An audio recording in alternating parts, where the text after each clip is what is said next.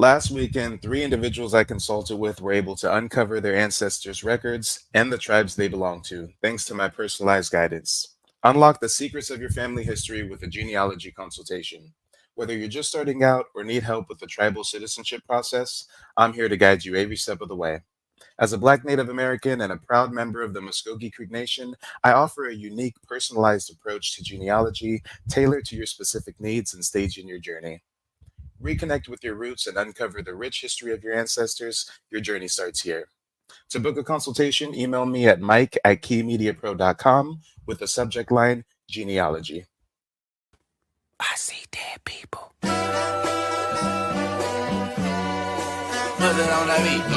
Aye, monster on the beat, ho, Debo, any rap nigga, he a freak though. Man down, call her Amber Lambs, tell him breathe, bro. Nail a nigga to the cross, he walk around like Tizo. What's up with these jabroni ass niggas trying to see Compton? The industry can hate me, fuck them all and they mama. How many options you really got? I mean, it's too many options. I'm finna pass on this body, I'm John Stockton.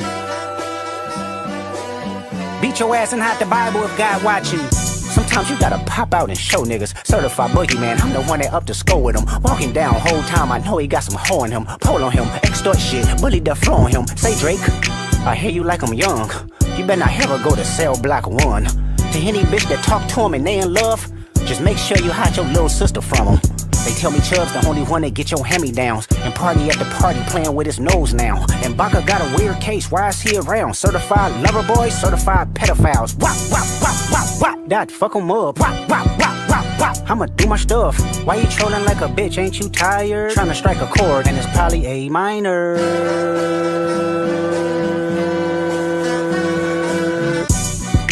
They not like us. They not like us. They not like us.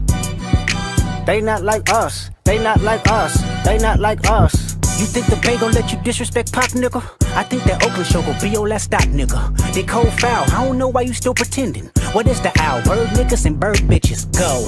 The audience not dumb, shape the stories how you want. Hey Drake, they're not slow. Rabbit hole is still deep, I can go further, I promise. Ain't there some B-rap stands for bitchin'? You Malibu most wanted, ain't no law boy, you ball boy, fresh Gatorade or something. Since 2009, I had this bitch jumping. You niggas will get a wedgie, be flipped over your boxes, or over your foe. The other vaginal option, pussy. Nigga better straighten they posture. Got favorites all up in contact. Might write this with a doctor. Tell a pop star quit hiding. Fuck a caption, won't action. No accident, I'm hands on. He fuck around, get polished. Fucked on Wayne Grow, he was in jail. That's conniving. Then get his face tatted like a bitch apologizing. I'm glad D-Rose came home, y'all didn't deserve him neither. From Alondra down to Central, nigga better not speak on Serena. And your homeboy needs subpoena. That predator moving flocks. That name gotta be registered and placed on neighborhood watch. I lean on you niggas like another line of walk. Yeah, it's all eyes on me and I'ma send it up the pot. Ay, put the roll label on me, I'ma get them dropped. Ay, sweet chin music and I won't pass the ox. Ay, how many stocks do I really have in stock? Ay, 1, 2, 3, 4, 5 plus 5. Ay, devil is a lie, here 69 God. Ay, freaky ass niggas need to stay their ass inside. Ay, roll their ass up like a fresh pack of Zod. Ay, city is back up, it's a must, we outside. Ay.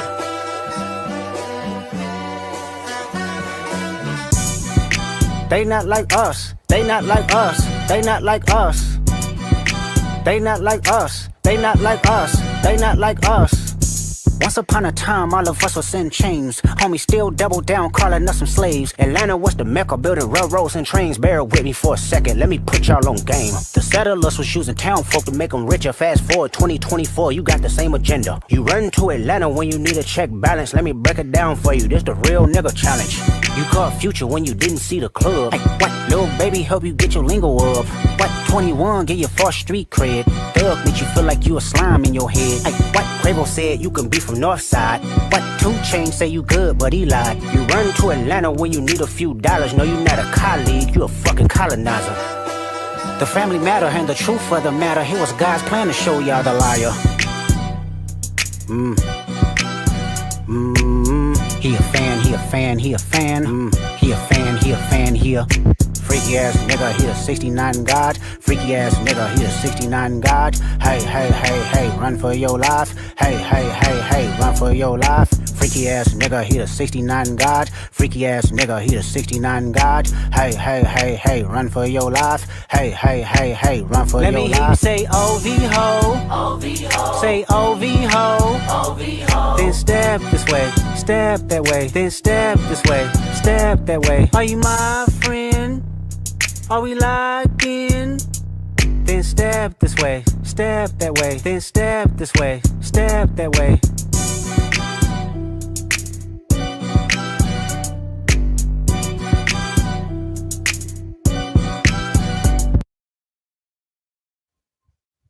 All right, ladies and gentlemen, boys and girls, let's get this party started. Let me get some fists in the chat if you can hear me loud, crisp, and clear. I know we had Tex Phoenix in the chat earlier asking whether that was his real hairline or whether that was AI. Guys, man, you wouldn't believe me if I told you, but his actual real life hairline is even worse than that. You see, when I took a screenshot for my thumbnail of his video, the screenshot was a bit blurry. So I ran it through an AI image enhancer. So that's why it looks like it might be a little bit artificial. But guys, believe me when I tell you that his actual, factual, God-given hairline is even worse than you see right there in that thumbnail, guys. It's even worse. Yeah, we're gonna go ahead and get on into it. Hit the like button on the way in. Make sure to share the video. Hit the Cash App or the PayPal if you support the mission. Guys, this is going to be a very, very interesting live stream. And Casey, you better stop. We ain't even got into the content yet, and you're already talking barbecue with S. Larvin, and I told you leave my woman alone. Y'all Negroes never learn. Mm-mm-mm. But guys, this is going to be an interesting stream because we've got an African man who's going to talk a whole bunch of cash money shit about Black Americans. But some of it, I think I might agree with. I mean, he's going to say that we're not really Africans. We're like our own different people. We have no cultural similarities. So when he makes points like that, I totally agree. There should be a active delineation movement. Most of us are aboriginal to this land. I'm not from Africa. You're not from Africa. Neither are our parents, grandparents, or great grandparents. And you can just keep on going down the line. But let's see what this Bush baby has to say, y'all. Let's see. Yes, good evening. Good evening, good evening, good evening. Oh, and y'all thought I was lying? I told you the hairline is even. I told y'all the hairline is even worse than it looks in the thumbnail, y'all. I told y'all the AI, if anything, made his hairline look better. It made his hairline look better, not worse. Guys, look at the thumbnail. Look at the thumbnail. And then go ahead and take a look at reality. Oh shit. Oh Lord. Oh Lord. He got a boomerang on the side of his head, y'all. He got the imprint of a boomerang on the side of his head. Oh Lord. Cue the Kendrick. Because they not like us, y'all. They not like us. You not a colleague, you a fucking colonizer. The family matter and the truth of the matter. Here was God's plan to show y'all the liar. They not like us. They not like us. They not like us. They not like us. They not like us. They not like us. They not like us. They not like us. They not like us. They not like us. They not like us. They not like us. Hold on. Oh shit. Oh shit, I'm gonna try not to joke on mans for being impoverished, but I have never in my life seen somebody drink water from a Ziploc baggie. Oh my god, they ain't even got bottles over there, y'all. They ain't even got recyclable plastic bottles. And these motherfuckers want to get online and talk about Black Americans. Homie, get you a bottle for your water first, then come holla at me. God damn it. They are taking don't have a pot to piss in and a whole new level. You ain't got a bottle to drink from, homie. You ain't got a bottle to drink from. And you got a little bit of Wi Fi. And instead of bettering yourself, you're going to use your internet connection that Elon Musk gave you through the satellite Starlink to get online and talk some shit about Black Americans. You Bush baby bastard.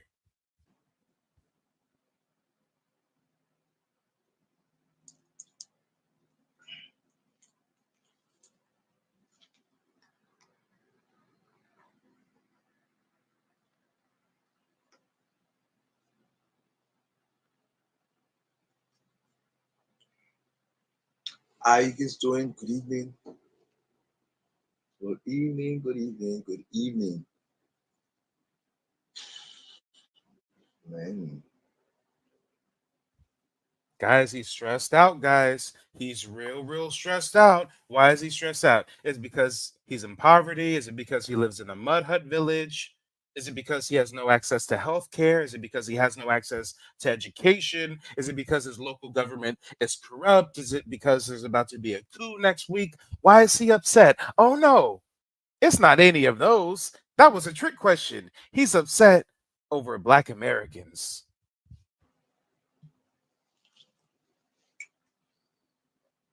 I wait for the rest. Good evening from Lagos, Nigeria. Jojo. Jojo Mama. Yeah.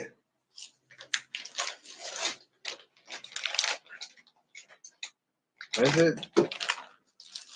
About 3. That's it.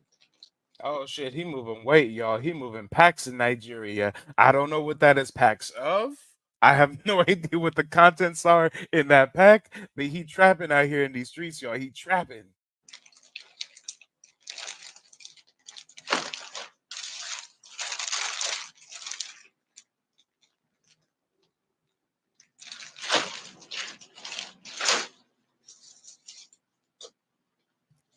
Nigerian scamming ass. He said, I got 3 packs for the low, y'all. I got 3 packs for the low. Oh, where'd you get them? It fell off a truck. About 3.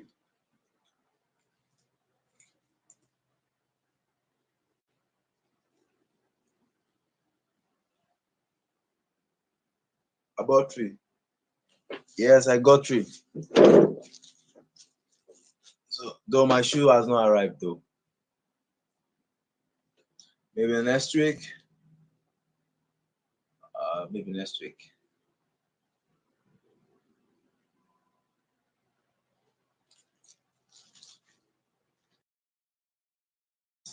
Robert.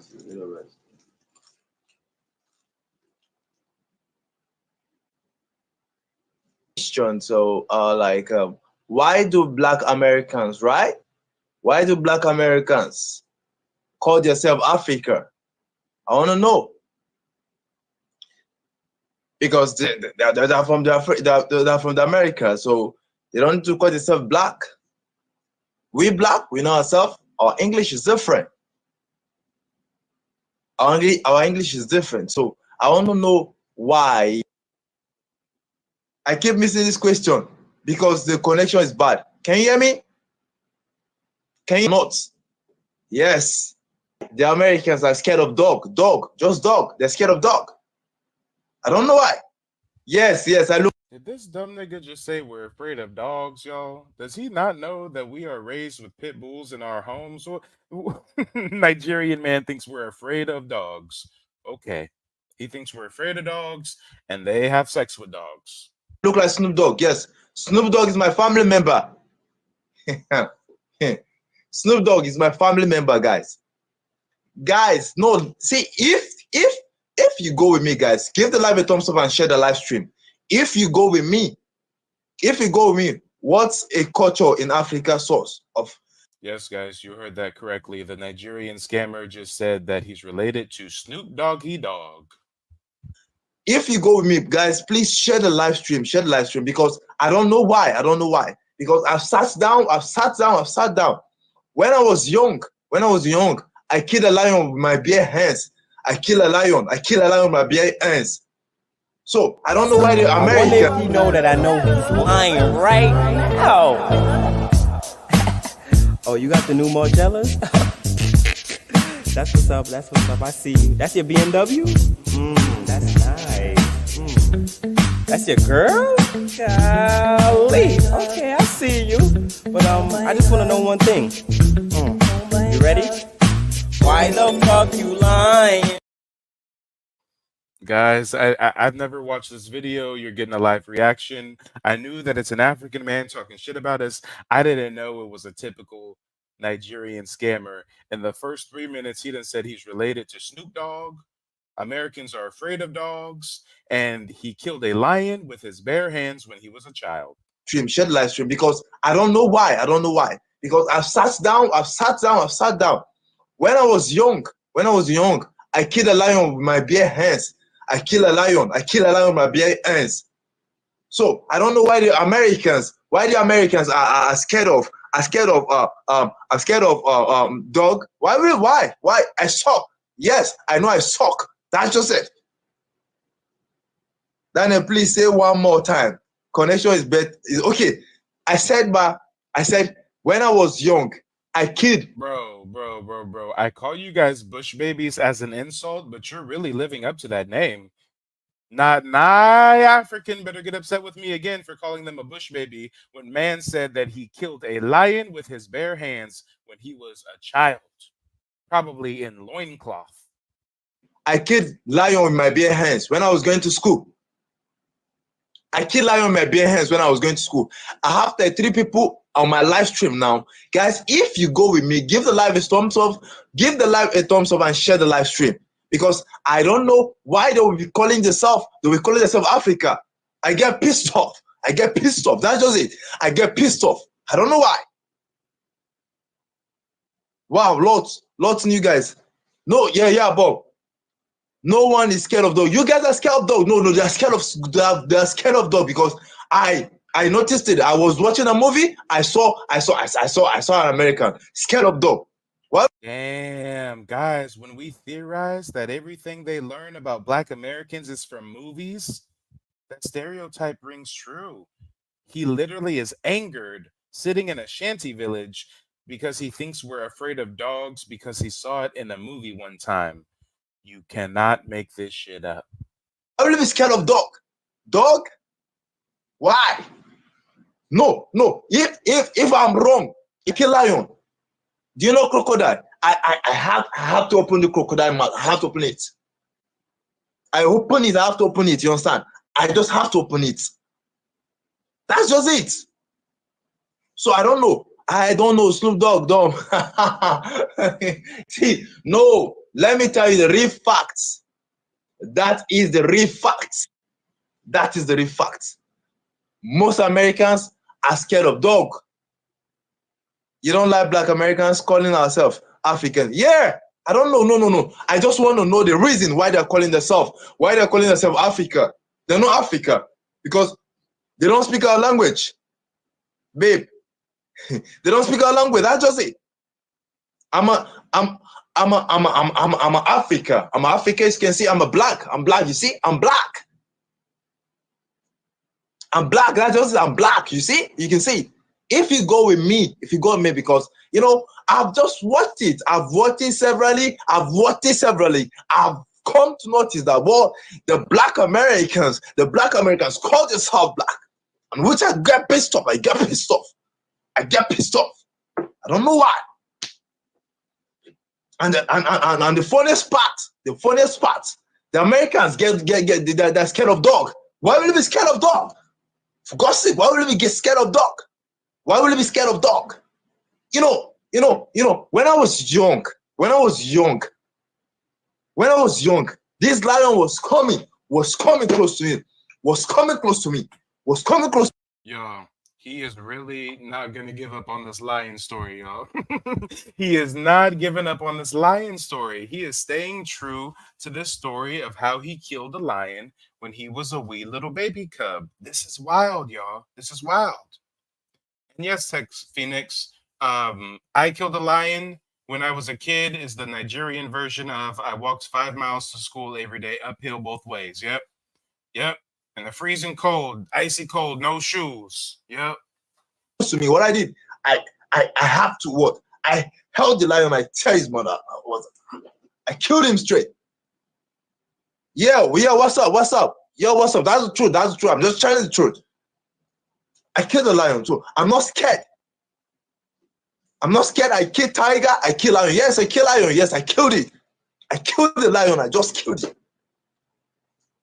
Guys, if you enjoyed the conversation, what you need to do, please share the live stream. If that's my color and my grandfather was Africa, I am not Afro-Africa. I don't think so. There's nothing like there's nothing like Afro-America. You guys are Black Americans. Because my accent and your accent is different. my accent and your accent is different. You know, I just see people say I'm from Africa. You're not from Africa. Do you know your roots? Do you know your roots? No. Do you know your roots? That's the problem. Well, goddamn, that's a perfect segue, guys. If you would like to learn your roots through paper genealogy, go ahead and book your consultation today for the low price of $50. That special is going on for the rest of the week. Hit me up via email, keymediapro.com, put in the subject line genealogy. Like the African said, you must learn your roots. You must learn your roots. When you learn your roots, then you'll be able to kill lion with your hands. But first, you must know your roots. Do you know your roots? You don't. Yeah, I'm black. You kill lion. Yes, I killed lion. I know you might think I'm lying, but I kill lion. I know you may think I'm lying, but when you learn what tribe your ancestors are a part of, you get bestowed with great energy, and with that energy, you too can kill lion. You can bring a lion. I'm gonna kill that lion. I'm gonna kill it. I'm not scared. The lion was coming. The lion was coming. The lion was coming. I had to wait.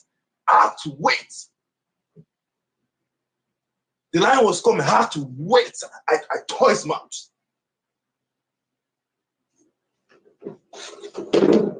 You know, no. Where did he go? Where did he go? No, the lion, the lion wanna attack me. The tiger wanna attack me. So I have to wait. I wait for him.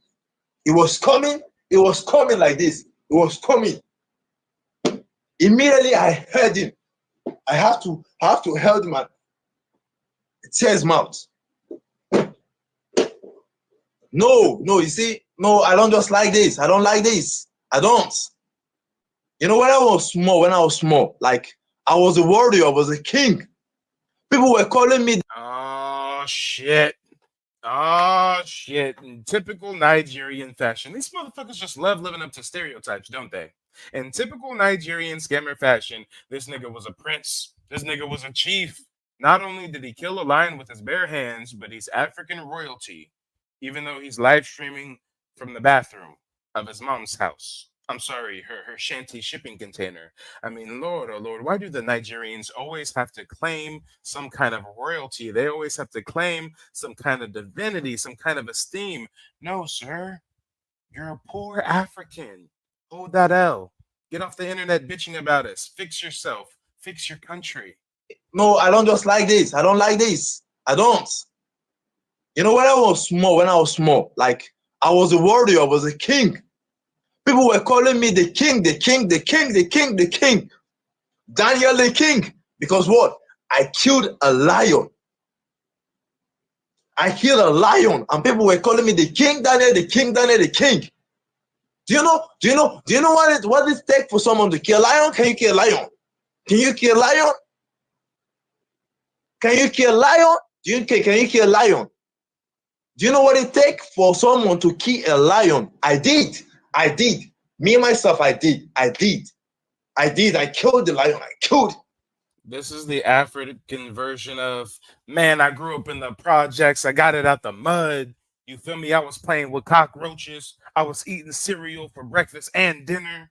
You feel me? I was taking bread, right? I only had bread, and I had butter, and I had cinnamon. So I make cinnamon toast bread, and that would be my dinner sometimes, y'all. I got it out the mud. This is the African version. I killed a lion, and the village cheered, and I was the captain now because I killed a lion with my bare hands. You bring tiger, I'm gonna kill it. Snake. Oh shit, Casey, why'd you have to go there? Yes, big facts. He's killing a lion, but he can't take out the colonizer, right? A lion he can take out, but little European man, a little French man, a little China man, oh nah, they too much to handle. I had to hold his tail. I told him, I squeeze him. So when people call themselves Black Americans, you're not strong. You're not strong. If you're strong, you know what I'm talking about. You know, they I don't know. The way they behave, like they're not strong. You see, as an African man, As an African man, I'm very strong. There's nothing I can do. I'm very strong. Waiting, Rara. How you doing, Rara Evans? I'm very strong. There's nothing I can do. Like I can't do. There's nothing I can do. I'm telling you the facts. The way I'm Nigerian, don't call yourself Black American because I get pissed off. It sucks. It sucks. African man like woman. Oh Lord, this Bush baby, y'all. This Bush baby. And speaking of Bush baby, I think we got a Paint Goofy in the chat. Takeoff says, Mike TV, I love your work, brother, but is a Native American... okay, sir. That's not correct sentence structure. That's not correct punctuation, but I think I understand what you're saying. True Americans, aka Black people, are not Native Americans, bro. Yeah. So I don't exist then. Me and my tribe and my entire family of Black natives were just like figments of the imagination, guys. Maybe Takeoff wants to click the link and explain this theory because we don't know what he's talking about in the chat. American man like woman. Yes. They're like woman. They're like woman. And I get pissed off. You see, a Nigerian man or African man. An African man, you can't talk with an African man. It's gonna box you. It's gonna box you. It's gonna box you. You understand? It's gonna box you. You don't know. You don't know what I'm talking. Boy, the average Black American will put so many lumps on your forehead, you wouldn't know what to do with yourself. You don't know what I'm talking about. If I see a lion now, I'm gonna kill it because I'm getting angry already. So people coming, they were saying I'm Black American, I'm Black. Who told you that? Who told you that? Who told you you're from Africa? Who told you you're from Africa? Who told you that? Who told you that you're from Africa? Who told you that? I get pissed off. I get pissed off when people say it. Have you ever killed a buffalo? Yes, I've killed a buffalo. I've killed a buffalo. When I was young, my dad was an hunter, so I follow him to do. Damn, I thought y'all were like civilized. I thought you guys tell us, hey, we're not wild bush babies. We have cities and universities and infrastructure. But my father was a hunter, and we hunt buffalo, and I killed a lion. Damn, he on his Tarzan shit, y'all. And shout out to Jono. Jono got me weak. Jono said that dime bag of water from the beginning still got me weak, though. Mans was straight suckling from a dime bag of water. Hey, they probably traffic water as dime bags, y'all. Instead of a little cocaine or something, they got the water in the dime bag. Let me get a 10, homie. Let me get a 10. I'm thirsty. Evil forest. I follow him there. See, I'm not there with dragon. I'm waiting to see the dragon first. Because when I say dragon, do you know what the fuck just happened? Did his lights just cut out, y'all? I'm afraid. I'm afraid, right? I am honestly terrified. I think his lights just cut out. In Africa, the lights and the Wi-Fi be cutting out and shit. Oh my god, I'm afraid that we're just gonna see some shiny ass teeth and some shiny ass eyes come out the dark and just jump scare us, guys. I'm nervous. You know where dragon is located? DJ, do you know where dragon is located? You know that?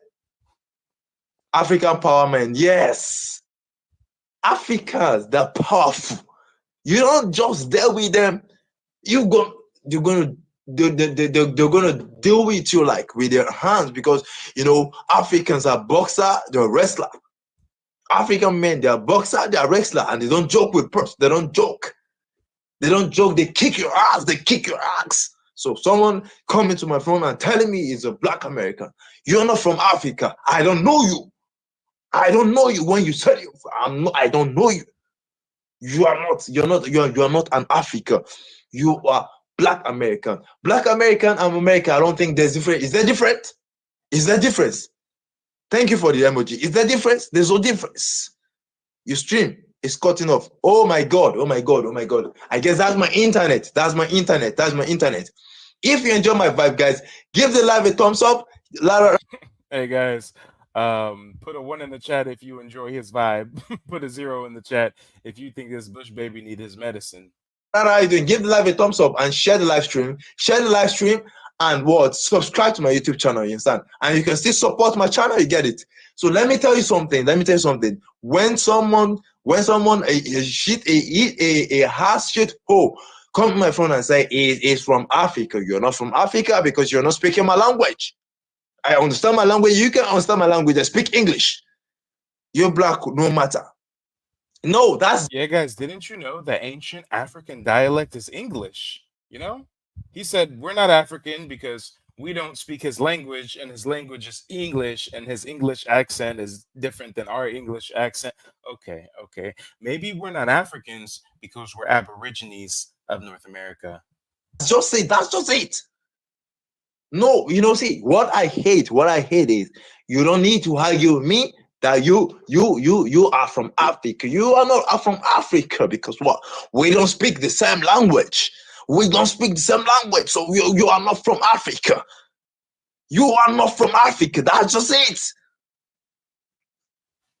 Yeah, guys, can't you tell we don't speak the same language? Like, none of us can understand what he's saying right now. We need an interpreter. Is there any African out there that can translate the aloof language that he's speaking? It just doesn't register with us. We have no idea what he's saying right now, guys. This ancient African clicks and pops, we just can't decipher it.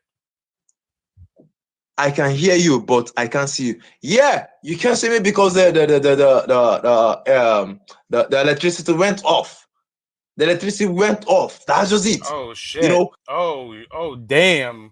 Oh damn. This is even scarier than before, y'all. This is even scarier than before. Oh my god. Oh my god.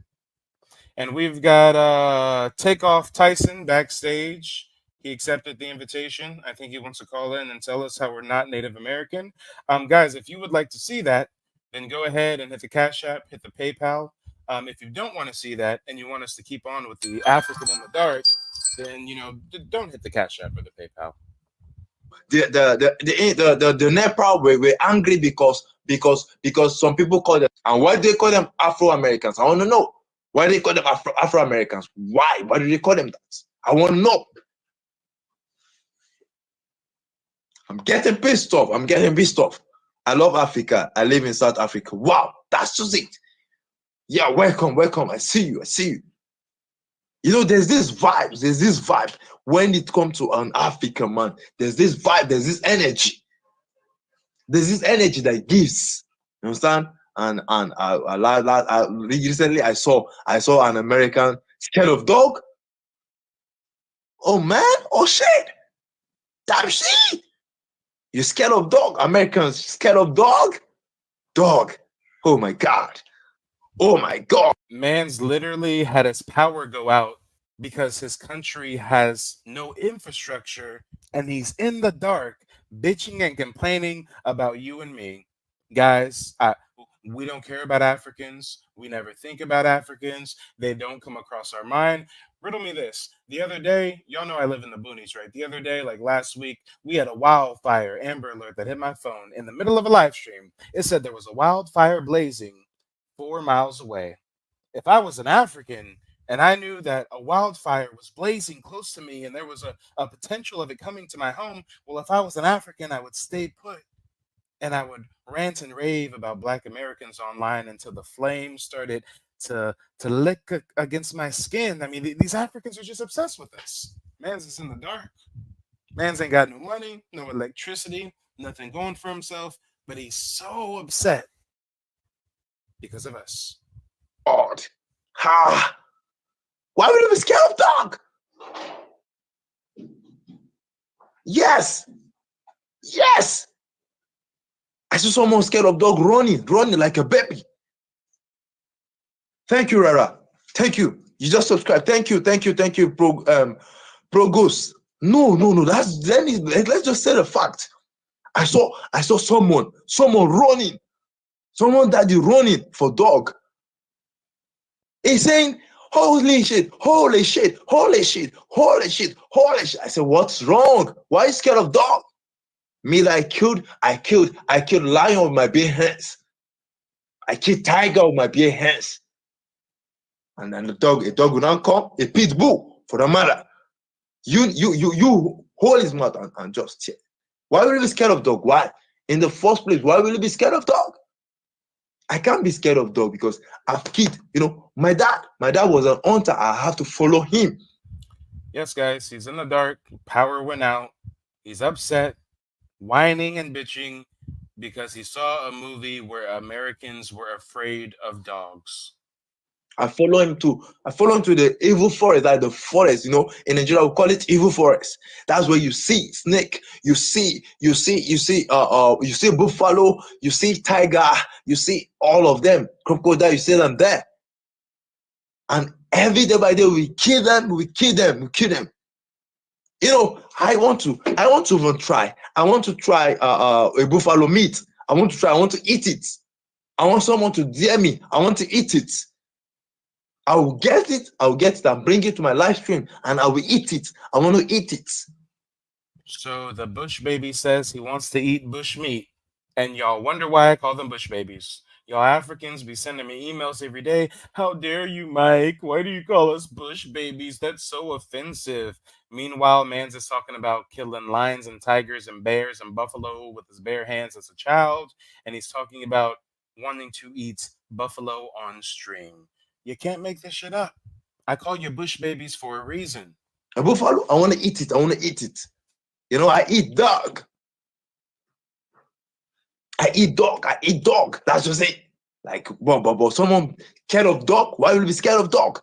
Normally, I know Americans are scared of dog. Always scared of dog. Tell me, Vasha, how you doing, Vasha? Why Americans will be scared of dog? I get pissed off when I hear that. It pains me when I hear that Americans are scared of dog. Why? Did the lion bite him? No, the lion was coming. What does being scared of a dog have to do with where the ancestors are from? No. Yes. No, I'm just trying to illustrate. Because what? They call themselves what? Africa. Why they are not Africa? Because all of them are scared of dog. We do not call ourselves Africans. Certain coons tried to relabel us as African Americans in 1988, but no, we do not call ourselves Africans. Nice try, though. Both the Black Americans and Americans that are scared of dog. Why will you be scared of dog? You're a mature person and you're scared of dog? In Nigeria, we're not scared of dog. Dog is, I think, that's the smallest pet. That is the smallest pet. Let me go back to my lion. When it was coming, when the lion was coming, my dad shouts, "Daniel!" And I heard my dad's voice. I was like, "That's my dad calling." I just saw lion. So I waited for the lion. The lion immediately jumped on my body. When it was coming down, I have to watch. Oh, I heard his mouth. Immediately, I just twist it. Then I gave me King Daniel. When you come to Africa, you ask of King Daniel, the guy that killed a lion. People were surprised. Yes, scared. I'm not scared. I can't be scared. Why would I be scared of lion? I can't be scared. See, you say lion, you say tiger. That's why anywhere I go to, if I see lion, they know me. If I see lion, they know me like this. We don't joke. If you mess up, I'm gonna strangle you. I'm gonna strangle the lion. I don't joke with lions. I don't joke with lions. D. Right stream for D. I don't joke with lions. I strangle them. I'll strangle them.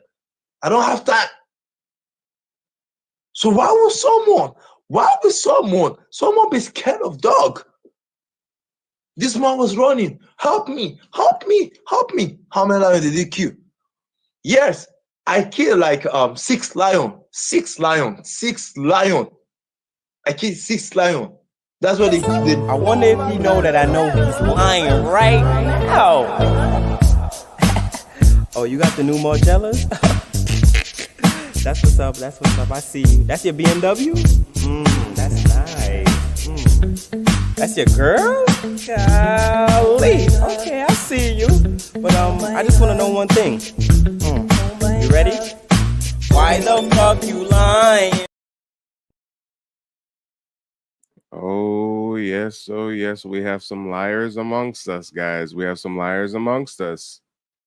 Come on, hit the like button on the way in, share the video, hit the Cash App or the PayPal if you support the mission. Your boy is finally expanding the Mike TV brand from a channel into a network. You know, I just got blocked from YouTube on the main channel for the next 6 days due to frivolous cyberbullying claims from the FBA community. They really didn't like me exposing the hypocrisy of their cult leaders selling out and capitulating to Vlad TV. So your boy's in YouTube bondage for 6 days, okay? Instead of 12 years a slave, it's 6 days a slave. We will be free soon, but either way, we will keep the content coming on the other channels, and over time, we will be expanding the Mike TV network. I've got one channel. I'm thinking of a name so far, you know, just as a placeholder name. I'm just referring to it as the Native Black American News channel.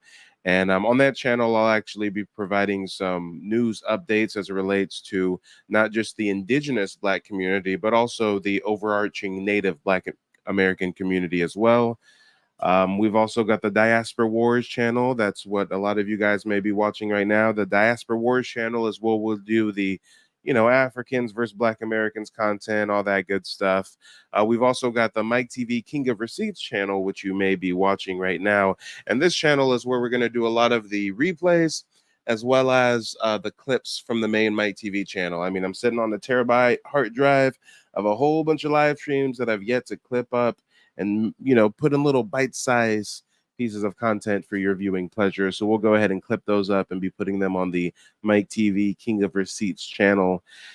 And then we've also got the main Mike TV channel where we'll be streaming Monday, Wednesday, and Fridays when they don't block me, of course, that is, you know. And on that channel, we do our grand exposés. We go after a lot of fraudulent groups and organizations, and that channel is always playing Russian roulette with the YouTube community guidelines. You know, I think I've successfully defended the main Mike TV channel from 4 frivolous lawsuits, 2 cease and desist letters, about 42 copyright strikes, 4 community guidelines violations, and hey, we're still here. But they finally put your boy on YouTube prison confinement for 6 days. So here we are on the other channels. We actually do have a live caller. This is a live call-in show, so don't hesitate to click that link and call in. The first live caller we have coming from the back to the front is Cameron. Cameron, let us know where you're calling in from and what's on your mind. Yeah, I'm calling from Marietta, Georgia. I was just cracking up looking at this clown. His lights cut off during his live stream. You know, he talk about still in the line. Like, man, get out of here with his haircut. He got that forehead like an alien, and got his hair pushed all the way back to his ears. You know, I mean, yeah, like you sit up here talking about how you better than us, man. You ain't even got a toilet. You know what I mean? I eat a lion. And yes, his power really cut off mid rant, and he's now in the dark in the bathroom ranting and raving about Black Americans. And you know what? I think we have an African in the building. Andrew Aragon. Andrew Aragon, if you can please click the link and call in. We'd love to hear what you have to say. Andrew says Freedmen and runaway Seminoles weren't really tribe. Maybe Andrew can educate us. So, you know, this is a live call-in show. Go ahead, click the link, call in, and let us know what history you were privy to that we are not. We've also got Bushido Brown in the building. Nice to see you. Nice to see you. Bushido says, Fufu Giti Lion. Yes, Fufu Giti Lion indeed. But go ahead, Cameron. Nah, but you know, like you mentioned the little, like they sell these little sachets of water over there. It's like a little plastic bag about this big, and they bite the corner off and suck out of it. I don't know, man. Like you're sitting over there living like that, but you worried about us trying to say how you're better than us. But like, I mean, if they were better, where's their plumbing? You know what I mean? Why do their lights cut off every day? You know what I'm saying? Like, why only 3% of you have toilets in your house? Like, you know what I'm saying? Like, you don't even compare to us. Matter of No, they fact, want to say, if we want to keep "Live." it all the way a buck, not only do they have lack of infrastructure, not only do they have bad hygiene, but it's worse than that. It's actually embedded into their culture. Somebody sent me an interesting video the other day. Was it on Facebook or was it on YouTube? It was a disgusting video to watch nonetheless. I think it was on Facebook. Let me go ahead and pull it up. This was a African woman who was with her white zaddy. You know, an African woman who was with her old white man that she's fucking for a green card or a check or all of the above. But Or let's something to see eat. what this video is. Let me see. African depravity for white daddy. Oh, it's on Instagram. Yeah, it's on IG. Oh Lord, let's go ahead and take a look. Let me make sure I got the volume up. Yeah, I think Andrew's not gonna click the link and call in because with the last name like Aragon, I think he's definitely an African, and those Africans scatter like cockroaches as soon as I bring up videographic evidence of their depravity. So let's go ahead and take a look at how them African women get down. Oh Lord, oh Jesus. Let me refresh it so it starts from the top. Like this. Oh my goodness. Perfect. This is, yeah, like this. Like, like this And the is white man doesn't mind. the land, my guy. Blessing the land. What have we got to say to this land?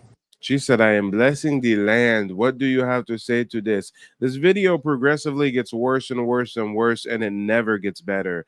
We think that maybe she's just squatting down, simulating the act of pissing.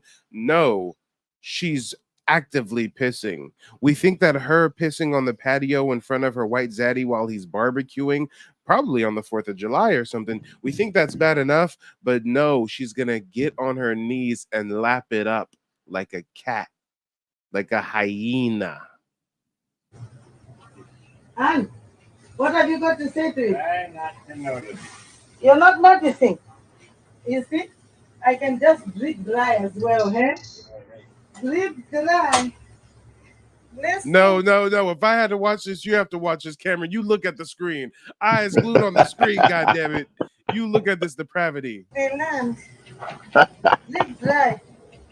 Let me have it. She twerked it. She twerked the pussy drip dry, she said. She twerked it, she clapped them cheeks and she said drip dry, drip dry. And then now she's gonna get on her knees and lap it up like a fucking cat. Yes, actually. Look at that puddle. Look at that puddle. That's disgusting. You civilization is something some of these Africans don't deserve. They wouldn't know what to do with civilization. They wouldn't know what to do with plumbing and toilets and infrastructure and electrical grids that work when they need to. Look, she's on her knee. She's in a 4-point stance like she's on an offensive line. She's getting ready to lick that piss. Oh, Lord. You see why they want Mike TV off the internet, right? I bring y'all that real raw truth, uncut, unfiltered. Let me see. What it tastes like. Like. Did she post this And you also have herself? a taste. And then she asked him, do you want to have a taste? He said, no. He said, no. Do you kiss this bitch, my guy? I know you wanted a big black juicy booty, but you should have went to like South America or something. You shouldn't have gone to Africa for that. You shouldn't have. Yeah, new era. All hell to the no. Next time them Africans try to say something about us, your women are twerk drying their pussy and then getting on their knees and licking their piss after they just publicly pissed on the patio of their white zaddy's Airbnb. Y'all see why they want Mike TV off the internet, right? Y'all see why they say I'm a cyber bully. I harass people. Oh, yes. Look at this. I think there's a little bit more. Hold on. You don't? Are you sure? Eh? Are you trying to ask questions? Why you married? Like, why you married me? Oh, shit. He married her? Oh. She said, you don't want to, like, ask questions? Like why you married me? Like did you know that you married a public porta potty piss patio drinker? I mean, oh Lord. Sir, these old white men do strange things in old age, but I know old white men that go to Thailand to Vietnam. I mean, that's a safe bet. Them Viet Cong girls ain't licking they piss off the patio like that. But Africans, nah. You should have left her in the mud hut. You should have left her in the bush village. Shit, I think there's more. Go give them, my guy. Oh no, that's it. John, That's it. All right. Yeah, hell to the no. Well, Cameron, what do you think about this? Quite odd, yeah. Man, I'm so glad that we don't have a functional equivalent. Oh God. You can take the most craziest, ghettoest, Plan B and Hennessy, sexy red, twerking, gyrating. She still ain't publicly pissing on the street, then licking it up.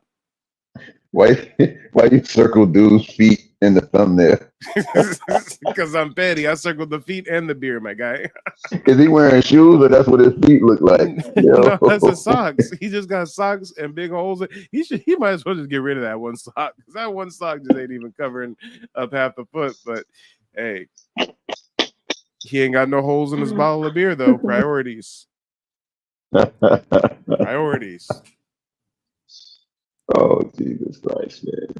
Yeah, these Africans have a lot of L's to hold. I'm not sure how they're gonna go Yeah. about holding all these They're L's. just a walking L. Yeah, they're just a walking L, man. That's terrible. Oh God, that lady, man. She had no attractive qualities to her whatsoever. Man, You oh know why well. that white man married her? That big ass booty. Yeah, He said, wait, hold up. I'm about to die in like 6 to 10 she's an years. incel. I always wanted a big, juicy, ghetto black booty. I heard I can purchase one in a Zimbabwe village for 2 goats. And then he brings her back to civilization, and this bitch is pissing on the patio and licking it up. How you bring somebody like that to meet your mama? Bruh. Jesus Christ. I feel Jesus secondhand Christ, embarrassment man. for him. Like, I'm not even there. I don't even care about dude, but I just like, bruh. Can you get a refund on that purchase? Did you keep your receipt? You better call your friend to immigration. Say, listen. I bought the wrong thing. I'll still take an African. Don't get me wrong. I'll come there and get an African. I just want to get a different African. No, you don't. Just leave it all alone. Just leave it all alone, bro. Just leave it all alone. For real. Well, before we get back to the video of man's in the dark in the bathroom ranting about how he's harder than us because he thinks we're afraid of dogs and he kills and eats lions. Yeah. Any closing remarks for us before we get back to the Lion King? Nah, I'm gonna fall back. I wasn't ready for that last one. I'm gonna fall back, man. All right, brother. Thanks for calling in. Talk to you soon.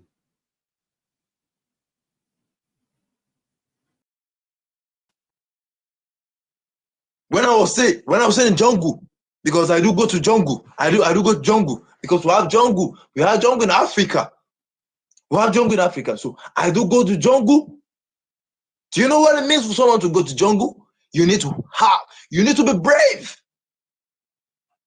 If you're not a warrior, you can't go to jungle. Every time you tell me something, I figure that you're lying. Ooh, it's almost like you faking. Oh yeah, yeah, I know you're lying, but you sound excited, and you know that I know that you're lying. Oh girl. The wild animal will eat you up. I play with elephant. I play with elephant. Damn, yeah, I play with elephant. Elephant knows me. When elephant see me, it knows that this is King. This is King Daniel. Jungle. I go to jungle. I can go to jungle.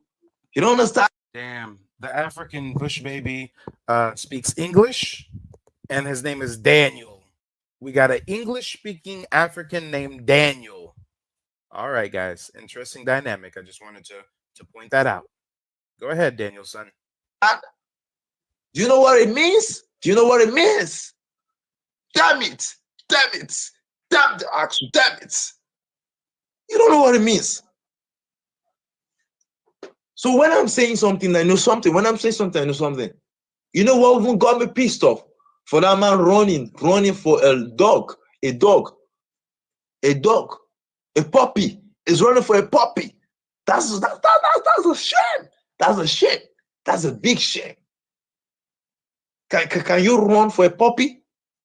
You can't run for a puppy. You have to hold the puppy. Why will they be running for a puppy? You can't be running for a puppy. I saw this man, Hajar. This man is Hajar running for puppy. That's a disgrace. That's a disgrace. Damn it. That's a disgrace. I don't like it. Come to Africa. When you come to Africa, I'm going to take you to the jungle. I'll take you to the jungle where you see wild animals. Where you see the snake, python, cobra. You're going to see them? I'm going to take you to where you see tiger. You see tigers. You see lions. You see the buffalo. Have you heard about bush baby? Have you heard about bush baby that fly with mat in the night? Whoa. I thought I came up with the term bush baby.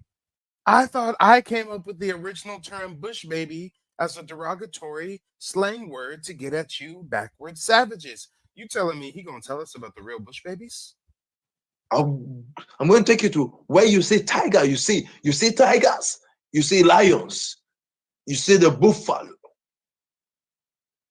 Have you heard about bush baby? Have you heard about bush baby that fly with mat in the night? Have you ever heard about that? Have you heard about it? Like bush baby. Have you heard about bush baby before? I have always seen a lion and a tiger in a zoo. Oh my God! Come to Africa. I'm going to take you to there, and you play with them. But if they don't know you, they're gonna hit you. Like, they're gonna eat you. They'll eat you raw. They'll eat you and leave the bone. They don't joke. They eat human flesh. They don't joke. Do you know what it means? They don't joke at all. They don't joke at all. They don't joke.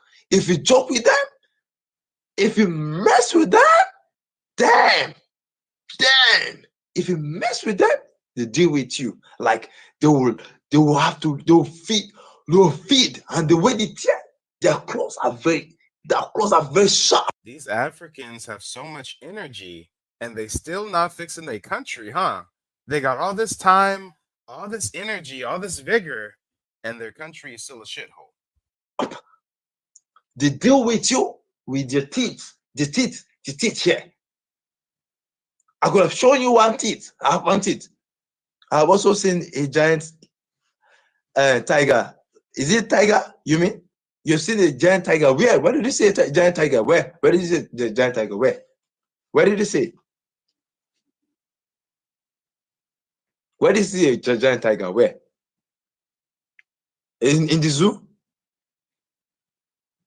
In the zoo? Because I play with Yeah, guys, I was honestly confused. You know, a good con artist, a good lying, scamming Nigerian says their lies with confidence. So when he was talking about killing tigers all this time, I said, "Hold on, I thought there's not tigers in Africa." So I just Googled it, and no, there's no tigers in Africa. It says in South Africa there's a zoo that has some tigers, but no, there's no wild, or excuse me, there's no wild tigers anywhere in Africa. But man said him and his hunter daddy was out capturing and killing tigers. Okay, all right.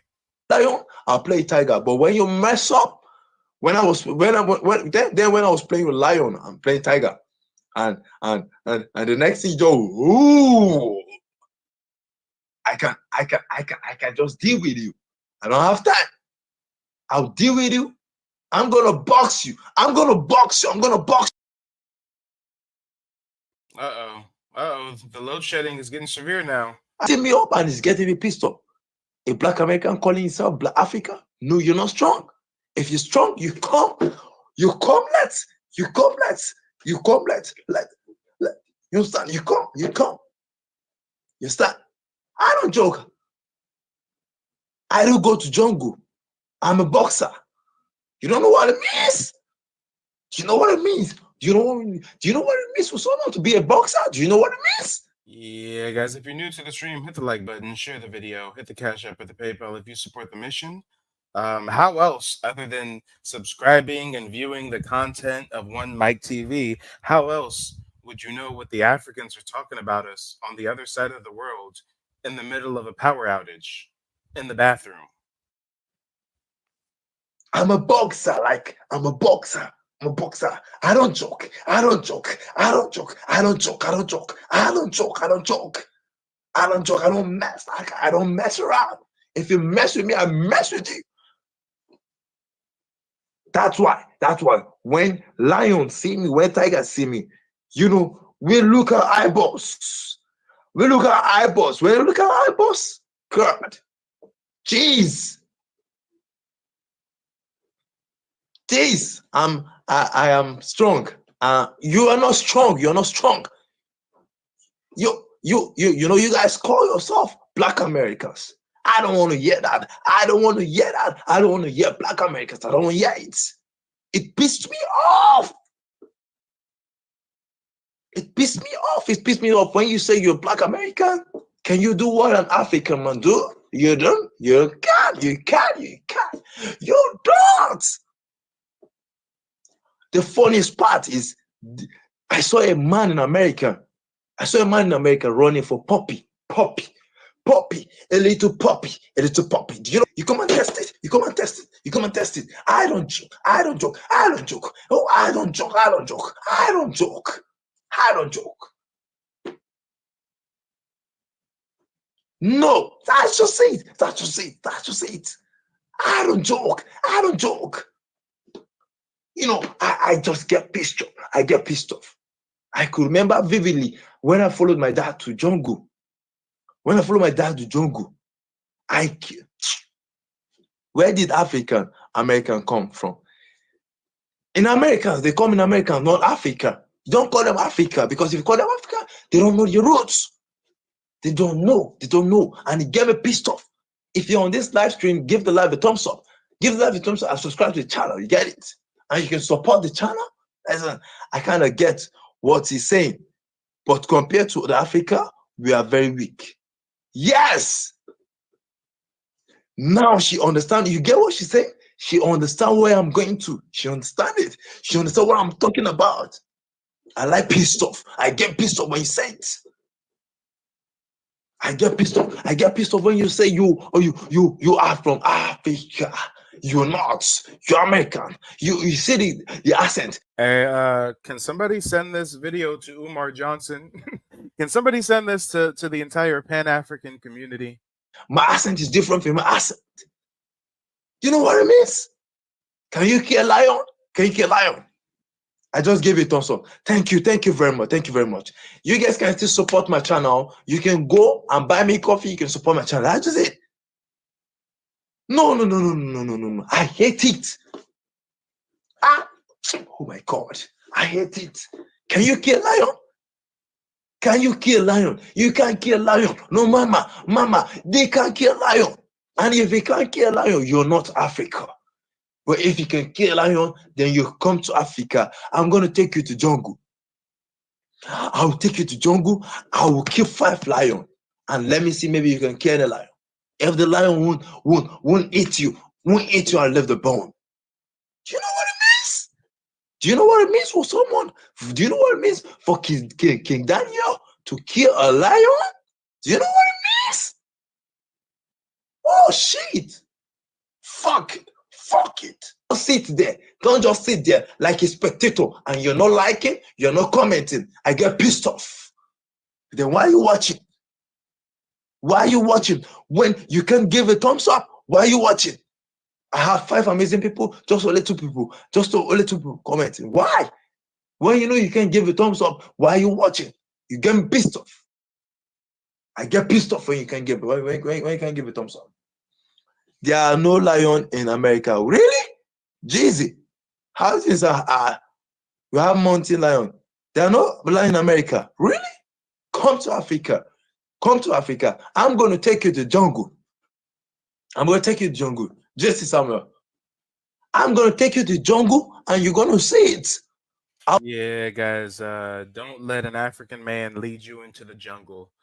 Not when he's looking like an actor from the Blair Witch Project, y'all. This is nuts. This is nuts. Man's looks possessed. I'll take you there. When I take you there, I'm gonna talk to the lion that don't hit him, just leave him. When I talk, they respect. I'm not using a voodoo, but when I talk, they respect me. King Daniel, if I enter the jungle, they respect me. Like all of them stay calm. But when you mess up, I hear if I just hear that I'm gonna kill you. I don't have time. I'm gonna show you. I'll show you. Or I just tell you about. I don't have time. You are not the big, but we have a little bit lion. Really? No lion, just mountain. Lion and bobcat. Lion? You guys don't have lion in America? Danny, calm down. Yes, I'm calming down. I get pissed off. You know what got me pissed off? Is that man in America that was running for a puppy.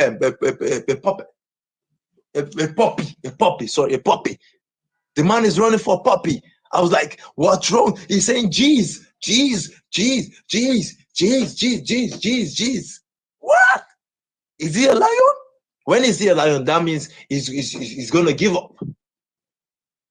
When a lion is coming, I don't get scared. I try to face the lion. When you face the lion will know that this guy is not scared. And when the lion observes that you're not scared, I'm giving you a hint. When the lion observes that you're not scared, then he have to compose himself. We are 8 on this live stream, and we can give a thumbs up. You can support my channel. If you can't buy me a coffee, if you can't drop a comment, if you can't like the live stream, then what are you doing? No, I'm not taking my breakfast. What are you doing? Are you a spectator? What are you doing? Are you potato, guys? If you don't hit the like button, if you do not subscribe, if you do not buy me a coffee, what are you doing? Are you potato? What? Thank you. This is it. This is what I want. I have 19. If you can't support my channel, if you can't buy me a coffee, go to my channel and buy me a coffee. If you can't buy me a coffee, at least you comment. If you can't comment, you drop a like. Thank you. Retalk. Thank you very much. And you can subscribe if you keep 555 tigers. No, I don't want to calm down. I don't want to calm down. Oh shit. I don't want to calm down. I'm pissed off. I don't want to calm down. What the hell? What? If you want to say lion, if you want to see the way I kill lion. And guys, peep game. These bush babies are sneaking through our U.S.-Mexico border in alarming rates, coming to a sanctuary city near you. Migrant encounters, they topped Bill 190,000 and there's people there's a in December. selfie on another selfie.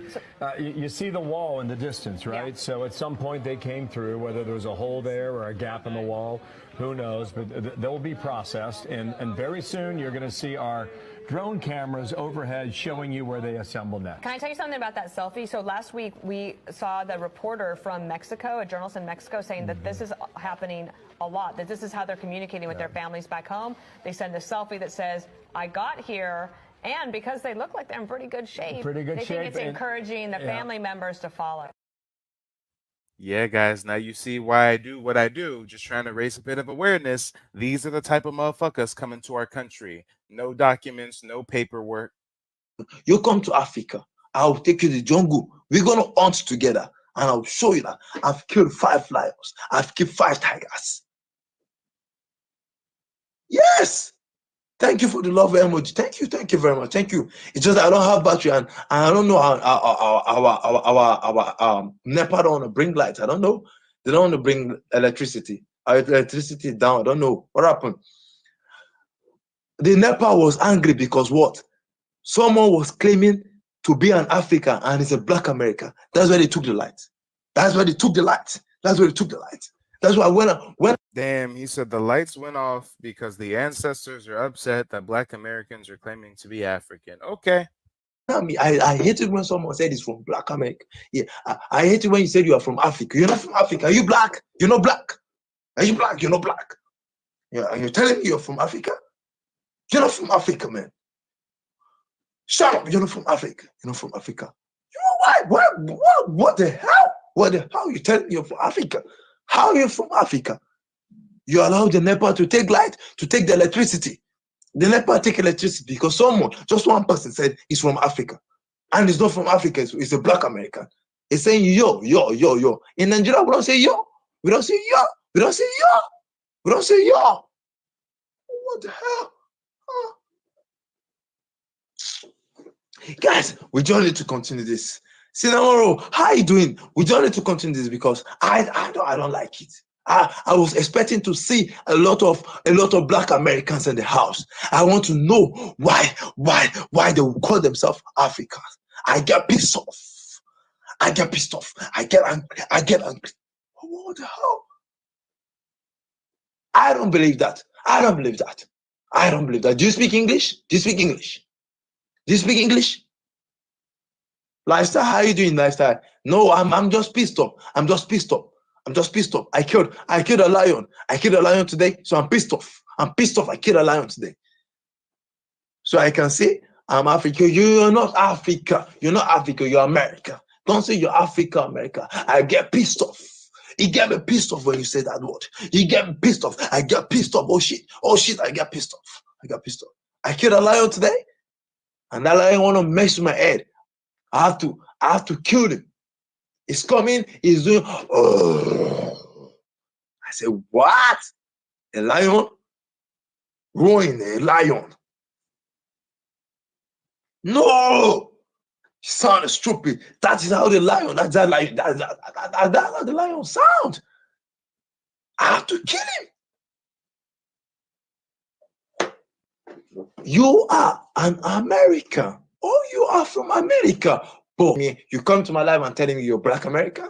Can you do what we can do? Do you know? Can you do it? I hate it. No. I get pissed off. I killed a lion just because of this matter. I killed a lion today. I was in the jungle today. I had to kill a lion because he want to mess with my head. I was just trying to play with him. And the next thing, just make that sound. And I said, where's the king? King Daniel is I'm in the jungle. All right, guys, I can't take much more. The Hargeisa Holocaust, right? That's the city of Somaliland right now. Was the systematic state-sponsored genocide of Isaac civilians between 87 and 89 by the Somali Democratic Republic under the dictatorship of Siad Barre, right? Hold on, you're telling me Africans are responsible for a Holocaust? Oh yeah, against their own tribe, not another tribe, the same tribe. Same tribe. So when you niggas keep hearing Somalis hating on Jarers, you guys are little crybabies. Somalis hate themselves way more than they hate anyone else.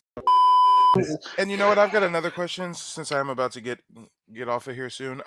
So when you Africans look back on your direct involvement in the transatlantic slave trade, is that like a shameful scar on your history, or is that something that you guys kind of wear with pride? I don't think they actually can, man. Yeah, it depends. It depends on the tribe. Like my tribe is a tribe who got its ass whooped in West Africa all the time. So when we look back, it's like, it's our history. For me, I'm a Horner. I have nothing to do with it. Which clan you from? It's not my history. Which clan you from? It is. I believe it is a big part of the continent's history, though, where it shapes everybody's. It shapes the continent, though. Mike, which clan are you from? I don't think that matters. Well, hang on. You enslaved Oromos and Bantus in your country, Andre. But I didn't do it, though. Wait, you didn't do it? I didn't do it. My Baba did. Exactly. Oh, right. You didn't specifically.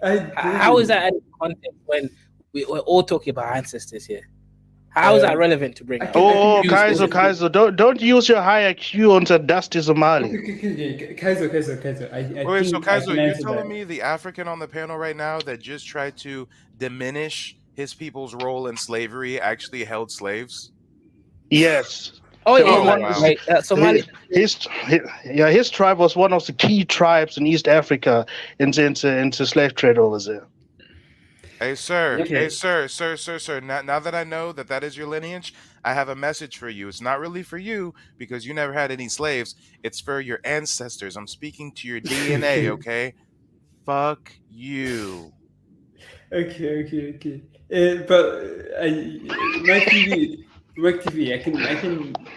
I think it was you gotta see who played the biggest role. It was the Arab slave trade that played the bigger role, and you have African. Andre, Arigawa Hawe, right? And I'm a mixed. Different. Yeah, you always claim that you're mixed from Hawaii and then also a bit of Mixed with Ugadan, what? right? And like Mixed with African? Oh, Somali. Yeah. He's African Somali mixed might with think different kind of that. African? No, not really. No, same No, I'm one race. I mean, one ethnicity. He's inbred. Okay, good. He's inbred, so he's a Somali. Oh, you guys are telling me the Horners are inbreds. That's right. Mike TV, these people are not educated. They just hate us because like we conquered them so much. Conquered what? So now you're Conquered straight? what? You are not Now you're proud of Ethiopian. slavery, huh? Hold on. No. That's Now not he's a even proud it. slave driver. No, Mike TV, that's not even it. They are not. He is not Ethiopian. Ethiopian as the big boss of the Horners. He is a Somali. He got conquered multiple times in his history, and to this day they are coping about it. That an other Horner tribe was so dominant. You cannot. Okay. Was Ethiopia in control of Somalia? Never. Ethiopia never invaded. Like only. So you want to say me that Somalis were not under Ethiopian rule at any time in human history? Not really. It happened in modern time where Damn, Africans enslaving Africans, huh? Not a white man in sight. Wow. Cope. Wow. Okay. Wait, I thought the Africans like to lie and say that the white man forced them to enslave Mike brothers and TV, sisters, right? this The white man guy forced them to have slaves, but y'all was slaving people before the white man ever showed up, huh? Mike TV, we're xenophobic to each other. I'm gonna be honest to you. I don't like Nigerians. Mike TV, you understand? You hear that, Black Americans? So when you're getting mistreated by these people who you think are Pan-African and we all be one, know that these people have a culture of xenophobia. No, Mike TV. Mike TV doesn't specifically is the Horners. No, Mike, that specifically is the Horners. They are the most xenophobic of all the Black Africans. You know what? Because I think you are so correct. Because I've talked to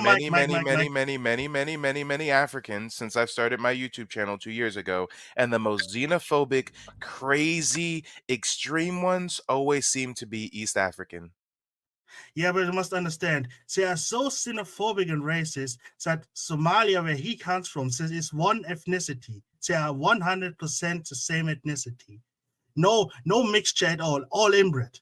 They hate each other so much that Wait, Somalia is Matifi, literally why are you telling me where I'm from, Matifi? Are you like some retard who want to dox me so bad? Okay. And his people are so racist. They don't wage war on tribes. Like, okay, your ancestors are different to my ancestors. They wage war on clans. Like, your granddaddy is the same your granddaddy is the same granddaddy as mine. But Wait, hold on, guys. I believe that they have a name for that. That's called intertribal warfare, right? Yeah, we call it clan warfare. Clan warfare. Damn. No. Mike TV, can I come up? Call into my show and say, hey, Mike, they weren't selling their brothers and sisters. They were selling different tribes. No, sometimes they are warring within their own tribe. Yeah, yes. That's African history. Hey, that's you Somalians. Hang on. That is just Somalis, right? So here's the thing, right? Snake Man, please stop telling me my history, okay? This Hold is on, gonna- Kaiser is East African, and he knows that only Somalis are so stupid Okay, to why are wage you war on each telling other. me my history, man? Why are you telling me Okay, my okay, Kaiser, history? you're from East Africa, isn't it? Do all East It's only African? Somali. It's only Somali, man. You'll never see other tribes fighting within themselves. Never. Even Wait, but Rwanda, like- it was two separate tribes, Okay, Hutu okay. and Tutsi. But Okay, Somalia had a no- civil war, right, for 30 years, and they genocided another Somali tribe. That's why there's two countries in Somalia. Okay, Somaliland, Mike TV, can I tell you something? by the people of For Somalia. me, Hold on. 30,000 Time out. 30,000. Kaiser was giving me a great history lesson because some Yeah. Somalis have called into my show before and tried to explain the difference between Somaliland and Somalia, and I still don't get it. But yes, there's some kind of inter-tribal conflict over there, right? Civil wars. Yep. So let me give the context, right? Let me break it down because remember, Horners always lie. They never say the truth, right? Yes, they So always call. Isaac genocide, right? This is the tribe that predominates in a country called Somaliland. They do not want to be associated with the other Somalis. Why? Because there was a genocide against them by the other Somalis, right? This is literally, and sorry, YouTube, for disclaimer option. If you don't want to see dead bones, don't look at the video, right? This exhumes skeletal remains, right, of Isaac people from that timeline. 2 years, right? Imagine this death between 50,000 to 100,000 people. Some people estimate even more, right? And this is the same tribe. Remember that one part of a Somali. The same tribe, all that death and destruction in only 2 years, and that looked recent. That was in the late 1900s that happened. Yep. Yeah, Mike This TV, is it was done by a dictatorship. Wait, but I don't know. Did European colonizers have anything to do with this? No, not at all. Wow. Not at all. Just Africans beefing on their fellow. I'm sorry, guys. I'll try to delineate you. So Horners beefing with their fellow Horner, huh? No. It was like, have you seen Germany fighting with East Germany? It's just like. Did you see Mike how he deflects? He can never admit Did his own Germany history. kill that many people of their own over a 2-year period? Yeah, they did more than that. When? I've never heard about this. When? Have you not heard of like the genocide that happened? Like No. it So was many educate me. genocides. When? What's the name of the genocide? What year did this happen? Educate me. During East Germany, it was a lot of people who got killed because they didn't East agree Germany. with What They didn't- year? When did this happen? What year? it was 1940s, like during East Germany, like But was East Germany not under control of the West Germany, Soviet yeah. Union? Yeah, but like No. I'm trying to explain it like in a way, country that is separated. Yo, is that between 87 and 89? Yes. What? And they got the nerve to talk about Chicago? Yes. Did you not understand why I don't really like Horners because they're always lying? Always lying. You're an African. Yo, I need some tea on Habesha from Ethiopia. Who are there? Hold on, guys. Help me out here. The one African just said, "This is why I don't believe Horners. They always lie." And then the Horner replied, "Yeah, but you're an African. So Horner, are you not an African?" No. I said you're an African. You can't say you're to someone you're a liar. These East Africans really have an identity crisis, and these motherfuckers, Yes. they Arabs. Yes, I No, told no, you. no. They're retarded. They don't even No. think they're African, do they? No, I think Mike TV, you're getting it confused. I don't believe in these like divisive things that we have. I think that is cancer. Your in the culture continent. believes in divisive things because between the year 1987 and 1989, you guys massacred I know. 50,000 and 100,000 civilians. I'm not denying that. That's in history. I'm not denying that. I'm just saying I'm a modern. And the locals say no, it was 200,000. The locals say it was double that number. Damn. No. All right, ladies and gentlemen, boys and girls, let's pause the replay. We've got another live caller coming from the back to the front. Is Millie? Millie, let the people know where you're calling in from and what's on your mind.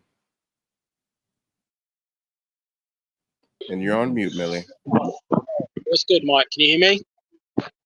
Loud and Hello? clear. How you doing? Oh, yes. Yeah, I'm doing good, man. I'm just at a bus stop right now, so right? And they jump on the bus. I just came from a I came from a soccer match. So yeah, I won't go too much about my day. So yeah, my team won.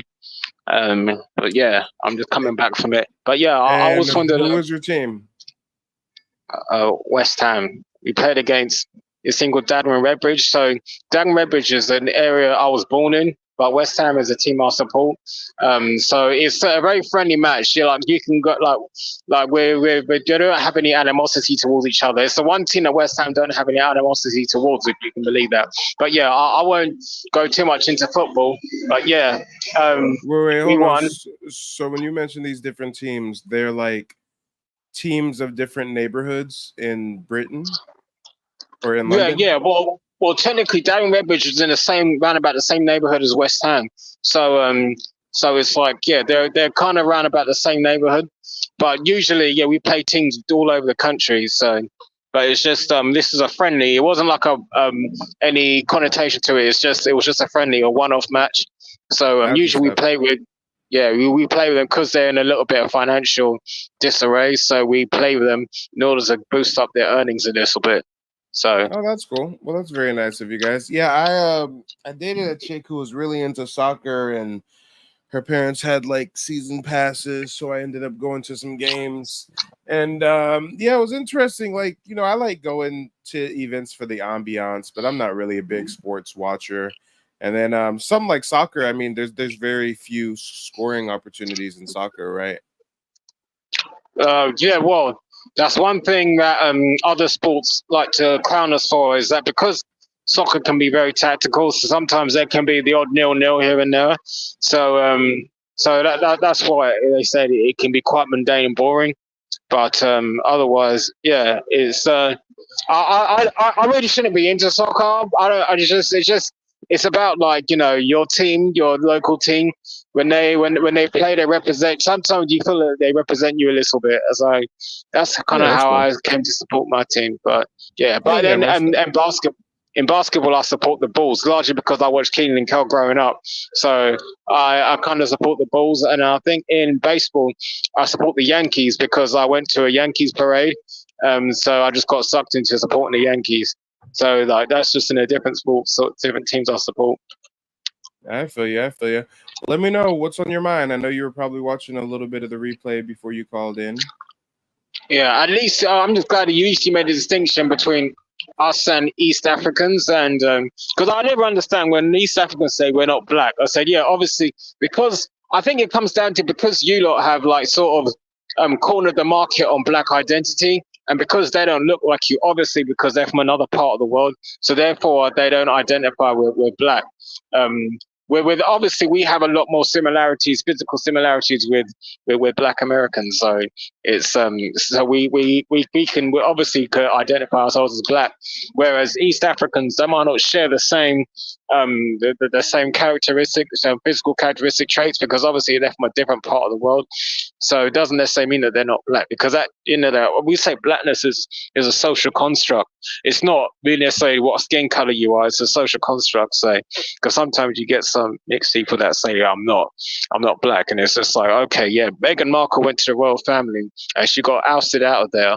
Do you think it's because she was mixed or was because she was black? You know, that's just your argument. I always say she's probably the best example of this. So, but that's just my belief. I mean, usually when mixed people reach my age, they kind of say, okay, yeah, black is a social construct, which I'm definitely a part of, because when I go for a job and I'm being vilified, then it's not because I'm mixed, it's because I'm black. So I mean that's just what I've seen anyway. I could be wrong. They could still hold on to that. So yeah, it's just what you just need, what you lot call your N-word wake up call. I think, yeah, I think everybody needs one of those. Oh yeah, I feel you, most def. Well, yeah, we'll lay it on us before we get back to the video. Any closing remarks? What's on your mind?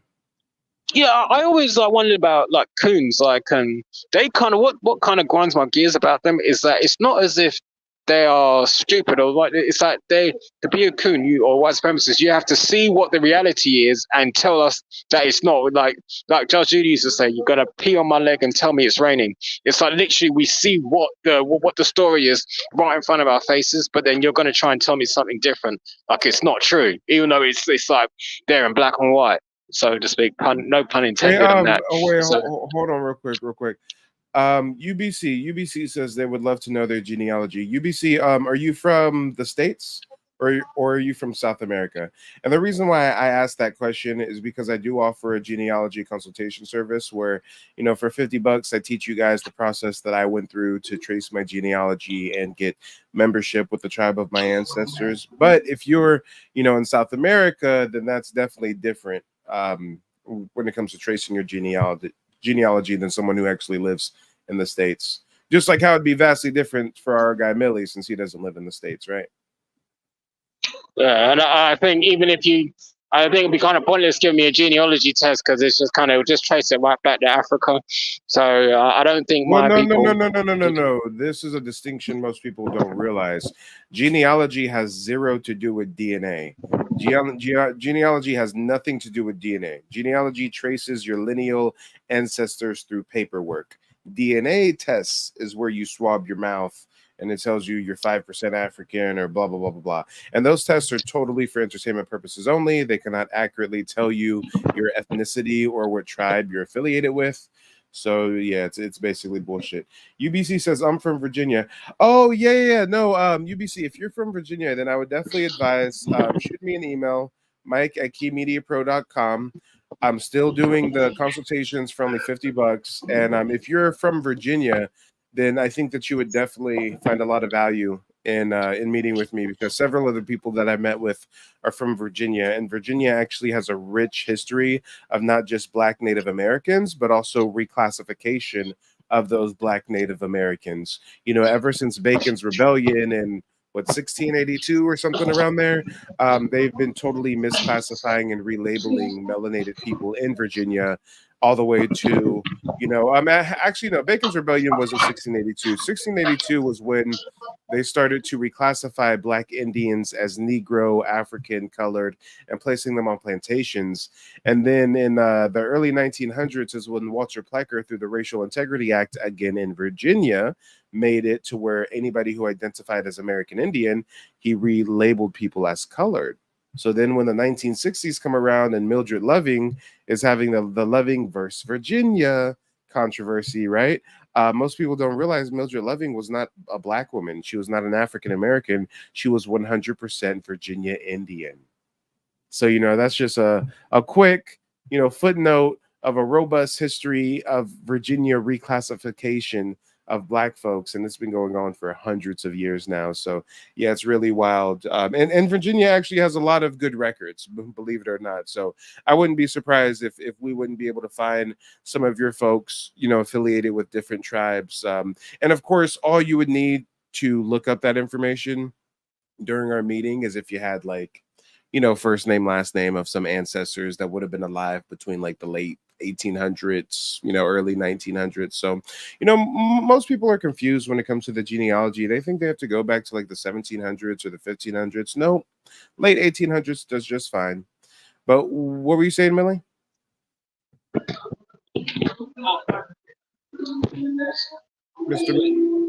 Just fucking interjecting. I remember reading that Virginia had quite a large population of Igbos in the region. So if I was going to identify anyone who be from Virginia. So I don't know, you can correct me on that, but yeah, I've read that somewhere that Virginia has the largest population of Igbos. Wait, your mic's breaking up a bit. You said Virginia had the largest population of what? Well, Igbos. That's what I read somewhere. Like Virginia had the largest population of Igbos. Of Igbos? Yeah, Igbo people. Yeah. Where'd you get that information from? I read it somewhere yonks ago. So I don't know. I can't even find where the source is. I'm sure It might be a YouTube. I think there's been a few YouTube videos stating that as well. Yeah. So I would definitely look at the source on that because I think that's a very charged claim to make. I don't know how anybody could claim to be able to quantify that Virginia had a large amount of this kind of African tribe or that kind of African tribe. I mean, I would really be interested to see if they had any documentation or any evidence to support that, because we know by and large only 4% of the African slaves even went to North America. And they say that 4% number is maybe 92,000 to 300,000 slaves, depending on who you ask. And I'm fairly certain that although they were keeping track of these slaves through paper records, they weren't classifying them with their ancestral African tribe. So I don't know how anybody could be like, yeah, you know, I heard in Virginia there was a lot of the Hausa tribe or a lot of the Igbo tribe. Like, oh no, I don't know about that.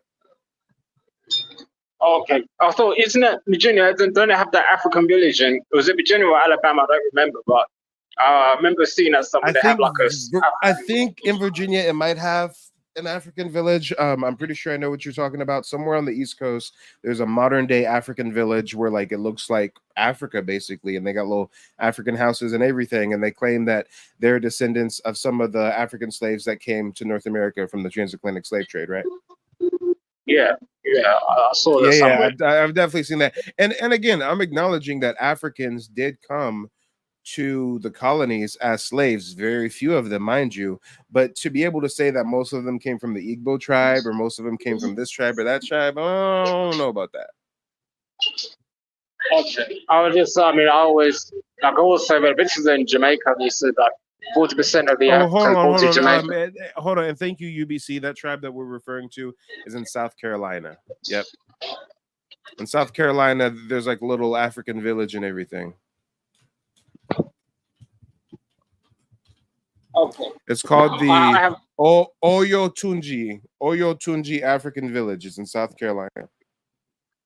Oh, South Carolina. Okay. Yep. Yeah, that sounds Yoruba. Okay, that sounds Yoruba to me. So, is Igbo? Wait, hold on. Is Igbo and Yoruba the same thing? No, we're two different languages. Now, there is like a myth about how we were once the same people, but we argue over who came from whom. Like, we Igbos like to say that Yorubas came from us, but Yorubas like to say that we came from them.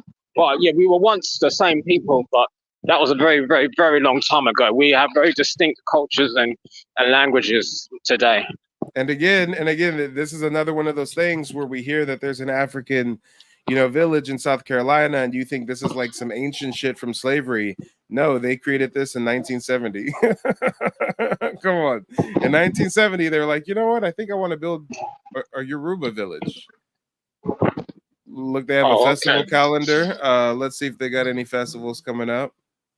March, May, June, July 20. Okay, they got a Sango Fest. The exciting Sango Fest harnesses the heat of the Mid-Carolina summer and transforms it into fierce fire dances of the magnificent god of thunder and third king of ancient Oyo kingdom. Okay. Well, they're definitely making their money. They got products and services, and it's a little tourist attraction. Let me see if I can find something about their history. Get to know us. Now, this is just another link to their events list. I want to know your background about OAV.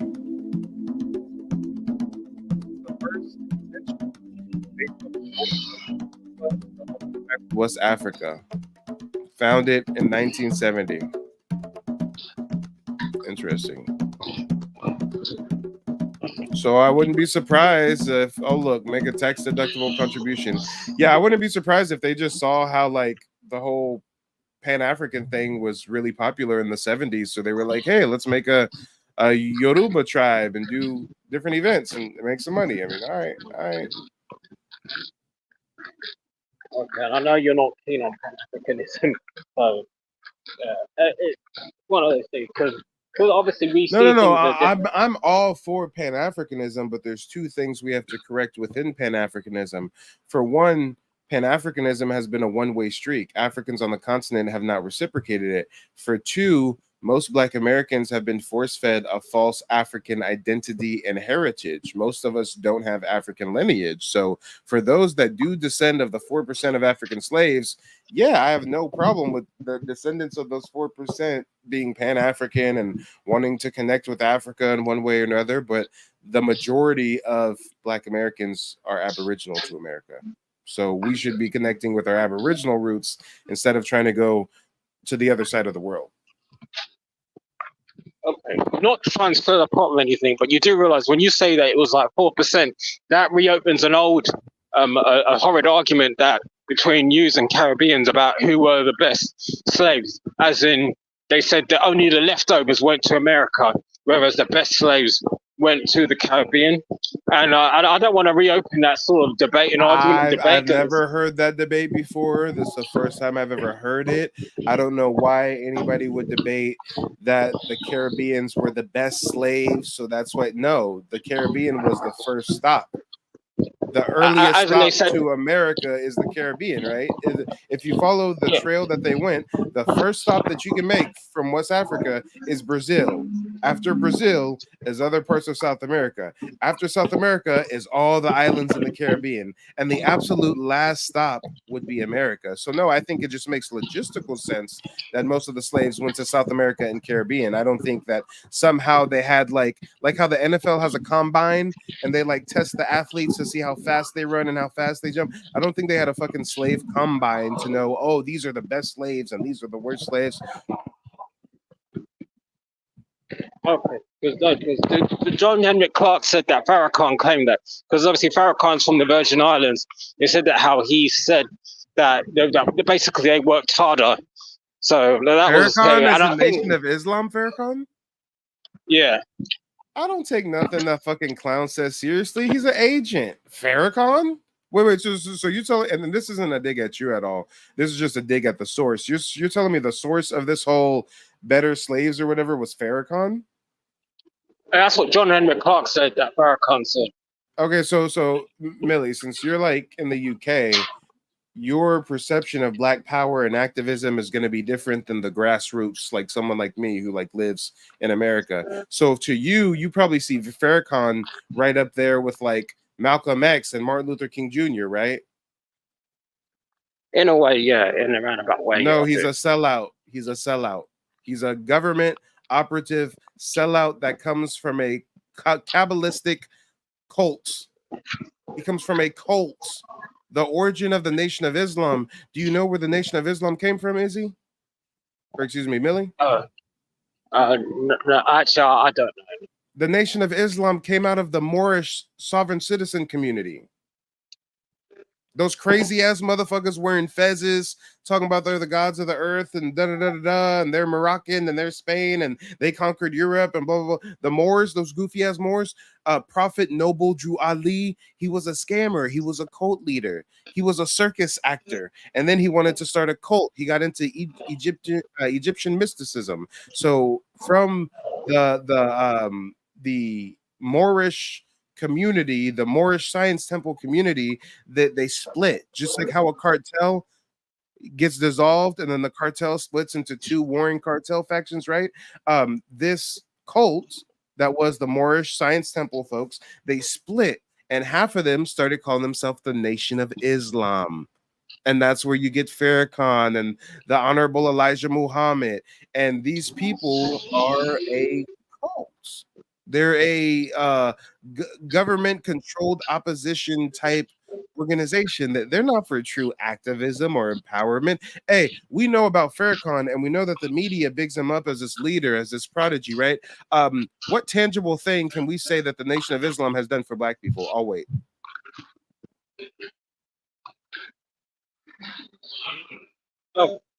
What? I don't want to stir it. I really don't want to stir this up, but I remember Mr. Nasheed saying the FBAs were descended from Moses Law. Millie, hold on, Millie. And again, you're quoting Tariq Nasheed, who's also a scamming government agent, right? So again, I ask you, what have the Nation of Islam done for Black Americans? I know that they wear bow ties. I know they dress up in nice suits. I know they look very militant. I know they follow Islam traditions. We know they don't eat pork, but what have they actually done for Black Americans? I'll wait. I think, well, I'm not to play advocate for the other side, but I think they can say they've raised the esteem of black men because, like they've done in the UK as well, because they've got Nation of Islam here in the UK and all, and I think they raised their esteem where they're not, which I think is one thing. Because my cousin used to say that when you see Farrakhan speaking, you just have esteem of yourself because he doesn't bow down. So when he talks to them, he doesn't like try to cater towards them. Millie. The only people that impacts are people that accept the cult programming. Yes, if you fall for the programming and if you rock with the Nation of Islam, then you're going to think they raised your esteem and they're righteous and they got you on the right path. But if they're not doing something by and large, colloquially, that benefits all Black Americans, whether they're a part of the organization or not, then they're not really doing anything. Like UBC says, they've done nothing but sell us bean pies. They've done nothing but get on stages and talk shit. They're like the NAACP. The NAACP does nothing for us. They give us an illusion of progress.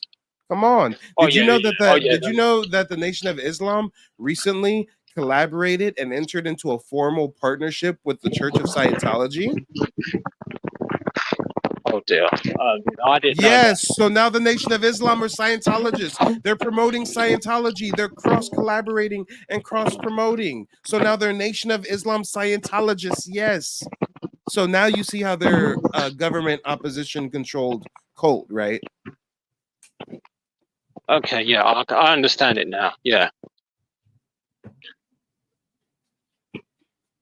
Hey, it is what it is, what it's going to be. But before we get back to the video, Millie, you have any closing remarks? Well, once again, just as always, just thank you for giving me the opportunity to speak. And yeah, that's really all I want to say. Take care. All right, brother. Talk to you soon. Peace. The Hargeisa Holocaust, right? That's the city of Somaliland right now. Was the systematic state-sponsored genocide of Isaac civilians between 87 and 89 by the Somali Democratic Republic under the dictatorship of Siad Barre, right? Hold on, you're telling me Africans are responsible for a Holocaust? Oh yeah, against their own tribe, not another tribe, the same tribe. Same tribe. So when you niggas keep hearing Somalis hating on Jarers, you guys are little crybabies. Somalis hate themselves way more than they hate anyone else. And you know what? I've got another question since I'm about to get off of here soon. So when you Africans look back on your direct involvement in the transatlantic slave trade, is that like a shameful scar on your history, or is that something that you guys kind of wear with pride? I don't think they actually care, man. Yeah, it depends. It depends on the tribe. Like my tribe is a tribe who got its ass whooped in West Africa all the time. So when we look back, it's like, it's our history. For me, I'm a Horner. I have nothing to do with it, It has, which clan you from? It's not my history, Which clan you from? It is. I believe it is a big part of the continent's history, though, where it shapes everybody's. It shapes the continent, though. Mike, if you understand. Which clan you from? I don't think that matters. Well, hang on. You enslaved Oromos and Bantus in your country, Andre. But I didn't do it, though. Wait, you didn't do it? I didn't do it. My Baba did. Exactly. Oh, right. You didn't specifically. How is that added context when we're all talking about ancestors here? How is that relevant to bring up? Kaiser, don't use your high IQ on the dusty Somali. Kaiser. Wait, so Kaiser, you're telling me the African on the panel right now that just tried to diminish his people's role in slavery actually held slaves? Yes. Oh yeah, wow. Right. Somali. His tribe was one of the key tribes in East Africa into slave trade over there. Hey, sir. Okay. Hey, sir.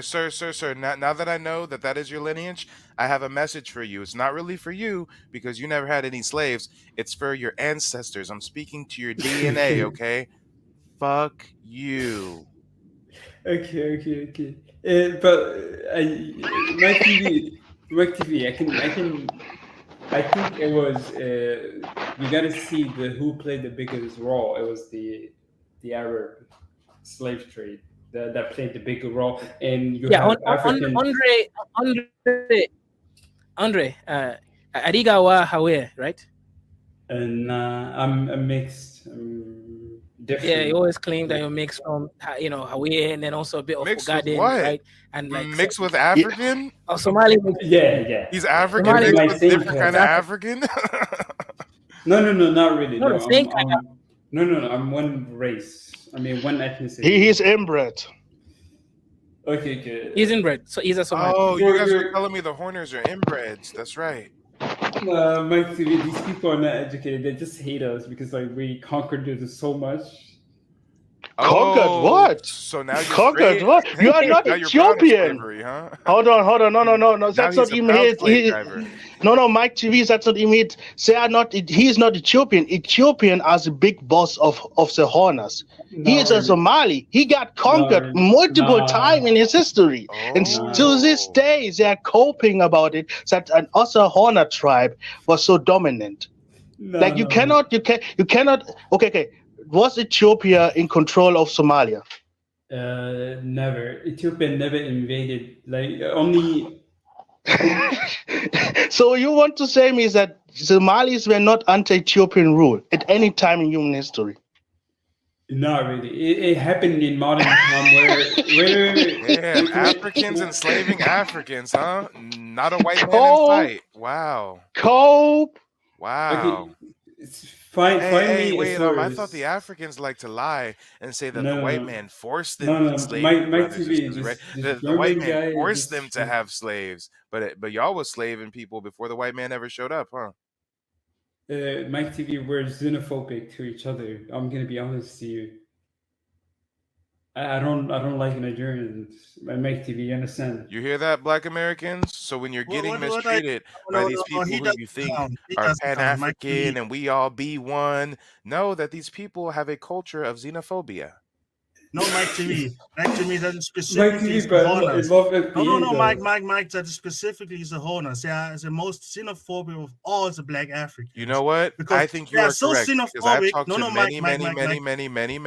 many Africans since I've started my YouTube channel 2 years ago, and the most xenophobic, crazy, extreme ones always seem to be East African.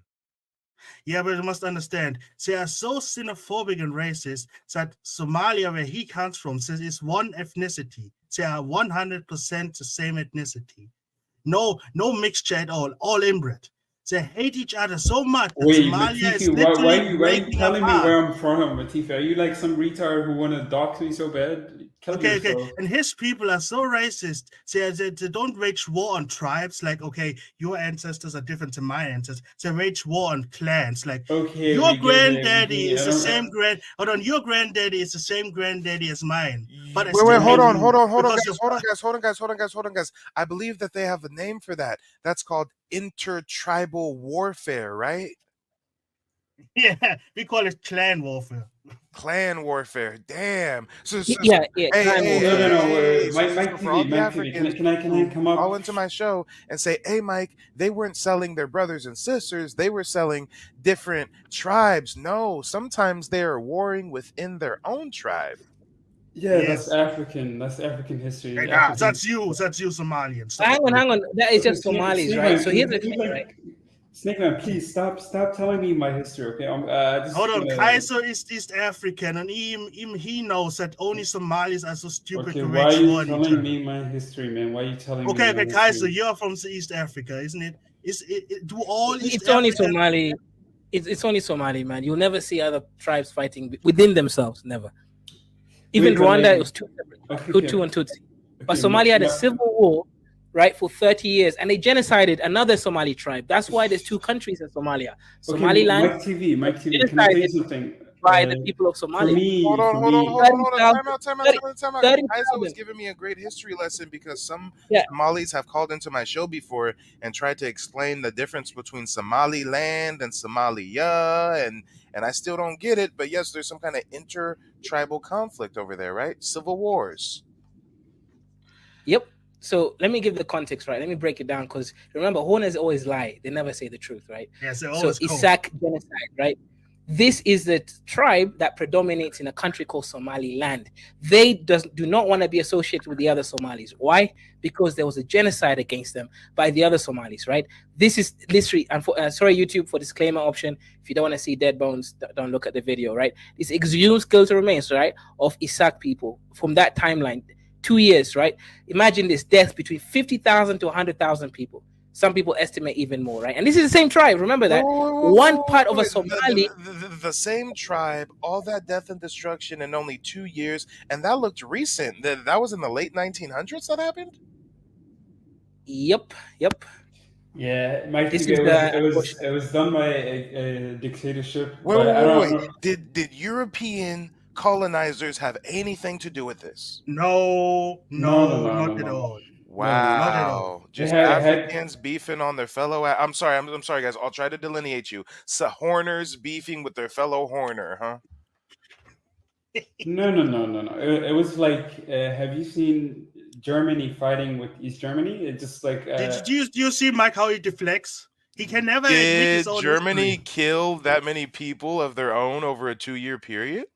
Yeah, they did more than that. When? I've never heard about this. When? Have you not heard of like the genocide that happened? Like no, so educate me. When? What's the name of the genocide? What year did this happen? Educate me. During East Germany, it was a lot of people who got killed because they didn't agree. East Germany. What year? When did this happen? What year?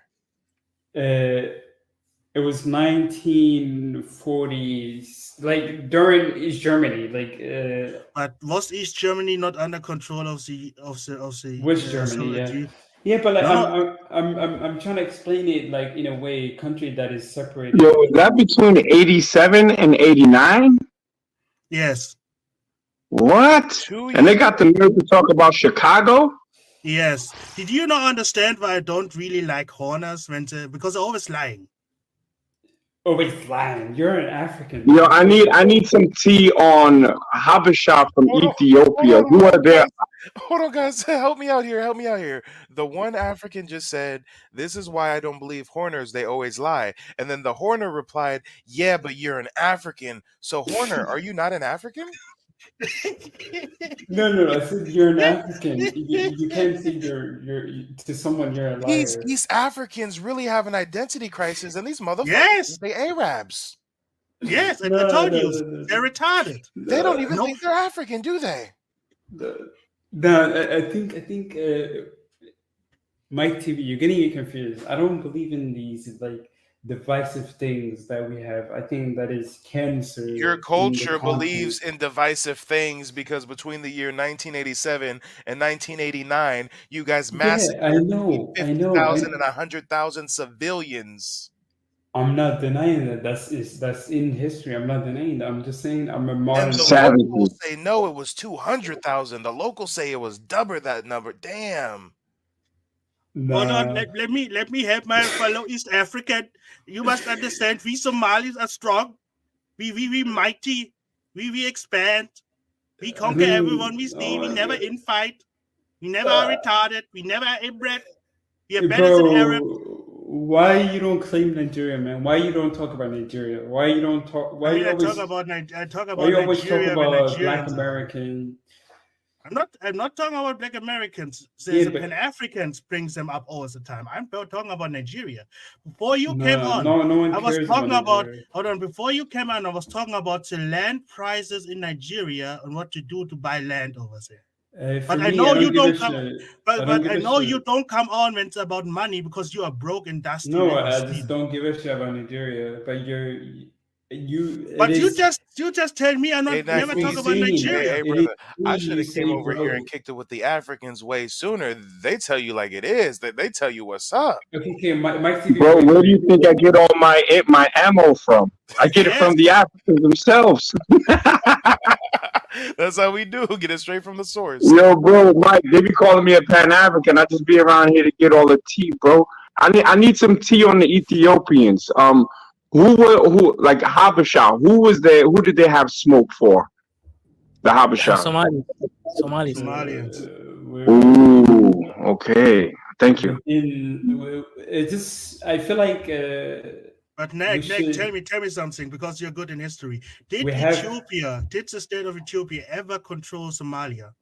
Because Andres, the stupid fuck, says he never controlled them. No, they in did. modern time, yeah, did. but like look at back in history. It's like look, modern time, yeah, because of like terrorism took over and they invaded because of like terrorism, because the country was controlled by terrorists. So you tell me Ethiopia invaded you because of terrorists, not because you were just weak and was. Yeah, one Ethiopia second. didn't have a Zongo, government, pay your, retard. Zongo, Holy pay your fuck, Snake Man, $25 you're an so I A. can bring you back up. Zongo, pay your $25 so I can bring you Snake back Man, up. how I mean, What's wrong with this? What's wrong with this goddamn Zongo? He don't get it, does he? Zongo, you're gonna make me angry, and I'm gonna block you from the stream forever. Pay your money and then come back up. And if you want to counter, you can say, my Why are you asking grandfather-" me the Hey, Kaizo, I got a quick question for you, if I Because can. I want to help you. How you don't know it? How you don't know it? How you don't know it? Because you say you know history. How you don't know? Know what? When Ethiopia. Yeah, one invaded second. Let Somalia- me give a little bit of the No, Somali history here, right? So Somaliland was an No, you're independent a country, retard, man. right, after the British left them alone, right? But the Somalis, because they're low IQ, they were like, Somali Nemo, right? That means the greater Somalia, you know, everyone's Somali. So they wanted to unify the Somalis from Somaliland, which is colonized by the British.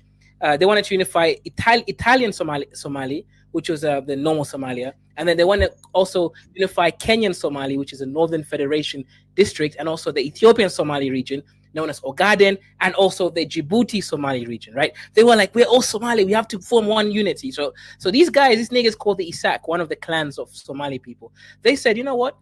We are an independent country called Somaliland, British Somaliland. We want to join our Italian Somali brothers. And they decided to join up with the rest of Somalia. And what happened just a couple years later, I'll read up just a little bit, right? Also known as the Hargeisa Holocaust, right? That's the city of Somaliland right now. Was the systematic state-sponsored genocide of Isak civilians between 87 and 89 by the Somali Democratic Republic under the dictatorship of Siad Barre, right? Hold on, you're telling me during the Africans Somaliland- are responsible for a Holocaust? Oh yeah, against their own tribe, not another tribe, the same tribe. Same tribe. So when you niggas keep hearing Somalis hating on Jarers, you guys are little crybabies. Somalis hate themselves way more than they hate anyone else. Yo, hold up. I want to say something. Yeah. I'm gonna tell you this. Yo, Ramo East, you Haitian fucking mud cookie eater. Don't talk about nobody's fucking kids, my nigga. That shit is off limits. Don't talk about nobody's fucking kids, or you be missing a wrench and you be backing up in Port-au-Prince with barbecue, you bitch ass nigga. Okay, Ramos, you fucking Haitian retard. Don't tell me what ethnicity I am, okay? Please. You talking about Mike TV's kids and their racial makeup. Niggas don't talk about your kids, man. Don't bring it to nobody's children. Oh, Yeah, hey, I didn't even know never- this, but when they stoop to such depths, I mean, that just speaks volumes about them. Let them continue to expose You know what themselves. the funniest thing is? The funniest thing is that is not the first time he was talking about other people's kids. Like, Now I know he's not talking about me, but he's talking about somebody's kids. That's a place that we don't go. We do slave drives and all that other shit. You don't talk about a man's progeny about his kids. That shit is a violation. People get dealt with for that shit. Chill out. Them Africans don't have no sense of decorum. They're backward savages. Nah, right? but he's not even African. He's Haitian. Oh, damn, that's even worse. Oh shit! You Haitians who claim that you're revolutionaries, but no one wants to talk about the trillions of dollars you paid France for your independence. Y'all called it an independence debt, right? You broken ass Haitians. Oh lord, not a Haitian talking about me. Oh shit! Haitians are. man, Mike, Yeah, you should have so been that here. is- You should have been here when we had the Pan African Thunderdome. Like Magnesi, me, Kifaru, also Haitians, also so like that was like World War III black style. Wait, That was fun. Haitians who are so discriminated against on their own island, they can't go to the DR, right? The motherfuckers are barred from going to the other side of the island, right? Is that not common knowledge? Yeah, but that's crazy. Yeah. And also, just for reference here, right? Somalis have been getting smoked for time. Even in Kenya, there was a Somali genocide by the Kalenjin government against them, right? The Wagala massacre. That's what it's called. You guys, all this time you guys were coming for Bantus, right? And I just thought, let me just let you guys cook. But the reality is, you guys cook each other, and the Bantus cooked you way more than you could ever cook in Bantus. There's no Bantu genocide by the Somalis, is there? It is. Where? Don't speak. Give me the date. It's not. There are communities of Bantus who are pressured in Somalia, sadly. Look at this Wagala massacre, right? This happened in northern Kenya over there, right? Where they just killed Somalis, man. It's crazy. I feel sorry for them. Shout out to Somalis who lost their lives heroically trying to fight the Kenyan government. Unfortunately, the funny thing is, I don't really hate Somalis. I just hate them. You do. You I just hate Nigerian, man. No one cares. You're dusty. I just hate you because you are Somali who is Swedish. That means you're double cucked. Yeah, you're laughing right now. You're laughing German. right now. You're German. You're even worse. And you're even worse, man. Hear your accent, like. And it makes you sound like an ape, like German accent. Okay. And wait, hang on, Zongo. Money does talk here, right? You can permanently ban Nakmizi from this stream for $75, right? From this stream. Hold on. Did you just lower the price? I had to pay 100 to get rid of someone. No, just for this stream. Wait. Yo, Nakmizi, can you get rid of someone for me, bro? Like, get rid of Snake, man, please. I hate this guy. Nah. Look at these Africans always begging us Black Americans for a handout. Can I please get some Red Cross rice? Can you sponsor my family for 20 cents a day? Oh, wait. Don't call it Red Cross, right? Build a well. There's a name. It's called United Nation biscuits. That's what they give Somalis. What the hell? What's that? Hold on. They're called high energy. Technically, they're high energy biscuits. It's a just retarded biscuits because I had to. Yeah, normally the high. They got so much calories. Wait, Mikey, I got something for you. Let's talk about FBA food. I feel like you got no smoke with us when it comes to food. Wait, y'all niggas didn't have food though. Yeah. Hold on. That's the Somali tried to flex because he drinking camel piss and eating sand cookies. Are you serious? Oh, damn. What food are you eating? Besides this, I don't know, camel biscuits made of shit? Yo, son, what kind of fruits grow in Somalia? These niggas have citrus and vitamin D deficiency. Let me show you. Yeah, let me read this, right? High energy biscuits, right? This is what the United Nations be dropping for Somalis. $16. $16. Right? Yeah. Bro, this shit can save a Somali child's life. It's legit. No. Who pays $17 for a biscuit? Hey, Kaizo, I got something. Oh, no. I got something for you. If I can share my screen for just a moment, because on my channel the other day, I also learned that they eat plumpy nut. What is that? Plumpy nut. Look it up. Plumpy nut. I think that's higher than Plumpy nut? Yes. It fights malnourishment. I swear to God. The plumpy nut. Look. Plumpy nut. Let me see. Plums are nuts. It's for Look, the French made it for them Africans just to fight the malnutrition, y'all. Plumpy nut. Look at that. Damn. Plumpy nut. Come on. Okay, let's talk about FBA food, man.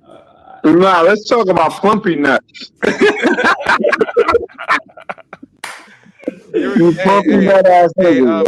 Plumpy nut is used as a treatment for emergency malnutrition cases. It supports rapid weight gain derived from broad nutrient intake, which can alleviate impending illness or death in a starving child. The product is easy for children to eat because it dispenses readily, form of durable, tear-open package. The fortified peanut butter-like paste contains fats, dietary fiber, carbohydrates, proteins, and macronutrients. Yeah, 2 year shelf life. Get you some plumpy nut, y'all. Get you some plumpy nut. Came out in 2010. Yo, Mike, what kind of How about them African eats the pumpkin Haitians? nut? Them Haitians, them same Haitians. Ethiopia. Talk about my child. Them Oh! Haitians. Yeah, Ethiopia, Pumpkin nut Moses. and Madagascar, Kenya, and Haiti. Kenya, Y'all eating that Kenya. pumpkin nut. Oh no, wait, hang on, one Every- second, one second. Wait, Mike TV. Let me clarify. Wait, 1 second. Halda Kiko Isi Walalo. Yeah, 1 second, brother. When it says Kenya, it's not really Kenya, right? We have a huge Somali refugee camp in both. It says Kenya as a country, but it's actually the Somalis are eating it. Every other Kenyan is fine, Florida. It's just Let me Portland guess, Kenyans. Andre. Let me guess. You don't want to deny that Somalis are refugees in Kenya. No, that's not. They're not. They're At native. least 1 million refugees They're Somalis in native. Kenya in the Dadaab. Google it. Show me. The Dadaab refugee Say, camp. How do you think I got all my Somali exes from? Niggas only used to go to the refugee camp. They just offer them a high energy tea. Guys, Hang I'm on. not even African. No, let's just say I will Google it in a second. I got it right Wait, here. hang on. There's Andre, where do you think I 714,000 Somali refugees got my and Somali asylum exes from? I went to seekers the living in Dadaab. Kenya. There it is. There's the stats. Yeah, but we're taking over. There's almost 1 million of y'all living in Kenya. Mike TV, we're taking over. No, it's 1 million actually now, right? That's last year. Wait, hold on, guys. If I can just have Yeah, the the mic for a refugees are moment. taking over If I Kenya, can just yeah. have the mic for 1 moment. Why did the lying ass Horner just say they're taking over Kenya? How do you take over a country if you're fleeing there as a refugee? Bro, How are you why taking we going? over by being a refugee? Can we go look at FBA food because I'm not. Yeah. Man, give this nigga some pumpkin nuts. Give that nigga some pumpkin nuts. He's low energy, bro. Somalia's drought has done to this 3-year-old Oh, boy. I can't look. His father, Abdullahi Abdi Mohammed, was a farmer until all his crops died. Last month, they joined hundreds of thousands of people who were leaving their homes for makeshift camps. But there wasn't enough food or water in the camp either. I left my wife in the camp. She was also sick. I have been here for 14 days with my son in the hospital, and he is slowly making recovery day after day. Are you sure about that, The UN brother? says more Why is the flies on than the a baby million like children that? are malnourished, a third of them severely. Stop it, no. Are you sure he's Us FBAs recovering? have a heart. We have a soul. We're not like those Africans. Oh. Yeah, and Mike TV, now we must understand when we hear Horner, Look the horns. He When needs we hear some Horner, plumpy Toots nut, is y'all. Somebody send him some plumpy nut. Damn. No. No, it's now you understand why I don't like Andy, because he's talking shit. I think to myself, your people literally dying in cow shit, and you're talking about I don't know Kenyans. Bro. For me. Yo, shout out to my Tiffy. Kaiser says, Kaiser, you are welcome. It's entertaining. A lot of dark humor. Yeah, I know what you mean by dark humor. Yeah, Matifi, you should kill yourself, faggot. Yeah, all these Africans What up the here, it's fuck? getting real dark. What did my TV do? Bro, he doxed me. Matifi is a weirdo. Hold on, he doxed you? Yeah, he's a weirdo. Come on, my TV. Hey, y'all motherfuckers had better pronunciate your words. It sounded like you just said Mike TV doxed you. Matifi. Matifi? It was okay. Yeah, Hey, it wasn't Mike TV, guys. It was Matifi. Matifi is a Sicilian who lives in America. Like me, see, what is wrong with you? That's a beautiful African baby. Nah. That's a gremlin. Oh, I was wondering where Nagmizi went, you dirty bastard. I didn't know. You Yo, I'm gonna change my name to Pumpy Nut. Let me I'm help you. Pumpy Nut. Oh Lord, this is sad. Wait, Yeah, Mac TV, I got a question. Mike TV or McKeefy? Mike TV. Okay. What, what's up? Magnesi? You said Magnesi? You mush mouth motherfuckers, enunciate your words. Enunciate. Yo, Kaiser, put me on a Summer Jam screen, bro. No, you don't deserve it. You're actually going to hell for that. What the heck? So Kaiser, that is something. Why are you protecting Andre? I understand you were emo. You were an emo in Britain. You went through. We heard your songs where you were basically singing very bad. We get it. Everybody has an instrumental emo level. phase. How dare you? No, not everybody. Easy, how did you get that screenshot so quick, man? I don't even get it. Let me ask you a question, Kaiser. This What motherfucker got a happened to short the? attention span. 1 minute we talking about starving Somali babies. Next minute you talking about emos. Bro, I don't want to talk about shit like that. Yeah, you don't want to talk about the plight that your people are faced with. You making it seem like you taking over Kenya and your children look like that, fuck nigga. Yeah, you don't want to talk about that. We're taking over Yo, Kenya. Kaiser, I want to change my face in Kenya. Yeah, I want to change my avatar, but if you could just show it real quick. Just put me on a Summer Jam screen. Wait, Nagmizi, what do you think about the FBA food? Like, who has the best FBA food? Hold on. Is it Is the- that you, Andre? Is that you in that picture right now? Where? That picture is the avatar you have. Is that you? Yeah, it is me. You like it? Tonight, Man, I night that I will fall for you over again. Don't make me change my mind. I love how Dante, aren't you, or Donta, aren't you like a Pan-African Black American? How come Yeah. you've been quiet and let? Yeah, Dante. You need to actually. My name is Dante, bro. Say my name right. Dante sounds very Black American. You know, I don't know why.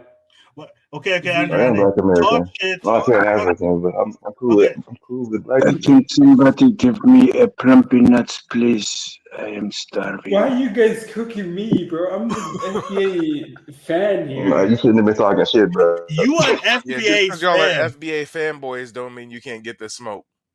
Hold on, Andre. Since when are you an FBA fan? Bro, I always liked FBA over Nigerians, bro. Like, this is why I hate Snake Man. That doesn't mean much for Horners. That doesn't. You like Somalis more than FBAs, and still you're killing each other. No, What are you no, for talking me, about? I'm not that tribal. You think I am tribal, but I grew No, up no. in the I West. think you're not tribal. I think you got the goods of both worlds. You got the Swedish cockiness, like says I'm just pro-feminist, trolling, guys. I'm not a troll on this show. Yeah, no. You got that Swedish in you, that pro-LGBT, pro-humanitarian, pro-cuck, something like that. And you got the Somali retardations, that inbredness, that I'm just stupid for the sake of stupidity. Yeah, this is why I hate Nigerians, man. This is why I hate Nigerians. I can't. Okay, tell me, what lie did I tell you? What lie did I tell you? That you kill each other? That's not a lie. That you are starving? That's not a but lie. look, but people killing each other. It's not my problem. It has nothing to do with me. Yeah, but what did I lie about? It's What like did I lie? me saying Nigerians do crime in certain cities. Yeah, I'm not denying it. I'm not denying it. I never say I deny it. Meg, did I ever deny that Nigerians are scammers? Yeah, you guys are like. Yeah, and I never denied it. Yeah, but like, did I deny anything? Why are you trying to call a Nigerian a scammer as if they don't wear that with a badge of honor? That's what I mean. This motherfucker, he ain't never heard of the Yahoo Boys, huh?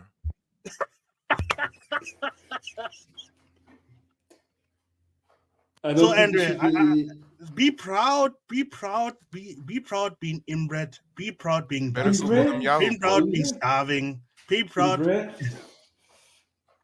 Be Are you proud of retarded? Why not? I mean, rednecks are proud being inbred. Why cannot Somali be proud? I'm not that Arabic, bro. I'm sorry, man. I'm not that Arabic. Yo, Snake Man, is it true that they're really inbred? Is there a high level of inbreeding amongst the Somali community, or you just Why joking? are you asking a Nigerian? Like, Nagmizi, what is wrong with not, you? It's a little bit show. It's not like European inbredness, not like that, but it's like Middle Eastern inbredness. Cousin with cousin, cousin with uncle, something like that. Well, Nakmizi, to answer your question, earlier I shared my screen and it showed that half of Somali women are married to their cousin. Yeah. Half. It's half. What? Half. No, it was the. And that's our official numbers. That was the official numbers. Oh, it was Pakistan. Never mind. Yeah, You were. yeah, Hey, it's hey. Pakistan. Those Somalis have such an identity crisis. I confused them with the Pakistanis. Yeah, well, that is true though. With the Pakistanis, they have the worst in the world. Yeah, the Pakistanis was 50%. The Somalis might be 30%. We'll see. You know, actually, so Mike, in one of my tribes, the Kisi people, we are not actually allowed to marry from the same tribe anymore. Because Anymore? we actually When did you guys stop? probably like year? 100 years. 100 years ago, we stopped. Most of marrying your from the same tribes tribe. wasn't even around 60 years ago. So what you mean 100 years ago you stopped? No, definitely, we've been here for at least. Wait, All so you motherfuckers our claim tribe that y'all have been ancient around? tribes from antiquity, and really you got displaced, and some white lady named you some shit, and now you go by it. Mike no, TV, okay, our that's for tribe Nigeria. That's for Nigeria. predates. Hang on. That's for Nigeria. Kenya was named after Mount Kirinyaga, which is a Kikuyu word for the mountain of Kenya, basically. So we were named after our own mountain. It's a bit different than Nigeria. Nigeria was named after nigger area. Areas where niggas lie. So that's a whole. Shit. Oh, damn. Okay. I mean, technically, it means area where the black people live, but you can call it nigger too. Wait, niggas. Oh, right? he's That's being what- serious. Nigeria literally means Yeah, where it's black nigger people are. area. And It literally means nigger area. Yes. Yeah. The area of nigger. Now, Kaizo, we gotta tell them who named Nigeria. Flora. It was a side A chick white of woman. one of the governors. It was just not just Yeah. a white woman, a side chick. Wow. This bitch pillow talked her way into naming Nigeria nigga area. She probably just busted a huge nut like, you know what, governor? Just call this shit nigga area. Okay, honey. One thing I want to know: what was Nigeria? It was Nigeria named first, or was Niger named first? What is this? You see. Nigeria you was see- named first, I believe. Wait. Mike, Because do of you the see how Niger this River. person's DNA tests are? What? Yeah, We're here? 100%. The most diverse How does continent that work? on Earth. How does that work if you how can you be 100% of anything in modern day? Like what? Oh, so let me explain. Hang on. Wait. Hang on. This is fake. So let me explain again, right? So Mali's lobbied these testing companies because they kept getting 60% East African Bantu on their genetics. So What? they kept getting 20% Arabian. So they lobbied this company so that they create a new genetic information called Somali. So that's what happened. No, Somalis are actually like 30% Arabian and 70% African, but they got them, East African Bantu, right? That's what the original test said. So these guys lobbied them until they got this 100% Somali thing. Kaizo, you were right though. I did get some. I did some get like some non-African. What are you talking about? You have a group. Wait, hold on. I'm sorry, Snake. I just want to say this. There's also an element of on those DNA tests, specifically 23andMe, you can set the timeline too. So when they're setting it like only 200 years or like 100 years, it's gonna come up like that. Once they start going back further, then you'll start seeing that other admixture. Yeah, you must understand. They have a group in Somalia called Bantu Somalis. How the fuck are you 100%? Wait, Google that. But no one mixed with them because there's a lot of racism. With a Bantu Somali? Well, hang on. Never heard of a Yeah, Bantu Somali? Somali Bantus? Hang on. They are definitely mixed with the other Somalis, right? If you go Yes, to the they are two mixed. clans, Digil and Marawain, right? These two clans are so mixed with the Somali Bantus. That's the ones terrorizing Somalia right now as the terrorists, right? So Somali Bantus and the Digil tribe, they are mixed so much now that they both hate the other Somalis, and they now join Al-Shabaab. So it's actually the Bantus and the Digil and Marawain. I have a question for all the Africans. Why do you guys hate each other so much? I can explain that Mike TV. It is ideologue, ideologue where religious experiments, like extremists, they want to kill people who don't believe in it, and people What do you mean? like us should Somalia be is 100% Muslim. what? Somalia is country- 100% Muslim. Yeah, but like Who are they fighting? they fighting the government. They think the government is a foreign entity, and they think that it is. Hey, can you Google the president of Somalia? Okay. His name is Just Google He's actually president. he's actually Hawe, isn't he? He's the same clan as you. Look at that's him. why Hassan Look at Sheikh, him. Look at him. That is a mixed Somali right here. He has a receding hairline. That is very Somali, but his nose and his shape means he has a Bantu admixture. Oh no, not just that. Look at Djibouti. Type in Djibouti president. This nigga looks Bantu too. No. How the hell do you even spell Djibouti? What the hell? DJI and then Booty. B-O-U-T. Basically, just Booty. Djibouti. Oh Lord. That play booty. games with me. This Hold nigga on, looks like that is the president. Look, what did I tell you? It's a receding hairline, but How is Yeah, it? How is it? there's no hairline. Yeah. Wait. How is it a receding hairline if he never had a hairline in the first place? I just call it like that because for some Call it the reason, Sahara I'm hairline. joking, I'm joking. yeah, I'm for joking. some reason, the Arab African admixture make it so that your hairline begins at the ears. Oh shit! Oh, you motherfuckers! Oh damn! Oh damn! It's like, when FBI says, look at their hairline. No, that hairline African, you know what I mean? That's not African. That's Pacific Horner. Look at that. Oh shit! Like I mean, no. Mike, look at that. Look at you that. know. Citizen Somali, make me big. Make me big. Kaiser, make me big. Kaiser's asleep. Now Kaiser's here just what doesn't want. Oh, That is shit. the Irish. Do you see what I mean? It begins at the ears, the hairline. Why you care though? Why you motherfucker care look how like Megamind. people- Why you care about features? Hold on, sister Northern Somali, make me big again. Oh shit! He got these on deck. He got these. Oh shit! Bro, you look like that guy in real life. I'm telling you. Oh no! Why are you hating him? Why are you hating him? That's why I call them the fucked up hairline tribe, because they have a fucked up hairline. Bro, you definitely have fucked up hairline. You mean? Listen, See- Africans, there's hope for you, Africans. There's hope. There's something called hair transplants. Okay, there's hope for you. If No, you but come like, over here to America, and if you become an African American, then you can come get this treatment. I have a question. How long does it take for the transplant to be secure? Is that something like by LeBron James when he had his headband on? You would want to know.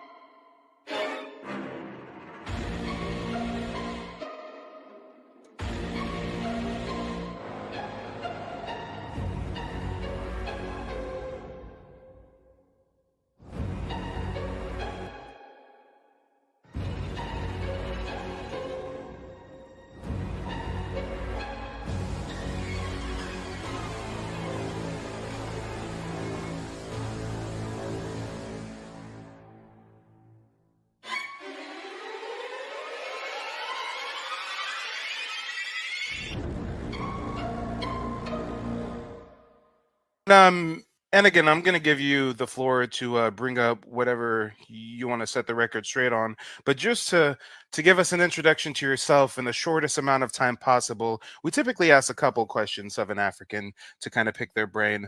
First question, what's your general sentiment towards Black Americans? I never really paid attention to them much apart from the media stuff that I saw. But then with social media now, that's big. So people get to know each other. The world is smaller, so you get to pick a lot of things. And the general sentiment basically is that you guys think we don't like you or something, which is weird. But my sentiment is like, you guys are narcissistic because America is a narcissist country. Americans generally are narcissists, so you kind of get caught up in that web because you're Americans also. But you guys like to act like you're not, like you're the victims, but you're just Americans, just like the white ones.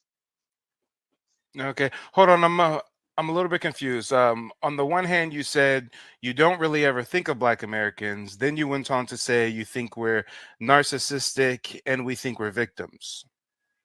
I said I never used to think about you guys at all because all I saw was the media stuff, like the music and stuff like that. But with social media now that everything is coming up, like the world is coming smaller. So I get to see some conversations happen between Africans and Black Americans. And the way I think about you is you're just Americans. You're just Americans in black skin. You're narcissists. You think about everything is supposed to be about yourselves, but you play the victim at the same time. So it's kind of weird. Okay, so you're saying that you only knew of us by way of media, and through the advent of social media, you've seen some interactions between us and Africans, and social media tells you that we're narcissistic victims. That's just how I see it. Okay, and then before social media, when you were just seeing regular media about Black Americans, what was your sentiment towards us? Was it positive or negative? It was so because I didn't like the music because I thought it was garbage, to be honest. It was just trashy. But also there were some good shows that portrayed you in a good light. I used to watch, there were some sitcoms that were nice, so it was like 50-50. It wasn't like I wasn't skewed in any side.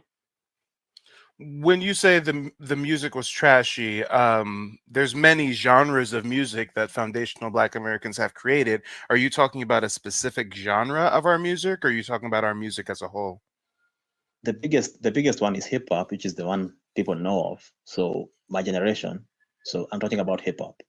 So you think hip hop in general is trashy, or that hip hop has some trashy elements? The ones I saw, the ones I grew up seeing, is what it was. It was just trash. It was just gangsters and whores and that stuff that people here don't want to see, pastors want to ban, and parents don't want to see. It was just trashy. Okay, I see. So you see our media, and for the most part, you think it's trashy. You see us on social media, you think we're narcissistic victims. Someone in the audience wants to know, how old are you? 31. Okay, 31, for sure. Well, you have the floor.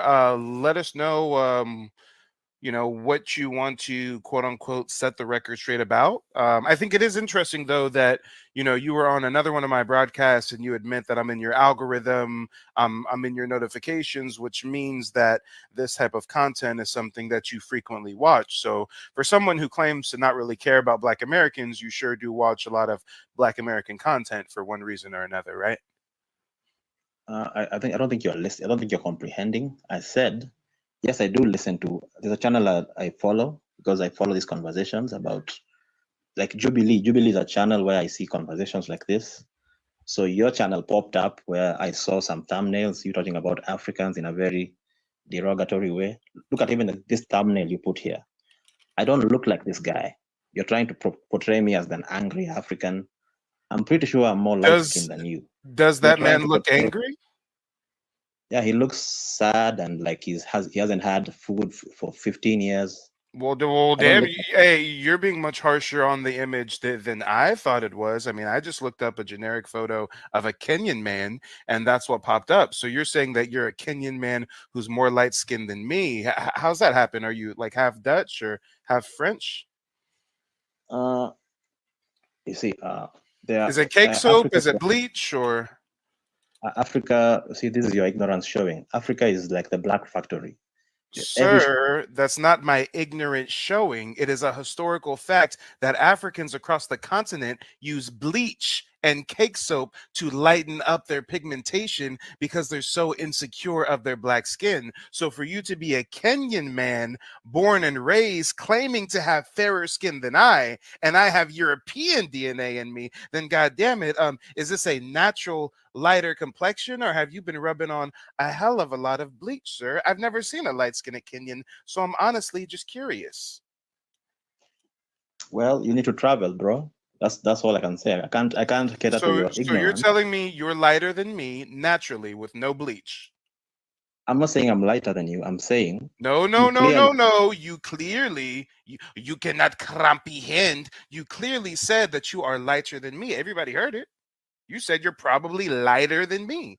If that's a photo of me to the left, and you're saying you're lighter than me, and you're a Kenyan man born and raised, I'm just confused by that, sir. I'm just confused. So again, is your mother Kenyan? Yes, I'm a Kenyan And through and and through. and your father's Kenyan. Yes, And that's are what that you means. and are you darker than me or are you lighter than me? I'm probably the same shade as you in this picture. If this is you Oh on the my left, gosh, good Lord. We got a lion ass Africans on the line. First, he's probably lighter than me. Now he is the same shade as me. Sir, if you've been bleaching, just say so. I wonder if he know that I know he's lying right now. Oh, you got the new Margellas? That's what's up. That's what's up. I see you. That's your BMW? That's nice. That's your girl? Golly. Okay, I see you. But I just want to know one thing. You ready? Why the fuck you lying? And of course, it's the African going to colorism. It's the African going to complexion. It's the African claiming that we're narcissistic victims and our culture is trash. But he omits, he retracts from the record that you Kenyans have a real strange issue with bleaching your skin. They say beauty lies in the eyes of the beholder, but today beauty is no longer a choice for the beholder to make. Women have now taken matters into their own hands with a perception that men are more inclined to lighter women. More and more women are opting for fairer, glowy and lighter skin. Yeah. According to Dr. Benani Rua, a dermatologist at the Avane Dermatology Center, there is a difference between bleaching and skin lightening. I see the bleaching is a term that a lot of ladies, they want to have a fairer skin, a clearer skin. But then they find themselves dealing with darker areas in the body. The lightening of the skin, it can be a medical process. We use a lot of technique. We use the laser, the ionization, we use creams, we use supplements, we use injections. And this is to promote the skin to be lighter from within. To appease the society, family, friends, and most importantly, oneself, more women are going to every length to ensure their skin is lightened no matter the cost. Many opt for products sold in the black market without a thought to the side. So y'all go into the black market to get bleached to lighten your skin up in the hopes of looking like me, but I digress. Effects. Thickness of the skin, the hyperpigmentation, which are darker spots everywhere in the body, darker than the normal color of the skin. It can goes up to, sometimes the skin is burned because it's the product. And as I told, it's very difficult to say. All right, guys, he's cammed up. Go ahead and let him know, chat. Is he lighter than me or is he darker than me? Since first he claimed he was lighter, then he claimed he's the same. Go ahead and let him know, chat. Let him know. I can't be non-biased since we're talking about my complexion after all. Yes, the hairline says it all. We're not going to roast him about his hairline. Stick on top of it, guys. The color of his skin. Yes, he's brown. Definitely brown. Yes.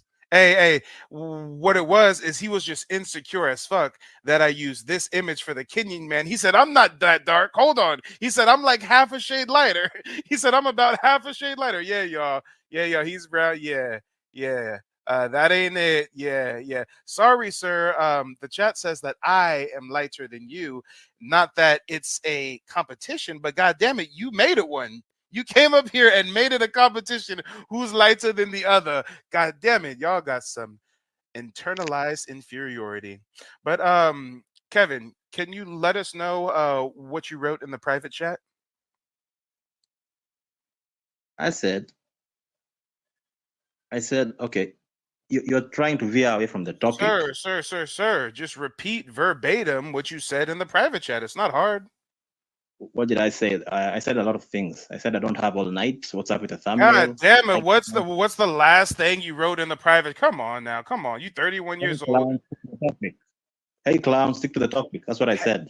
You said to me, coincidentally, when I was playing the video about how Kenyans have an issue bleaching, you say in the private chat, hey clown, stick to the topic, but you're the one who brought up skin complexion, were you not? That was a Were you the one that brought up skin tone? Were you the Yes, one that I brought did. up I skin commented tone? on the Oh, thumbnail. okay. So you brought up skin complexion, and when I started roasting y'all Africans for bleaching, you said, oh, hey, clown, stick to the topic. Yeah, nice way to try to deflect. But, sir, let's not get caught in the weeds. We know, although you may be a shade lighter than the man on the right of the thumbnail, you're still a darker African. I'm sorry, sir. I'm lighter than you. I'm not sure if you're going to go to bed crying at night, but that's neither here nor there. You said you came here to set the record straight. So what misconceptions do you think us Black Americans have about Africans? I think you guys have a weird way of thinking that immigrants, forget Africans, immigrants in general, immigrants don't need your permission or don't need your say so. We don't need to answer questions from you about why we come to America. Like, you're at the bottom of that society. Why do we need to talk to you about why we left? It's like I invite you to my house. Hold on. You're a Kenyan that lives in Kenya. You have not fled Africa, probably because you're too broke to do so, but you're up here crying foul at the fact that when we do speak to Africans that flee the continent, we like to ask them why they left their homeland. So you're up here upset because we're curious as to why you fled Africa. And you're saying that they don't have to answer us. We're at the bottom of American society. If they don't have to answer us, then why are they in our spaces answering that question when we pose it? If they don't have to answer to us, why are they in our live streams just like you are right now? Let us know, Kevin. First of all, Kevin's not even your real name. I'll ask you what your second name is, but you probably won't tell us. But Kevin, let us know, what time is it right now in Kenya? It's almost midnight. It's almost midnight in Kenya, and you're up here on Mike TV show griping about Black Americans while simultaneously saying you don't care about us and you don't owe us any answers. Make it make sense. All right. So I understand you're insecure because we ask you why you guys fled. We don't have to touch on that. You're too broke to flee. So I'm not going to ask you that question. What other gripe do you have with us other than being insecure with the fact that we ask you why you leave Africa? Not just leave Africa, but y'all go to whoever just colonized you. That's where y'all go. Y'all go to France. Y'all go to Europe, somewhere in the UK. And the best and the brightest of you who got it going on flee over here to America to become Uber drivers. So when you talk about being at the bottom of society and yada, yada, yada, y'all are over here in New York City living in fucking basements on bunk beds and furniture stores. What are you talking about, Playboy? What are you talking about? Y'all are flying to South America, walking through South America to get through the Mexico-US border. You're fleeing here in mass.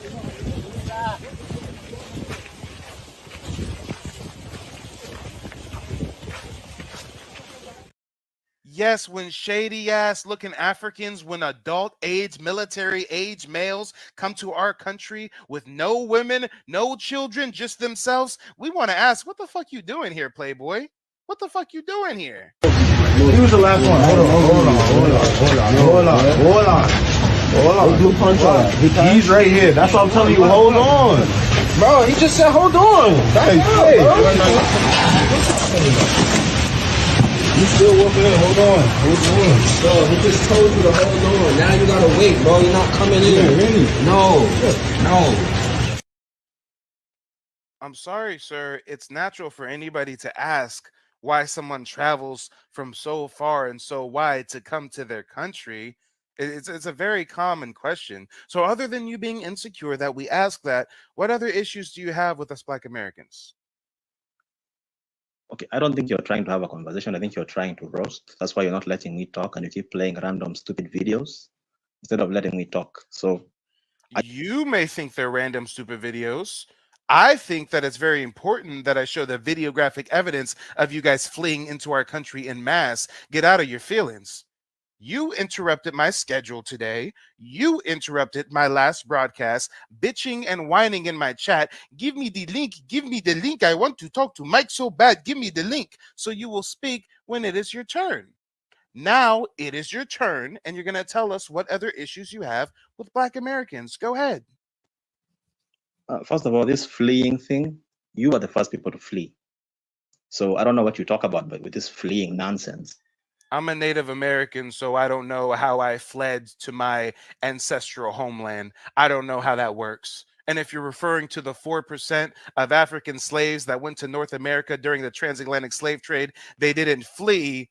Mushmouth, grimy bush babies like yourself sold them to the white man. So who exactly fled, sir? Who fled? Yeah, let me finish. Yeah, you fled because what's the first thing a Black American does when they make money? Do you stay in your neighborhoods, or do you run to Whitey to live in their? You're a Kenyan man theorizing over what successful Black Americans do once they reach certain levels of success.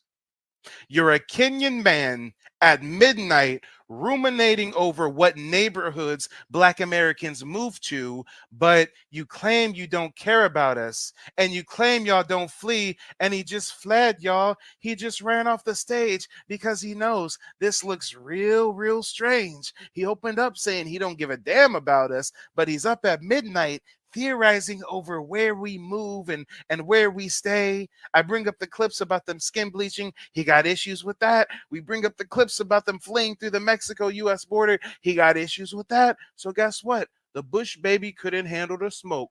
So like all Bush babies do, he fled, y'all. He fled. Hastas luego, Bush baby. We'll see you next time. Booyaka, booyaka, run, run, run. Booyaka, booyaka, run to you niggas. Booyaka, booyaka, boom, boom, boom, boom. Booyaka, booyaka, run to you niggas. Booyaka, booyaka, run, run, run. Booyaka, booyaka, run to you niggas. Booyaka, booyaka, boom, boom, boom, boom. Government. The government, it's the government, it's the government, the government, the government, it's the government, it's the government, it's the government, the government, the government, the government, it's the government, it's the government, the government, the government, it's the government, it's the government, it's the government, the government, the. Oh boy, in classic Tether fashion, he fled, y'all. He fled. I've officially posted the StreamYard link. If there's any other Africans out there that want to call in and let us know what we get wrong about you Africans. I mean, guys, it was very interesting how he really didn't have anything to say about what we get wrong about Africans. He was really just up here to spout a bunch of xenophobic vitriol against Black Americans.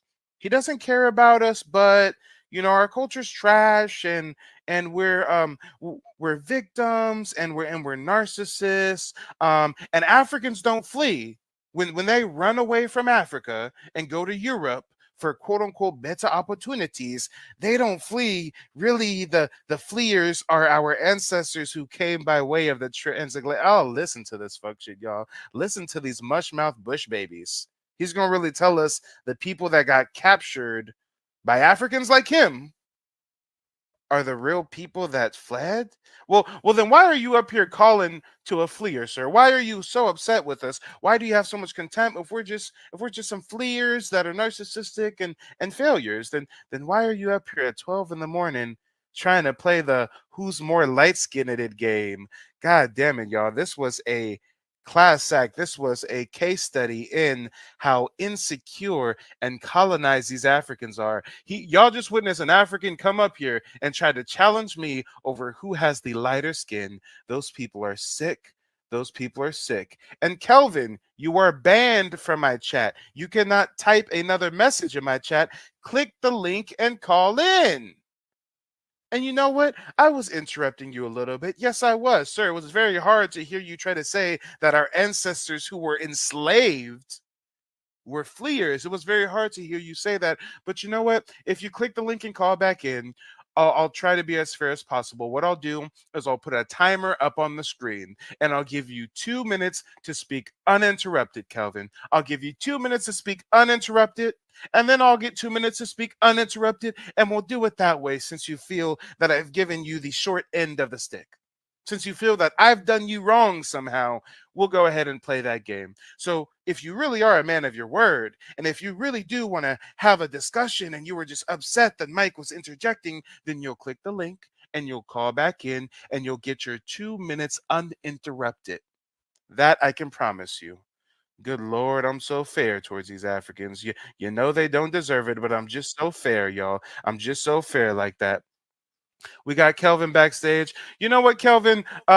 Before we give you your 2 minutes uninterrupted, can you tell us what is your second name? It just feels really weird calling a Kenyan man Kelvin. My second name. Yes. The same way I appear in the chat. That's my name. So, like, your parents actually named you Kelvin, Kelvin. Yes, the same way they named you, whatever they named you. I mean, my name's Michael. That's not that crazy, being that I'm an American, but the fact that your name is Kelvin and you're a Kenyan man, are there a lot of Kenyans named Kelvin?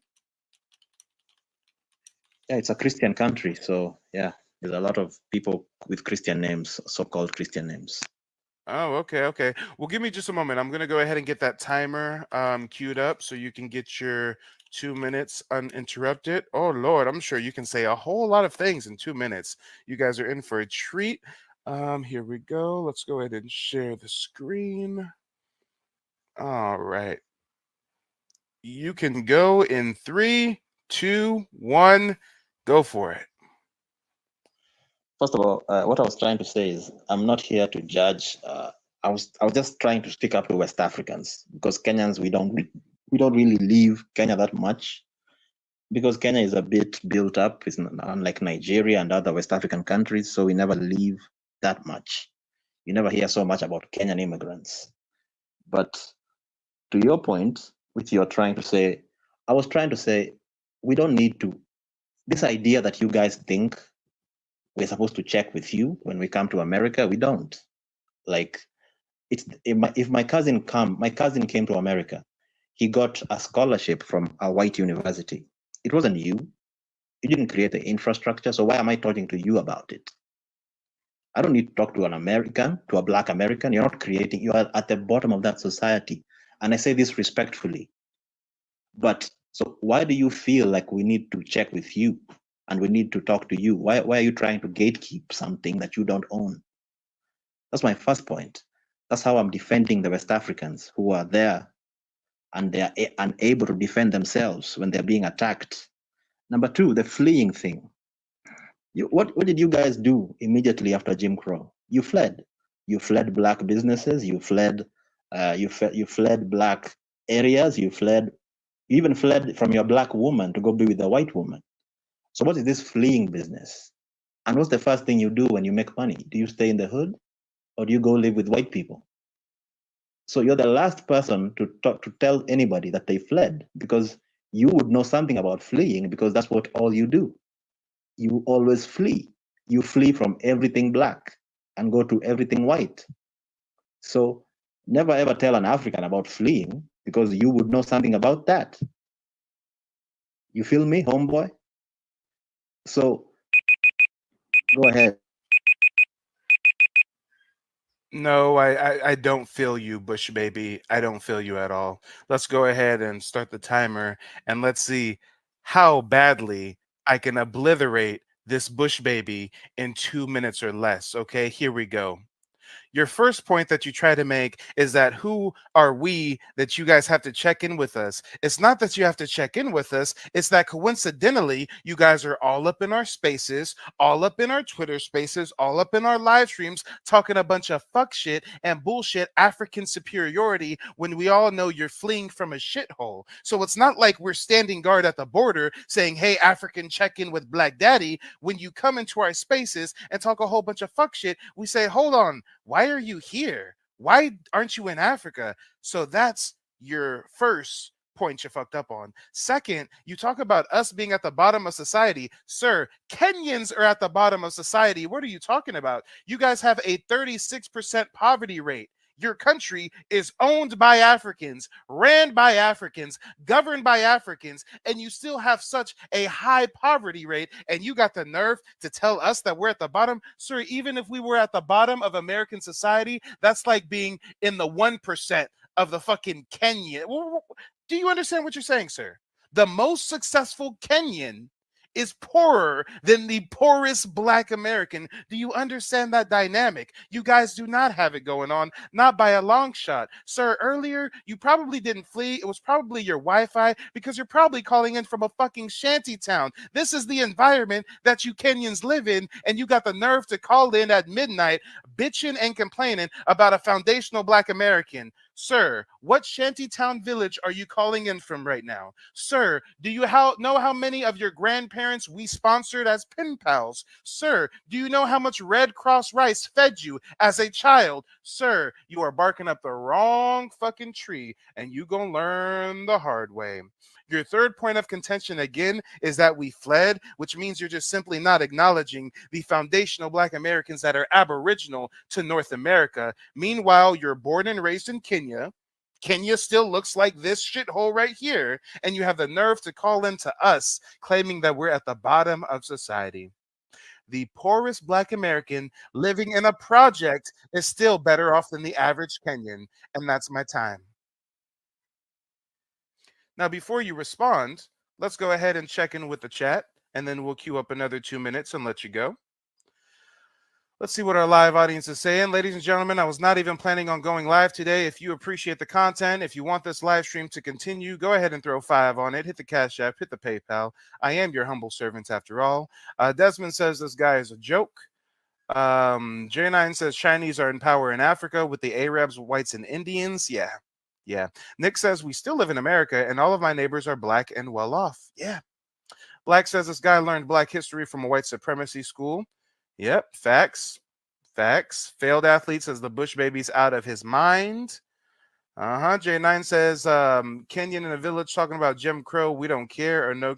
Exactly. Why is a man calling in from a third world country talking about Jim Crow and shit? I mean, they're fascinated with us, guys. They're absolutely fascinated. Biggest slum in Africa? Yes, it's located in Kenya. Yep, that's facts. Rob from Denver says Kenyans can't move to white neighborhoods because those are surrounded by walls and have armed security to keep them out in their own country. Yeah, that's too much truth for the Kenyan man. That's too much truth. Come on. Yeah. Chinese are impregnating Kenyan women. Yeah, y'all is getting taken over by the goddamn Chinese, and you got the nerve to call in griping about us. Oh yeah. The fancy cars, the women and the caviar. You know who we are, 'cause we're dripping all over the world. The fancy cars, the women and the caviar. You know who we are, 'cause we're dripping all over the world. Singing hoes.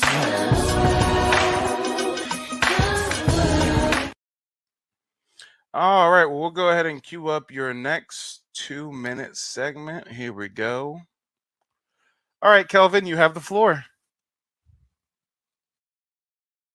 The law of Black Americans with all these chats, but okay, let's continue. But the point you're making about Kenya being a poor country, okay, cool. We are a poor country, but I do well for myself. I'm part of the 1% in Kenya, so I'm fine. I don't live in a shanty. I live very well, so I'm very happy with myself. And when you bring up, when we challenge you, you guys always bring up the poverty in Africa. But we're talking about America. We're talking about that. You're complaining about African immigrants in America. So compare yourselves with them in America. Stop talking about the poverty in Africa. Those Africans that are in Africa in poverty, they're not your problem. Your problem is the black immigrant, okay? There's no way you're fighting with a black immigrant if you're doing better than him. People who are doing better than you don't care about you. They don't talk about you. The reason you have a whole channel discussing black immigrants is because you're probably intimidated by the black immigrants that are there kicking your butts. There's no way you talk about black immigrants if they're insignificant. If I'm rich, I'm a rich man myself. I'm a millionaire in Kenya shillings. I'm good. I don't talk about poor people down there because they're below me. The reason you talk about Africans is because African immigrants is probably because they're competing and outbeating you. If they were above them, they wouldn't be a topic. They would be a charity case to you. The reason you have a whole channel discussing black immigrants is because they are a threat, sir. You don't want to admit it with your light-skinned bitch ass, but you know they're a threat. Otherwise, you wouldn't talk about them. You would be talking about other things, like your 10 baby mamas. That's all you would do. So just admit it and shut up and stop talking like we don't matter. We matter. That's why you're intimidated by us. And that's your time, Bush baby. That's your time. Give me just a moment. Let me go ahead and reset that. All right. Well, ladies and gentlemen, the Bush baby is really on one. He admits that Kenyans are poor, but he says that he's in the 1%. He doesn't live in the shanty town. Matter of fact, he says that he's a millionaire in Kenya. Listen, Bush baby, your Kenya shilling is worth 0.0075 United States dollars. So don't get it twisted, ladies and gentlemen. When he says he's a millionaire, he makes about $7,500 a year USD. Sir, that is fucking sad. That is laughable that you think that that is a flex. And it's not that you migrants are coming over here and you're such a threat. Yes, you are a threat to our community. You're not a threat to our success. Don't get it twisted. Y'all come over here to be Uber delivery Eats drivers and shit. Y'all don't got shit popping. The way that you Africans are a threat is over in Africa. You are raping, mutilating, and butchering women and children. And you're coming over here and doing the same thing, you savage ass African. Illegal African immigrants raped an unconscious 14-year-old in America. This is what we're battling with. You criminal ass Africans coming over here and bringing that genocide and rape culture to America. That's what we're fighting against. And when you say that my whole channel is about black immigrants and black immigrants are kicking our butt, no, sir. You only care about black American and African relations, which is why my content I produce on that subject, the algorithm pushes towards you. I cover a wide range of topics on my channel. We cover scammers, grifters, charlatans, frauds. There's a bunch of black Americans we go at as well. But God damn it, when we talk about you Africans, because what we say is true, because we say has historical credence. Oh, you don't want to talk about this. This is what we're fighting against. You illegal African migrants coming over here, raping and pillaging. You illegal African migrants that are not doing better than us. You illegal African migrants that are holed up in basements in New York City, driving unregistered illegal mopeds, shoplifting and shit so that you can get some fake papers to go get you a job. You guys aren't fucking competing with us on a success level, but you are criminals that are fucking up our communities. I digress. Now, before we go ahead and give you another 2 minutes, we got to get tuned in with the chat real quick. Black World Forever. Actually, hold on.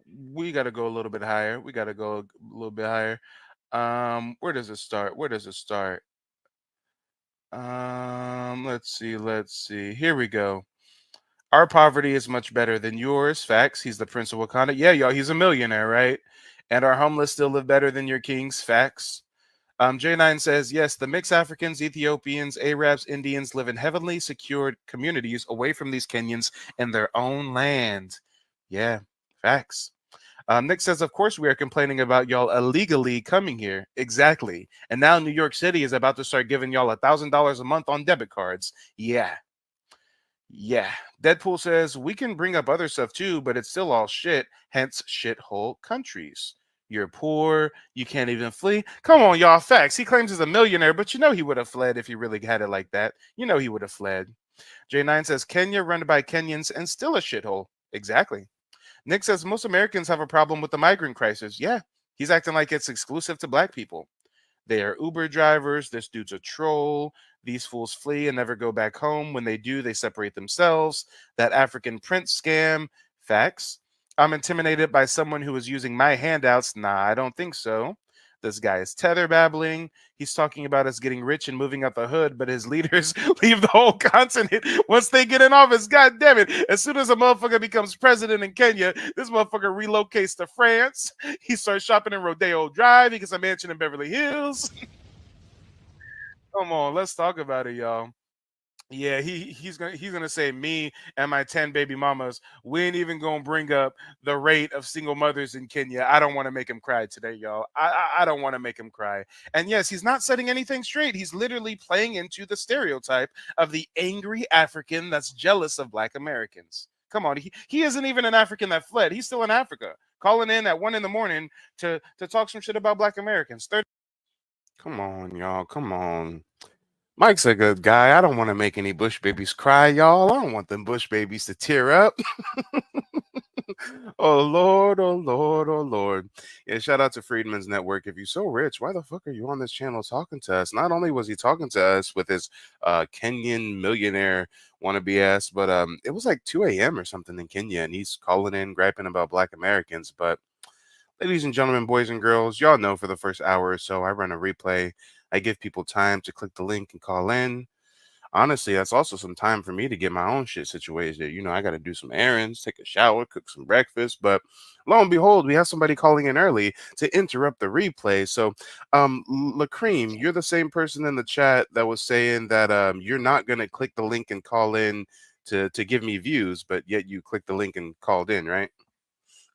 You said something I didn't like what you said in chat. Oh, okay. Before we get to what you didn't like that I said in the chat, I'm just trying to make sure you're the correct person because I'm confused. The person in the chat whose name was Lacream, you look like a Black person, and now your icon photo looks like a white man. So I'm just gonna is this the same Lacream that was in my chat a few minutes ago? Yeah. I got banned off of YouTube like 4 times. All right, so this one I want to ask you, sir. Okay, go hold on. Slow down. This is my first time talking to you, so I'm just trying to understand who I'm talking to. So you've been banned off of YouTube multiple times, you said? Yeah. And do you know why you were banned off YouTube? Being too pro-Black and other things, but just releasing truths, and people didn't like it. So okay, hold on. So you were on YouTube being too pro-Black. So YouTube blocked you. So you decided to change your profile picture to a bald white man.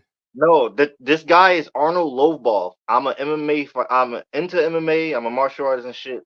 And this is a bare knuckle fight after it's just a joke thing. If you a bare knuckle boxing fan, you'll know this picture. So that is Arnold Loveball. All right. Hey. I train mixed martial arts myself. Uriah Faber's camp, Team Alpha Male, Sacramento, California. I mean, as a person with an MMA background myself, I don't use MMA fighters' profiles as my icon pick. But all right, that's neither here nor there. Sir, you said in the chat that you weren't going to click the link and call in because you weren't going to give me any like free views, basically. To which I replied, you have a overinflated sense of self-worth. And I said that because, I mean, nobody probably knows who you are, let alone is going to click one of my videos solely because you're on the panel. But that's neither here nor there. Why did you change your mind and decide to click the link and call in, sir? Because you wasn't going to reply to any questions I had in the comments. So my question to you is... Okay. So you're in my chat being a Bush baby sympathizer. I tell you your chat privileges are revoked. I ban you from typing in the chat, and I urge you to click the link and call in because this is a live call-in show. And you're saying that at first you said you would not call in because you didn't want to give me any free views, but then you changed your mind because I wasn't answering your questions in the chat. Sir, this is a live stream. This is an open panel call in live stream. I mean, I'm not prone to answering people's questions in the chat, especially if I don't know you. I mean, why do you think you're that important to where I should specifically address your questions in the chat? I'm confused by that, sir.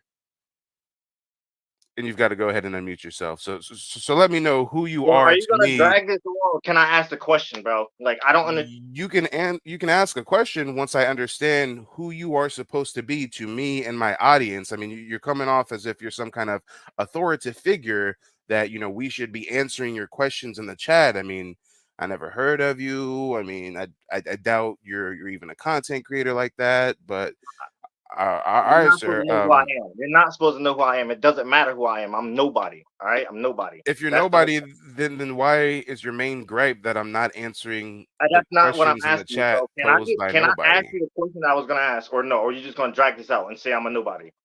Answer the Sir, you just said you're nobody. So now I'm right. So confused are you because I'm gonna answer the wondering question or not, bro? why you want me to answer a question from a nobody. But listen, obviously, rationale is not your forte. So we'll just go ahead and get to your question, sir. I'll entertain you. First of all, What's your I'm question? listening for a reason, so don't disrespect me like that. And I'm just asking you, what is your point at this? Wait. Your mic is muffled. What'd you just say? What is your point for bashing up? No. The Before whole that, point of this. you said something else. You said you're here for a reason or something. What was that? That's not what I said. Are you gonna keep muting me every second? Because I don't care about this conversation. Like I said, your mic is muffled. You sound like dog shit. Repeat what you just said so I know what you just said. That's all. Just repeat yourself.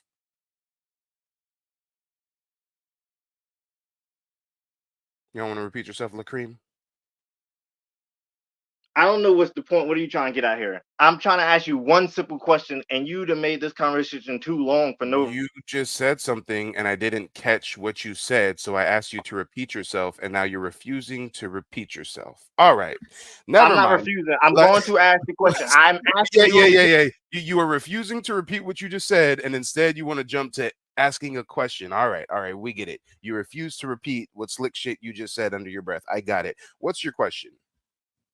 First of all, I didn't say anything. So I said, nigga, I'm Lacreem, and you say I'm not rational. Nigga, you don't know who I am.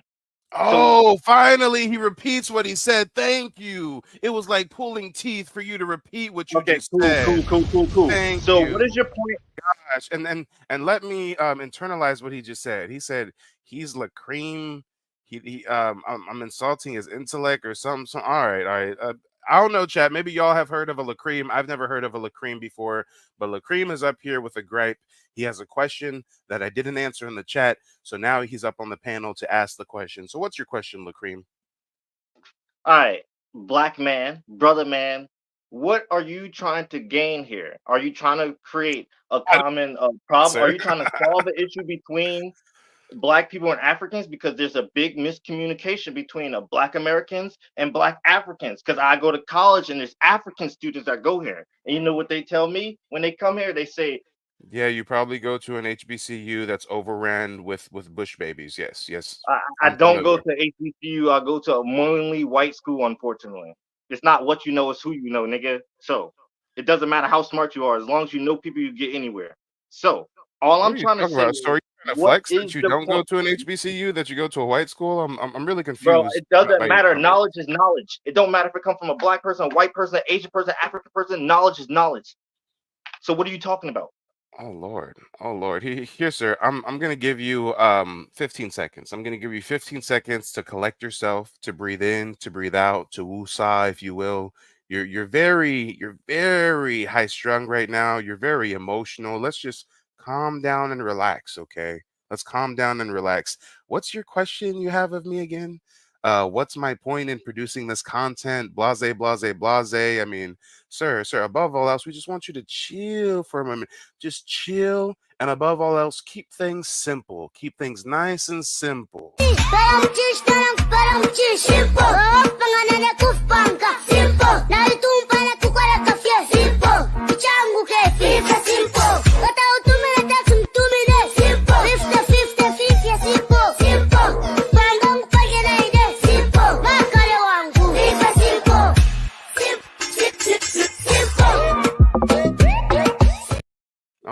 And shout out to Nick. Nick actually got her profile pick up now. Okay. I used to wonder for a long time. I was like, is Nick a man? Is Nick a female?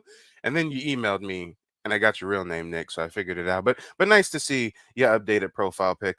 Lacreem, let's try to relax. Let's be calm. What is your question? A question should be easy to pose. It shouldn't take a bunch of comments after. It shouldn't take a bunch of comments before. A question should just be as simple as a sentence. So just ask your question simply, sir. What's your question? What are you trying to gain through this content that you're producing? Because it seems just negative, but you do it in a way where you're trying to talk like how you. God damn, motherfucker. If you got a question, just say the question. Stop speaking and let me answer your question. Stop all the extra splaining. Nigga, I get it. You're in your feelings. You're wondering what my motives are, blah, blah, blah. Let's try again. Ask your question, and after you ask your question, be quiet and wait for an answer. Good Lord. I didn't know that man's wanted to interrogate me over my motives. I already asked my question. What's So your question? answer it. I already asked it. Say it again. Say it again. This time with no comments before, no comments after. Just make it simple. What's your question? Black man. As a black man, what are you trying to go? What is your goals with? What are you doing now? What are your goals here with this whole conversation of trying to Okay. So I had to cut you off because again, after answering your question, you're about to start splaining. And you were instructed to ask your question and then stop and wait for a response. Yes, Mark Jones, this is live. This is live. So it sounds like his question is, what is my motivation for creating this content? Is that your question, sir? What's my motivations? My motivation is to dispel the myth of Pan-Africanism. Pan-Africanism was something that was created by Black Americans. It is something that is not practiced at all by Africans, and it is something that is currently getting Black Americans murdered. So my point is to do a few different things. For one, I want to dispel the myth of Pan-Africanism. For two, I want to shed light on a phenomenon that I only realized a couple years ago. And the phenomenon is this. All my life growing up, we thought B1. I'm black and I'm proud, and Africans are black and proud too. And, you know, they're our brothers and sisters, and we're all one big nigga.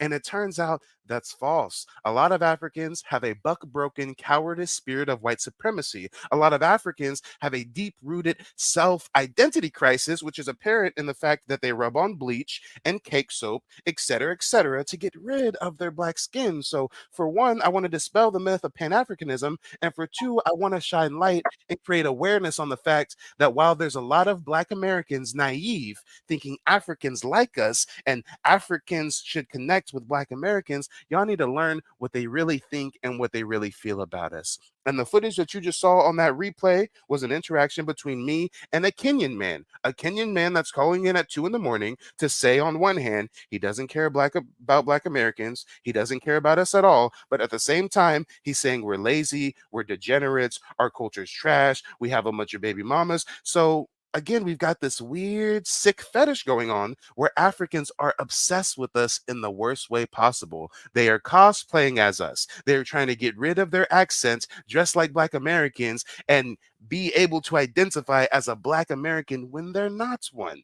They're trying to insert themselves in our reparations claim, claiming that they should get some of our reparations. They will call in from a floating shanty town at 3 a.m. to debate with me over if Black people pay more taxes than white people and why are Black people in America this and that and this and that. So the point of my content in a nutshell is to serve my audience. But when it comes to my African related content, because this isn't all I do, this is one piece of what I do. When it comes to the African related content is to dispel myths and to connect the diaspora by first burning down some of these ties that should have never existed in the first place. Does that answer your question?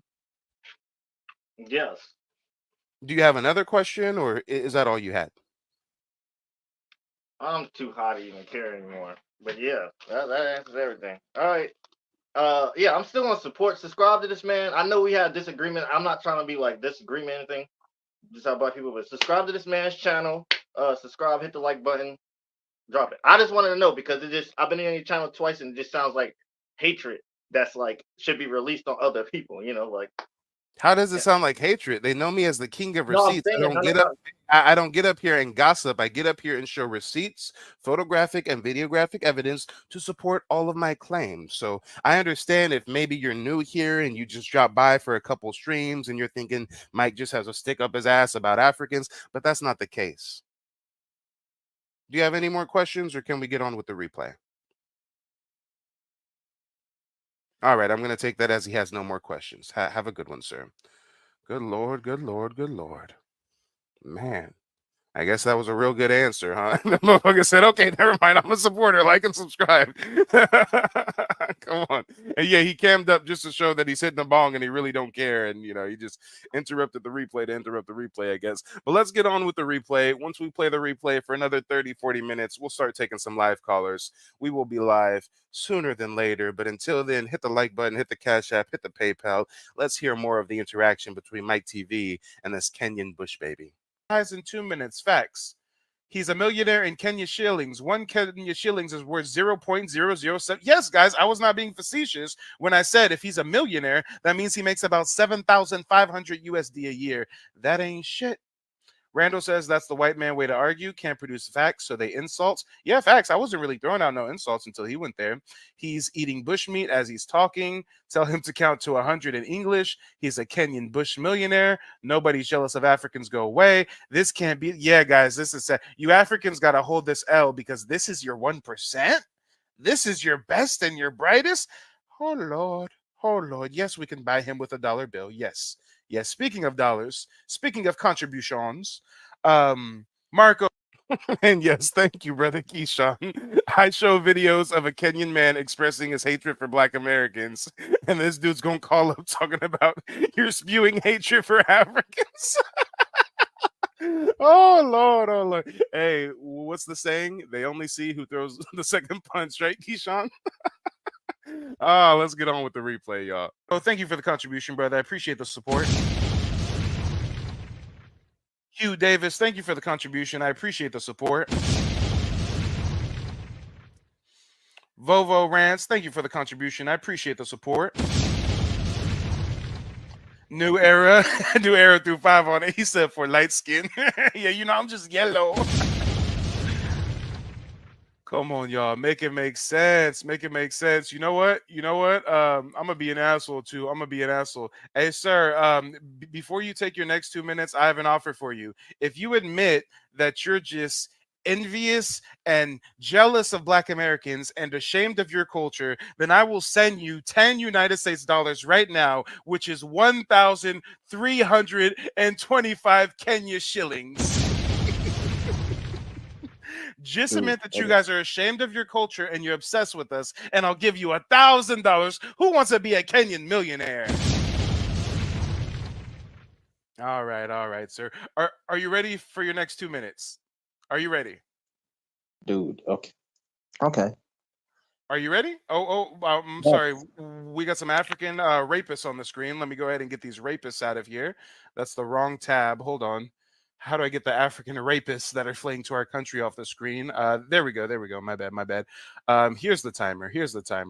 God damn it, those African rapists, y'all. 3, 2, 1. Go ahead, Bush baby. I think it's kind of weird that you think, okay, so if they're all Uber driving and they're all cleaners and all that, why do you talk about them so much? It's weird. Like, it's weird that you're doing well for yourselves and you're concerned about Africans that are coming there to be Uber drivers. So it's kind of weird. Like, I would ignore them.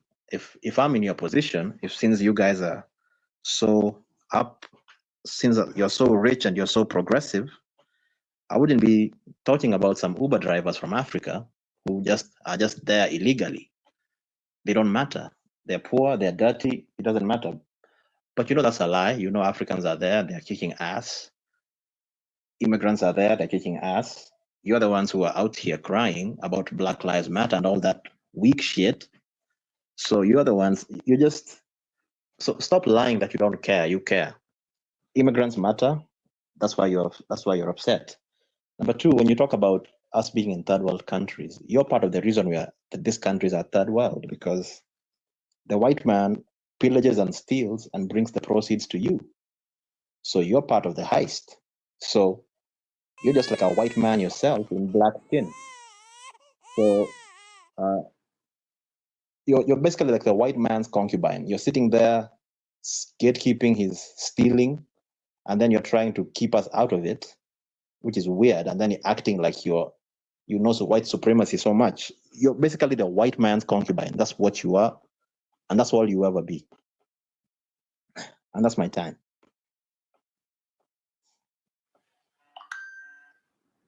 Well, you know what, sir?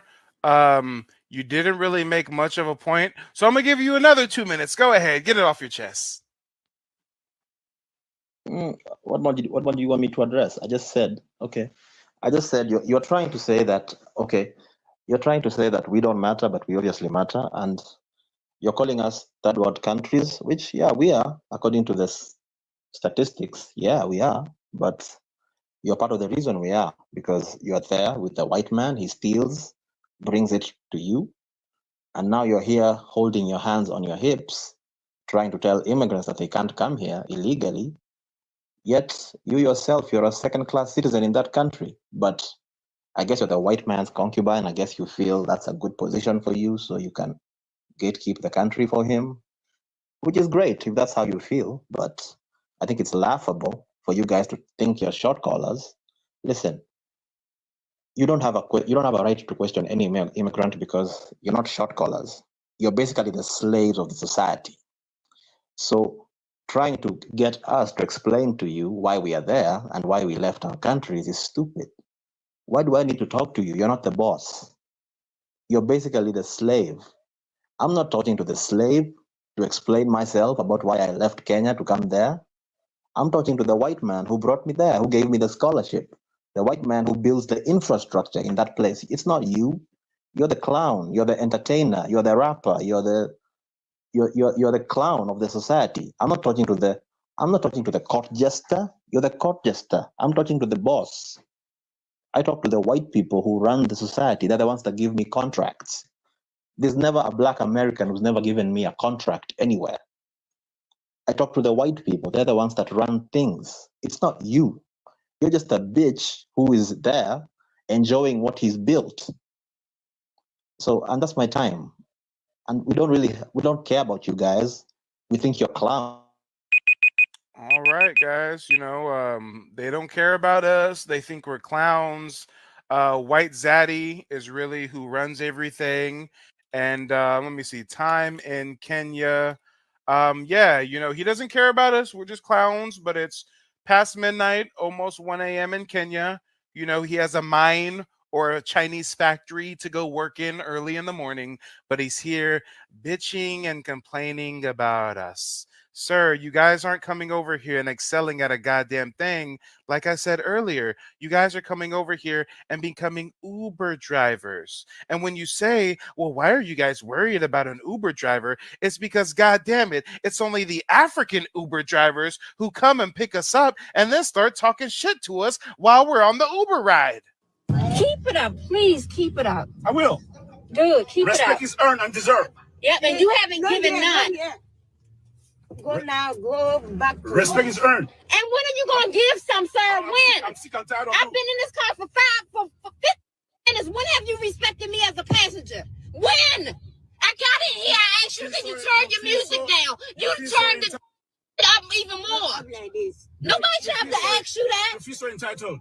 Yes, I feel entitled because I'm a passenger. You're a passenger, but this is your job. It's not my job. It's your job. It's my car. Be I can kick you out of the car anytime I want to. Guess what? I don't work for anybody. Then you do what you need to do. I don't work for anybody. I work for myself. Okay. Keep on. I can kick you out. It's my car. Okay. Please, she's not wise. Don't be quarreling with her, please. Just go. Go You like this. black Americans, you feel so entitled. Over what? The next right. Lazy. Oh, yes, yeah. Go get some job. You like to live on welfare. My tax money is taking care of you equally if you don't know that. Fool. Keep it up. Yeah, y'all, we got mushmouth, boo-boo smelling African bush babies coming over here, picking us up in the Uber ride and trying to talk cash money shit. I mean, that's why we call out you Uber driving ass Africans. Good Lord, good Lord. But you know what? I've dropped the StreamYard link. We have another guest in the building. We got Uncle Ruckus in the house. Uncle Ruckus, go ahead and unmute yourself and let me know, what do you think about this interaction that I'm having with this Kenyan? I know that you were saying that you have a lot of bad experience with Africans yourself. I know you were saying Africans are very violent. I don't know if you have any, dealings with Kenyans in particular, but let me know what you at least think about this encounter. Me personally, I've not dealt with any Kenyans so far, so I can't really make an opinion on them. But I will have to say the truth that a lot of Africans in general are violent people.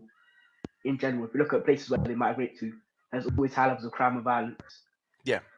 But at the same time, I want to say that obviously it's not all of them that behave that way, but it's only some. It's mainly the uneducated ones who just come in for basically low-level jobs, you know what I'm saying? And also, I feel like obviously because they do a lot of crime in their own country, that they get away with easily. They think they could do the same thing in another country and get away with it, if you know what I'm saying. Well, wait, there's a little bit of static on the line. It sounds like you're saying that Africans are criminal savages and they bring that savagery to the places that they migrate to in Europe or other places in the Western world. And that's evident by the high crime and crime statistics after they migrate to these countries, whether illegally or legally. Yes. Okay. Okay. Okay. And Kelvin, what do you think about that? I'm pretty sure where I am is safer than Chicago, so that's what I'll say. I'm pretty much sure of it. What neighborhood in Kenya do you live in? What city or town in Kenya do you live in? I live in Nairobi, Kileleshwa Estate. Hold on. Nairobi? Yes. Nairobi, what? Nairobi is our capital city. And the name of the estate was what? Kileleshwa Estate. How do you spell Kileleshwa? Kileleshwa.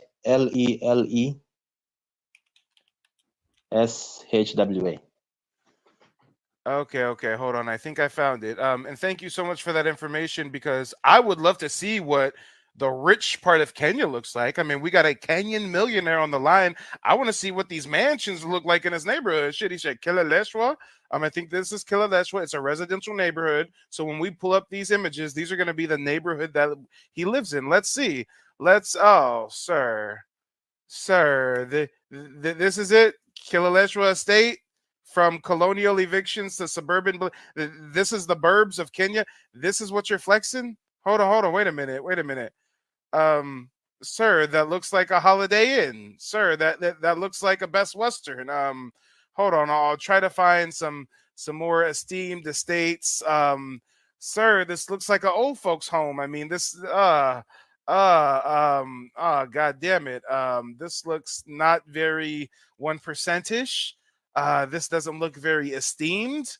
Y'all got these tiny little cars and these tiny little streets. And I guess for Africa, this is a mansion. I guess for Africa, this is a flex. But, oh, Lord, is this a master suite? Okay, this is a master suite, y'all. Jesus Christ. Yeah, he's so rich, guys. He's so rich, y'all. Tell me that your average apartment in America don't look like this. Meanwhile, you have to be a 1% millionaire. And honestly, sir, it looks like they just gave you the fucking invaders' old neighborhoods. It looked like the colonialist folks, when they left and went back to Europe, they just said, "Oh, I guess you guys can live here now." I mean, this doesn't look like a flex. And actually, I think I did see something that said that. Let me go back to the start. I think when I was at the beginning, it literally said verbatim. What did it say, guys? What did it say? It said something about colonialists.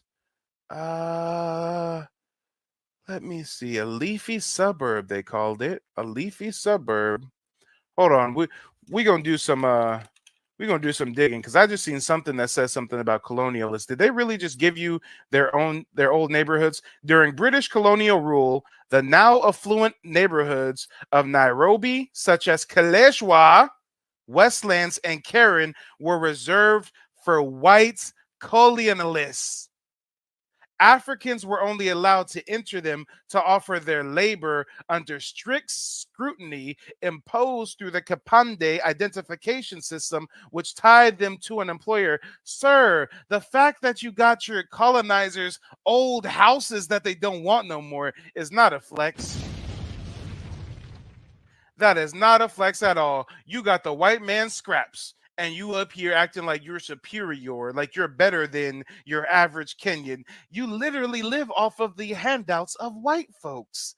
Oh man, that's why he was deep throating Zaddy earlier, y'all. He was talking about the white man is the boss, and the white man gives me the contracts. Yeah. Back in the day, you can only go in that neighborhood of yours if a white man gave you an employment contract. Oh man, this is sad. This is absolutely sad. Imagine if Black Americans moved in to big white colonial plantations, and then we're trying to shit on other Black Americans and say, oh, you live in the ghetto. Look at my community. You live in the white man's old hand-me-downs. Jesus Christ. J9 says slavery wasn't even abolished in Kenya until recently. Hold on, I gotta see that. When was slavery abolished in Kenya? In 1907. Oh Lord. Go ahead, Kelvin. Have the floor. I was just learning about your country and the neighborhood you live in. Go ahead. I think it's rich from you, since you were a slave, telling us that we took the white man's hand-me-downs. I mean, you have the white man's entire identity, telling me that Sir, were Kenyan slaves? coming from somebody who just Were Kenyans slaves in their own homeland? Sir, that's even worse. That's even worse. An African getting kidnapped by a bush baby African who then sells him to a European. That's different than a Kenyan who gets invaded on his own soil and gets made a slave in his own country. And now he's in Kenya speaking English. Oh, Lord, oh, Lord, oh, Lord. You know what? We've also got Vovo Rants in the building. Vovo, let us know where you calling in from and what do you think about this mushmouth tether? Cleveland, Ohio. Yeah, go ahead, brother. Go ahead. Can you hear me, brother? Kelvin, he's talking to you. Mike. No, I'm talking to Mike. Can you hear me? Yeah. Cleveland, Ohio. Yeah. Let me say this, right? I'm just glad that they showing themselves. What he don't realize is what they doing. They've been hiding behind us. We've been the ones protecting them. Now that's over with. Now the white man about to show you who he really is, and ain't gonna be no more hiding behind us. That video of that guy, that's my first time seeing that. I seen part of it, but I didn't watch it. Of that guy talking about Black Americans are lazy and welfare and all that shit. Oh, I'm glad they doing that. I'm glad they saying the truth out loud with their whole chest. It's over with for them. It's over with for them. How dare y'all come to this country and do some shit like that? This guy right here is full of shit. He is not from he is not living over there in no Kenya. He over here somewhere. Mad, dusty. Hold on. Kelvin, he is accusing you of lying about living in Kenya. He thinks that you're living in Europe. What's your response to that? I'm in Kenya. I don't need to. I'm in Kenya. I don't need to justify that. Your Wi-Fi too good, brother. Your Wi-Fi too good, Busty. It's too good. Your Wi-Fi too good. Well, hold on. How about this, Kelvin? Kelvin, earlier you turned on your camera to try to prove who's more light-skinned, you or I. Can you turn on your camera again and this time just point it out the window so we can see what? Yeah, let's see that. Yeah, I can. Okay, thank you. Go ahead and take your time. Let's see what Kenya looks like at 1 a.m. It's 1 a.m. Let me have to open the door, so give me a minute. Okay. It's 1 a.m. here. So the point I'm making is simple. No. There's nothing to say. Just turn on your camera and point it out the window. Okay. Let me open the door.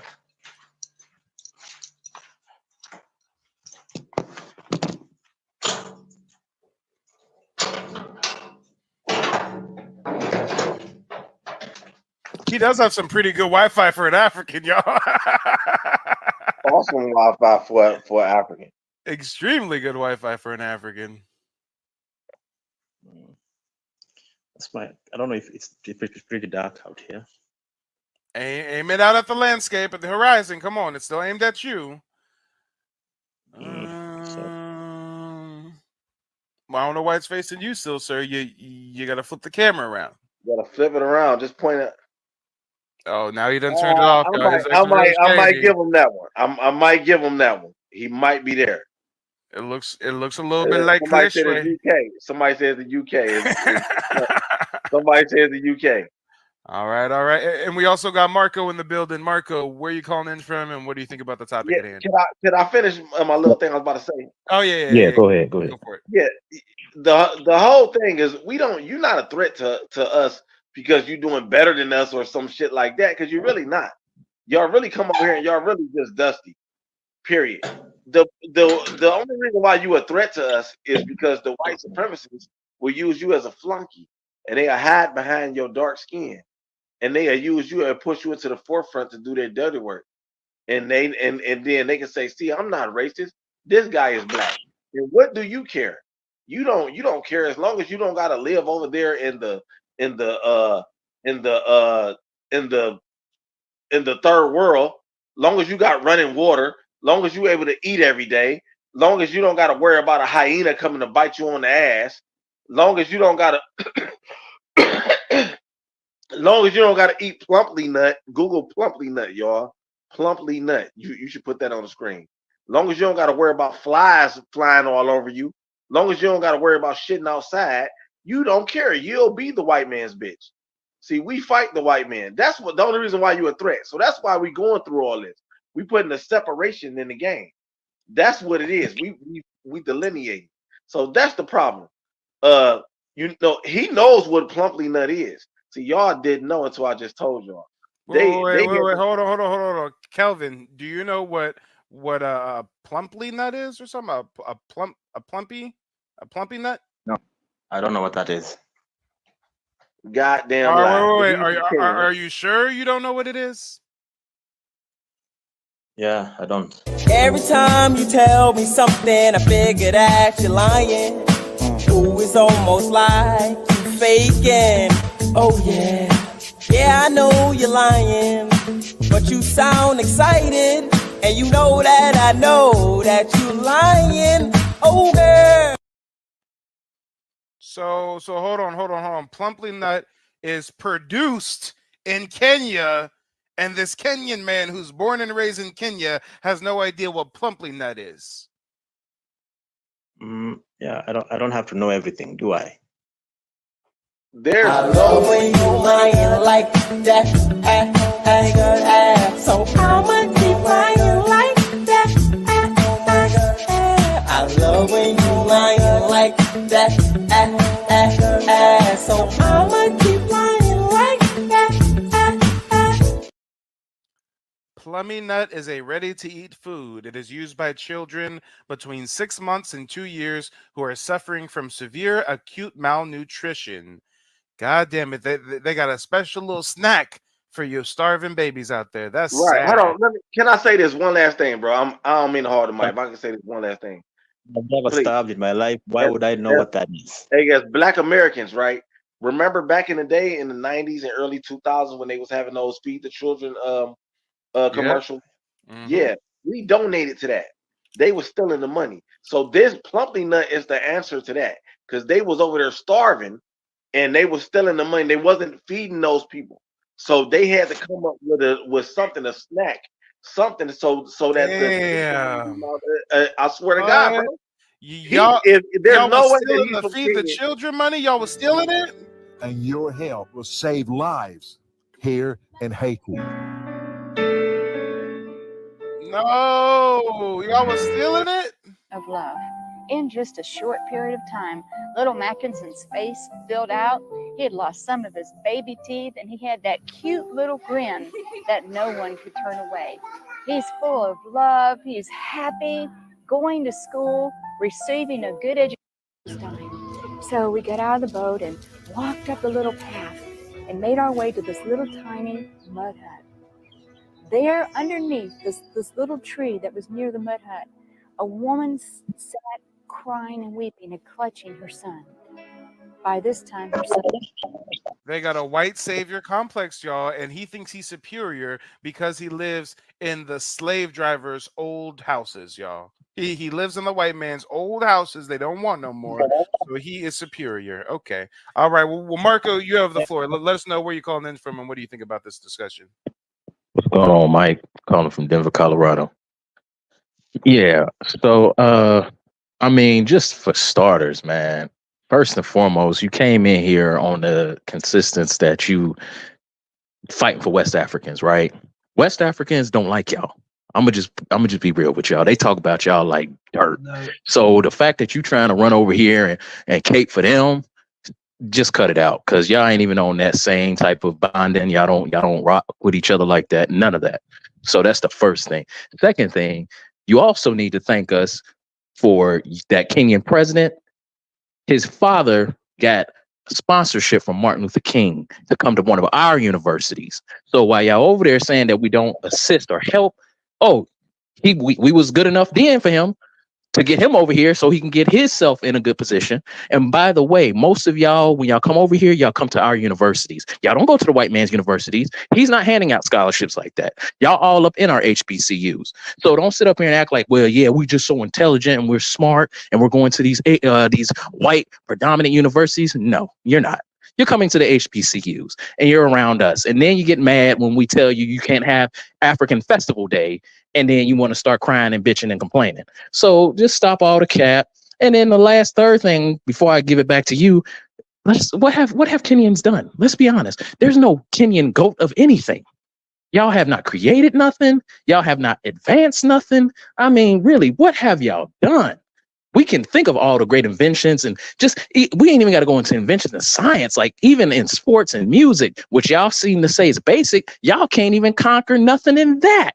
So how you gonna get up here and start talking about somebody and who's inferior and superior? Because I'm on the tip, we're superior to y'all. So tell me that. And by the way, since you want to bring our women into it, FBA women have done more than your women have. So, and that includes you. So what have y'all done? Yeah, okay, it's let on me you. respond to that. Yeah, it's on you. Let me respond to that because you pointed out rightly that it's 1 a.m. here, so I need to go. So I need to address this quick. Okay. Mm-hmm. The fact that you guys don't even know that Kenya has probably the best internet in Africa and on par with America. We don't care, sir. Why don't you try to pick another topic? And he's lying about that. It's Rwanda. He's lying. But go ahead. Why don't you pick another topic for your closing remarks instead of how superior your Wi-Fi is, sir? Why don't you talk about the human trafficking in Kenya, how you guys have a 36% poverty rate, how you're living in the colonizers' old houses? I mean, tell us a little bit about your Kenyan history. What are you proud of? What Kenyan culture are you proud of? I'm proud of everything about being a Kenyan. Let me just walk through everything quickly instead of being interrupted. We are the best marathon. We are the best sprinters in the world. We have our own country. You guys wouldn't own a country if it was put there. If white people disappeared from America and it was just black Americans, the whole place would be a third world country in 3 weeks. You know that. You've never run a country. You live under the white man's armpits. What do you do in America that adds value other than singing and dancing? What do you do in America?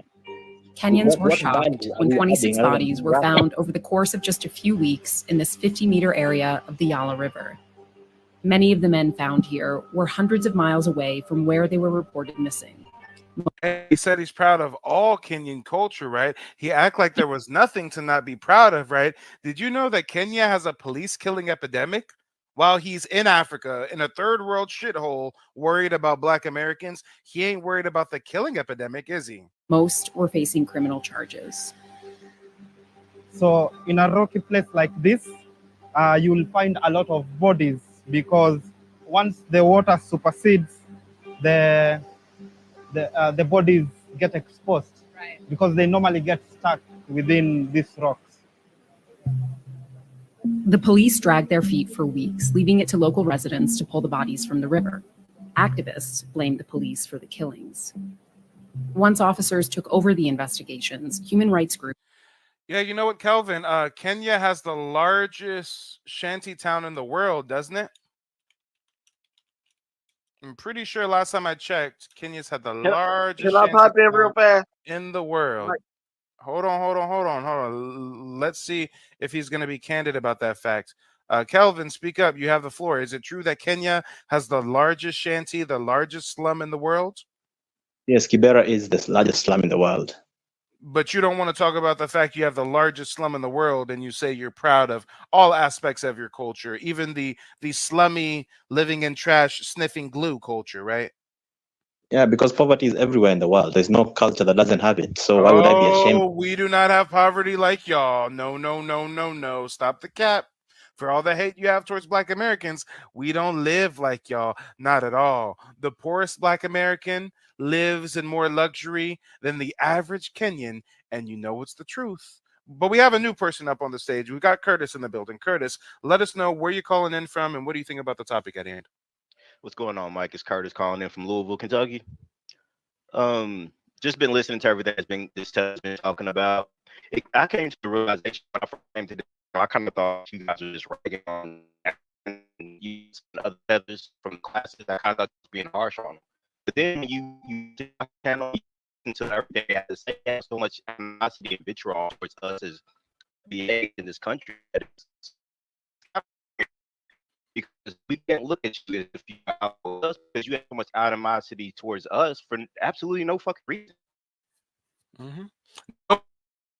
Man, that rain broke you, but you got all this contempt towards us. Kelvin, do you hate white man? Yeah. Well, I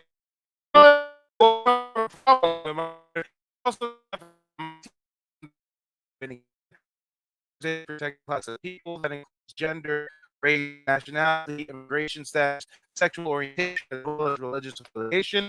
This motherfucker like, oh yeah, I kind of do a little bit. Sir, they took over your country. They still have control of your country.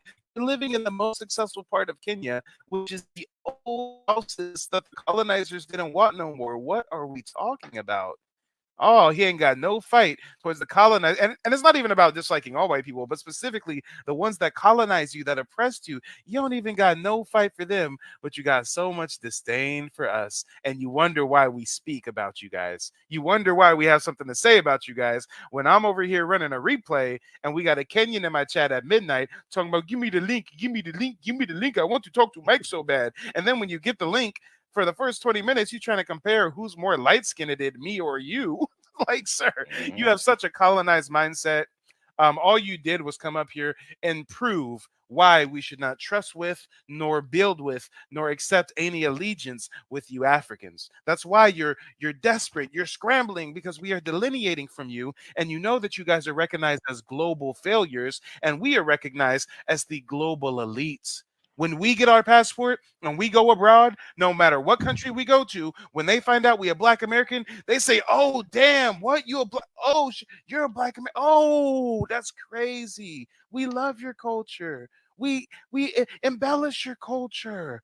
But when you go abroad, if you ever do get your money up, since being a millionaire in Kenya isn't enough, if you ever go abroad and let it be known you an African, they ain't gonna treat you the same, partner. They ain't gonna treat you the same at all. Because you see, Black Americans has given gifts to the world. We are inventors. We are innovators. You Africans, y'all ain't gave nothing to the world but the diamonds and the oil that we steal from you. That's about it.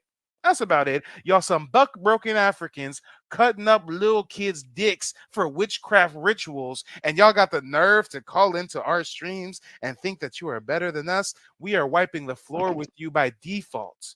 By default, y'all. By default. And the next guest we got coming from the back to the front is Joshua. Joshua, what's on your mind? Oh, wait, and you know what? Before Joshua hops in, Raza wants to say something real quick. Go ahead, Raza. First of all, I want to address something. Obviously, I think it was the guy before Curtis saying that West Africans don't fuck with South Africans, which is totally incorrect. They just don't care about each other. And when they go to UK, That's not incorrect. I can pull up dozens of videos right now of Kenyans talking shit about West Africans, of Kenyan women saying they won't date West African men, and vice versa. it's about Nigerians, because Nigerians' reputation's been heartbreakers and being. Sir, you're born and raised in the UK. What the fuck do you know about relations going on in Africa? You're born and raised in the UK, sir. Sir, what do you know about my little Kenya, best friend West is from South African Africa. My best friend is from South Africa. Yeah, hold on. So I if you said really hated them, then why whoa, not be whoa, best whoa, friends? whoa, whoa. I said East African. I didn't say South African. By the way, yeah, in South Africa, they don't really like y'all that much either, especially Nigerians. Come on. So There's a reason for that. There's a reason for that. Though. yes, there is. Well, oh yeah, they jealous again, All right? right. Time out. Joshua has the floor. We got another person backstage we got to bring up. So Joshua, go ahead. Let us know where you're from and what do you think about the topic at hand. Joshua, going once. Joshua going twice. Oh, you know what? Joshua's mic was down for some reason. Joshua, now say something. Go ahead. Can you hear me? Now I can. Yeah, it just sounds very staticky. It's muffled.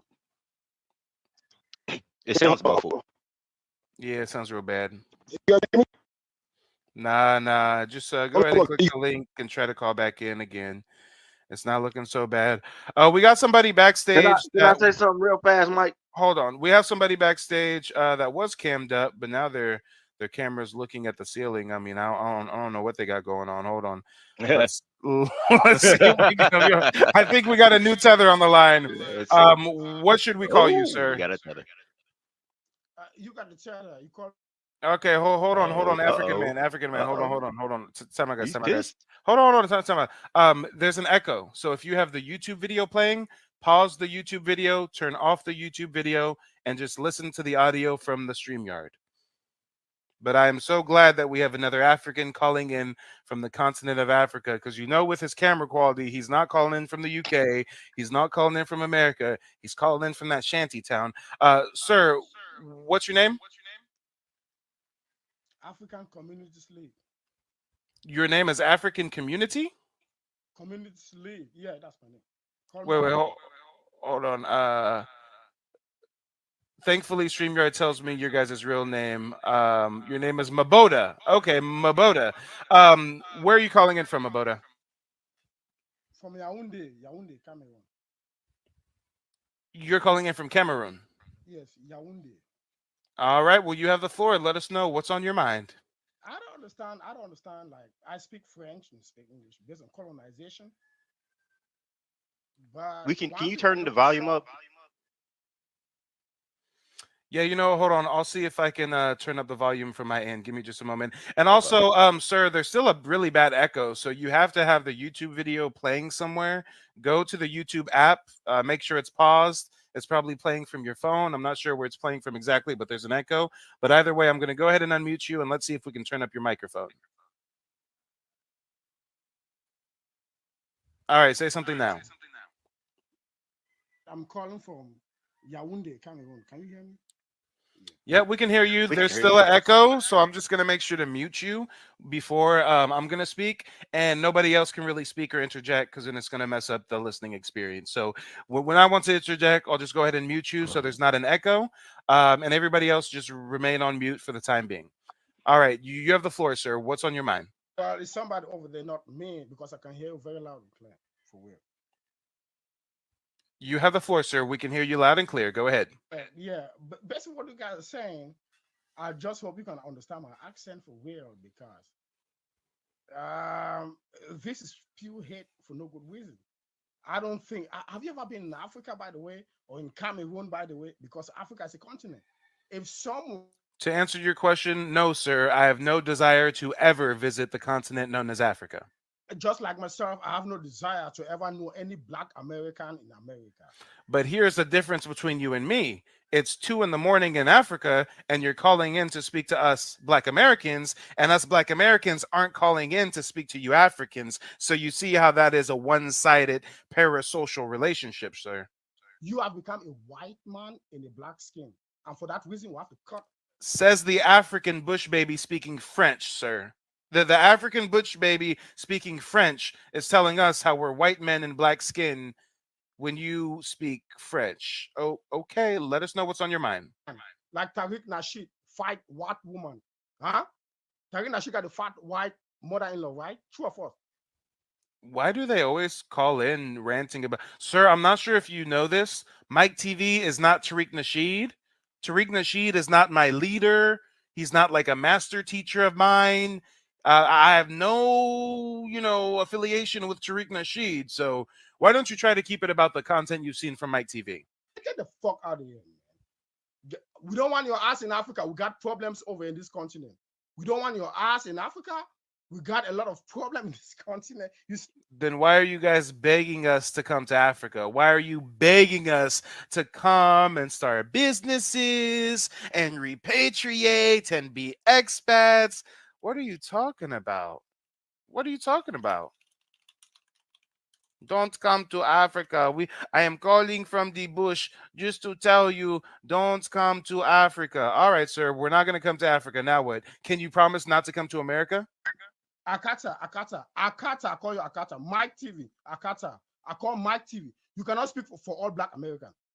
You can't speak. Wow. For Mike TV, Akata, Mike TV. I call you specially. You can't speak for all Black Americans. And Akata, Tariq Nasheed, we don't want you in Africa. Please stay your ass over there. Love your white man. Be with your white man and everything. We got problem in Africa that we got to solve. Okay? Please. Do you have anything else on your mind, Bush baby? Well, I don't have anything except to tell you, Akata, stay your ass in America as a slave. Let me fight my own slavery in Africa, okay? I want to fight my own slavery in Africa. Fight your own slavery. You guys don't fight anything in Africa. You flee from Africa to our country. So, sir, I will make a deal with you. I will tell all my Black Americans not to go to Africa if you tell all your Africans stop sneaking through the Mexican border. Migrant encounters, they topped Bill 190,000 there's people there's a in selfie December. on another selfie. You see the wall in the distance, right? Yeah. So at some point they came through, whether there was a hole there or a gap in the wall, who knows? But they'll be processed, and very soon you're going to see our drone cameras overhead showing you where they assemble next. Can I tell you something about that selfie? So last week we saw the reporter from Mexico, a journalist in Mexico, saying that this is happening a lot, that this is how they're communicating with their families back home. They send a selfie that says, I got here, and because they look like they're in pretty good shape, Pretty good they shape, think it's and- encouraging the yeah. family members to follow. Yeah, ladies and gentlemen, boys and girls, I wasn't even planning on doing this production. I had other things to do today. If you want an encore, if you want to hear more from this French Cameroonian, if you want to hear more from the Africans backstage, throw 5 on it, hit the Cash App, hit the PayPal. Let me know that you want some more. This is a one-man band. I am your humble servant. This platform is crowd-funded by you all. So go ahead, throw 5 on it, hit the Cash App, hit the PayPal if you want us to officially go into a encore. Lord knows these Africans got a whole lot more on their mind. And while we wait to see if we're going into an encore or not, let's see what happens when these French Cameroonians move to America. Let's see how successful these French Cameroonians are when they move over here. Come on, y'all. Come on. Make it make sense. Y'all come over here to be Uber drivers. Uber drivers who got to get people from Africa to send them money because they can't make it in America.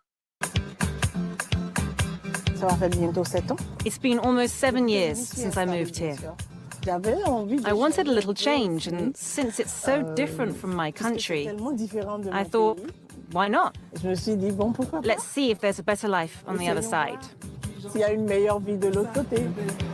Aurora Zondekon came to the US from Benin looking for a better life. At 47, she's now a rideshare driver in Washington, D.C., a job she never envisioned for herself.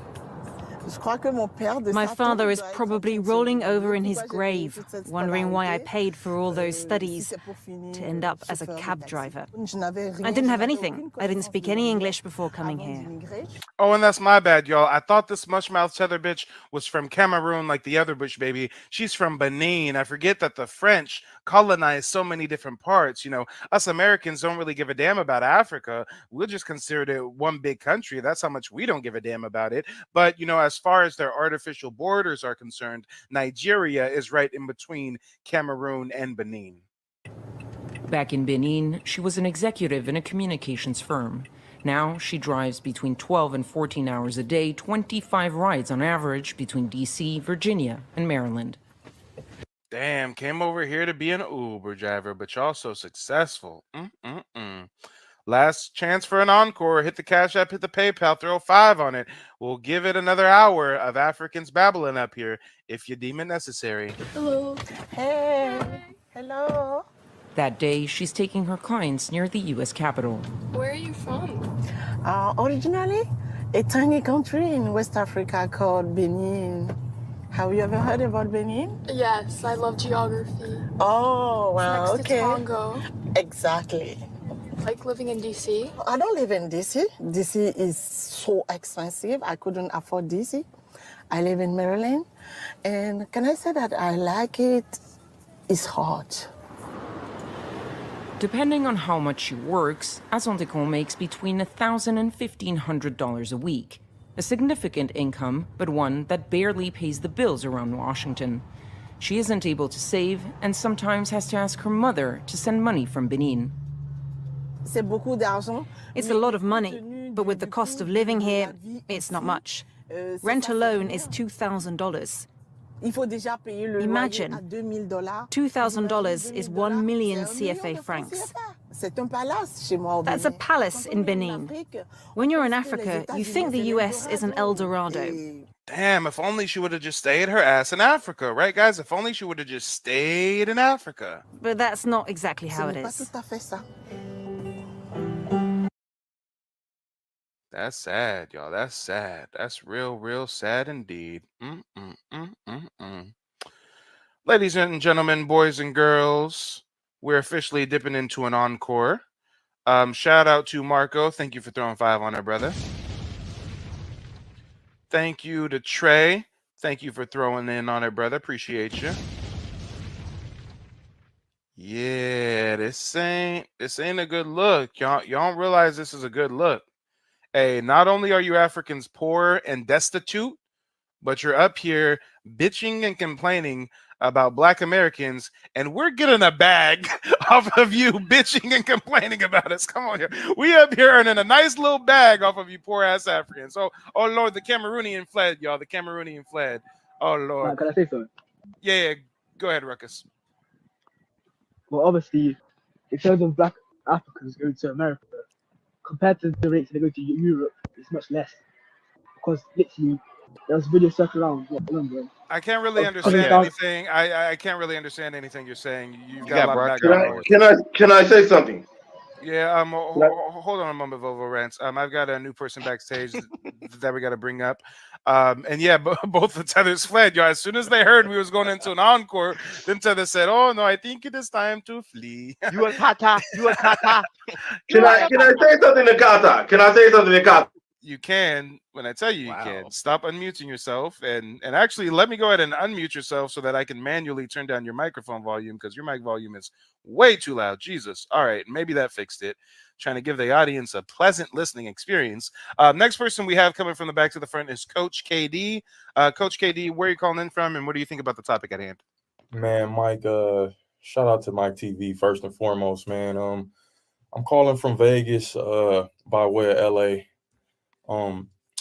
Hey man, first and foremost, you mind if I we'll get to that later. Let's break bread about these Africans, man. I don't want to promote this on your channel. I don't. So let me preference that by saying this. As long as it ain't hate speech, go for it. It's not hate speech. It's not hate speech. Yeah, you should probably abstain. You should. If I was you, I'd type it in the chat. There you go. No, I'm not gonna get too crazy. I know what's allowed and what's not. But I think in person, they might need to physically start getting touched up, man. And the reason why I say that is because the reason why I say that, Mike, is because this internet shit, it stays right here on that internet. You know what I mean?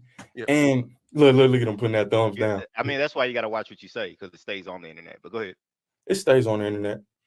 But when I give them that energy that they give us online in person, no smoke.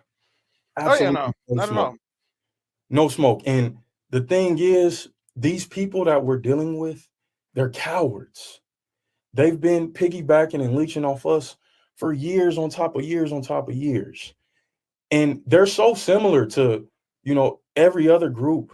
The white supremacists, they're on par with them because the projection, man, it's unreal how hard these dudes project. And it's so funny because it's literally, just listen to what they say.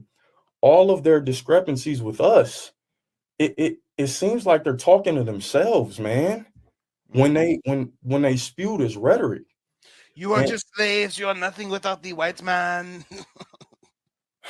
it's sad, bro. It's sad. But like I said, when I give them this energy in person, it's nothing but smiles. It's nothing but laughs. It's nothing but awkwardness on their end. But no, I'm taking it there. Where's the Akatas? Where's the Jarirs? And Where- Angela, the answer is no. They don't say anything to Yo, the can Haitians I and say something? Jamaicans. They don't have any issue with the Haitians and the Jamaicans delineating. It is only issues with Black Americans because they know that we are idolized globally. They know that their apparent kinship to us is the only thing they have going for themselves. They And know that's it in their okay. heart of hearts. That's okay though, Mike. The thing is, you people in the diaspora, you guys shouldn't be upset with that. Why does that upset you and anger you that we have this type of influence over the world? I mean, it is what it is. Break bread. If anything, try to get close. Pay homage. See how we did it. It's not like we bad people. We'll give y'all the game. I mean, we've been letting y'all coattail us for years. And there are some members of the diaspora that are good, but it is few and far in between. Since I started producing this type of content 2 years ago, the probably 50 to 75 Africans that I've spoken to, we found 3 good ones across the diaspora, 2 of them in the UK, 1 of them here in the States. I mean, yeah. So when y'all talk about this diaspora wars and Black Americans versus Africans, and why do Black Americans think Africans don't like them? Because y'all keep letting us know. You keep making it very, very apparent. But you know what? Vovo Rants turned on his camera and was giving thumbs down. So maybe he wants to turn on his camera again and let us know what he was disagreeing with as it pertains to what I think Coach KD was saying. Go ahead, Vovo. No, the first time I turned on the camera, I had on a hat like the first African. I was about to make a joke, but it's to that moment. Go ahead and cam up again. You was camming up to that show your moment had disapproval. No, what he was saying is y'all don't start putting y'all hands on. Oh, so you don't want to cam up there? Yeah. How come you're gonna cam up to give us the thumbs down, but you don't want to be cammed up no more? That's odd behavior, Vovo. That's strange behavior. No, bro, come on, bro. Come on. That's strange behavior. Come on, you only come up. I'm in another part of my house. I don't when you want to show some displeasure, huh? That's the only But, time you want to come up. Kind of fishy. Oh, bro. bro. Can I say something? It's fishy. It's real fishy. Can I say I smell fish. I'm fishy. All right, bro. I'm gonna let it go before you start trolling me. Hey, it ain't no trolling. It ain't no trolling. But speaking about troll, a lot of people in my chat said you be over there with that clown BSIA a whole lot. So I mean, they said I was a troll. All right. BSIA, the Somalian cosplaying as a Black American. Right? They said I was a troll, or they said he was trolling me. Did they say I was a troll, or he was trolling me? They said you over there on this panel a whole lot.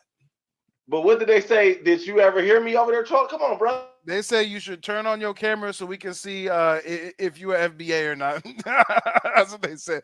They say you should cam up so we can see whether you are European, yes, you, Somali. Yeah, you.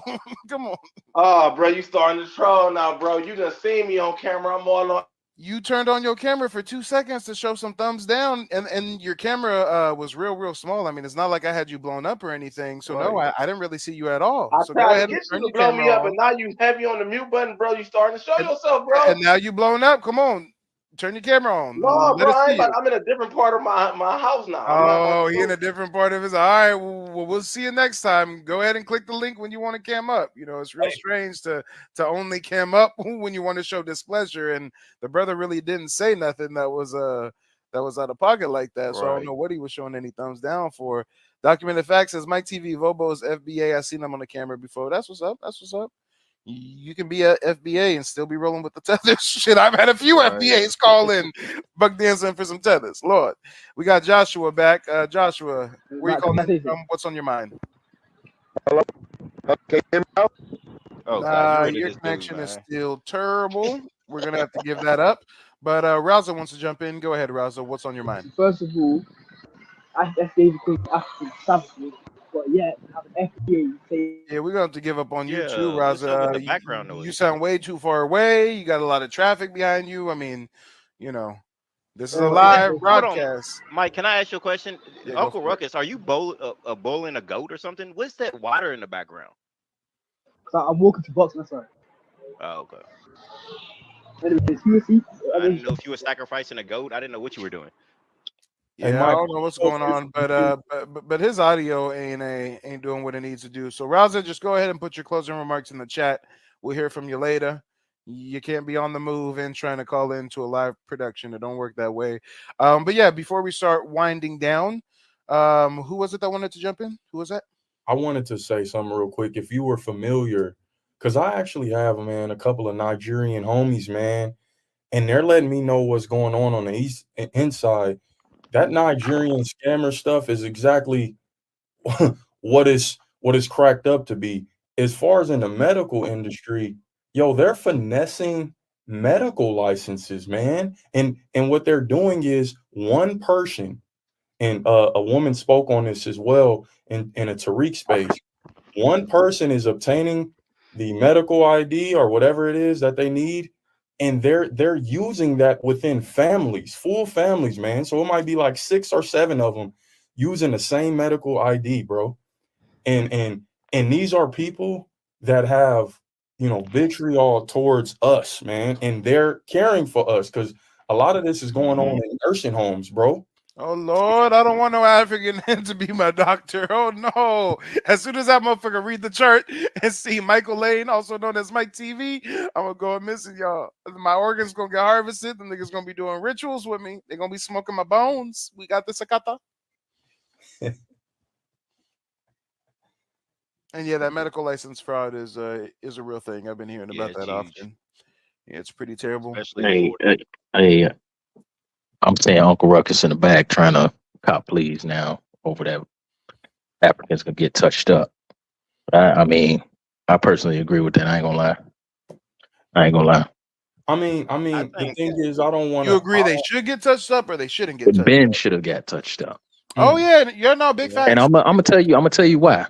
Because they like to a lot of time talk about, like, you know, the whites who came over here, but think about what the white Americans did when those Europeans came in. They had to get access first. They had to prove themselves to be on white supremacy team. They was out there doing all kinds of stuff to Italians and everything. The Polish, they threw them in the ghettos because they said you ain't gonna come in here and mess up what we got going on. So a lot of us, you know, need to be on that same line of thinking. I hate to say that, but see, because of our inclusivity, we like to a lot of times just let people go without, you know, checking them at the door. So they come in thinking that, you know, okay, we could just get by with the disrespect. So it's gonna have to be the same way. We don't listen. We put hands on each other way more before we would ever put hands on an African, right? Back in the day, what do they complain about, y'all? They complain about getting talked about, getting bullied. Nobody's coming at you with, man, I was getting jumped. The FBAs was beating my ass every day. Every day I had to go through some FBAs and learn how to get my hands right. These people are complaining over jokes that everybody had to go through in the black community. If you're too tall, you're getting joked on. If you're goofy, you're getting joked on. Smart, oh, we on your ass. Nigga, you dumb, we really on your ass. So everybody got it, right? Everybody got it. But these folks are harboring this negativity. The ones who come over here, the ones who grow up with us, at least, they're harboring that negativity from yay high. And it's like, for what? You didn't even get the most of the issues, bro. Y'all got light shit. You know what I mean? Thanks. And let me just say this. I mean, I think this should be a lesson to everybody on the job or wherever you go in in life is when you run into these tethers. This is you gotta have in the back of your mind is what they actually think about you. Mm-hmm. No different than a white supremacist. Right. But actually worse, because they'll do the bidding. You know, they'll get in, they'll do the bidding, they'll turn you into HR. No different than that white woman would. No different than Becky would. But the thing is like you're going in there mistaken, thinking this person is with you. No, this person hates your guts probably more than that white person. That's the sad part. Facts. And you see, when I asked him straight up, do you have disdain to your former colonizer? Do you got disdain towards the white folks? Oh, no, not really. Nope. It took him a while. Look, you busted his ass with that question. It took him about 10 seconds. He had to pause on that and really gather his thoughts to answer that, man. And then he get, oh, no, yeah, I mean, I guess. Come on, man. It's sad, bro. It's sad. But, Mike, man, I appreciate you for letting me up, bro. For real, man, keep your foot on these people's necks, man. You're doing a great service, whether if it's for entertainment or you really passionate about this, bro. This is some great content, bro. From one content creator to another. Stay on your shit, man. Before I get up out of here, thank you. Yeah, no, it's all passion. I just make it as entertaining as possible. Hey, you mind if I shout myself out before I get up out of here? Oh yeah, go for it. Hey man, anybody want to tap into the channel, baby? We growing. I got the Deion Sanders content. You know what I'm saying? Got some of the latest sports. I try to infuse that with real life and try to help these young brothers out. So if y'all rock with me, man, it's nothing but love. But hey, I appreciate y'all. It's the failed athlete. That don't mean you got a fail in life. Shout out to Mike TV. Thanks, man. All right, brother. Till next man, time. take it easy. Peace. All right, and then there was 3. Marco, go ahead and provide us with some closing remarks, brother. What's on your mind?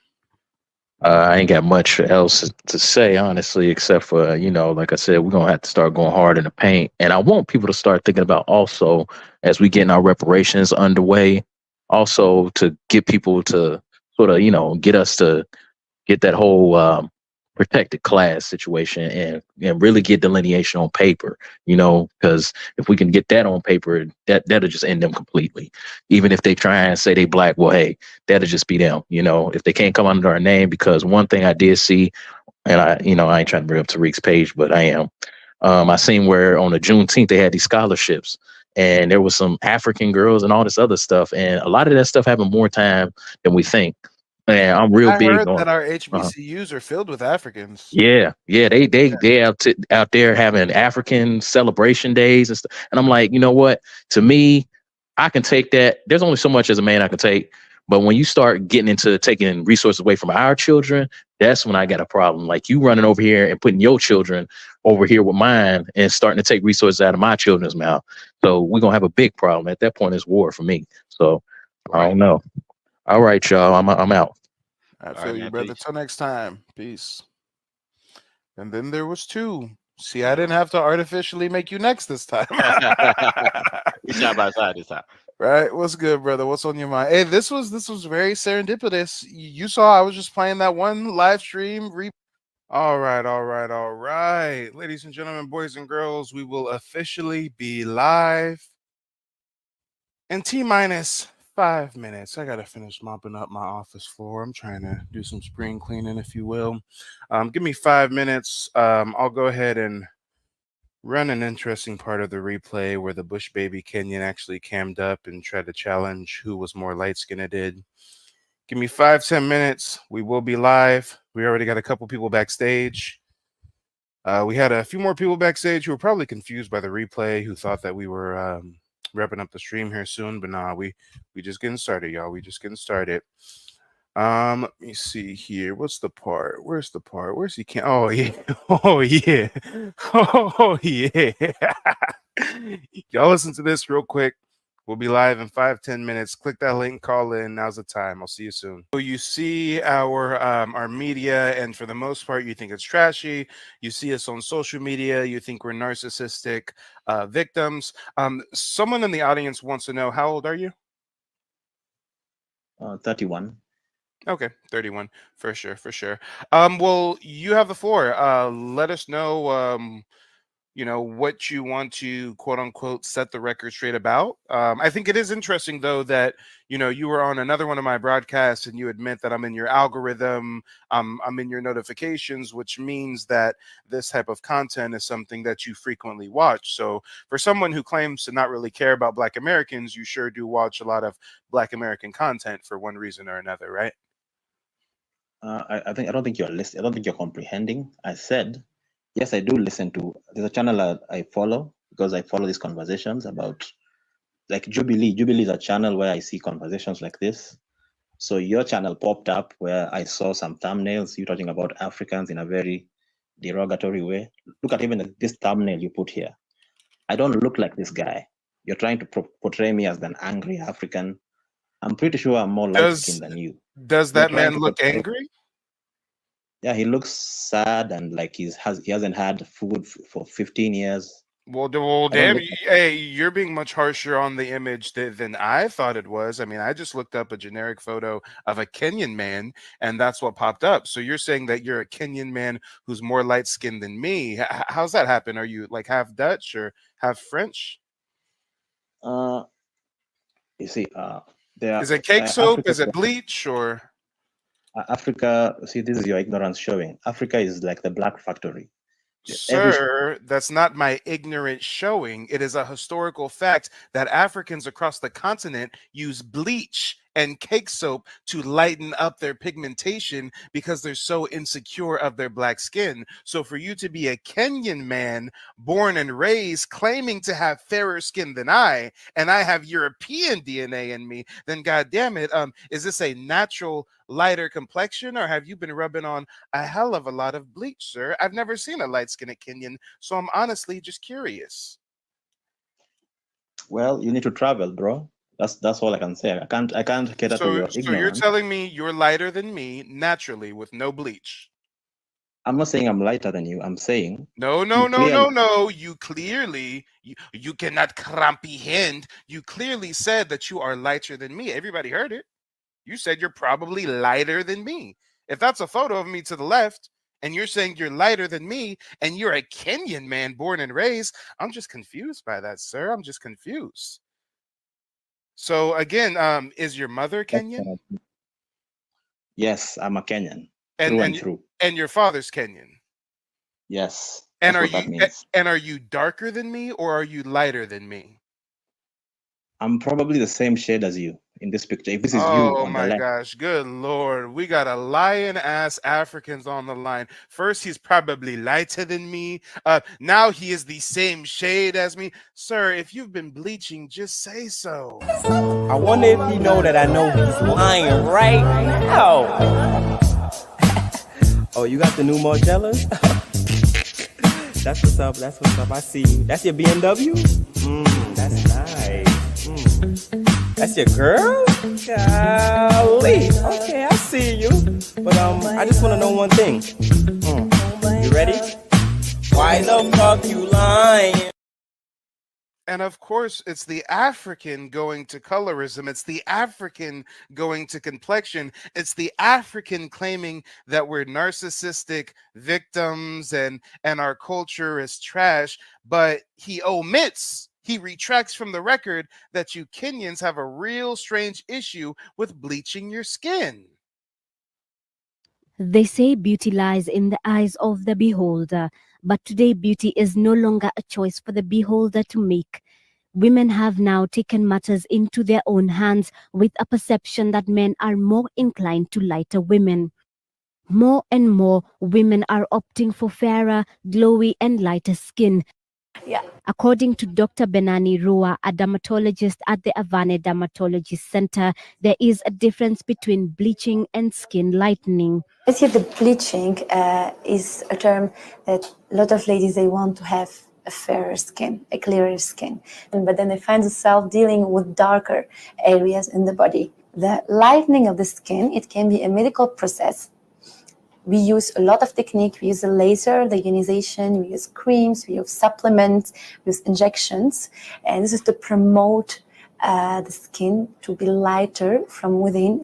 To appease the society, family, friends, and most importantly, oneself, more women are going to every length to ensure their skin is lightened no matter the cost. Many opt for products sold in the black market without a thought to the side So y'all go into the black market to get bleached to lighten your skin up in the hopes of looking like me, but I digress. effects. Thickness of the skin, the hyperpigmentation, which are darker spots everywhere in the body, darker than the normal color of the skin. Skin goes up to, sometimes the skin is burned because of the product. And as I told, it's very difficult to say. All right, guys, he's cammed up. Go ahead and let him know, chat. Is he lighter than me or is he darker than me? Since first he claimed he was lighter, then he claimed he's the same. Go ahead and let him know, chat. Let him know. I can't be non-biased since we're talking about my complexion after all. Yes, the hairline says it all. We're not going to roast him about his hairline. Stick on tablet, guys. The color of his skin. Yes, he's brown. Definitely brown. Yes. Hey, what it was is he was just insecure as fuck that I used this image for the Kenyan man. He said, I'm not that dark. Hold on. He said, I'm like half a shade lighter. He said, I'm about half a shade lighter. Yeah, y'all. Yeah, he's brown. Yeah. No. Oh, boy. Oh, boy. Only an African would call in and try to play the who's more light-skinned than who. All right, buddy. All right. He claimed he was lighter than me. Then he said, oh, no, I'm the same shade as you. I mean, we got a Kenyan man calling in at 2, 3 a.m. from the shanty town to compare who's more light-skinned than who. Tell me these Africans aren't global fucking failures. Oh, my God. Like, aren't you supposed to be resting up? Because in the morning you got to walk like 6 miles both ways to go fetch a pail of water type shit. Like why are you calling into me at 2, 3 a.m. trying to compare who's more light-skinned than who? I mean, all right, y'all. All right. If you were present on yesterday's broadcast, you know these Africans have a hell of an identity crisis. Oh, Lord, these Africans are really obsessed with who is lighter than who. What can I do to get light-skinned like you? All right. Well,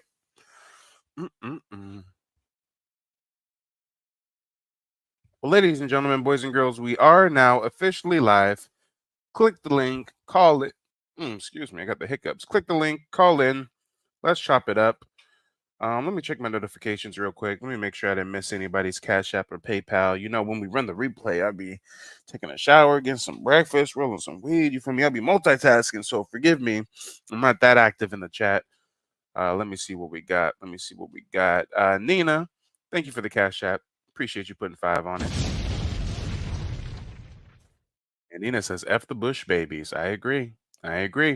Shout out to Big Hank. Thank you for putting 5 on it, brother. Oh Lord. Well, we'll see how long today's stream is going to be. You know, this broadcast is predicated on our live audience. Whoever wants to click the link and call in, now it's a chance to do so. Yeah, FBA Sogi says, motherfuckers want to be red bone so bad. So bad.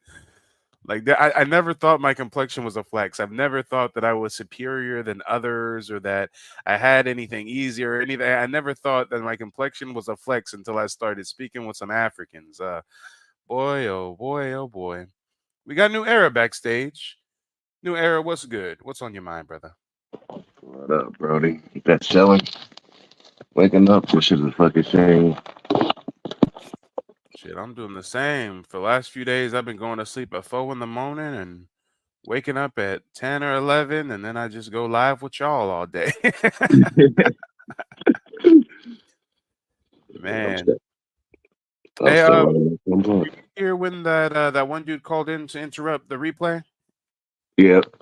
Oh yeah, that was interesting, man. I got a question, Mike. I'm gonna interrogate you about your motives for producing content, Mike. I don't know about you, Mike. I just seen 2 streams and I got issues with you, Mike. And as soon as I gave him an answer to his question, he was like, "Oh, never mind. I support Mike TV. Guys, like and subscribe." Yeah, definitely fucking wild. I turned that nigga from a detractor into a cheerleader in 2 minutes. Hell yeah. I wonder why the fuck all these motherfuckers left. Lucky was in the backstage talking about guess what? Loki's one fucking funny character. You do have some funny characters be calling in on your show, bro. I ain't gonna lie. Yeah, we had a few people backstage. Patience is a virtue. If you guys want to click the link and call back in, now's the last chance to do so. I mean, me and New Era can just chop it up for 10, 15 minutes and call it a day. Shit.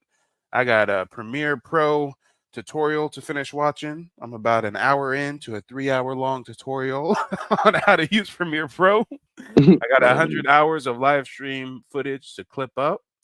And I got a laundry list of other things to do. So if nobody wants to call in today, trust me when I say, I ain't mad at you. I ain't mad at you. Come on. I appreciate a break now and then.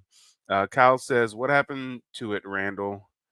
Oh, no, Randall has no melanin because Randall's a white man. Randall is a Caucasian man who was, grew up within our community. He's an ally of sorts. Actually, Randall banged against another white man who called in trolling. Randall was like, nah, fuck you. Y'all, like, he was getting at the white people. I mean, that shit was beautiful. Man, if only I had the footage of that on deck. Oh, Lord. Yeah, Randall was not born with none. He didn't, artificially scrape off his melanin. He didn't bleach it away. He just wasn't born with none. It just is what it is, what it's going to be. Not everybody's born with the melanin. Shout out to Randall, though. Shout out to Randall. He's our token white boy, if you will. I'm joking. Oh, man. Yeah, Ty, why? Homegirl bleached the shit out of her skin, then put on some blue contacts. And if you check out her YouTube channel, she has a whole YouTube channel called Asante Beauty where she teaches people how to bleach and get light skin. And she rocking a blonde wig and everything. So the self-hate is real. The self-hate is really, really real. Oh, and guys, if you don't know, now you know. Most of these Africans are running amok on TikTok, and the only thing stopping me from going to TikTok and giving them this work is I need 1,000 followers. TikTok will not let me live stream. It won't let me publish content over there like I need to unless I hit 1,000 followers. I think we got to like 50 or 60 in a day. So go ahead and follow me on TikTok if you would like to see me bring this diasporic content over to TikTok. We got Dr. R in the building. Dr. R, let the folks know where you're calling in from and what's on your mind. What's up, Mike TV? Or what's up, the other person in the room? I'm calling from UK, London. What up, Dr. R? What's up? Peace. What's up? Well, what's on your mind, Mandem? Has that Kenyan guy come back yet or nah? That boy ain't came back since that one replay I keep playing of me dismantling him for 2 hours straight. He's never shown his face again after that. Did you post the video I sent? Oh no, you know what? I haven't shared the video. Hold on a second.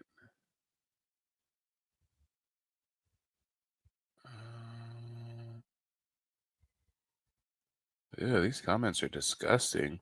Yeah, no, Keyshawn posted a comment talking about Old Girl has the same comments under all of her videos. So I just went to Old Girl's YouTube channel real quick to check out the comments on her videos. And oh my God, so many people bigging her up, talking about, sis, you look gorgeous. Congrats. Look, white women. It's a lot of white women, y'all. It's a lot of white women in her chat or in the comment section talking about, I love the color. It looks good on you. Look, white man too.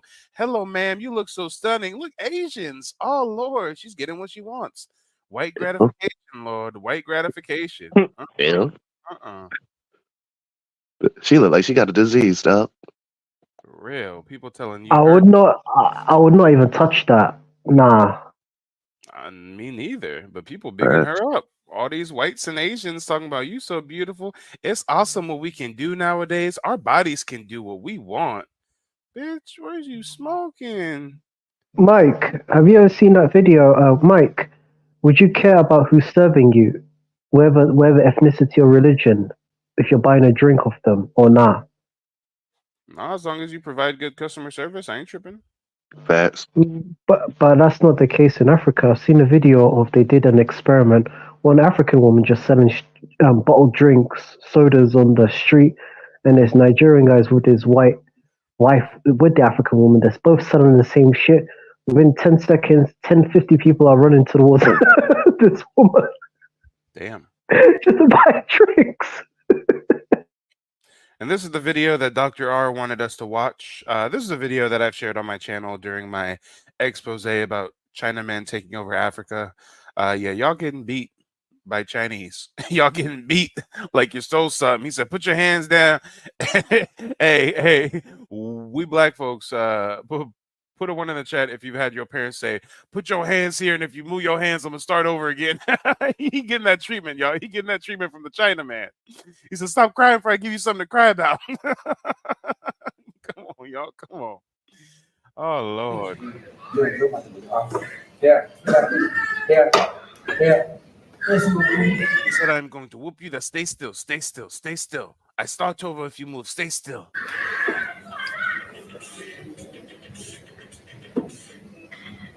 He whooped the shit out of that boy. That's like when your grandma tell you to go outside and pick a switch, and you know you don't want to get one that's too nimble, that's too flexible. You don't want to get one that's too flexible. You need one a little thicker. Oh, Lord.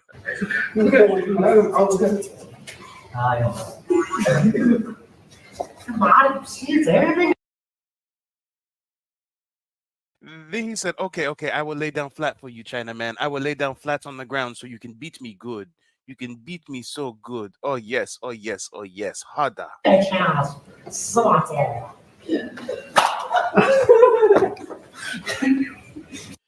He said, fuck this, I quit. I've had enough. Y'all, this is wild. This is wild. Hey, since this seems to be a more chill stream, we're probably gonna wrap up here shortly, but I'm gonna multitask. I've got so much on my plate. I've got so much to do. I got several of you folks that just booked me for those native consultations, teaching you the game on how to trace your lineage and whatnot. But I had a brother email me, and he's been on the panel before, and he said, hey, Mike, I'm trying to stand on lineage, yo. I went over to some Pan-Africans. I was debating, FBA versus Pan-Africanism, and I want you to give me some critiques, Mike. I want you to let me know how I did. And I haven't had a chance to watch the video to see the receipts. He was nice enough to include some timestamps, but let's go ahead and take a look real quick and see how good of a job he did standing on lineage, so to speak. Since, I'm all about multitasking, I got to kill as many birds with one stone as possible. All right, here's the video. Here's the video. Let me get some timestamps prepped. All right. So for the first 3 minutes we're going to watch here, I guess it's him having a conversation on defining what it is to be an FBA. So let's take a look at the first clip first. The brother who we're providing constructive criticism to is a homeboy right here. Top right corner, dark blue polo. If you guys think he looks a bit familiar, he has been on my panel before. I think more than once. But yeah, he sent me an email. He said, hey, yo, I love your work exposing tethers. I'm doing my best to help with this effort, but could appreciate constructive criticism from folks with your experience. I'm the guy in the blue polo in this video and the only one standing for FBA interests. Please let me know if you have any advice for how I can better serve our efforts for FBA empowerment. And give me just a moment. I'm going to go ahead and screenshot this timestamp of this live stream we're on so that I can respond to him with an email and say, hey, brother, we reacted to you live and we all gave you some constructive criticism. So let me go ahead and get the timestamp. All right, we're at the 2-hour, 14-minute mark. All right, perfect. So the first clip we're going to see here for the first 3 minutes is him trying to define what FBA is. So let's take a look. The root of the black divide within the diaspora is. I'll start with you, Trey. What's up? I guess I'll start off by saying my goal is to, serve as like a diplomat for FBAs and be as diplomatic as possible, and then try to bridge the gap.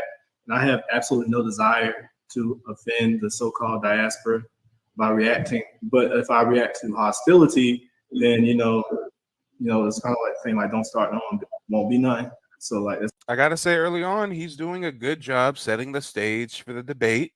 you know, these pan goofies, these tethers can be oh so triggered whenever we're reacting to their vitriol and their contempt. So I think it is, you know, smart for him, especially since he's severely outnumbered here, to, you know, set the stage properly. Like, hey, listen, don't start none, won't be none. But here we go. It's kind of, it is what it is. And can I first off define FBA? Like FBA, before I do that, I have to define an ethnogenesis and delineation. An ethnogenesis is when a group becomes a new ethnicity after separating from a common ancestor and remains separate for centuries and generations. Oh, damn. Okay. He be watching like TV. Okay. He's starting off with the definitions of the word. He's setting the stage properly. He said, okay, we need to talk about an ethnogenesis and delineation before we get into what it means to be an FBA. Okay. That little nigga in the left, bottom left is acting like a little bitch and shit. When he was talking, he was doing some funny shit with his hands. Who, him right here or him right here? Yeah, right there on the left. That's you on right now. He got a weird. Oh yeah, he folding his arms and looking all frumpy and shit. Yeah, like when he was talking, he was like, "Yeah, hurry up and go." Like, yeah, lame ass shit. Hey, first and foremost, I gotta give the brother, and actually, what's his name? Let me see. Trey is his name. The brother who we're giving some criticism to is top right, dark blue polo. Trey. I gotta already give him his props for standing on lineage behind enemy lines. I mean, I personally am not gonna join somebody else's panel where it's me versus 5 others plus the chat who are vehemently against what I'm talking about. So big ups to the brother for even, you know, standing on the square. I mean, come on, major props for that. But let's get into it. I react to hostility, then you know, it's kind of like saying like don't start, no one won't be none. So like that's kind of, it is what it is. And can I first off define FBA? Like FBA, before I do that, I have to define an ethnogenesis and delineation. An ethnogenesis is when a group becomes. Hey, Mark Jones says, how many people on the panel is FBA? Hey, I'll let you know once I send this timestamp to Trey, and you know he responds to me. But based off of what I'm seeing, I think the only quote unquote FBAs are the people on the top 3. I think this brother might be FBA, this brother might be FBA. I know Trey's FBA, but all these 3 down below look like some scrolls to me. They look like some scrolls to me. All right. A new ethnicity after separating from a common ancestor and remains separate for centuries and generations and builds a new separate culture distinct from any supposed roots. Delineation is marking the edge of something. In this case, it's a lineage. So this is the result of ethnogenesis, the natural result. So the need for the delineation movement gain. Who is this fuck nigga on the bottom left rolling his eyes and doing these little effeminate euphemisms and shit? And peep game, motherfucker is streaming from a shanty town. He is streaming from a fucking shipping container. That's a green screen background. The bottom left dude has I thought I was tripping. I see that shit clicking out for a second. Playboy. Your green screen background look real basic. So that means that your real background looks fucking terrible and you don't want nobody to see it. That's why you put up a green screen chair and light and shit. I mean, just peep game. This motherfucker real insecure, real effeminate. He's already triggered. And the only thing that the brother on the top right has done is list some definitions for some words he's going to use. But let's get into it. Traction during the reparations discussion because FBAs have a very specific and very legitimate grievance to address with our government due to centuries of crimes targeting FBA specifically. FBA is a lineage just like Haitian, Jamaican, Dahomey, Irish, Spanish, Chinese. Hey, he cooking. He said, just like you Jamaicans and you Haitians want to run around saying you not African, you something else, we can do the same damn thing too. But bro is cooking so far. All right. Japanese, Arawak, Anglo, whatever. It is a delineation within a so-called diaspora and includes all Black Africans who can trace their roots to the ethnogenesis in America back to the Black American freedmen in the 1860 census after our emancipation. So it's not really a group or a movement. It's just a lineage. That's all it is. And we need that for our reparation claim. And I think it is smart. I think it's smart that the brother Trey isn't really touching on the native black folks, I think it's smart that he's not touching on that because that's too way above these niggas' heads. That's too way above these niggas' heads to even realize and acknowledge that a lot of us Native Americans was black folks from the jump who never came from Africa to begin with. That's too high level for these niggas. So Trey, good job not even touching on that. So that's the main thing I just want to get out there as far as what the FBA is. Just want to clarify all that. Although the riffraff on the side, I don't condone people that go out of their way to disparage Africans who, because I have African friends that on both sides. Some of them are poor represented, as they let white people say the N-word in front of them. I have some of them that are writers that are always talking about things that we need to do to get better, and they know about Patrice Lumumba and the movements and everything like that. So, I mean, I would never say all Africans or talk about all Africans. When people say things like that, it kind of puts us on the defensive, like, you know, I'll go into more detail on these topics later on, but that's my introduction to the topic. Okay, gotcha. G, what do you think the root cause of the divide within the black diaspora is? All right, so we're really just here to critique Trey. I really don't give a damn what anybody else has to say, but just to take a look at what Trey's up against. Let's hear what the other people talking about. We can't hear you. It's really tough to pinpoint, man. One, I gotta shout out Muhammad Ali is my favorite. I hear echo black person of all time. But aside from that, when we talk about what's separating us.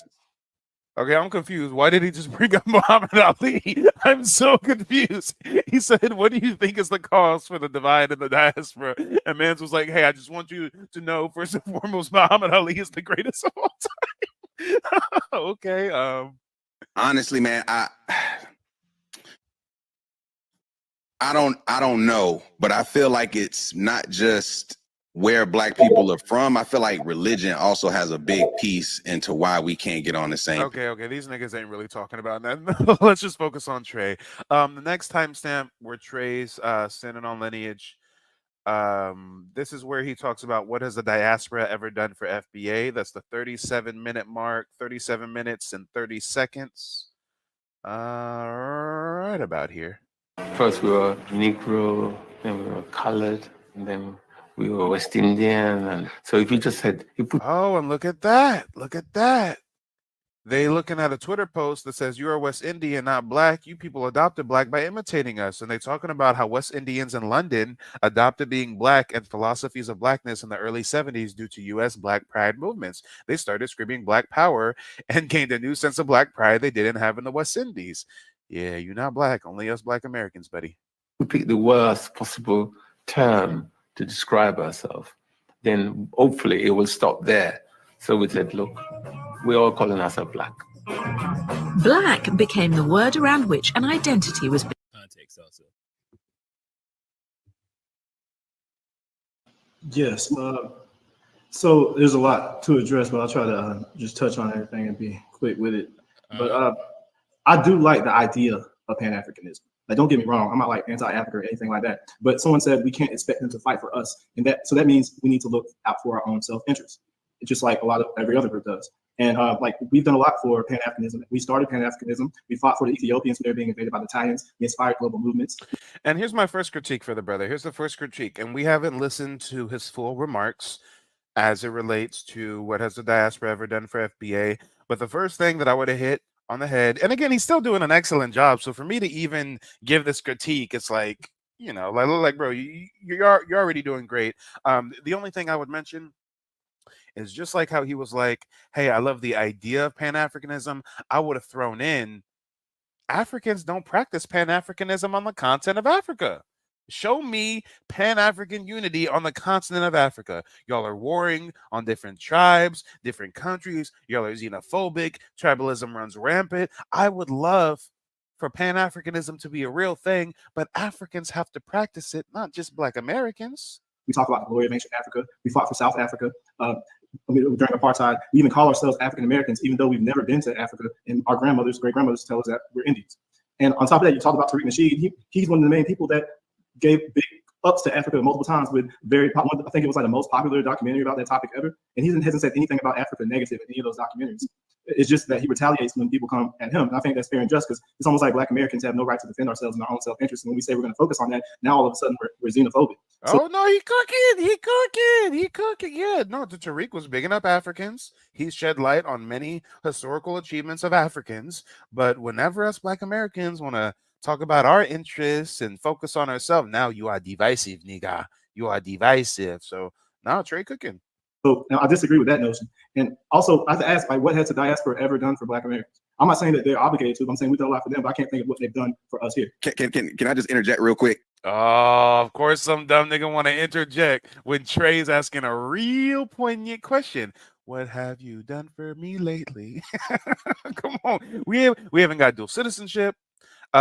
We can't even get a free trip to Africa. God damn it! I tell the story all the time of how I dated a Jewish girl, and I learned that with Jewish, it's matrilineal, right? So you're only really Jewish by blood if your mom's Jewish, right? And my girl was telling me how her dad's Jewish, so Jewish people don't really view her as a real Jew because her mom's not Jewish, so she's lying on some applications so she can still get her free trip to Israel. And that's when I learned that the Jewish people, if you're Jewish, and even if you fudge the papers, they will give you a free round trip to Israel. So goddamn it, can we at least get a free trip to Africa? Can y'all at least give us a free, all expenses paid trip to Africa? Come on. To say Marcus Garvey was Jamaican. He was trying to get us all to go to Africa. I don't want to go to Africa. Marcus Garvey was a scammer. Why are you bringing up a fraudulent, convicted scammer who was friends with the Ku Klux Klan? What is Mans in the Middle talking about? Trey asked a very specific question. What have Africans done for us lately? And Mans is gonna get to explaining, apparently. He created, at the time, the largest Black organization to ever be created in America at the time, which then went on to influence Malcolm X's parents, who was a part of that organization, which birthed Malcolm X. And just real quick to say, what is it, sir? I have not seen any evidence to suggest that Marcus Garvey created a Malcolm X. What the fuck is he talking about? They all on computers. They all have the ability to share their screen. I'm sure they're using StreamYard like I do. Garvey was trash, and Garvey did not create no Malcolm X. What the fuck? Marcus Garvey was Jamaican. And why is he the same nigga who was randomly bringing up Muhammad Ali is randomly bringing up Garvey and shit and Malcolm? Hold on, because you might be Jamaican, bro. What was the last thing Trey said to where the motherfuckers started deflecting so hard? Okay, so now I disagree with that notion. And also, I have to ask, like, what has the diaspora ever done for Black Americans? I'm not saying that they're obligated to, but I'm saying we've done a lot for them, but I can't think of what they've done for us here. Can I just? So what have they done for us here? Nobody wants to address that. Nobody wants to answer that. Homie wants to jump in and interject, talking about Marcus Garvey was such a hero. All right. So is he trying to say that that's the one thing that Africans did for us is Marcus Garvey? The scamming ass nigga who was friends with the Klan, who thought that Black people should be separate from white people because we're inferior? What? Yeah. Trey has handled himself extremely well. Good job, Trey. Good job. God damn it. And I got to pat myself on my back because apparently Trey has soaked up at least a bit of a game from Mike TV, or, I gave him some kind of guidance or influence on something. So God damn it. If I can produce people who can also stand on lineage so well and hold their own, go ahead. We doing the Lord's work. Interject real quick to say Marcus Garvey was Jamaican. He was trying to get us all to go to Africa. I don't want to go to Africa. He created, at the time, the largest Black organization to ever be created in America at the time, which then went on to influence Malcolm X's parents, who was a part of that organization, which birthed Malcolm X. And Martin Luther King is cited as referencing Garvey as one of his biggest inspirations to the civil rights movement. So I can't say that they've never done anything, because of what Garvey is known for is his one thing that you can list that Africans have done for us is Marcus Garvey. That's a terrible fucking example. Garvey didn't do a goddamn thing for us. Garvey was a tether who couldn't get ship hopping in Jamaica, who got ran out of Jamaica, so he came to America to do some scamming, to prey on our community and do some scamming. What are you talking about? Work done in America, which then led to, inspire the next generation of civil rights leaders. Well, I don't want to get too much into Marcus Garvey because there's a lot. I have mixed feelings about him because a lot of things I agree with. But that was, if I amend that statement, I say what have they done for us recently, then that brings him out of it. So, and then also Stokely Carmichael was somebody from the area too, and even President Nipsey Hussle was a Black immigrant that I think was doing a lot of positive things in the area as far as building the community. And hold on real quick, Chuckle, why is your bitch ass calling in? Don't you have like a butt plug to play with or a white man to swallow up? Chuckwu, why are you here? Oh, wait, we don't care why you're here. You're banned permanently. Goodbye, dumbass. Let's continue. Hey, what happened to Dr. off? He dropped off. Oh yeah, he dropped off. He dropped off. And pushing for us to be independent, which I think if even if our music is degenerate, at least we should own it and get all the money from it. I think I'm about that movement. But just the last thing I was going to say, because somebody said I don't want to call them pawns, anything like that, because I guess words like that can be taken and misconstrued. I don't mean that like negatively, but at the end of the day, I don't know what bringing. You said we only have 1% of the land. I don't know what bringing millions of Africans is going to help us get more than 1% of the land. It's not going to help FBAs get more land. Like that, I'm not really following the benefit of that. And also, as far as Buffalo Soldiers, they were fighting the French. And if I was the Spanish. So if I was a Black American during that time, I would love the opportunity to be able to kill oppressors and be able to get away with it. So that wasn't like us being pawns against them. And also the last thing, we were primarily on the Union. So this idea that we were on both the Confederate and the Union, that's kind of, we won the war for the Union. We fought to fight for the Union. So I don't want to like get into the, like, even if some Confederate soldiers brought their slaves, like those aren't necessarily Confederate soldiers. They weren't generals or anything like that. I can tell you plenty of Black soldiers that fought for the Union that should be celebrated. I think what's important to note, Trey, is that nonetheless they were there, and I think you see how you made the nuance of why they were there. I think that's important to kind of note moving forward for all African people. That's all. Confederate soldiers bringing their slaves is not soldiers, though, bro. That's not in all cases, but I'll look at it. Come on, man. This is a section of everything. We can't dwell on the. I'm not like that. Come on. I don't know what the dude on the bottom below Trey is trying to talk about. I mean, Trey seems to be batting 100. I mean, it's really hard for me to even think of a critique for Trey at this point in time. He's shooting his shots. So two things. I guess Troy, there was a question. What about Ghana's dual citizenship program that they're offering? Would there not be something for Black people? We can't go there like empty-handed the way that they can come over here with crumbs. And that's facts. That's facts. In order for you to participate in that Ghana dual citizenship, they want your bank account information. You have to pledge to start a business or buy property. Meanwhile, you mushmouth Africans get to just take a flight to Mexico and walk right on through the U.S.-Mexican border. We don't get to just walk on through to Ghana. Migrant encounters, they topped Bill 190,000 there's people a in December. selfie on another selfie. You see the wall in the distance, right? Yeah. So at some point they came through, whether there was a hole there or a gap in the wall, who knows? But they'll.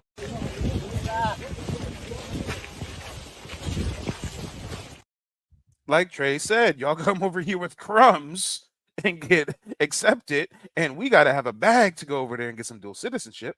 Like we really can't. You have to have a bag. That's saying with crumbs. I mean, like, come on, I mean, they really can't. Just so I don't. Come on, man. You can't act like every Black immigrant has a bag, bro. Like, is it okay if I jump in real quick? No, let me. Alex, jump in, but John, I know Johnny. I gotta move it over. All right, so let's go, Johnny. G, then Alex. Hey, little boy on the bottom left is so pressed. Little man on the bottom left. His name is Johnny, I guess. Oh, little Johnny's press. Little Johnny with his green screen because he don't want to show the shanty he's in. Yeah, so like in my head, I've been thinking like I think like if we talk about, because we talking about some of those Caribbean states, like you got Jamaica, you got Haiti, you got countries that were basically founded on slavery, but the slaves in those countries were somehow able to fight for their sovereignty and create countries. If you look at like Black Americans and we're in this country we weren't able to do that. We were able to negotiate for peace. And who is we, nigga? Who is we? Take that hat off. Check the hairline. Look at the mush mouth, nigga. Black Americans can afford to go to an orthodontist. Oh, who is we? Who is we? Is he a first generation immigrant? Is he an anchor baby? I'm confused. But like this is and let me finish, Trey, because but we're in a country that's still ran by white people, so we're asking the diaspora to help. Okay, the dude's making no fucking sense. Black Americans are in a country still ran by white people. Okay, Africans are in countries still ran by white people and Chinese people, and the Black leaders that are running it are crooked and corrupt. So what are you talking about, Bush baby on the bottom? Plus, as Black Americans, that's them fighting against America, and I don't think that they're and I think maybe it's our lack of having that nationality that's just only our own has kind of conflicted and helped and hurt, doesn't allow people to help us because we're part of this American story. You can't fight against America, but to help us would be fighting against America. We have fought against America. I have no idea what he's talking about. And I think Trey's about to start cooking. Trey said we have fought against America. Go ahead, Trey. America, and we've always fought against America. If it wasn't us fighting for America, we'd still be in bondage. So sometimes I want to be cool with it. When people downplay our accomplishments here, it's really like, it's a real pet peeve, man, because we have so much to be proud of that they don't teach in school. And I've done a lot of my own research about some people that I'm very proud of that were warriors. We had a very strong military class. So it's not like almost make it seem like they finally decided that, treating slaves was bad and they had a moral thought, so they decided to free us. No, we forced them to do the right thing. Facts. There were many Native American and Black slave revolts. There were so many revolutionary acts going on that led to the emancipation. It wasn't just that white people were like, oh, you know what? I don't think they should be enslaved no more. Lincoln said if he could end the war and not free a single slave, he would do that. The only reason he freed the slaves is because they needed some Black folks to fight for the Union's interest. America would not be a democracy, and we forced America to live up to America's principles. You say Black people forced them? We forced them to free us. The Black people did. Yes, just like we forced them to give us civil rights, dumbass. That's why I don't think this is a Black American, because how is he so ignorant to our history? Yes, Delaney. I think he became some type of. He had some rank in the military, but he begged and pleaded and caught Lincoln in, I guess, a moment of when he needed to allow us to fight for the Union because it was for our freedom. We also had rebellions like every few years. You know all the rebellions that we had. So eventually we were going to free ourselves. Slavery was becoming unsustainable, especially after Haiti got their freedom, and there was all the hostility there. So it wasn't as if like they just decided out of the kindness of their heart to free us, bro. Like we got to give ourselves way more credit than that. Yeah, and another kudo for Trey is he's very calm, cool, and collected. Mike could be a bit of a hothead. You know, if I was on the panel with these motherfuckers, I start cutting up a little bit. So Trey, big ups for keeping it calm, cool, collective. Dropping facts and receipts. Good job. So and you know what? Let's go ahead and segue to the next timestamp you sent me. Is African history important to FBA? This is going to be the 1 hour and 17-minute mark. 1 hour and 17 minutes. Here we go. This manifested itself different. So, and I guess I'll hop in and start to change gears a little bit. And this will kind of like start pulling at the appeal for Pan-Africanism. This is kind of like a really baseline, broad question, and it'll kind of build itself to the conversation. So I ask this: how important do y'all think African history is to Black Americans? It's way less important than our history here. That's for sure. Because we have lots of, like, why are we going to reach back to like what happened in Timbuktu? Although I'm proud of what they did there, the Kings of Benin, and how Aristotle and the Greeks went to study in Africa. That's all well and good. But I think if we want to gain momentum, we need to think about the Malcolm X's, the Martin Luther Kings, Stokely Carmichael's, Medgar Evans, the Black Panthers, Hunas. We have so much over here that just hypes me up when I think about that. So I think that's why, if you notice, when we talked about African history. And also, I'm not sure if Trey's going to touch on this, but also it's interesting because when we talk about African history and their achievements, y'all got to go back hundreds of years, thousands of years. When it comes to Black Americans, we have very recent achievements in the 21st century. So nobody had any problem with that. But as soon as we start talking about our history in America, that's when they start trying to take curriculum out of schools, especially in Florida. So I think there's some power in us tapping into our. You think that they teach African history in schools? They don't teach it. They do in Ireland. But they're not like banning the books though. Like they're going out of their way. They don't want us to learn about Ruby Bridges. And I think that's more. You think that there's like a plethora of like African history? They don't got to fan the African books because they're not there, man. It's like if you don't know Dominic Greenstream is fucking up. There was a reason why during enslavement, even afterwards, they were intentional about keeping us in the dark and making you feel like your history started at slavery. If you knew that you were more, you know that you can become more. If you only think that you were a slave, that you're only descended from a slave, then you're going to have a limited worldview, a limited view on what you can achieve and who you can be. There's not no African books, man, because there's not no African. I don't know where y'all went to school, in public school. I grew up in the South. I didn't hear about half this shit until freshman year in college. Like I came back my freshman year in college, woke as fuck, talking crazy to my parents. Like I learned a whole, but I didn't even know about the Caribbean. So you went to HBCU. Yeah, but I didn't even really know about the Caribbean. And maybe I know some of y'all have Caribbean background, so y'all had that privilege. Like I didn't even know there was Black people outside of islands, outside of Jamaica. Maybe my family's ignorant or whatever, but until I went to DC and I went to Howard and I meet Black people from Trinidad, from West India, I meet Africans, I meet all these types of, I didn't even know this, and it wasn't taught in my school. And our African history was a very, our Black African history. I think the dude talking said that he grew up on an island in Jamaica or something. So false equivalency. All right.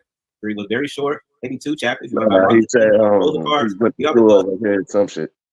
Yeah, no, it sounded like he was saying though that he was born and raised in Jamaica, but then when he went to freshman year of college in America in DC, then that's when, or maybe I misheard him or something. But either way, I don't think he's doing a good job negating Trey's point. Marching, there was no Malcolm X, there was no Marcus Garvey. There was nothing radical. They might do some Madam C.J. Walker in there. You might get Madam C.J. Walker in a book report from a Black girl, but even that, like. So it's like you don't gotta suppress African history here because that's not already. They already don't lead with that. So now we have critical race theory going on. Like it's a reason why they don't want you to know who you are. Is our Black American history important? Yes, but it also don't mean we discount African history as well, African culture as well, and we see the connections of. Why do we need to count in African history or culture when we are several hundred years removed from that history and culture? What are you talking about? And if we play devil's advocate and say all of us are descendants of slaves, our ancestors got sold by some backwards ass Africans. Why do we want some kind of connection or culture or why do we want that? Why?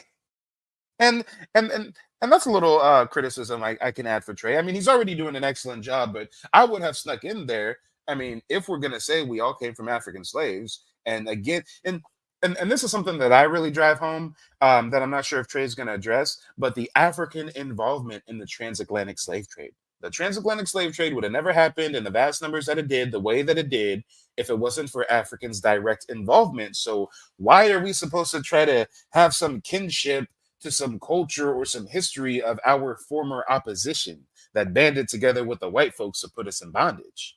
Our cultures, we see the connections of hip hop to Africa, of our food to Africa, of the Black church to Africa, and all these different connections that came from African traditions that you can shake your head about. But no, there's not a single African tradition that we hold on to here in America. No. You talk about our music. That's something that African people took from us. That we exported our stuff over to there. That it wasn't the other way around. You talk about the culture. You talk no. We don't have no traditional African nothing that we acknowledge or do. Oh, bro. Well, proof. Yes, it does. Who told you came from Africa? Huh? Who told you came from Africa? Oh, okay. Trey be watching Mike TV. Okay, let me go ahead and drop a bomb for Trey. Trey said, "Who told you came from Africa?" Trey cooking. I can't be so proud, yo.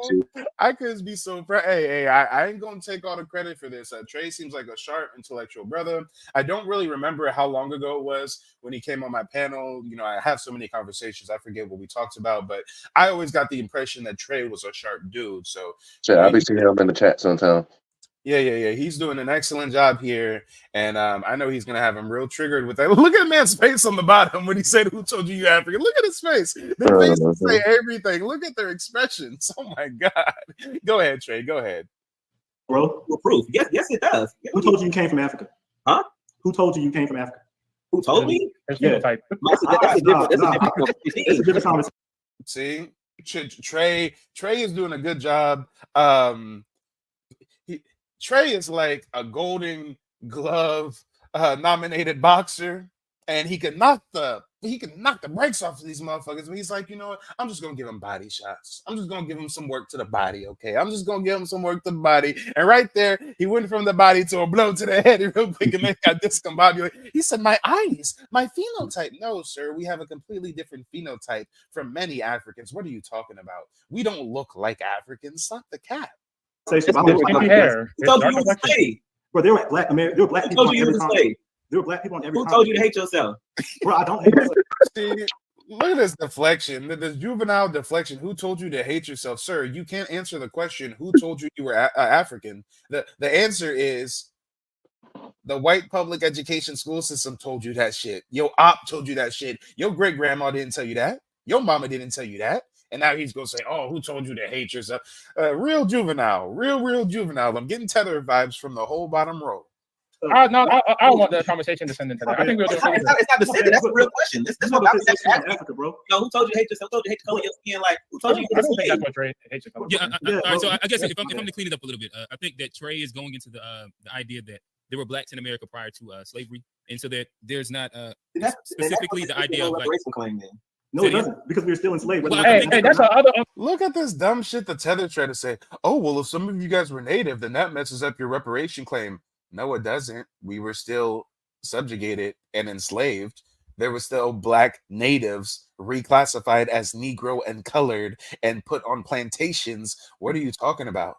Acknowledging that you're black native doesn't negate your reparations claim. Unpack episode for next week. Okay, that's cool. Okay, yeah, I understood where I was trying to get to. I was gonna let y'all unpack that if y'all wanted to, but Trey, I'll toss it back to you. Appreciate, man. I understand. Like some people have dual allegiances. That's why people with dual allegiances may not be the best people to make our claim for reparations because dual allegiances.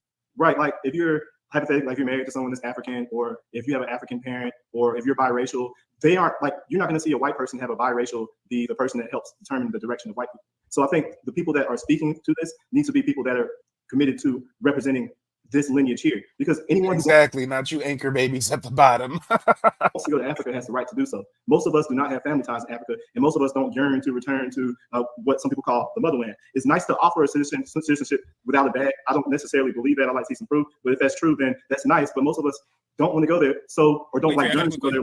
That goes back to my original thing. I think there is quick things being question, offered, Trey. they just don't want them. Never mind. But I'm saying, but if we don't want to go, if we're fighting, what we're fighting for is here. I want to make better. We can't all go to Africa. So the people that are in here struggling, I want to stay here and fight for them. So if and also part of Black culture is, what do you see when everybody running in a direction? Do you ask questions? You go look where they're running, like Becky in the movie, in the horror movie. You go look. No, you run too. So if we see millions of people coming over here from Africa, why in the world we want to leave where we at, where they're running to go to the place where they ran from? They're like, less than 3 million African immigrants here since 2009. Like, that's not true, bro. I can bring up the stats. I can too.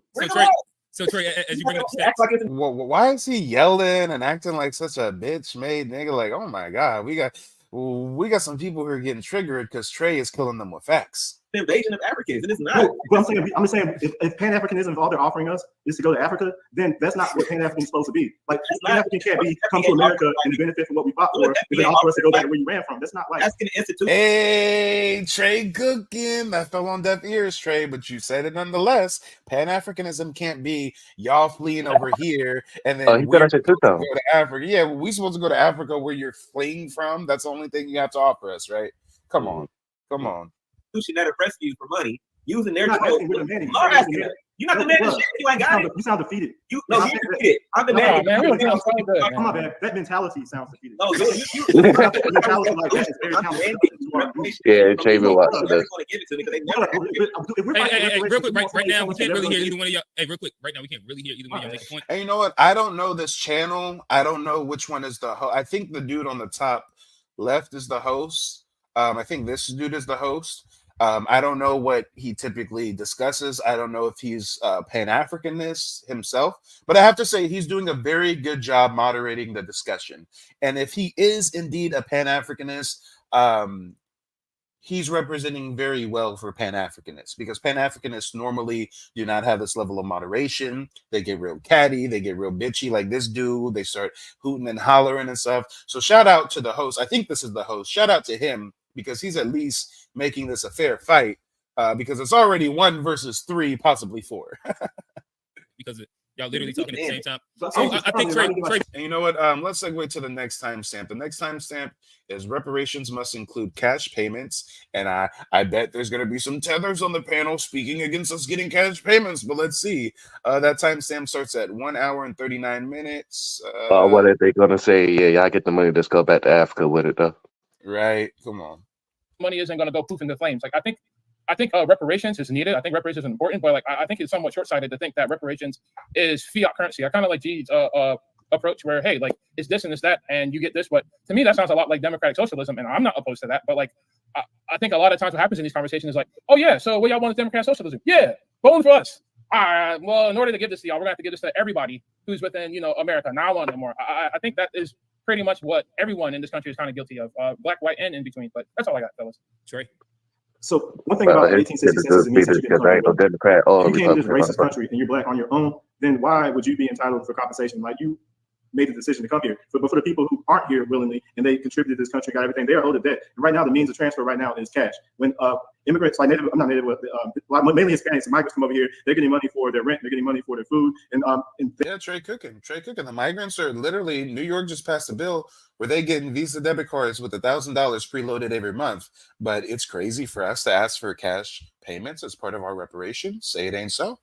There are also other groups that get cash payments. So as black people, it seems like we have like kind of like a slavish mentality where we just think that if other people get something, we're not entitled to the same. If they're getting something, we are every bit as entitled to. I'm not scared of Dylan Roof. If we have money, we can buy guns, and we fought them with less. Like, anything they can do, we can do too. So I don't want to not get reparations because we're scared of what white supremacists can do to us like that. And if you have a mentality where you don't think we're going to get it, and you think, then you're free to, like, why would you even be part of the conversation if you don't think it's going to happen anyway? Because no, it's not.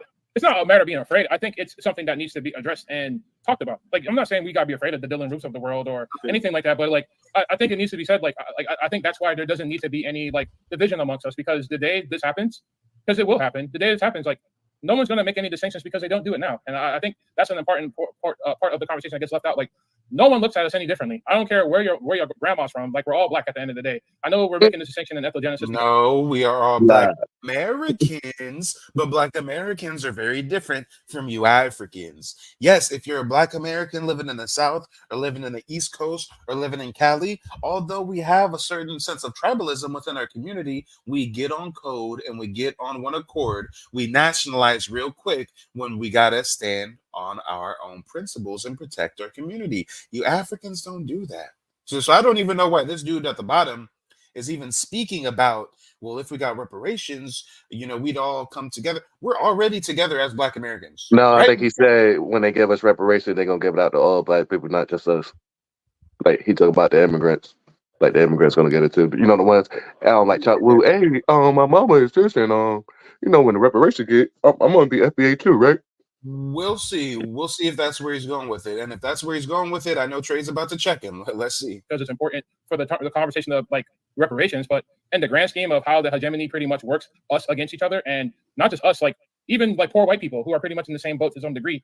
I think we need to kind of be careful about how we bridge these gaps and mend these wounds that we're kind of in self-inflicting on ourselves. But okay, he's just babbling. I don't know what he's talking about. I don't know why he mentioned poor white people. He's just babbling. And yes, Pinky, that kind of confusion will stop our reparations. Even if it slows down the reparations movement, you think that we should, like, as much as black Americans have done for the diaspora, you think if there are people that came here willingly, we should adjust our movement to accommodate like other people that came here willingly? Because that's more of the thing. But, dang, man. I think that's the thing, Trey. Like, I think that is to some degree kind of a like a straw man argument. Like, I don't think that anybody widely in the diaspora is against black Americans getting reparations. I think what gets in the way oftentimes is the rhetoric and generally. False. How many Africans have we spoke to that I are was about to say that.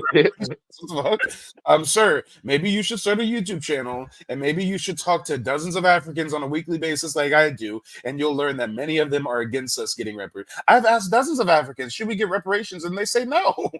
They say no. You guys are trying to profit from your ancestors' suffrage. You should just be happy you live in America. You should just be happy you live by the white man. I mean, no.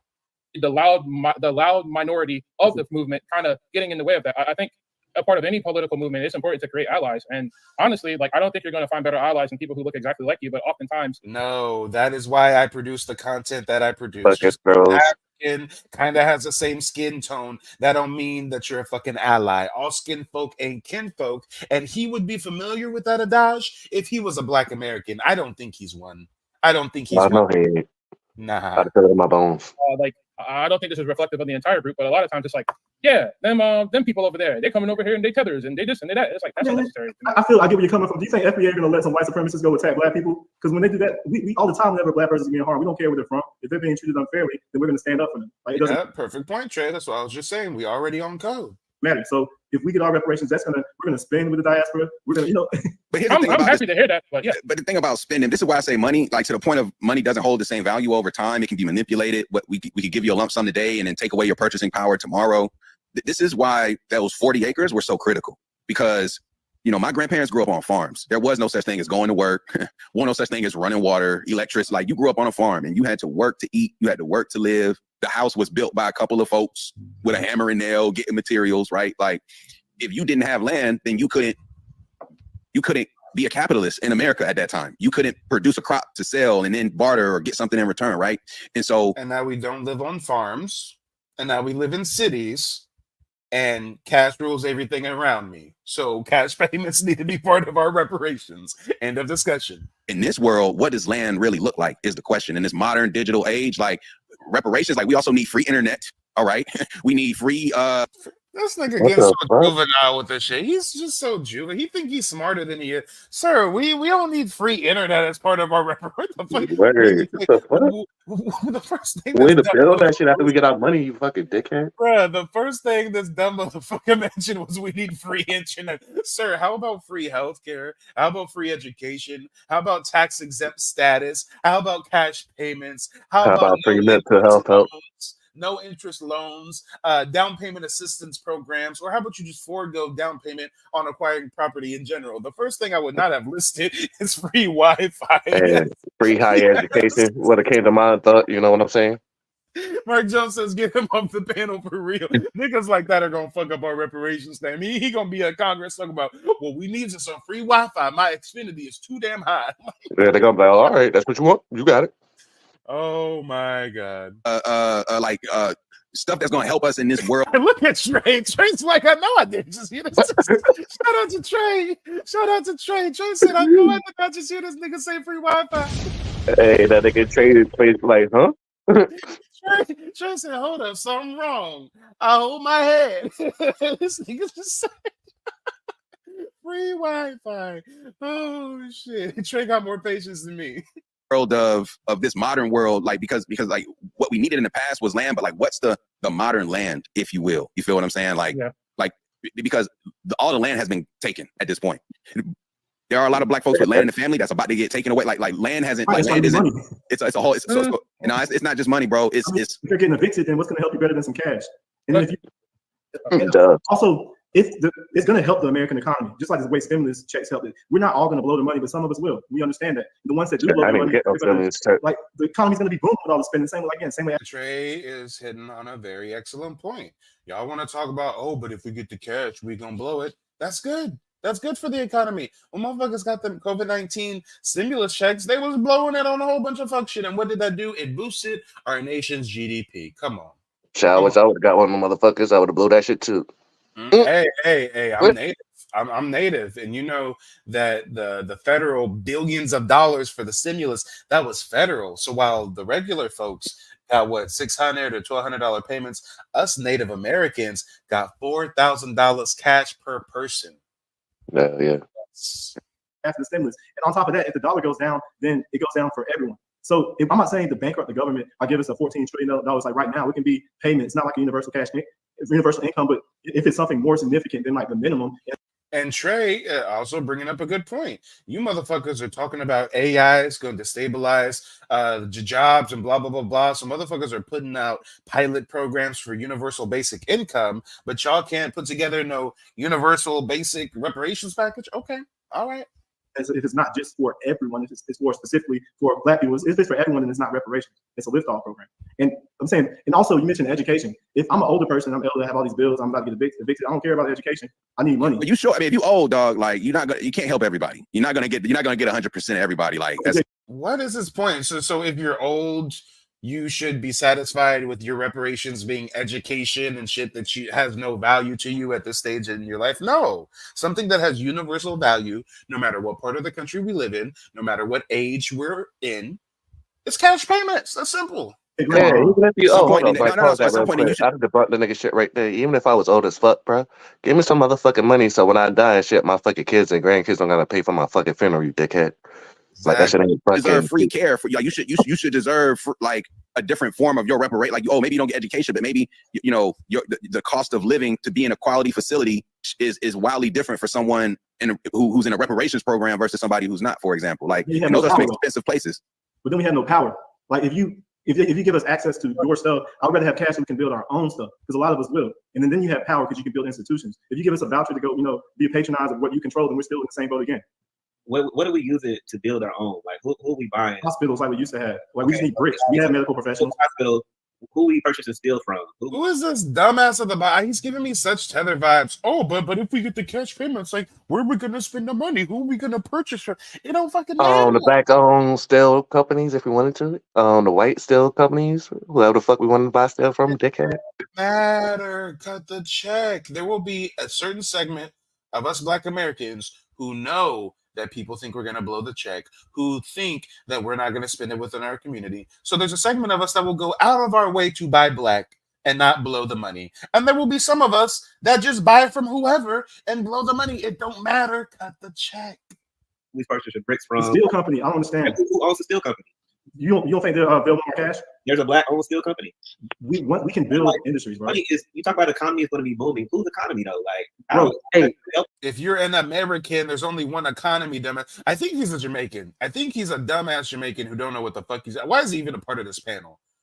America has one economy. There's not a black economy, an Asian economy, a white economy. What are you talking about? They hate us because they're black, but they victimize us because we're poor.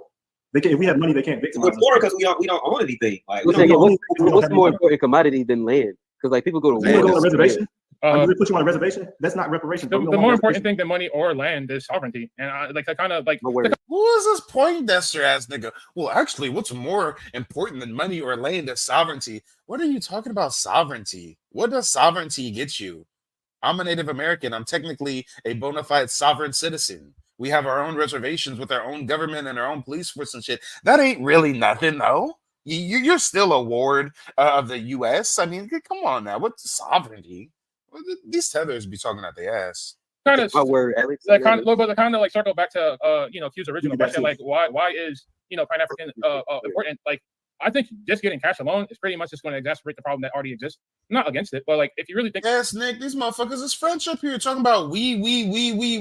Look at how these tethers try to insert themselves into our reparations claim. about this as logical conclusion, you're asking money from your oppressors to essentially infuse it back into their economy to essentially help them again. So, Sir, that is not their economy. If I am an American citizen and I pay taxes, that is my economy just as much as it is theirs.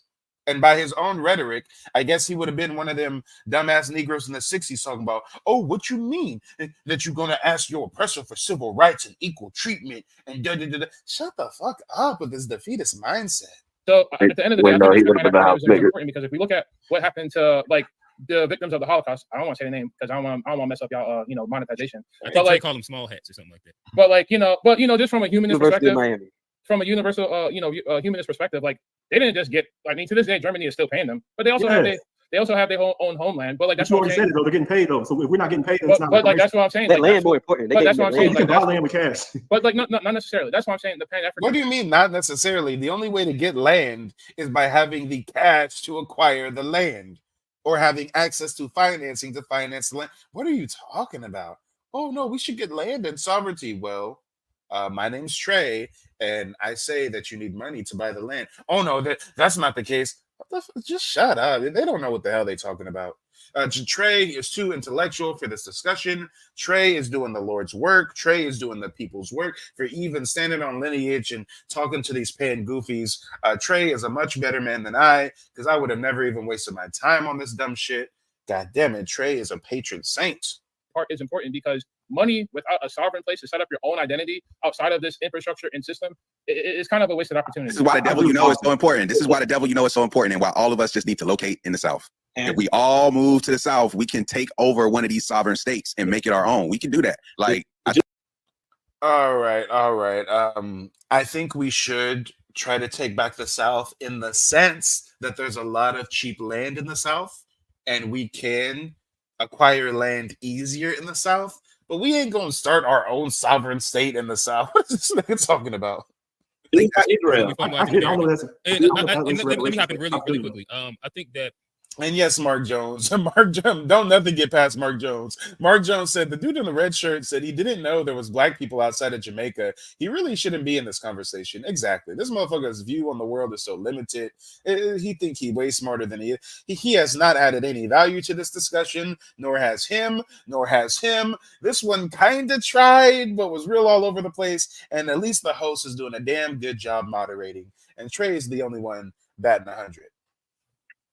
If we're looking at like end goal solutions, somebody just said it was a question that I had and I want to kind of ask, or it was going to be a wrap-up question, but I guess we kind of like have led into it. And Tara's on stage. No, the answer is no. There's no consensus to what reparations. And excuse me, the correct phrase is Trey's batting 1,000. He ain't batting. I don't know why he keeps saying 100. He's batting 1,000. That's why we kind of like debating it right now. But someone said Israel, and to me, when I was thinking about like the idea of Pan-African. Oh, and you know what? That concludes that timestamp. So here's the last timestamp. 1 hour, 54 minutes. 1 hour, 54 minutes. And this one is why are tethers pushing the Africa into reparations discussion? Let's get into it. Live in this country kind of benefit from the oppression and the pretty much the exploitation of brown people all around the world who look like us who don't live here. So I think it's kind of somewhat short-sighted to think that like through some sheer force of will that we are where we are in this continent because, and that's including Canada, that's including the brothers who migrate to Mexico once they had enough of here, and people live here. Like it really is kind of a privileged position to just think that like, oh no, like y'all need to fix your own shit. Like we're kind of fucking up this shit as we speak right now. What do you mean we're fucking up this shit? I ain't never been to Africa. I ain't colonized Africa. We ain't done nothing wrong to Africa. Stop the fucking cap. our air conditioned rooms. But that's I prefer we not talk about Africa at all, honestly. The only reason I'm talking about the whole developing world. But I mean, like, I prefer not talk about anybody outside of America that's black. I'm talking about black people here and our fight with the government. And the only reason Africans came up is because they're over here. If they were over there in Africa, nobody would say a word about them. We're not like really thinking about them like that until they come over here and get Juneteenth scholarships that we fought for. And they also Facts. Why are we talking about Africa? Why is we talking about the whole diaspora? We talking about Americans getting their reparations that are owed to them. And you Africans come over here to get our Juneteenth scholarships, and we don't get a goddamn thing in return. Get Caribbean scholarships too. And we're like, come on, y'all, like, how are y'all helping us if y'all just benefiting from what we fought for and offering us to go back to where you came from? Like, bro, that's not. But like that's the thing. But that's the thing, Trey. Like you see how you just did that. Like you're upset at you're upset at the infrastructure that allows this stuff to happen, but you're also wanting them to rectify and remedy an issue that you're having. Like if a black person from the continent of Africa or from the Caribbean or anywhere that is outside of the jurisdiction that is FBA approved gets something, you're upset that they get it, and the people. What are you talking about? Who said that if somebody in Africa or Jamaica or Haiti gets something, we're upset? What is he talking about? Well, the people that give it to them are the same people that you're demanding reparations from. So no, like, it's the HBCUs, bro. It's us. I'm sick of the people that are in charge. Our elders that allow this. That instead of when they allow civil rights to not be for just black people. But like that's what I'm saying, Trey. Like you live in a country where they have federal laws, and that's why Chad and Brad and Samantha can go to HBCU because you legally cannot discriminate them from going there. So we're not complaining about Chad and Brad and Samantha going to HBCUs. We're complaining about you Africans. Hey, you see how he cut Trey up when he about to start cooking again? Yeah. Come on, he's gonna bring it to white people. Ain't not a single black American complaining about whites in HBCUs because whites don't really go to HBCUs like that. And the few that go to HBCUs, they don't be trying to be contrarian to our plight and our struggle. So what is he talking about? Except for you're getting upset at following the law. I'm not upset with them, bro. You make Trey, just make sure. So Trey, you're not fucking with the HBCUs either.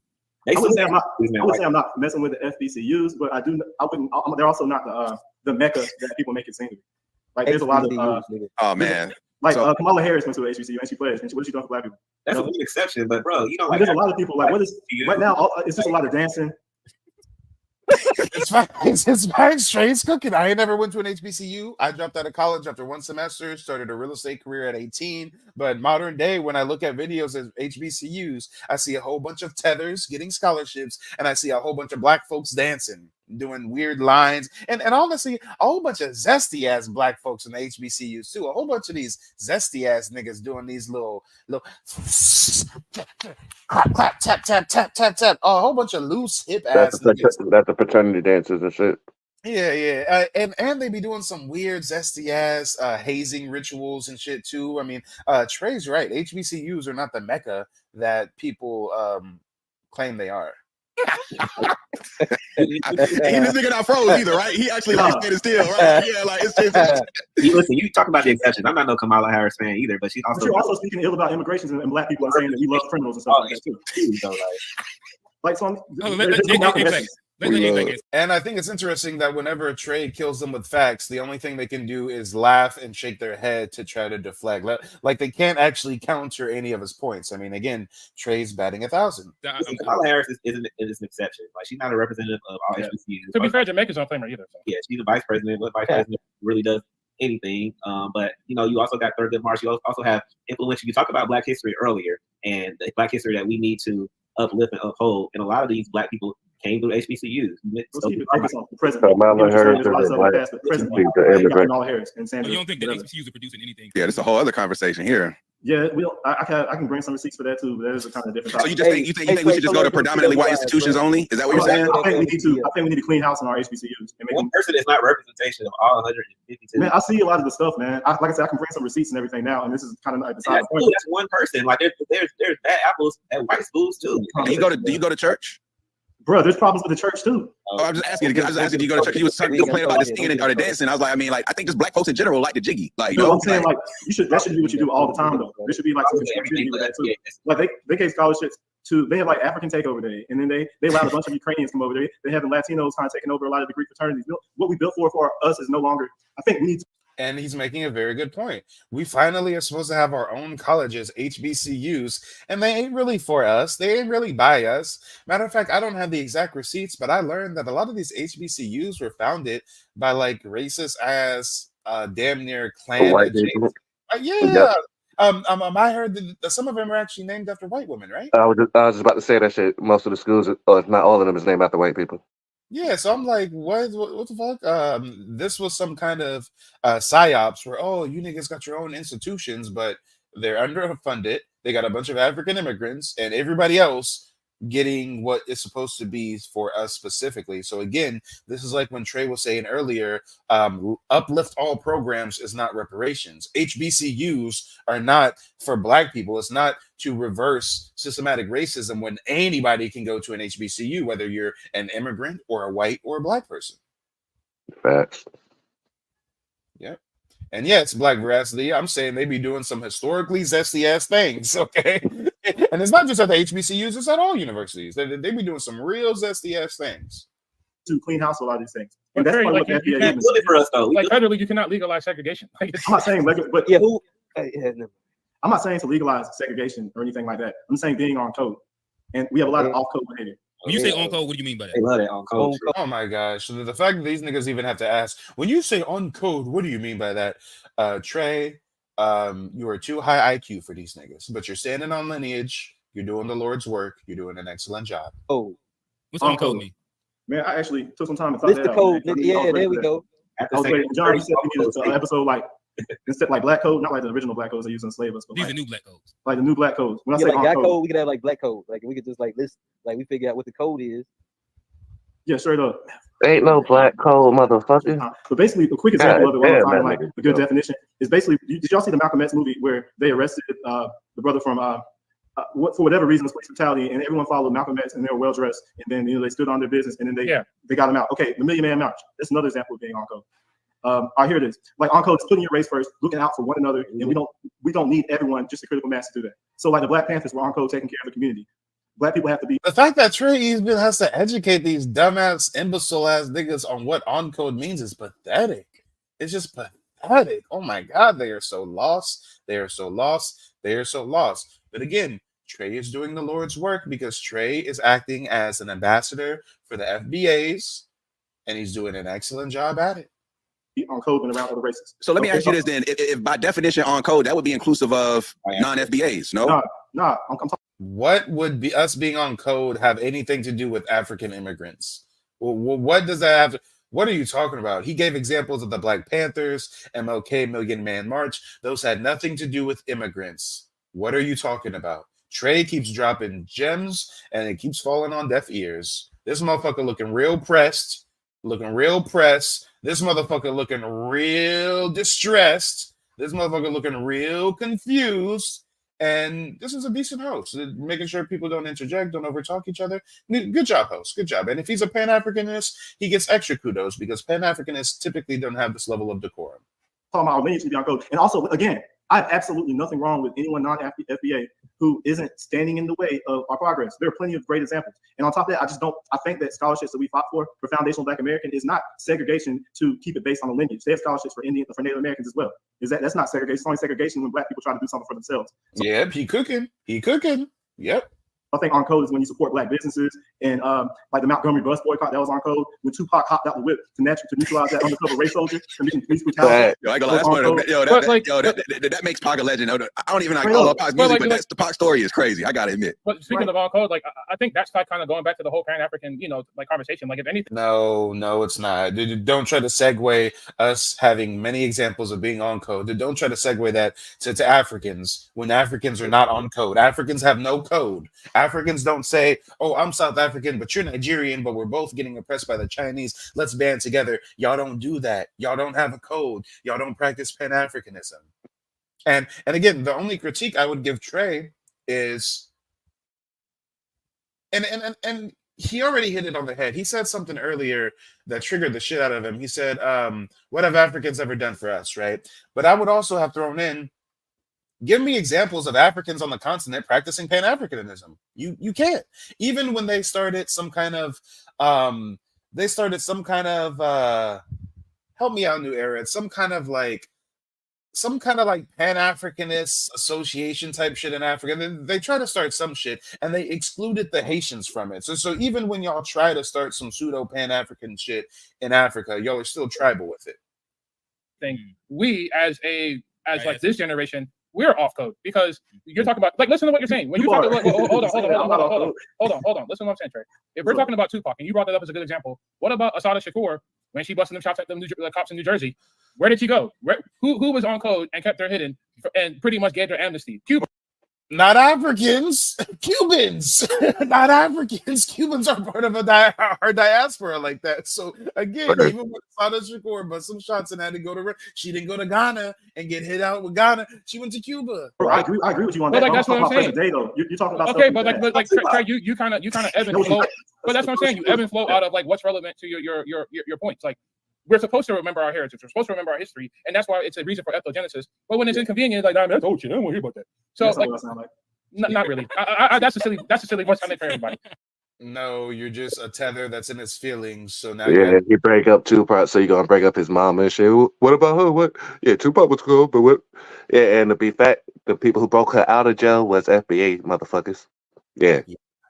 As someone with a silly Kermit the Frog voice, I'm sorry. I appreciate it. I apologize. But like, ultimately, what I'm saying is, if the end goal is, I don't think the end goal of getting reparations is to be rich. I think the end goal is to pretty much listen to what I'm saying. I think the end goal of what are getting you talking about? If we are generationally impoverished due to subjugation and reparations is to repair that, then yes, reparations, while I won't say it's necessarily to get rich, it is to bridge the generational wealth gap.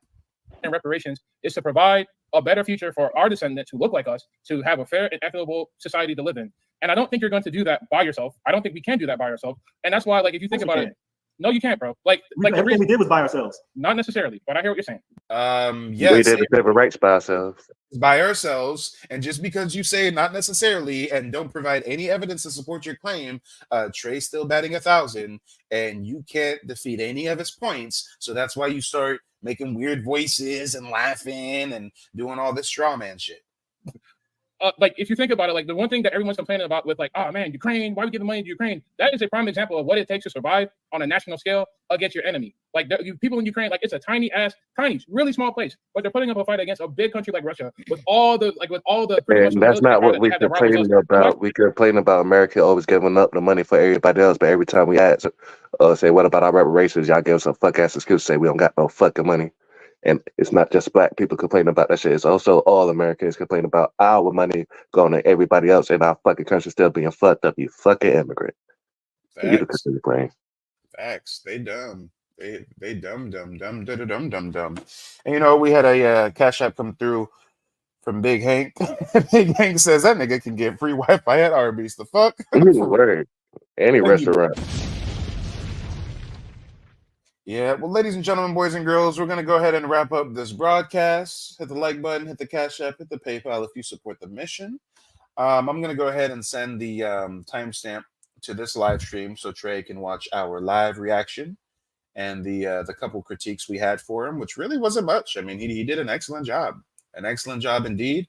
Hopefully, Trey will join us next weekend so we can let him know face-to-face how well of a job he did. But yeah, it is very, very interesting. Very interesting indeed. These tethers got the same talking points. It's getting old. Real old. It's getting real, real old. But new era, closing remarks. What's on your mind, brother? Oh, and also real quick chat, for everybody watching, if you guys have any comments for Trey, go ahead and post them in the chat right now. I'll highlight them and read them. So when Trey watches this live stream, you know, he can get some feedback from the audience. But yeah, new era, closing remarks.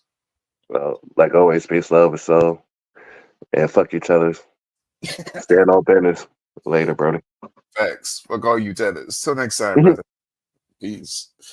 Yeah, y'all, real quick, before we wind down, we got 100 people watching. Y'all hurry up and spam some comments in the chat for Trey. Let the man know how good of a job he did.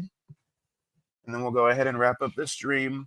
But no, I'm super impressed with Trey's intellect, with his poise, with how he handled himself. Again, he's much more cool, calm, and collected than I am, because I would have been going off on that panel. I would have been going off. Oh Lord. And that's why it's different strokes for different folks. And we need certain people like this who can sit through the tether babble and stand on lineage, even though most of those people were so juvenile. It was just so juvenile. But again, maybe Trey realized that although these people were beneath him to have this conversation with, maybe there was somebody out there in the audience who was confused about FBAs, who thought we were just some xenophobic people ragging on Africans, and Trey was an excellent ambassador for us foundational Black Americans. And you know what? Before we wrap up, let's see these comments you guys have for Trey. Let's see. Pinky Wells says, Trey, thank you for standing on truth. Nick says, you did great, Trey. Hero Force is giving you the praise hands. New Era salutes you, Trey. Stroker Review salutes you, Trey. Lynn says, I was impressed with Trey. Good job. No, excellent job. Excellent job. And hopefully he joins my panel next weekend so we can chop it up with him. And I'd love to learn how much I influenced him versus how much of this he developed on his own. Creep on in.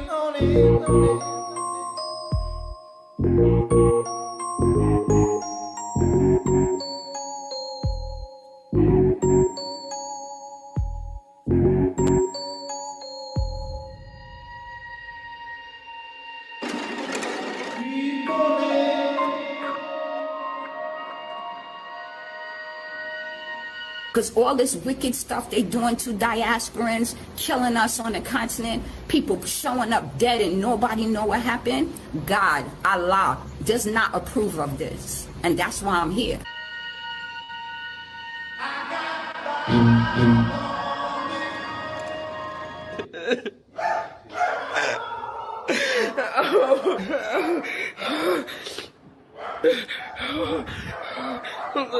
Look at this. Fucking look at this. Look at this. He fucking came in. Oh, they took my laptop. They took my hard drive. They took my earphones. Oh my God. Oh my God.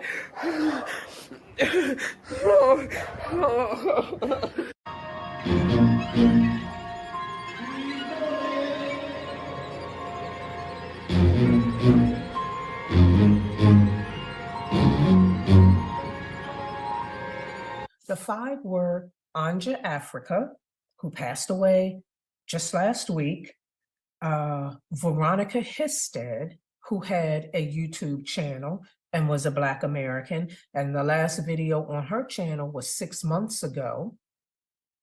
There was a woman named Mary who owned a boutique called Natty Locks Boutique, where she did hair, and she and her employees did hair over in the Gambia. There was Beverly Allen, who they also called Dr. Beverly, and there was Audrey Davis, who had a YouTube channel as well called Soul Her Sister. All five of those women passed away within the last 9 months to a year, all unexpectedly.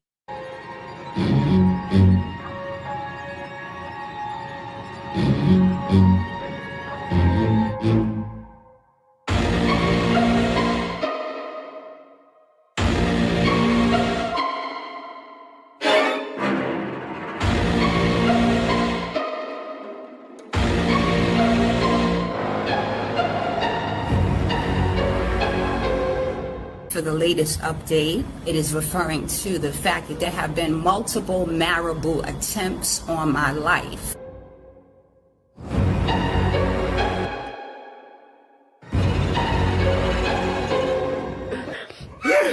So this happened. They knew they couldn't get in the door, so they got in through the window. I'm not coming back here. I'm done. Once I get on my flight, I'm not coming back.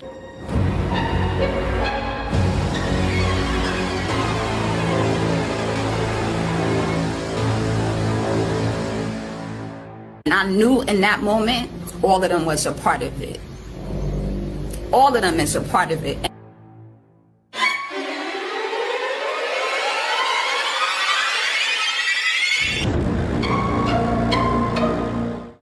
hear that woman say that Gambians were joining together to attack African Americans. Oh boy, ladies and gentlemen, boys and girls, let me get a black fist in the chat if you can hear me loud, crisp, and clear. And let's get this content underway. Oh my God, this is going to be a hard stream to stomach. This is going to be a challenging broadcast to get through. Guys, if you're familiar with my content, you know that I've been shedding light on all the Black Americans that have been going missing, being scammed, robbed, and murdered in Africa.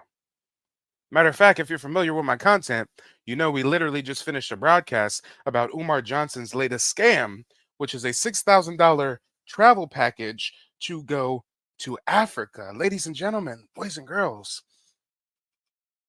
don't go to Africa. There's plenty of places for you to visit.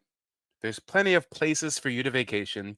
Let's not vacation in third world, dangerous, famished shitholes where the native population is jealous and envious and very xenophobic towards us. Let's not do that, ladies and gentlemen. That's hustling backwards. That's no fun. No fun at all. And now today what we're highlighting, the algorithm, goddammit, the algorithm sent some interesting things my way, to say the least. The algorithm sent this video my way, and it's an African man speaking about how he was gang raped by 6 fellow African men. Oh, shit.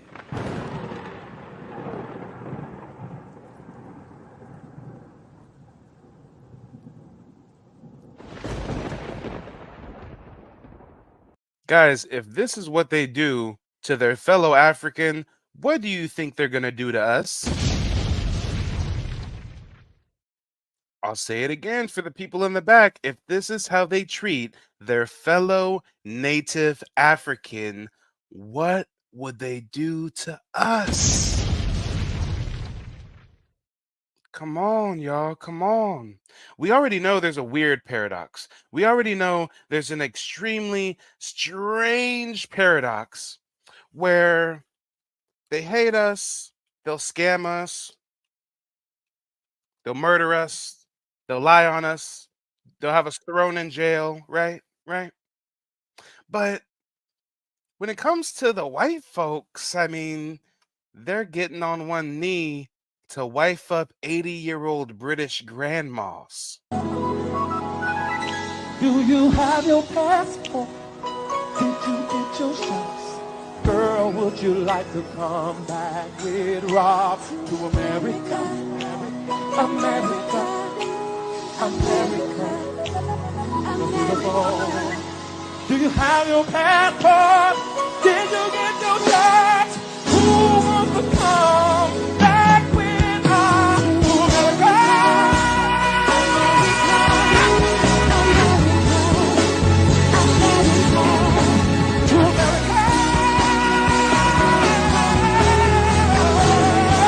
Damn. So their fellow African, they'll butcher him, traffic him, sell him into slavery to the Middle East. You know, that's how they treat their fellow African.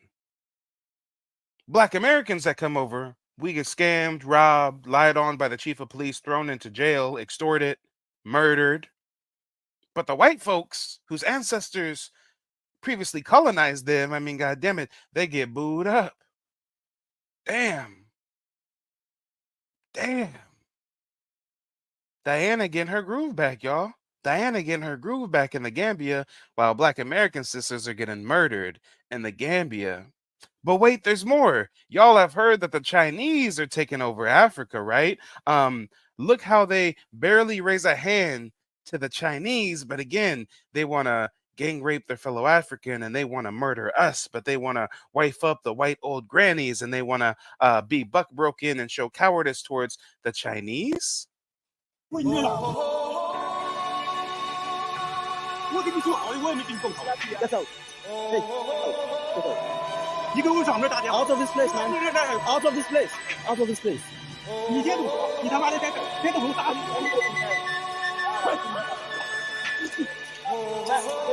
Left, hey.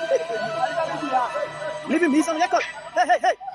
Everybody was kung fu fighting. He's on record, leave him.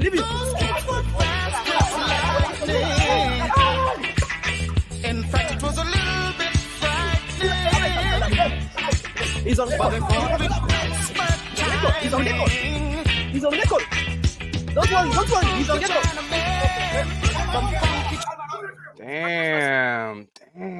The Chinese whipped their ass. They turned the other cheek and invited him into church on Sunday.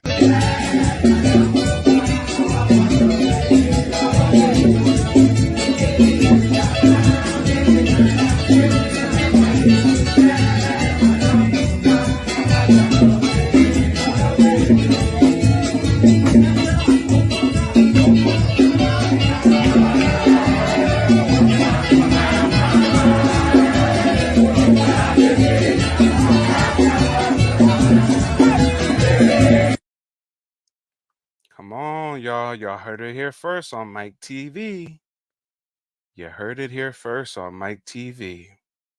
Now, ladies and gentlemen, before we get into the content, before we hear this man share his testimonial, if you will, I urge you to hit the like button, hit the Cash App or the PayPal if you support this mission. This is a crowdfunded operation after all. Go ahead and put 5 on it, y'all. I'm sure somebody out there got 5 on it.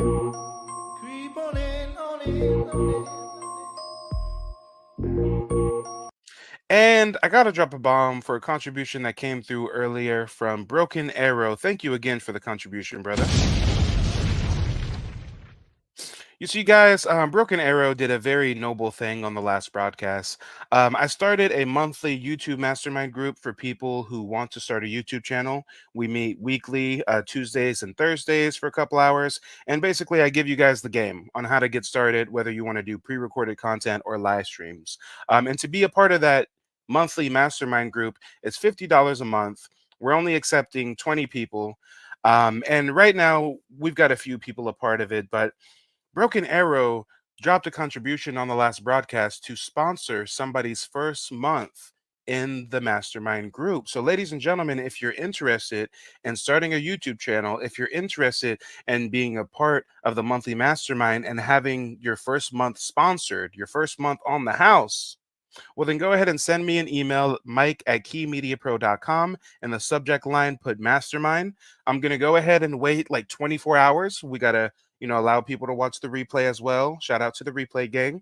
And after the 24 hours is up, everybody that emailed me inquiring on how to become a part of the group, we're going to put you in a raffle to see who wins a free month in the YouTube Mastermind group.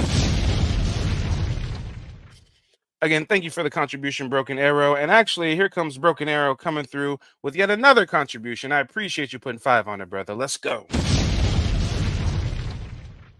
And with that said, let's get on to the content, y'all. Hopefully, you've already ate. Hopefully, you've had some chance to digest your food you didn't eat recently, because this is something that's going to either A, make you lose your appetite, B, turn your stomach over. I mean, Mans is saying that his fellow Africans is gang raping out here. Man said he got one of the people was 12 years old, y'all. He got gang raped by a 12-year-old. But I'm jumping ahead now. Let's get on into the content. He touches me, I throw his hand off. Touches me again, I throw his hand off. He touches me for the third time, I throw his hand off. And then he says, he did not even swallow that Yala Lenja thing, and then they got up. Came straight to me, trying to press me down. Now I'm also trying to fight. After that, I don't really remember what happened after. And I know it's all 6 of them. Sometimes I'd say I want to go to the toilet and nothing comes out but blood. Yeah, how's it, brother? And yes, guys, we're going to learn that this is a queer African. This is a zesty African. Mans has a pearl necklace, a sweater tied around his neck, and sandals. Open-toe sandals with the jeans. This is a zesty African. No, Rob, I don't think they force him to wear the scarf. I think they didn't force him to wear the pearls. He was also homosexual before the encounter. Let's get into it. I'm okay. How are you? I'm okay. Yeah, I'm okay. I'm just thinking about, you, the story that you're gonna tell us today. It's not an ordinary story that we would normally get on the platform, right? But for a viewer who's looking at you on the lens of the camera, who are you? My name is Musa. Most people who know me call me Favent. I am from Escort and I'm living in Johannesburg. Growing up, Escort was nice. Hey, swear to God, it's hard to hear him through the accent a little bit. When he first said that introduction, I thought he was saying that he's an escort. I thought he was saying that he leases his booty out, rent to buy option on the booty. I swear the first time I heard this, I thought man said he's an escort, but he's saying he lives in Escort. Apparently, Escort's a place. For a viewer who's looking at you on the lens of the camera, who are you? My name is Musa. Most people who know me call me Favent.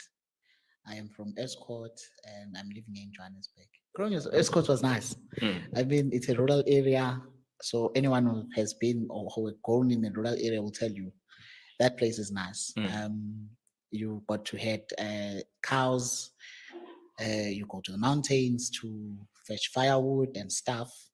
You got to play around the river. It's all nice. But in the midst of that, I got myself confused because I wanted to play with girls. I also wanted to play with boys. Sir. I don't know how confused you thought you were, but us Black Americans, we have no issues playing with boys and playing with girls. Us foundational Black Americans, if we grow up playing alongside girls, it doesn't make us homosexual. So I don't know why his whole basis for why he was homosexual is that I wanted to play with girls and I wanted to play with boys. Maybe he's using play as a placeholder for a more sexual term. I'm not sure, but I know I grew up playing with girls and I'm not homosexual, so I'm just confused as to why he thought that was his sign that he should come out. All right. Anyone who has been or who has grown in a rural area will tell you that place is nice. You got to head cows. You go to the mountains to fetch firewood and stuff. You got to play around the river. It's all nice. But in the midst of that, I got myself confused because I wanted to play with girls. I also wanted to play with boys. So in most cases, I didn't know who to play with, rather. So in most cases, I was just alone. After battling with the identity like that from back home, so I felt like I was out of place. And I later on then decided that I was going to go and leave the house to God knows where. I left, and at some point, So let him tell it. He's a little queer boy in Africa. Again, this is for educational purposes only. Mike TV does not endorse hate speech against any protected classes based on immigration status, race, nationality, sexual orientation, or gender. Viewer discretion is advised. But so not only is he saying he was a queer youth, but he just randomly decides that he's going to run away from home. Like, all right, sir. I mean, what E40 said, everybody got choices. Okay. All right. Being queer, okay, that's your choice. Running away from home, I think that's what leads to the 12-year-old buck breaking him. I got myself living in the streets of Durban in 2009. So living in the streets of Durban, because at first I did not sleep on the street, I was labeled as a street kid, but living in a place of safety. So it's a house where there's like everybody comes there. All the street kids, they come, they bath, they eat. And then those who want to sleep on the streets, they go back to sleep wherever, and then they come back in the morning. So that's the place I lived in. And in that place, they would then tell stories that that side of the town, it is where the gangs called 26 are. It's the territory of the 26. And if you go further down towards Workshop and And apparently, these gangs that he's talking about is not like O Block and 63rd. Apparently, these gangs are like booty warrior gangs. I'm not sure, but this story is going to be really, really strange. And you know what? 13th Goddess is saying she got timed out for no reason. Y'all, let me know what's going on with the chat. Once in a while, we have a rogue moderator. So if that's the case, bear with me, 13th Goddess. We'll get you a moderate so that doesn't happen again. been stationed those areas, it is the territory of the 28th. So they are saying you are lucky because you landed it here in the territory of the 26th. If you were there, you could have been in some tragic things. I'm like, okay, what's that? And they start telling me there's a guy called Somnyama. He's like the leader of that territory. The territory is like almost his. So that guy, when you are new in the area, he gets you and he sexually abuses you. If you are not resistant, he will just be him and you're done. But if you are resistant and it takes him help to get to you, all those people who helped him are going to have their way with you. So that story just sounded like, it's just one of those scary stories. It didn't really register to me. Oh, ladies and gentlemen, a little bit of housekeeping. Apparently, it's time to clean house. There's a rogue moderator around us or among us. And you know what? I get a rogue moderator like once every 3 months or so. So you know what? Here's what we'll do. Here's what we'll do. This will actually be a very simple fix because I can't have people messing with my moderators now, can we? We're going to go ahead and remove all channel moderators. Let's go ahead and get rid of all the moderators. There are some people who are managing moderators. Those are my inner circle. They can remain. And there we go. That should fix the problem of the rogue mod. But I knew the story. So fast forward to 2012, and now I had exhausted my chances of living in that site, the 26th territory. So then I moved to the site, the Atebin station and Workshop. So when I got there, I'm mixing it. Okay. 2012 is when this happened, but I want to start with 2011 when I actually moved to that side of the city. So when I moved there, I was then introduced to a group of gay men who lived on the street. So it was nice. We're like a community, and I did not realize that we were. All right. So for anybody just now tuning in, he's growing up. He's confused because he wants to play with boys. He also wants to play with girls. He decides to run away from home, live on the streets. He's warned that where he's going is gang territory, and there's a man in his mid-50s that likes to take advantage of young boys, but he finds some fellow homosexuals and starts living in a shack with these fellow homosexuals. All right. Him help to get to you. All those people who helped him are going to have their way with you. So that story just sounded like, it's just one of those scary stories. It didn't really register to me, but I knew the story. So fast forward to 2012, and now I had exhausted my chances of living in that site, the 26th territory. So then I moved to the site, the Atebin station and Workshop. So when I got there, I'm mixing it. Okay. 2012 is when this happened, but I want to start with 2011 when I actually moved to that side of the city. So when I moved there, I was then introduced to a group of gay men who lived on the street. So it was nice. We're like a community, and I did not realize that we were protected by someone. There's a guy called Pat. That guy was also just like us, a gay man, just a little bit scarier than the rest of us. And he was tall, he's dark, and stuff. So Pat was protecting us against the foreign people. So would used to give Pat money. Sometimes you wouldn't even realize that it's more like you're paying rents to him. You give him money. If you did not give him, someone would tell you, go give Pat some money. Pat needs money. Sometimes he'll even come and borrow from you some money, but he'll never. So he joins some gay gang, and they're protected by some older gay man that extorts people for money. All right. Return it. So it did not make sense to me then that it was protection. And then I went home. I came back in 2012. When I came back in 2012, and then I came back to the news that Pet had died some time ago. I'm like, oh, okay.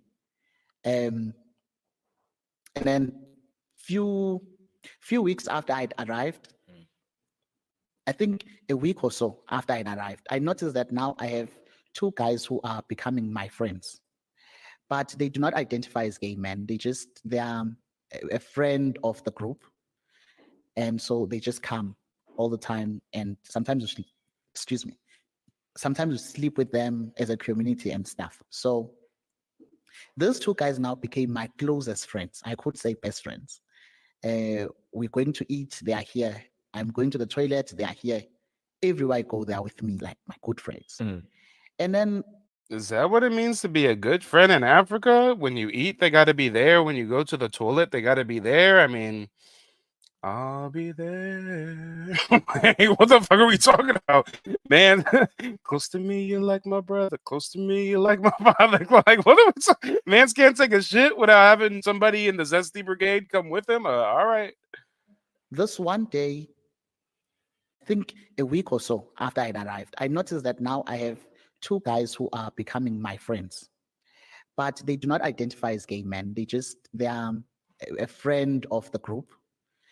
And so they just come all the time. And sometimes sometimes we sleep with them as a community and stuff. So those two guys now became my closest friends. I could say best friends. We're going to eat, they are here. I'm going to the toilet, they are here. Everywhere I go, they are with me, like my good friends. And then this one day, we are sitting, it's in the morning, and we are sitting where we used to sleep. And then another friend of mine, Mam Joacha, and myself are sitting just further away from everybody else. And at some point, we look towards the corner there. There is this guy who is sitting and is elevated from everybody else. Everybody's sitting like underneath or beneath him and is elevated. I'm looking at that scenery and like, okay. Yeah, this definitely sounds like some kind of homosexual sex cult. Like, why do they have to follow you to the bathroom? Why is there some older man that protects you guys? Like, what? And then there's two guys who don't present as homosexual and they're part of the group, but all right. We're going to learn how things go down in Africa. We're going to learn how many men participated in gang raping him. We're going to learn how many times he was gang raped by these people. We're going to learn what goes down in the motherland. Now, who is that guy who's electing all bossy there? Yeah. Okay. But I then just shut that thought. After some time, Mam Joacha asked me, do you know some Nyam? Now, it just registered to my head that I knew that there could be someone like that in this side of town. I've never met them. And now him asking me about that guy just scared me. Like, okay, what's happening? It's like, do you know him? Like, yeah, I know him, but I've never met, just that I know his stories. It's like, oh, okay. Do you see that guy sitting over there? I'm like, yeah, that's him. Like, hey, so that's him. He's like, yeah, okay. So what should I do now? He's like, I don't know. But if you think you want to run, make sure that you don't run to Durban, because in Durban he has eyes, ears, hands, legs. What? So he's asking people part of his gay cult, hey, there's this guy, he's staring at me weird. What should I do? And they're advising him, well, if you're going to run, don't go to this other place because he has eyes and ears over there. I mean, are they in on it? What the hell is going on exactly? Eggs everywhere in Durban. So if you want to go, like run, you should rather run home. And leaving home in 2012, I'd made a vow that I'm never coming back here ever again. I just felt like this was my last time being at home. So now I'm thinking I can't go home. I've made a promise that I'm never going home. So there should be another way of running from this guy. And then the whole day, before the whole day, so he says, yeah, just do what you can. So I get up there. I get up. I don't want to run because if I run, I'm thinking that it would look suspicious. Okay, where are you running to? So I just walk. On my way walking, I hear them shouting, hey, hey, hey. Now, my name is not Hey. I'm like, okay. So now they're running him down in the street. They're saying, hey, hey, hey. They're trying to get his attention. He's like, I don't want to full on run, so I'm just speed walking. and now they're shouting at me. They somehow run towards me, and then they catch me, take me to this guy, and I'm asked, why did I not respond? I'm like, my name is not here. I did not know you were talking to me. So his boys were calling you while you were walking. Oh man, he thought he was slick. He said, well, wait, why did you not respond to us? Well, my name is not Hey. And you were saying, hey, my name is not Hey. Shut your dumb ass up. Come on over here. Like, what is going on here? Okay. So, and then at some point, they start calling me with my name now. I'm like, okay, now I have not double up. I have to go. So I went there. I met this guy. So coming towards him, because now I just want to see his face, because I've never seen the face. I just want to see his face and all. So coming towards this guy, I'm like, Aibu. But this is like an old guy, Ubaba, like Ubaba. Baba. Baba means dada or grandfather or something. Baba. Baba. Babas are revered in Africa. Baba, that's an elder. That's an old head. That's an OG. OG about to take his booty meat, y'all. OG about to take his booty meat. And he looks very innocent. Looking at him, he looks very innocent. And so I get there and I greet him in Zulu. He's like, hi, how are you? I'm like, okay, I'm good. He's like, okay, cool. So who are you? I tell him my name and I tell him where I'm from. He's like, oh, okay. Don't you want to go home? I'm like, damn shit. So he's giving me an escape. Imagine I wanted to run. So here he is actually asking me if I want to go home. Yes, I do want to go home. He's like, okay, if you do want to go home, I can help you. But I do not have money to give you to go home. However, I can give you money for you to start a business. So, oh my God, these Africans be scamming they fellow African. Babu gets some of the boys, part of the neighboring gay cult, to bring this new member over to him. And he says, hey, I know you want to get back home. I don't have money to get you back home, but I'll help you start a business so you can make money to get back home. Sir, if it sounds too good to be true, it's too good to be true. Come on. Babu reeled him in under the guise of helping him start a business. Let's see what kind of business they gonna get into. You can have money to go home. Like, oh, okay, maybe that sounds better. I'd say this is a business you can be selling sweets, maybe, or cigarettes. I'm like, okay, cool. Let us try and do that. And then he starts saying, but I don't want you staying here because it's not safe on the streets. How about you come stay with me? I live in the house. How about you come stay with me in that house? I'm like, okay, maybe that sounds better compared to living in the streets. Okay, I wonder if you know that I know he's lying right now. Oh, you got the new Margellas? That's what's up. That's what's up. I see you. That's your BMW? That's nice. That's your girl? Golly. Okay, I see you. But I just want to know one thing. You ready? Why the fuck you lying? Sir, are you really this naive? He was 16 years old at the time. Were you guys, are we this naive as 16-year-olds? Are Black Americans this naive as 16-year-olds? I don't think we are. Sir, are you making up parts of the story? Are you embellishing? Or were you really just that naive? Some random scary ass dude gets some goons to bring you to him, to Babu. Babu says, oh, you're on the streets, you want to go home? Well, hey, I don't know you, but I don't have any money to give you, but I'll help you start a business so you can make money and go home. And I don't want you on the streets because I care about you. So maybe you should stay with me. Maybe you should stay with me. Oh, Lord. And help you. But I do not have money to give you to go home. However, I can give you money for you to start a business so you can have money to go home. Like, oh, okay, maybe that sounds better. I'd say this is a business you can be selling sweets, maybe, or cigarettes. I'm like, okay, cool. Let us try and do that. And then he starts saying, but I don't want you staying here because it's not safe on the streets. How about you come stay with me? I live in the house. How about you come stay with me in that house? I love when you lying like that. So I'ma keep lying like that. I love when you lying like that. So I'ma keep lying like that. better. This is a business you can be selling sweets maybe or cigarettes. I'm like, okay, cool. Let us try and do that. And then he starts saying, but I don't want you staying here because it's not safe on the streets. How about you come stay with me? I live in a house. How about you come stay with me in that house? I'm like, okay, maybe that sounds better compared to living in the street. Like, okay, so I'm going to work now. I should be coming back at around 7-ish, 7:15. God damn it, guys. Stay focused, Mila. Stay focused. Yes, that is a pearl necklace. Yes, he is wearing a white sweater around his neck like a neck scarf. Yes, he also has white sandals on as well. Yes, he got gangbanged by 6 people. One of them was a 12-year-old. And yes, this is for educational purposes only. Can I fetch you then? I'm like, yeah, sure. Like, okay. And then he goes. Now, as he goes, now I notice that there's 3 more guys that he's with who are going with him. And that was his bodyguards. I don't know if I should call it like that. And so they went. Now, the whole day I spent asking people, what should I do? What should I do?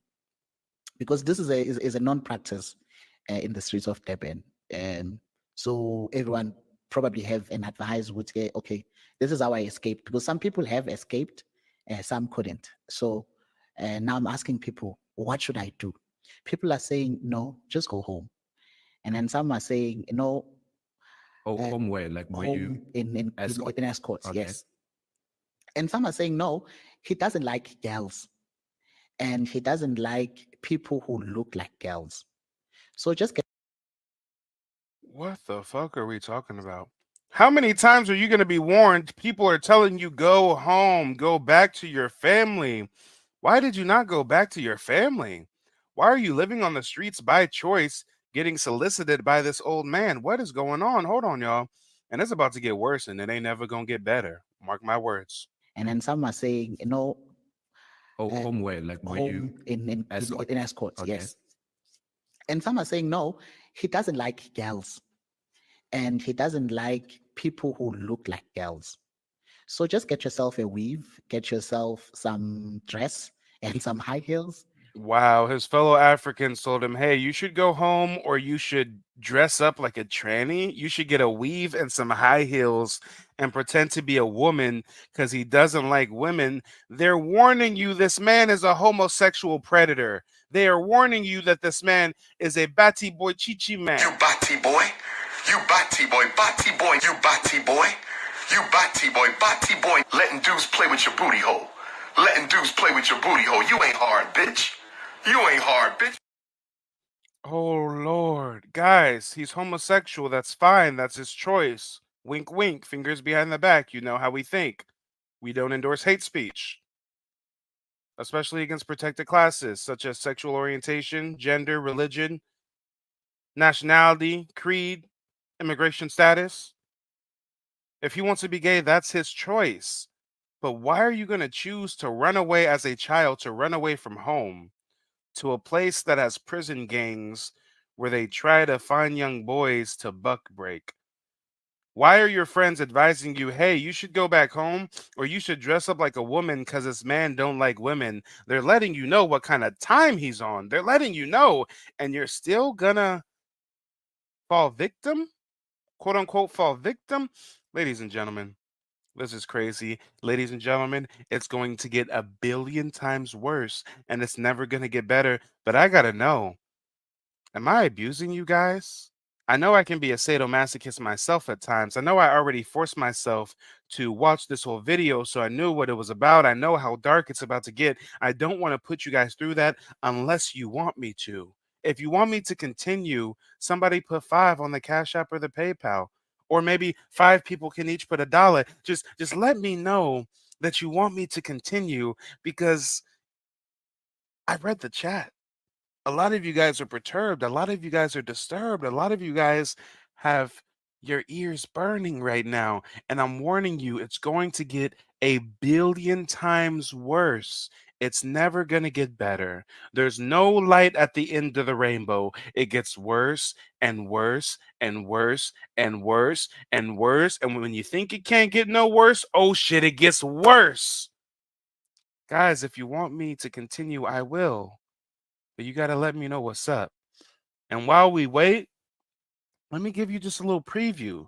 Because if you can't take zesty ass Nature Boy dancing in the rain to some gay raps, then you can't handle what we about to watch. My cock, had to put my hand on his cock.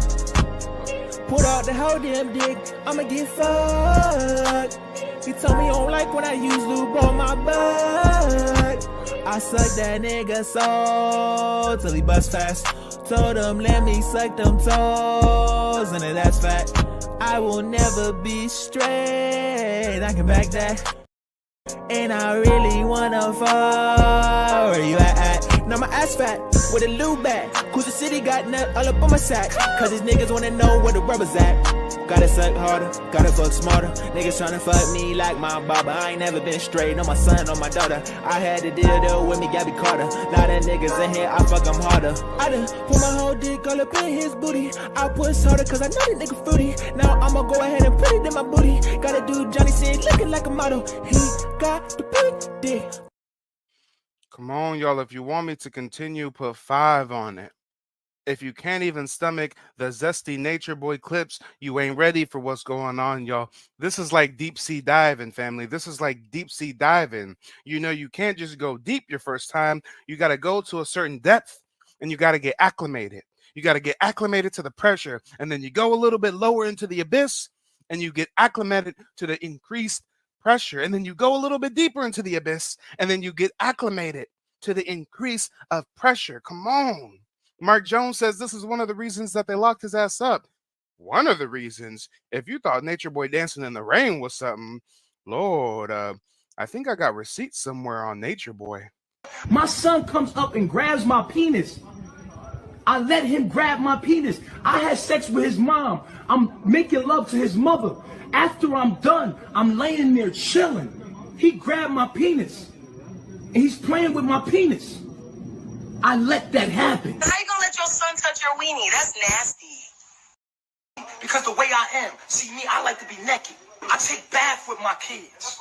I'm naked with my kids. I have sex in front of my kids. My son be breastfeeding and I'll be making love to his mama. That's me, bro. That's how I get down around kids. I try to keep their purity. I don't want to take their purity away by covering myself up. They're going to be ashamed and cover themselves up. And I'm pure at heart. So you can think in your mind, if I let another kid here, I'm going to have to change the way I am so that your kid could be comfortable around me. No, I'm going to be naked as fuck in front of your kids too. They kids, they want to know. I don't want to hide shit from them. I make love right in front of them. I make love to their mama right in front of them, like a real man. That's how I get down, homie. That's just me. And if I did that around other people's kids, they would put me under the fucking jail. You can't be a real human. That's why I don't let nobody kids here but mine, homie. Because I ain't about to alter my life for no. Yeah, whose man's is this? Whose man's is this? Hey, you guys must be some fellow sadomasochists because it looks like you want me to proceed with the content. LaShawn, thank you for the contribution. Kinsey, wait, hold on, Kinsey. Is that FBA Stokey? Yeah, that's FBA Stoke. Thank you for the contribution. King, thank you for the contribution. Broken Arrow, thank you for the contribution. Let's proceed with the content, y'all. Let's proceed. Where that he would not come anywhere close to you. Like, okay, probably that sounds like saying, no, just go home. And then some are saying, no. Home where? Like where you? In escorts, Okay. yes. And some are saying, no, he doesn't like girls. And he doesn't like people who look like girls. So just get yourself a weave, get yourself some dress and some high heels. Wear that, he would not come anywhere close to you. Like, okay, probably that sounds like a good idea. But now I don't have money to buy those things. So now that idea is off. Okay, what else can I do? People are saying, what you can do is to not sleep in one place. Today sleep here, tomorrow sleep there, the other day sleep the other place. So that he doesn't know where exactly are you. You just go around. I wanted to ask, when you were having a chat with him, and he was asking you, what's your name? Where you from? Yeah. Was he aware that you were homosexual?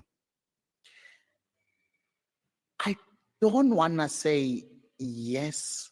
I also don't want to say no, because what I had realized later on is that these two guys that I thought were my friends were actually his agents. So I'm sure they told him everything he needed to know about. You heard that right, ladies and gentlemen. He's part of some gay group of street urchins.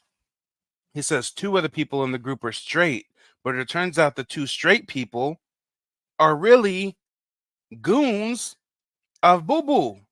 Wait, is it Boo Boo? Or no, Babu. Sorry, y'all. It's Babu, not Boo Boo. Babu likes some Boo Boo on his dick, though. We about to get to that. Oh, Lord, y'all. Oh, Lord, I got dark humor. I'm sorry, y'all. I got dark humor. Jesus Christ. Lord have mercy. 2 of the quote-unquote straight members of the gay street homeless urchin group were really undercover spies for Babu.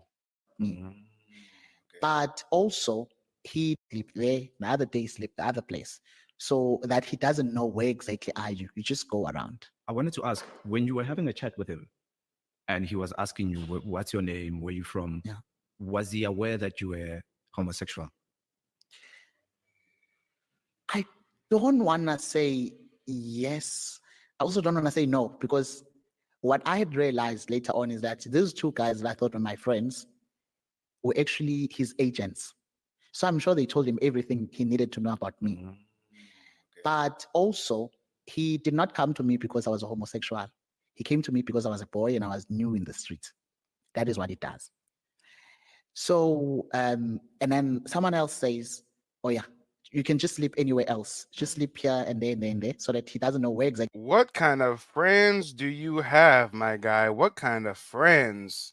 They tell you, hey, you should go back home, or you should cross-dress as a woman, or we should play hot potato with you. We should have you spend one night over at this house, and the next week we'll have you spend the night over at this house, and we're going to alternate where you spend the night at so Babu can't find you. Oh, Lord. Are you? No, okay, I think that sounds like a better idea. And then that night, I then decided that I was going to sleep at Grey Street. So with another friend of mine, Ubaso. So it is now like the afternoon, around 6, 7, we go to Grey Street, we lay our blankets down, we are getting ready to sleep. So just before everyone could fall asleep, we're just sitting, we are chatting and all.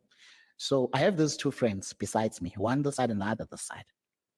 And then, excuse me, one says, come, I'll take you to this place I know. He will not find you there. And then this one decides, says, no, do you know where that place is? I'm like, I don't know. Like, it's taking you exactly to where this guy stays. How? Okay, so what's going on? And then he says, but I can take you to a better place. That place is dark. He won't be able to see you. Even if he came at night, he would not be able to see you because it's dark. So now one of his quote-unquote friends is offering to take him to a place where it's dark. A place where it's very, very dark. If Babu comes, he won't be able to see you because it's so dark. Okay. Interesting choice of company. Interesting decision to run away from home, to live on the streets, to be preyed upon by homosexual old African men. All right. Everybody got choices. So that's where I can take you to. This one this side says, do you know where that is? I'm like, no, I don't. Then he says, that's exactly where that guy stays. How? So, guys, what's happening? Yeah. Because really, it turns out the place that they were telling him is a dark place, a safe place in the dark. One of his other friends is like, hey, bro, you don't know that house? That house they're telling you to go to is Babu's house. So now he's like, oh my gosh, what is happening? Some of my friends are trying to set me up and make me go to Babu's house. Sir, they are not your friends. They are not your friends. Like, I spent the whole day people advising me of how to stay away from this guy. And I just thought it was genuine. I am hoping that you as my friend are also going to advise me on how to escape from this guy. But now it seems like you're actually driving me straight to where he stayed. Guys, why would his friends be driving him straight to Babu's lair? Guys, I already gave you a little bit of teaser. I let you know that this man gets gang raped by 6 people. Put a 1 in the chat if you think that his friends were some of the 6. Put a 0 in the chat if you think his friends were not setting him up so that his friends can rummage in his bussy. Put a 1 in the chat if you think his friends set him up because his friends gonna dig up in that booty meat. Y'all, what do y'all think? This is, Lord, this is gross. Ain't nothing funny about this, but we got to expose it to let y'all know this is how these Africans get down. This is what they do to their own people. So when Umar Johnson says, give me $6,000 because I want to take you to Africa, y'all should say, hell no. Hell to the hell to the hell to the nah, nah, nah. I'm cool right here in America. I see 1s in the chat. Most of the people think that his friends are going to rummage in his bussy. Ladies and gentlemen, I'm not going to tell you whether you're right or wrong. You're going to have to wait and see. You're going to have to wait and see. I'm battling with that thought. And during that moment, I see people's eyes fixed across the road. You know, when there's a fight, so you see people, they are like, what's happening there? So now then I follow everybody else. I fix my eyes across the road. There he is. With 3 boys. Damn, this is like a scary movie.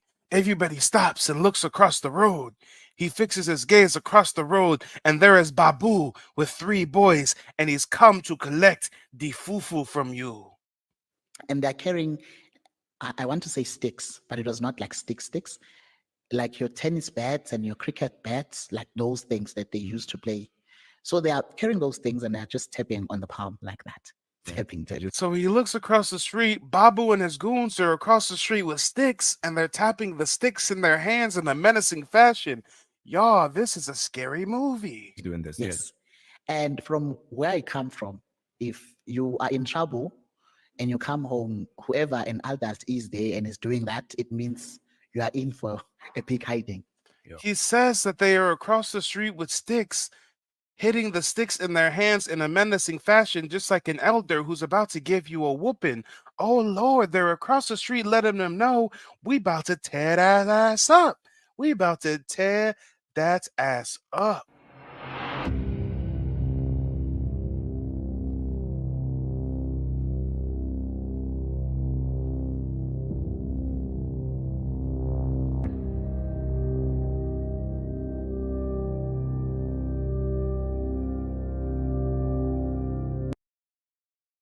So now I realize, okay, something is going to happen here. From where I come from, if you are in trouble and you come home, whoever an adult is there and is doing that, it means you are in for a big hiding.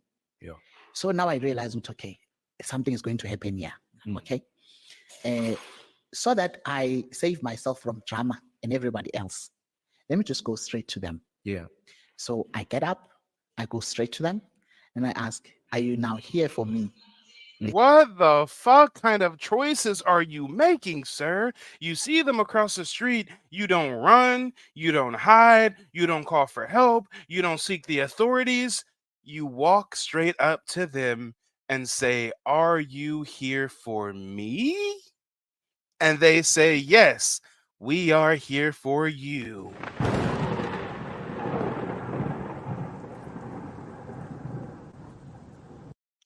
Okay. They say, yes, we are. Yeah. Okay, let us go. So, and then they say, no, let us go fetch your things first. I go get. They say, yes, we're here for you. He says, okay, let's go. They say, no, no, no, grab your belongings first. Grab your belongings. You're going to be with us for a while.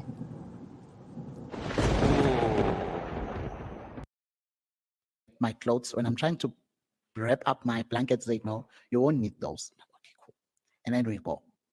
As we are going, my 2 friends are also following. It hasn't really registered in my mind that these guys are not my friends. They're just playing friends. So I see them following. I'm like, okay, so now I have backup. Even if I try to resist, those guys are here to help me. What do you mean, sir? You have not tried to resist? Not one way, not at all. You have not shown any level of resistance. You didn't say, no, I don't want to go with you. You didn't try to run. You didn't try to hide. You didn't fight. You saw them across the stick. looking menacing with sticks. You walk up to them and say, "Are you here for me?" They say yes. You say, "Okay, let's go." They say, "No, grab your clothes, grab your belongings." You guys start walking. You see your quote unquote friends are following. And now you're like, "Oh man, I guess I'm trapped now. I guess now I'm trapped." What? My friends. So we go and then we turn on this road. I think it's 1 or 2 streets away from Grace Street. We turn and it's a dark passage. We go in there and then it goes into this building. It's a huge building. Yes, Seduction Doll, this is the most polite kidnapping I've ever seen. The victim comes up to the kidnappers and say, "Hey, are you here for me?" "Yes, we are." Okay, I'm gonna come with you." No, go grab your clothes." "Okay, I'll be right back." That looks like the last person who stayed there was 20 years ago. It looks terrible. It looks scary. So it goes in and I'm like, okay, so this is it. No, I'm not going in there. And then they're instructing me to go in. This is now the boys, because he's already inside. Okay. That guy is a boss, Shem. He delegates. He doesn't do anything. He just went in, and now his boys now had the duty to carry me in or get me inside. Like, go in, I'm not going in there. Go in, I'm not going in there. Now they then decided they would. So you wait, you willingly go with them. You come up to a shantytown house, and now you're like, "I'm not going in." And now they carry you in. Sir, maybe you should have tried to show resistance before you were right outside of the house. They're going to carry me up to take me into the house. How? I'm like, okay, I wonder how are they going to do it? It's just 3 of them. To my surprise, my 2 friends are helping. Why does he have such a jovial expression? To my surprise. Why is he look so giddy when he recites this story? Why does he sound like he's talking about a great time that he went out for a family picnic and he was a young boy and they stayed out late and the sun set and there was fireflies and Baba pulled out a jar and they started chasing down fireflies in the African Sahara? Well, why? God damn it, sir. Do you not think of it as a negative encounter? Do you think of it with fondness? Do you think of it as if it was a enjoyable experience? This is just a weird way for you to recite being gang raped by 6 Africans, one of which is a 12-year-old. My 2 friends are helping to carry you into the dark house. To the dark house. Wow. Yes. It's a lot happening. I'm thinking of, my Lord, what is going to happen tonight? I'm thinking, these guys I thought were my friends are directing me to where this guy stays. And now these guys, my friends, are helping these guys to carry me into the dark house. It was a lot to just think about. So we get into the house. It's a room, man. It's a flat, right? So you go up the stairs, then I think it's the first floor. Then there's rooms. Most of them do not have doors, but this one has a door. So you go in, it's like a room. And then there's a chair somewhere there. They tell me you can sit there. Okay. So I go and sit on that chair.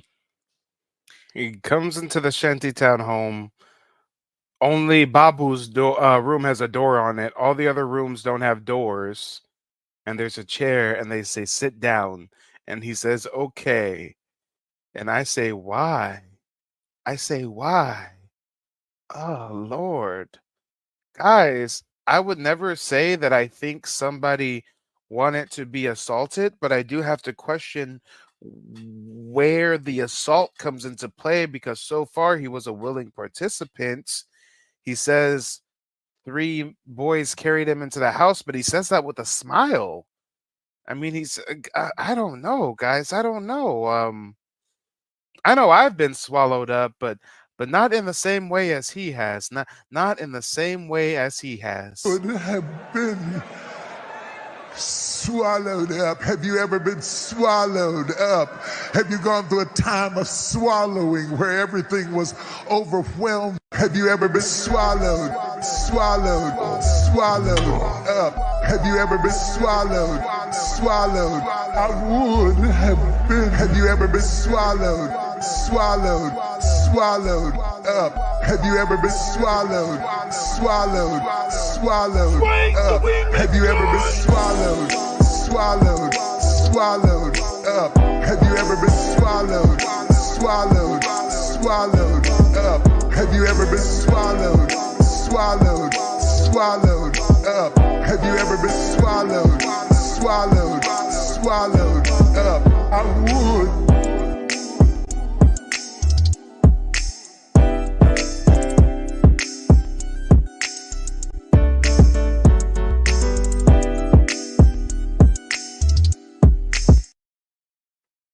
Oh boy, it's gonna get worse and it's never gonna get better. Here we go. I sit on a chair, and soon after that, they were cooking somewhere. They asked me, "Can we dish up for you?" I'm like, "No, I'm fine. I don't want food." Okay. They dish up for everybody else. Damn, this is a polite ass kidnapping. This is a polite ass Sir, did they force you into the house or did they carry you like royalty? Did they carry you like you were Prince T'Challa? Because now once you come into the house, they give you a spot to sit down and they're offering you food? They said, "Do you want something to eat now?" "Oh, no, I'm good. I'm not hungry." What? They tell me, "You can sit there." Okay. So I go and sit on that chair. I sit on that chair, and soon after that, they were cooking somewhere. They asked me, "Can we dish up for you?" I'm like, "No, I'm fine. I don't want food." Okay. They dish up for everybody else. They eat. And I think another thing that I noticed, my friends were very familiar with the place. Even with the dishing up, everything was normal to them. They were very familiar with the place. But again, I'm just trying to shy away from that thought. And then later on, now they get to make the bed for the guy. And they make the bed for him. He goes and he sleeps, and then he invites me in. This Babu was Nature Boy, y'all. Babu was Nature Boy. He got a whole bunch of cult minions. They making his bed and shit. This how Nature Boy used to get down, y'all. Come and sleep. I'm like, "No, I don't want to sleep." He says, "Okay, fine." And then they let me sit. Everybody else goes to sleep. Sometime after that, he then says, "But we are all sleeping, so you can't just be sitting there. Come and sleep, and you are sleeping here with me." Damn. So then he politely says, "Well, listen, we're all going to bed now. And you need to sleep with me tonight. You need to sleep with me." So I'm like, "Okay." So I'm like, okay. Oh, no fight in this, man. No fight at all. Babu says, "Hey, we're all going to bed now. You need to come to bed with me." Yeah. My room's the one back there, the only one with a door on it. Yeah. We need privacy. And he's like, okay. I guess that's why he didn't want no dinner. He wanted to skip straight to the dessert. Oh Lord, I'm going to hell. I'm just saying. He said I would. He said I would. He said, "Hey, would you like to come back to bed with me now? Just me and you." I would. Now, it really looks awkward for me. Let me just go sleep. So he says, "Yeah, let me just go sleep with him." When I slept beside him. So I was wearing 2 jeans. And he was wearing 2 pairs of jeans. I wonder why he was wearing 2 pairs of jeans, guys. I wonder why he was wearing 2 pairs of jeans. Why was he doubled up? Why was he doubled up on the bottoms? Why did he have 2 pairs of jeans? Guys, I have a confession. When I was a child, there was a point in time where I wore multiple pairs of underwear. Do you know why once in a while I went to school with multiple pairs of underwear? Because I knew once I got home, I was going to get my ass whooped. I wanted some padding, y'all. I was a smart little kid. I wanted some padding. I said, "This nigga gonna whoop me and I ain't gonna feel shit. I'm gonna pretend like I hurt, so I'm gonna fake cry." But I had me some padding, y'all. Why did he go to Babu's house with 2 layers of jeans on? I think he knew ahead of time what time it was. I think he knew that he just wanted a little bit of padding. I mean, oh Lord, this is wrong. For some reason, I thought those 2 jeans were going to save me. So I was wearing those 2 jeans. I get in. He says, "No one sleeps here with clothes on." Damn. And then Babu says, "Okay, hey, so you're in the room now. We're about to go to sleep, but I just gotta let you know, nobody sleeps in my room with clothes on." So now Wait. So his reply was, get up, I get naked. I had like some undies on. So his response is, "Okay, I'm gonna get up. I'm gonna get naked. I've just got some undies on." Guys, it's gonna get worse and worse and worse, and it is never ever going to get better. Lord, yeah, I'm not sure if this is what you guys really want. I'm not sure this is what you guys really want. I know FBA Stogie wants it. I know King wants to see it. I know Broken Arrow wants to see it. I know LaShawn wants to see it. But I don't know if the rest of you, we got over 160 people watching. I don't know if this is what y'all really want to watch. Lord, should I check your temperature? Should I check in with the room? Should I see if that's what y'all really here? I'm gonna give you a little more teaser. So far, he's in his undies now. So I'm like, okay, now it looks awkward for me. Let me just go sleep. I went there, I slept beside him. So I was wearing 2 jeans. For some reason, I thought those 2 jeans were going to save me. So I was wearing those 2 jeans. I get in. He says, no one sleeps here with clothes on.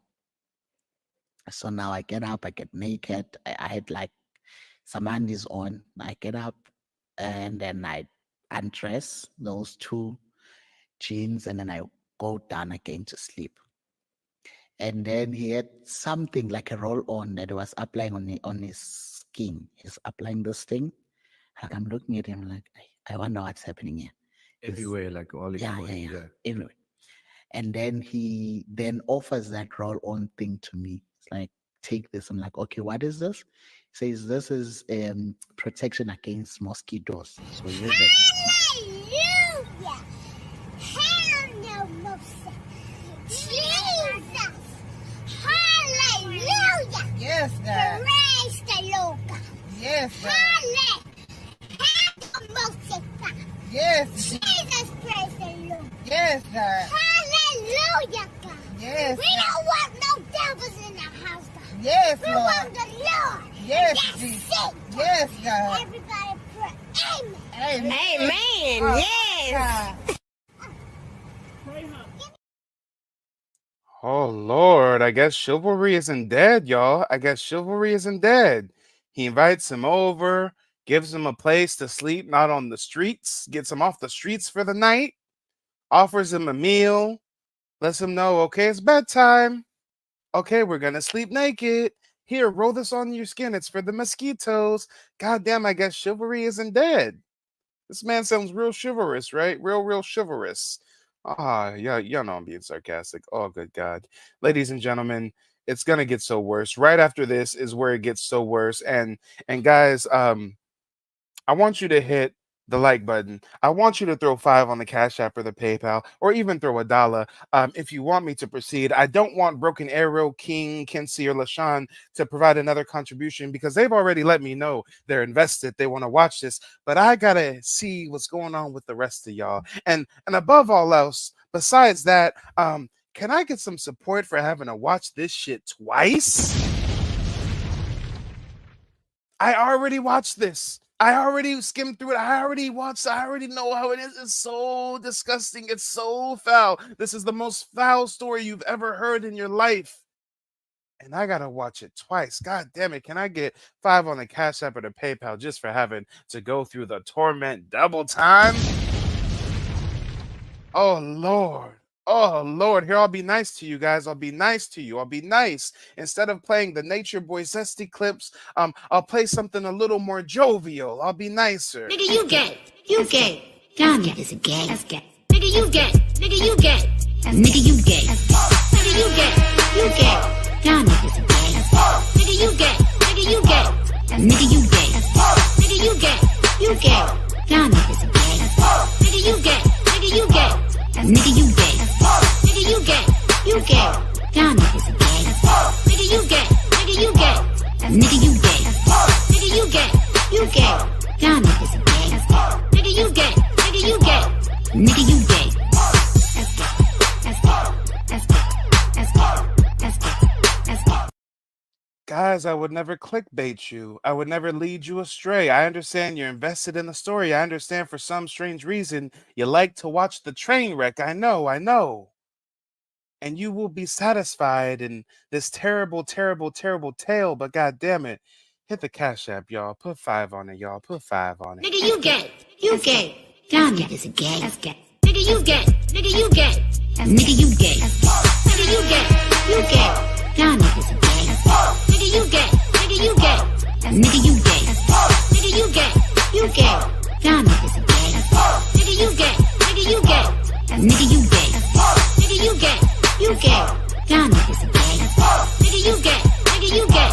Nigga, you gay. Nigga, you gay. You gay. Y'all niggas are gay. Nigga, you gay. Nigga, you gay. Nigga, you gay. Nigga, you gay.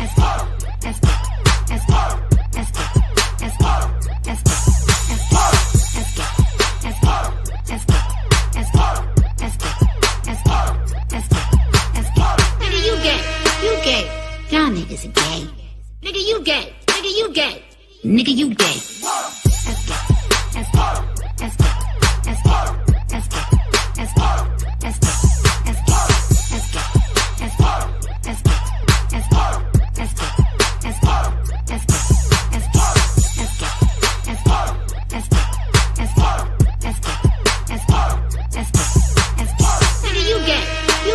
Y'all niggas are gay. Nigga, you gay. Nigga, you gay. Nigga, you gay. Nigga, you gay. You gay. Y'all niggas are gay. Nigga, you gay. Nigga, you gay. Nigga, you gay. Nigga, you gay. You gay. Y'all niggas are gay. Nigga, you gay. Nigga, you gay. Nigga, you gay. Nigga, you gay. You gay. Y'all niggas are gay. Nigga, you gay. Nigga, you gay. Nigga, you gay. Nigga, you gay. You gay. Y'all niggas are gay. Nigga, you gay. Nigga, you gay. Nigga, you gay.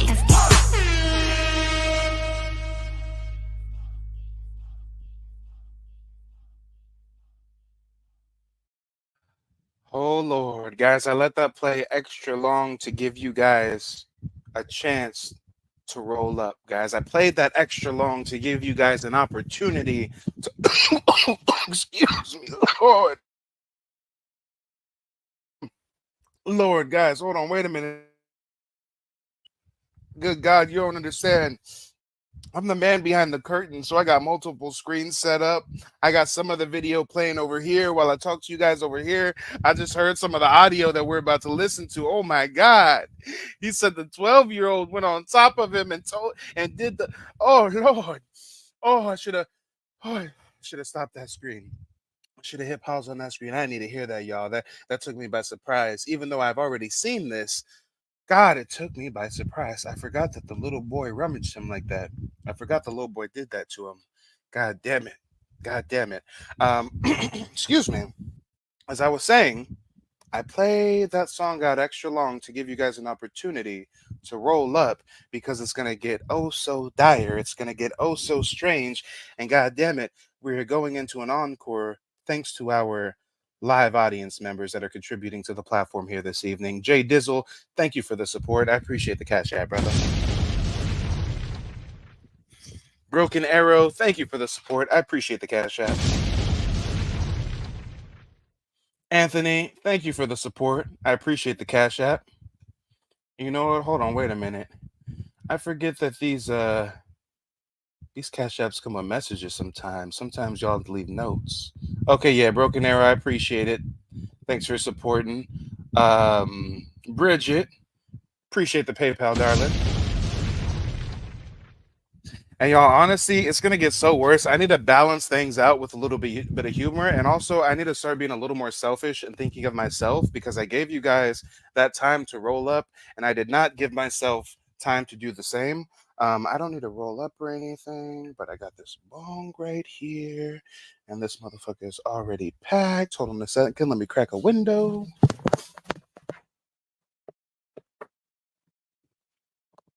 Oh, yeah, it's about to go down. It's about to go down. Hold on, y'all. Bear with me just a moment. Just a moment. Bear with me.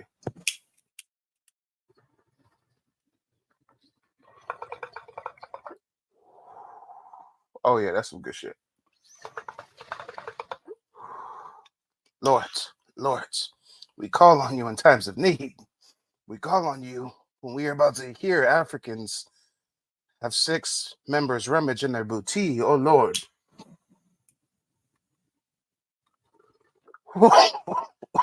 Mary Jane. Oh, she's my sweet thing. Feeling lonely.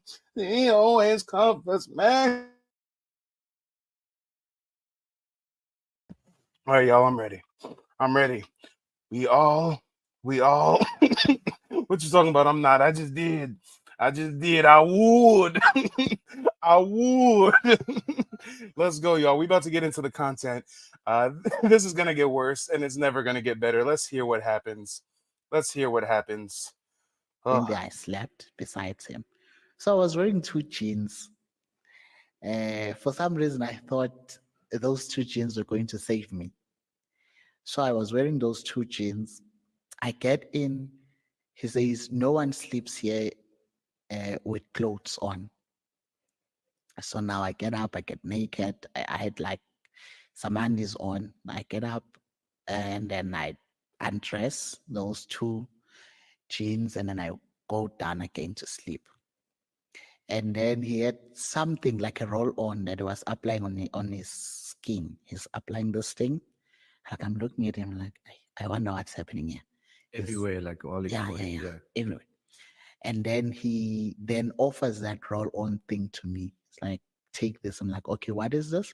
oh Lord. The only thing this man seems to say no to is oh shit. Oh shit. Why is the only thing that man said no to was dinner and the mosquito roll on?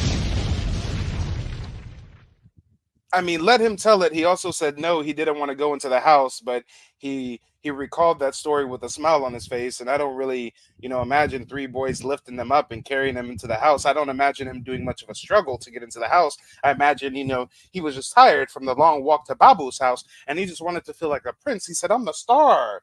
I'm a pillow princess, goddammit. The Americans call it a pillow princess. You lift me up and bring me inside. Cook for me. I know I am the star of the show. I am the captain now. I am the captain.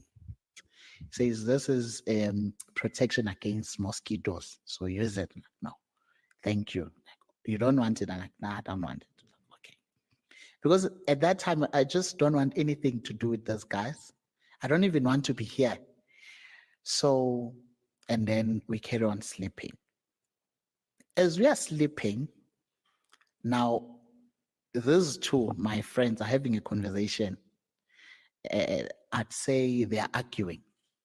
One is saying, it's me first. And the other one is saying, no, it's me first. So it's that conversation. No, it's me first. And then the other, no, it's me. Now he hears them arguing in the next room on who's gonna dig in his butchie cat first. Oh, Lord.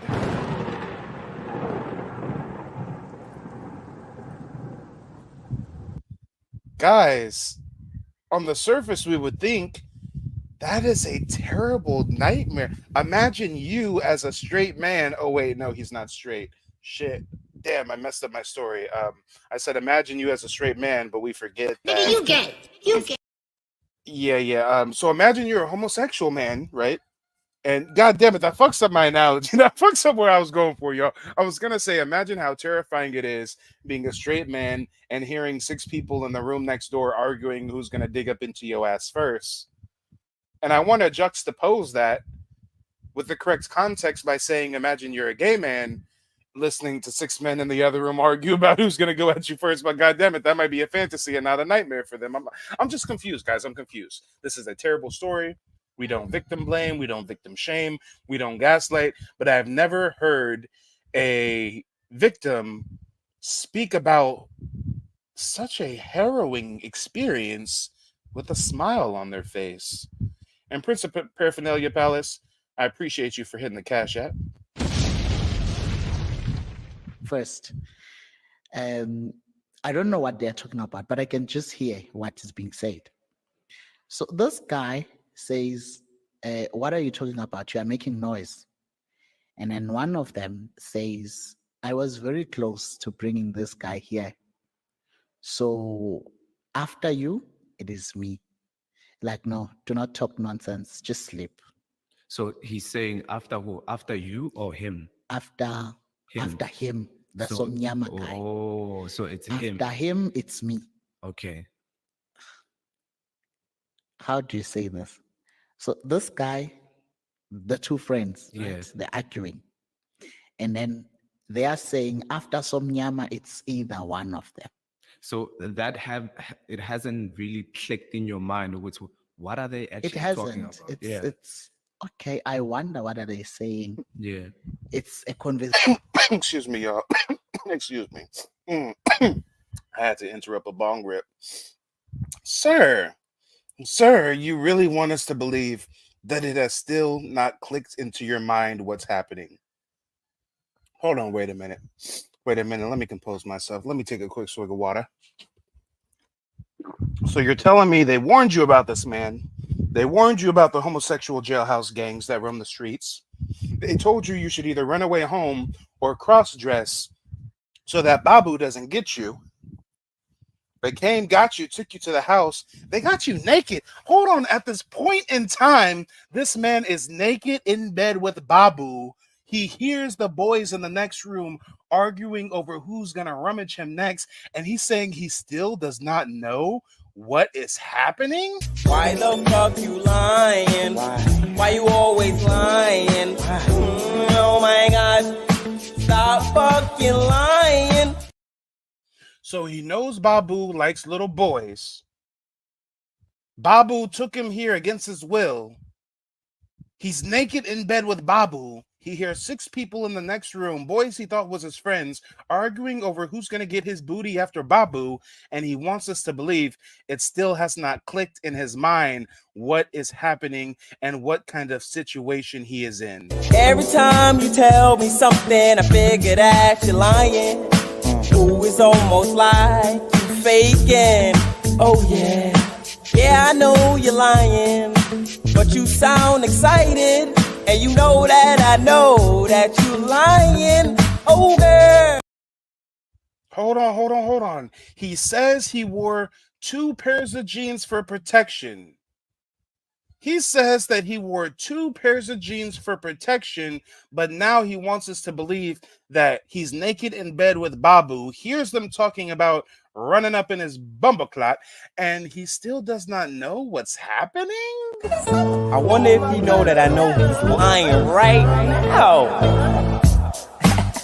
Oh, you got the new Margellas?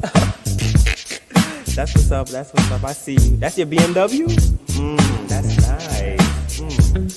That's your girl? Golly. Okay, I see you. But I just want to know one thing. You ready?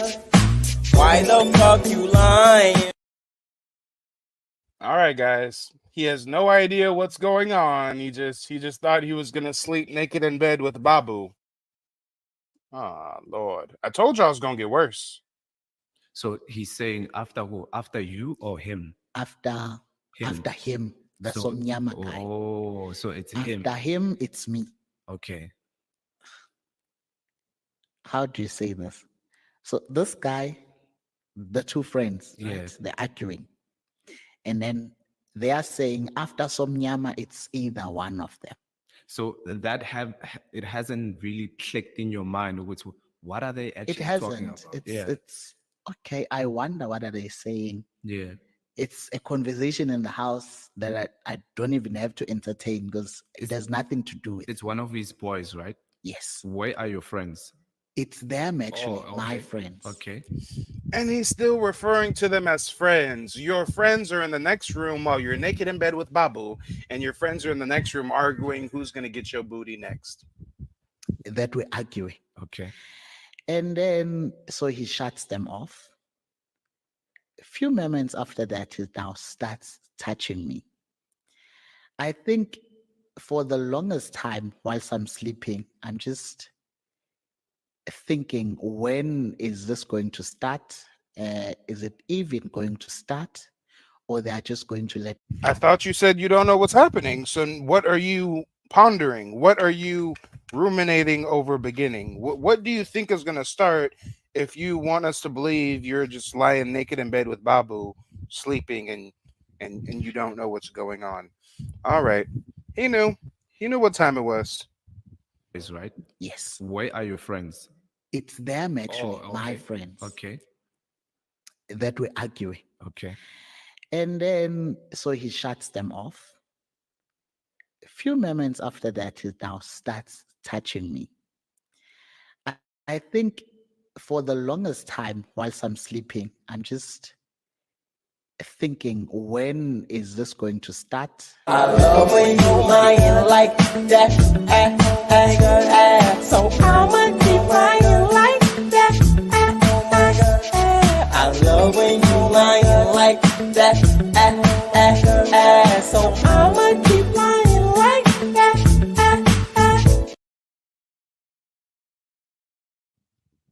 Did y'all hear what he just said? Did y'all? Maybe it's the fact that I'm high that I'm seeing between the lines. Did Mans just say he was sleeping, and while he was sleeping, he was wondering when it's gonna happen and what's gonna happen? Sir, how are you asleep and pondering whether your pussy's gonna get tore up? Are you dreaming about when your pussy's gonna get tore up? I mean, I'm confused. That we're arguing. Okay. And then, so he shuts them off. A few moments after that, he now starts touching me. I think for the longest time, whilst I'm sleeping, I'm just thinking, when is this going to start? Is it even going to start? Or they're just going to let me go free? Or maybe he was literally genuine when he said he wanted to help me get money to go home. I'm just imagining things. So you're asleep and you're wondering whether they're gonna brummage your pussy or if they're really telling the truth. Sir, you're still pondering whether they're telling the truth about giving you money to start, or excuse me, about helping you start a business to get money so that you can go home? Hey, fool me once, what is it? Shame on me, fool me twice, can't get fooled again. I mean, you know how Bush did it. When is he gonna realize they ain't helping him start a business? No one's helping you start a business, sir. No. They're about to give you the business. You are the business. When I think something bad might happen here. And so now then he starts touching me here. Like, okay. So it's happening. So he touches me, I throw his hand off. Touches me again, I throw his hand off. He touches me for the third time, I throw his hand off. And then he says, Emasoj iyala lenja. He did not even swallow that. They got up.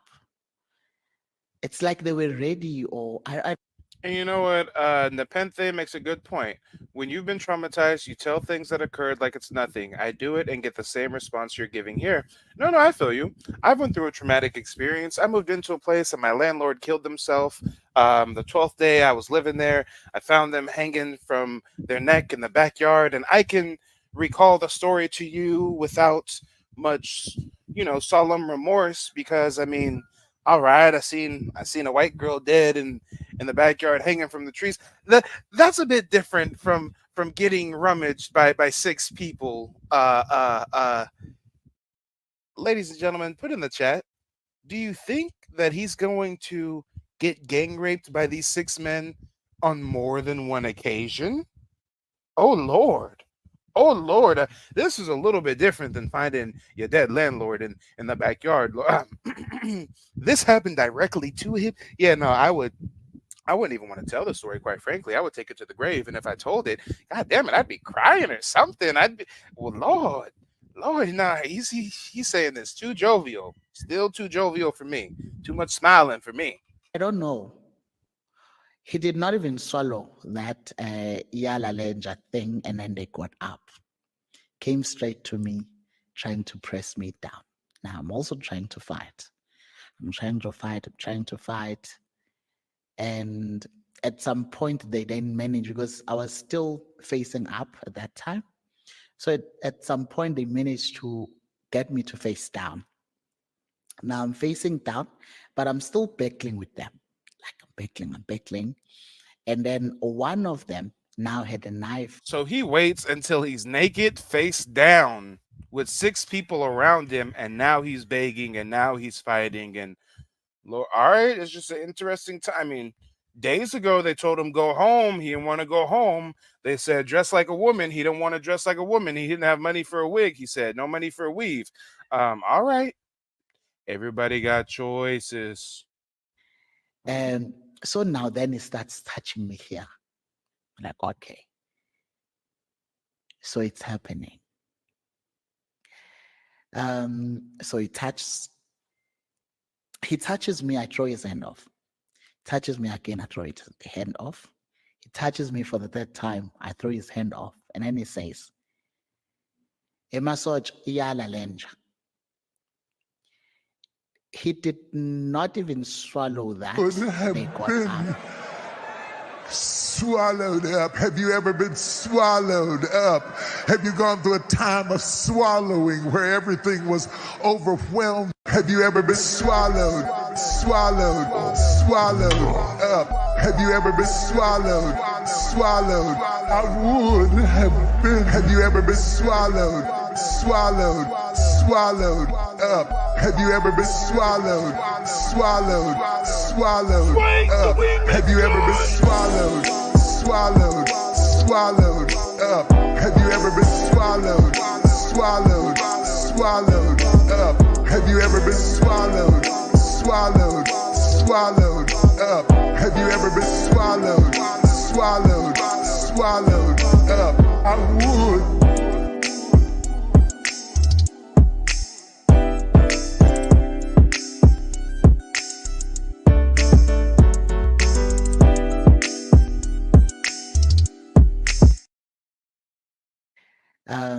So he touches me, I throw his hand off. Touches me again, I throw his hand off. He touches me for the third time, I throw his hand off. And then he says, Emasoj iyala lenja. He did not even swallow that. They got up. It's like they were ready, or I don't know. He did not even swallow that iyala lenja thing, and then they got up. Came straight to me, trying to press me down. Now I'm also trying to fight. I'm trying to fight. And at some point they didn't manage, because I was still facing up at that time. So at some point they managed to get me to face down. Now I'm facing down, but I'm still battling with them, like battling. And then one of them now had a knife with him. So he's pricking me on my back. We are going to hurt you. So he did not like stab, he was just pricking. So trying to scare me, I think. And now I remember that people say that if you are lucky, you can go out of that place alive. If not, you might die in there and they bury you God knows where. Like, okay, so it's either I'm dying because they have killed me with a knife, or so I just let my body loose. Sir.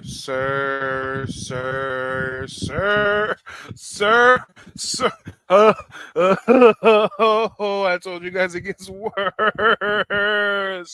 I told you it gets worse.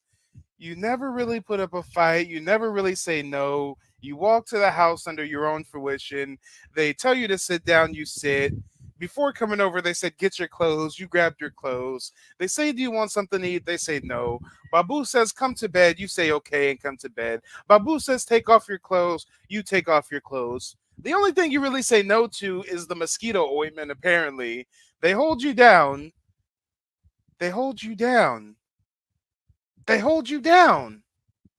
And instead of putting up the biggest fight of your life, instead of putting up the biggest fight you've ever done, instead of biting and scratching and scraping and gouging, he says he went loose.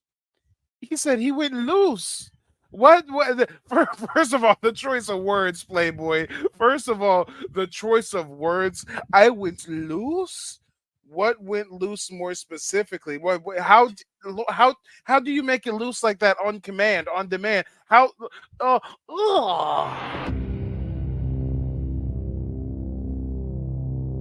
I was loose. I went loose. I realized that my fate was really up, and I went loose and let the Orishas, let whatever was going to happen. Say, oh, I went loose. Oh, good God. Hey, everybody who hit the Cash App and the PayPal, it was worth it, wasn't it? It was worth it, wasn't it? And it's gonna get even worse. Guys, it's gonna get worse than that. It's gonna get worse than him going loose. It's gonna get worse. He will lose. I let my body loose, and then he comes. I die in there, and they bury you God knows where. Like, okay, so it's either I'm dying because they have killed me with a knife, or so I just let my body loose. I let my body loose, and then he comes. He does whatever, and another. Yo, my guy, I let my body loose and then he comes is a wild phrase, my guy. I let my body loose and then he comes is wild to hear. I've never heard a man say these words before, and that combination and that sentence structure. Oh Lord, I go loose and then he come. Oh Lord, Baba Yaga. I die in there, and they bury you God knows where. Like, okay, so it's either I'm dying because they have killed me with a knife, or so I just let my body loose. I let my body loose, and then he comes. He does whatever, and another one comes. I'm not sure who, because I was facing down. And I know it's all 6 of them. And then at some point, So just 6 of them, including your friends as well. including those 2 friends. Just a quick one. Your friends, were they straight or homo? Straight as a ruler. Sir, how were you going to smile and say they were straight as a ruler when they gang raped you? Why is he protecting his friends' masculinity by saying they were straight? They were straight as a ruler, and then he starts smiling. They were straight as a ruler. Sir, they were not straight as a ruler if they went into your anal cavity, sir. That's not straight. That's not. And why is he still regarding them as friends? Why is it? Why? Oh Lord. Straight. Them being my friends were not my friends. They were playing friends. Okay. They were agents to get me to go to this guy's place. But for them to do that, they had to be friends with me. So they were not really mine. I just thought they were friends, but they were not. So the boss started, then while other guys were holding you, then the next one, And the next one. then the next one. Hold on, guys. Let's put this in proper perspective because I don't think we're giving this the proper severity. And it's hard to when Mans is smiling about it. It's hard to when Mans is gleefully recalling having his bumbaclot pillage, his pussyclot ran up in. Lord, guys, it's hard. So let's properly put this in perspective. Babu has his way with him.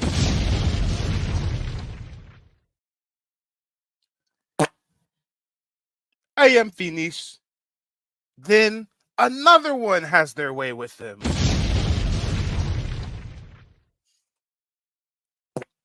I am finished. Then another one has their way with them.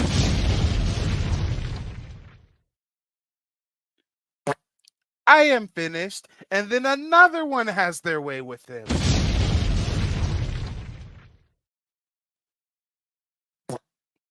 I am finished, and then another one has their way with this.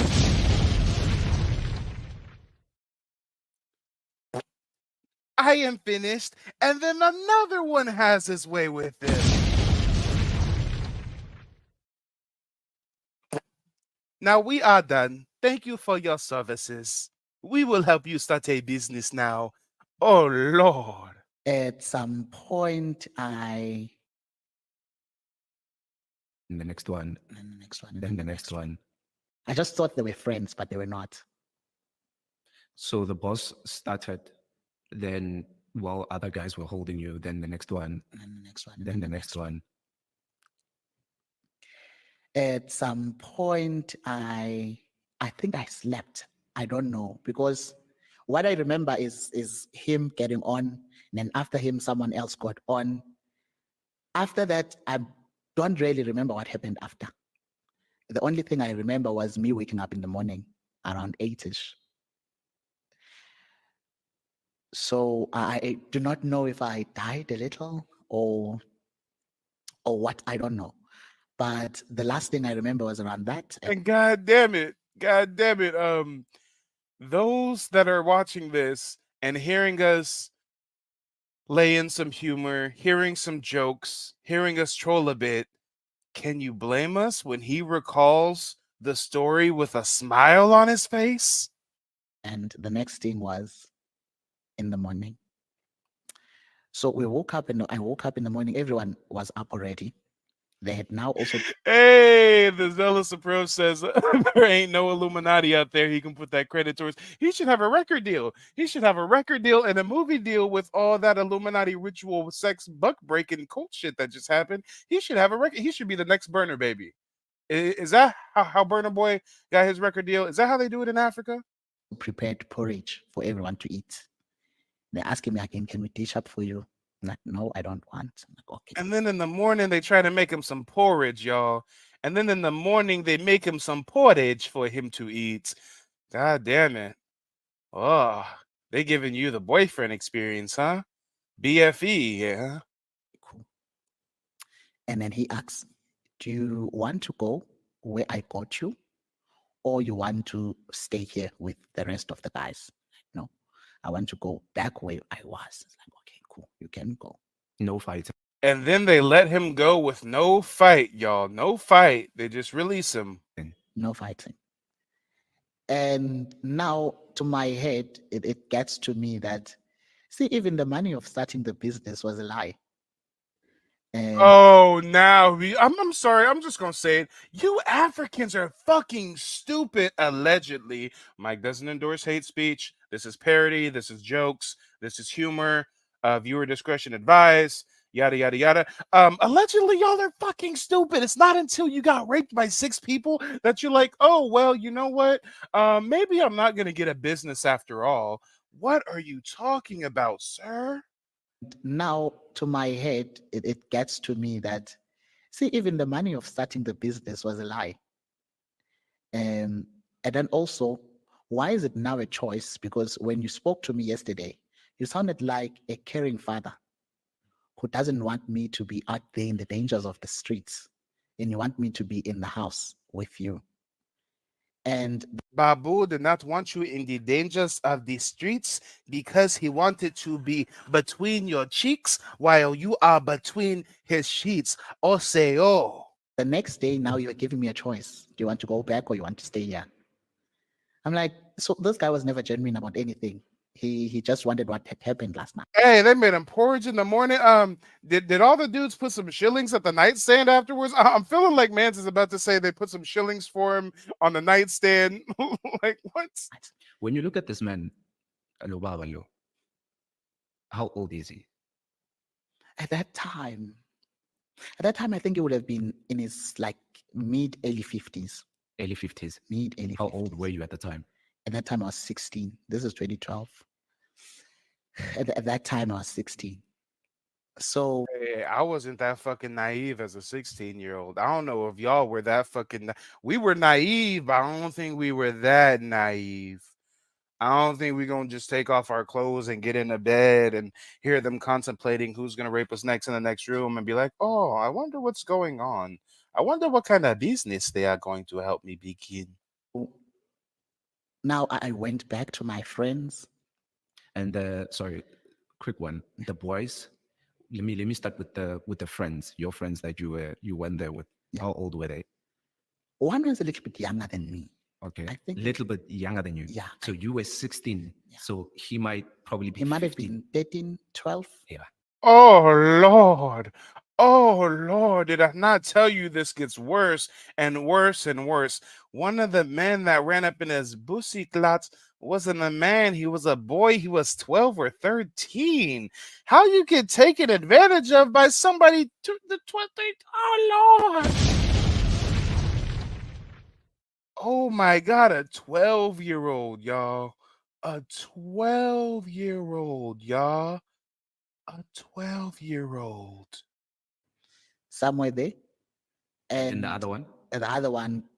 could have been my age group, maybe 16, 17, or 15K. And then I would have beat the shit out of that 12-year-old trying to stick his pitter patter titty wet at me. Oh hell no! I would have beat the hell out of that little boy. Oh Lord. The boys. And then his boys, I think they were a little bit older than me. I can't even have their face registered on my mind, because I think I saw them that day, and I do not remember seeing them after that day. I don't know. Maybe I did see them after that day, but they were like seasoned boys. They were not younger than me. Don't you think what happened to you, it was some sort of a ritual? Because remember, he put something on and he might have lied that, look, this is just for most. And now his fellow African says, you know what? That could have been a ritual. They could have been doing some sex, witchcraft, black magic with him, y'all. Is this a ritual? A ritual, he says. Ugh. Something on and he might have lied that, look, this is just for mosquitoes in a way. Yeah, ne? I don't know, maybe you thought about it. I'm thinking about it now. Because he put something first before he touched you, and he gave you something as well. But you said no, but he still continued. But why would he put something and said, this is for mosquitoes? You guys were young. You were not even 20. Young. Obviously, these boys, I'm sure maybe they were in their mid-20s, early 20s. Early 20s, probably. Wow, like when you look at this man, he's your dad. He's even your grandfather, I'm sure. And the guys, do you guys think that this is as bad as it gets? Do you think that this is the climax, that this is the crux? Do you guys think that it doesn't get worse? It gets worse. The terrible thing is that when he speaks to you, you get respect for him. It's like, Obaba. And just how he suggests that I can help you. I don't want you sleeping here. Just sounds like your father. Yeah. It's like, yeah, this guy. And then chiggy, that happens. Guys, I'm sorry. I'm sorry. I gotta do it, guys. I gotta do it. Guys, if you've noticed, the first time I passed around the collection plate, I told you guys with a bit of a Surgeon General warning, if you will. I said, y'all, it's about to get real bad. Are you sure? Drop something if you're sure. And then guess what? It got real bad.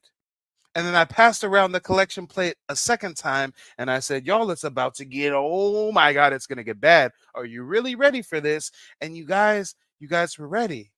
And remember, I gave you guys the analogy of the deep sea divers that go down to certain depths to get acclimated to the pressure before they go deeper and deeper and deeper into the abyss. And guys, what you just heard ain't nothing yet. It's going to get worse. If you want to see how far the rabbit hole goes, God damn it, put 5 on it. Creep on in, on in, on in.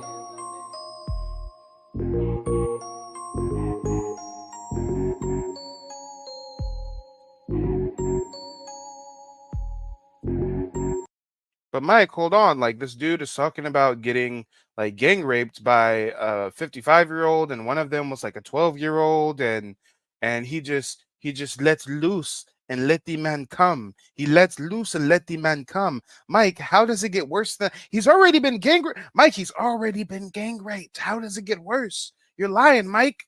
You're just desperate, Mike. Rent's just coming due, Mike. You just really need $5, Mike. That's what it is. You just really need $5, Mike. I know there's no way in hell that it's going to get worse than him getting gang raped by 6 people. But guys, they call me the king of receipts.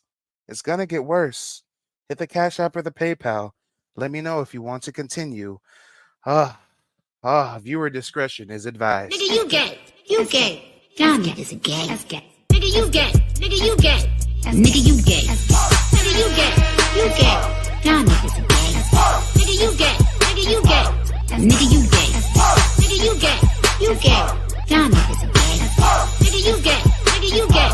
Nigga, you gay. Nigga, you gay. You gay. Y'all niggas are gay. Nigga, you gay. Nigga, you gay. Nigga, you gay. Nigga, you gay. You gay. Y'all niggas are gay. Nigga, you gay. Nigga, you gay. Nigga, you gay. Nigga, you gay.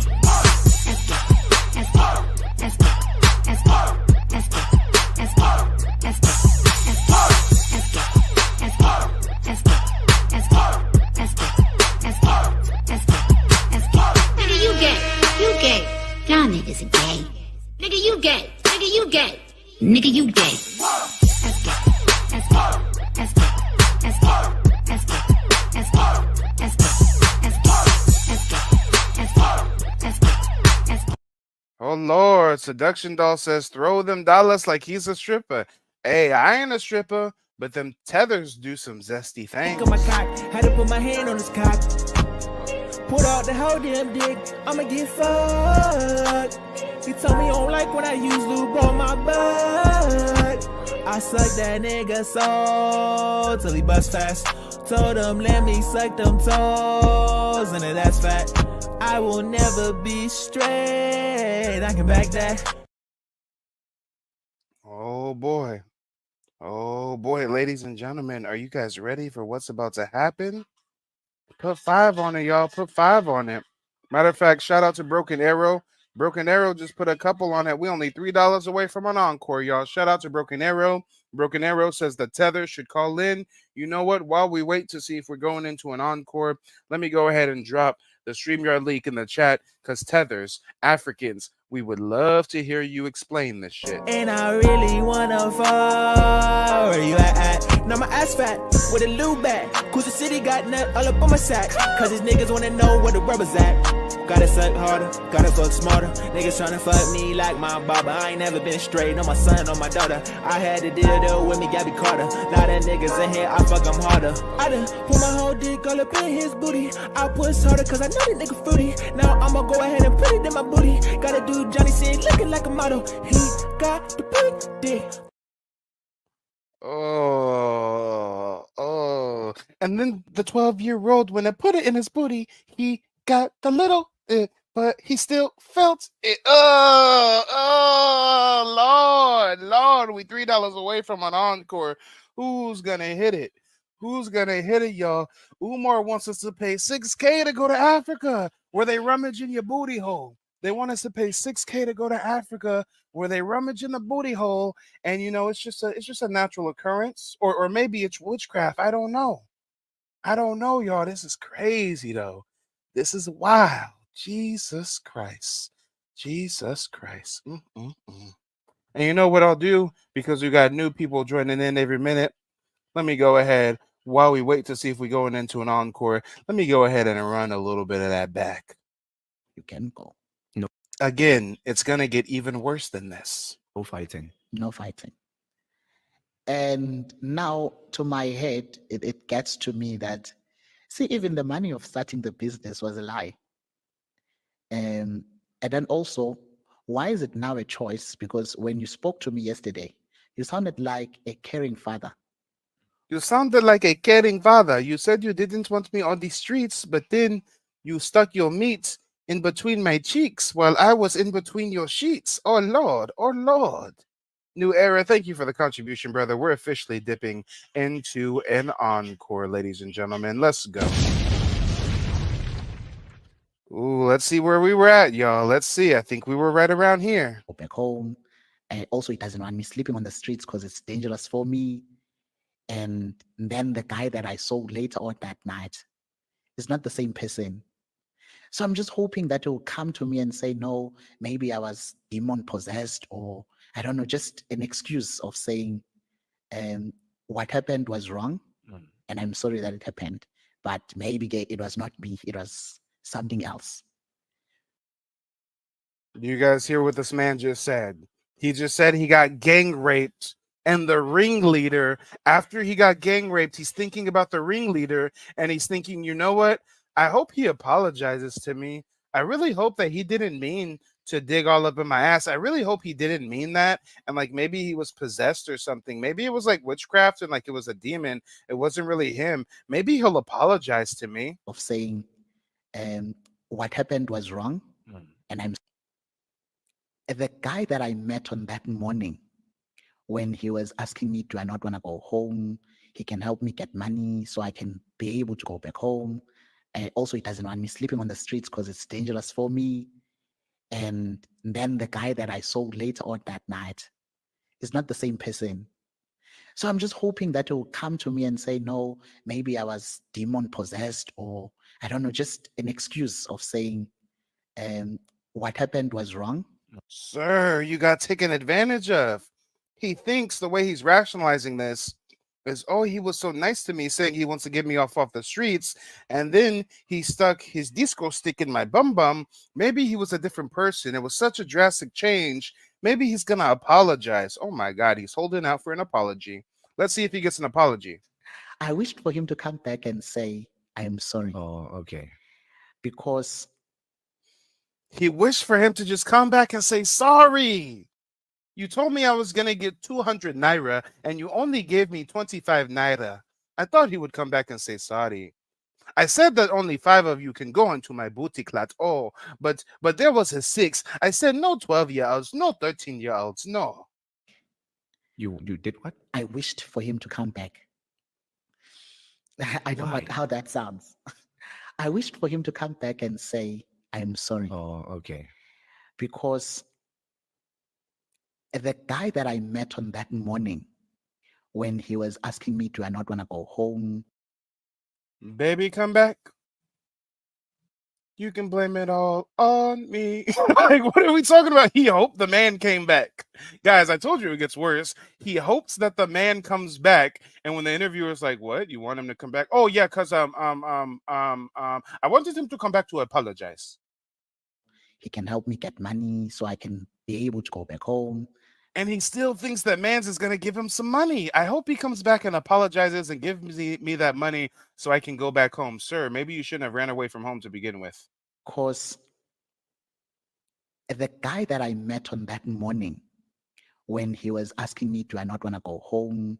He can help me get money so I can be able to go back home. Also, he doesn't want me sleeping on the streets because it's dangerous for me. And then the guy that I saw later on that night is not the same person. So I'm just hoping that he'll come to me and say, no, maybe I was demon possessed, or I don't know, just an excuse of saying what happened was wrong. And I'm sorry that it happened, but maybe it was not me, it was something else. So he came that day. It was also at night around 7ish. So he comes and then I see him coming. Okay, there he is. I wonder, what is he here for? And he comes, he stands in front of me, and guys, his prayers are answered. He said, Father God, I want this man to come back.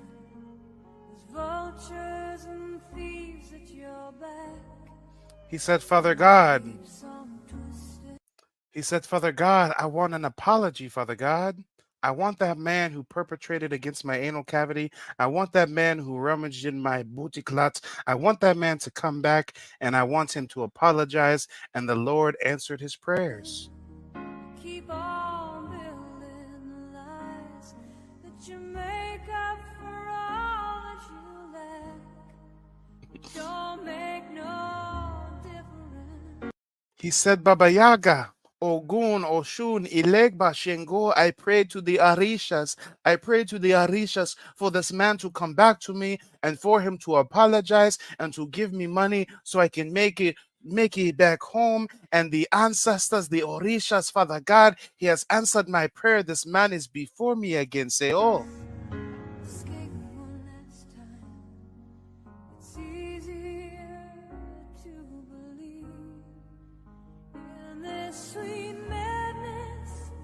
Lord, oh Lord, let's see what happens, y'all. Were his prayers really answered? Is man's coming back to apologize or no? And I don't know, was it painful or itching, but it was like an itching pain. I don't know how. Oh Lord, how did I forget the part where he said that his booty hole itching? Did them dudes give you an STD? Why is your booty hole itching, sir? Lord Chad, did we totally skip past the part where his booty hole itching now? He still continued. But why would he put something and say, this is for mosquitoes? You guys were young. You were not even 20. Young. Obviously, these boys, I'm sure maybe they were in their mid-20s, early 20s. Early 20s, probably. Wow, like when you look at this man, he's your dad. He's even your grandfather, I'm sure. And the terrible thing is that when he speaks to you, you get respect for him. It's like, oh, Baba. And just how he suggests that I can help you. I don't want you sleeping here. Just sounds like your father. Yeah. It's like, yeah, this guy. Close to me, you're like my father. Close to me, you're like my mother. Close to me, you're like my sister. Close to me, you're like my brother. You are the only one to rummage my booty clots, and for you, this song I sing. And then chiggy, that happens. And it confuses you. So I went back to my friends. No one was going to ask me anything because it is known that when you go there, what you're going there for. Nobody asked me anything, nothing. But then after that day, I had complications and I was bleeding. Sometimes I'd say I want to go to the toilet and nothing comes out but blood. Mm. And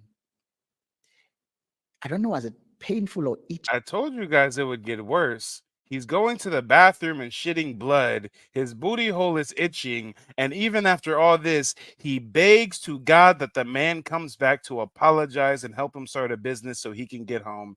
You can't make this shit up. Itching, but it was like an itching pain. I don't know how to describe that pain, but there was a pain like that. I think for a week or two. And so soon after that, he came back. And because also from that night until that day he came back, I wished for him to come back. You did what? I wished for him to come back. I don't like Why? how that sounds. I wished for him to come back and say, I am sorry. Oh, okay. Because the guy that I met on that morning, when he was asking me, do I not want to go home? He can help me get money so I can be able to go back home. And also, he doesn't want me sleeping on the streets because it's dangerous for me. And then the guy that I saw later on that night is not the same person. So I'm just hoping that he'll come to me and say, no, maybe I was demon possessed, or I don't know, just an excuse of saying what happened was wrong. And I'm sorry that it happened, but maybe it was not me, it was something else. So he came that day. It was also at night around 7ish. So he comes and then I see him coming. I'm like, okay, there he is. I wonder, what is he here for? And he comes, he stands in front of me and he taps my feet. He's like, hey, I'm like, yeah. He said, I came to speak to you. Hold on, wait a minute, y'all. Wait a minute. Let's put this in proper context. Let's put this in proper perspective. So he gets gang raped by 6 fellow Africans. The ringleader Babu makes his booty clots bleed and itch. Even after all this, he feels some kind of kinship, I think, towards Babu. I think he still feels like he's some kind of father figure. I don't know if this man was raised with a father. I don't know if that's what it is. I'm not exactly sure what's going on there, but he really feels like he has some kind of spiritual relationship with Babu. I mean, he feels like he has some kind of connection with him. I mean, Babu, you said that you were gonna help me, Babu. You said that you were gonna help me get back home, Babu. You treated me with such kindness. You treated me so gentle. I just want you to come back, Babu. I just want you to come back and I want you to apologize. I pray to God that Babu comes back and he apologizes because, quite frankly, Babu isn't that bad of a guy. I mean, I could have slept on the streets where he found me, but Babu let me spend the night, and Babu even offered to make me some food. Babu offered me mosquito protection. I mean, yeah, he didn't say nothing about condoms, y'all. Hey, he ain't mentioned nothing about no condom. 6 dudes done ran up in his bumbleclad. He ain't mentioned condoms not once. Okay. We just gonna let that rock out, I guess. We just gonna let that ride. We ain't even gonna talk about the fact that I mean, no homo, pause, but Africans are stereotyped for being what do they call them? What do they call them? What was the term again, guys? Mandingos?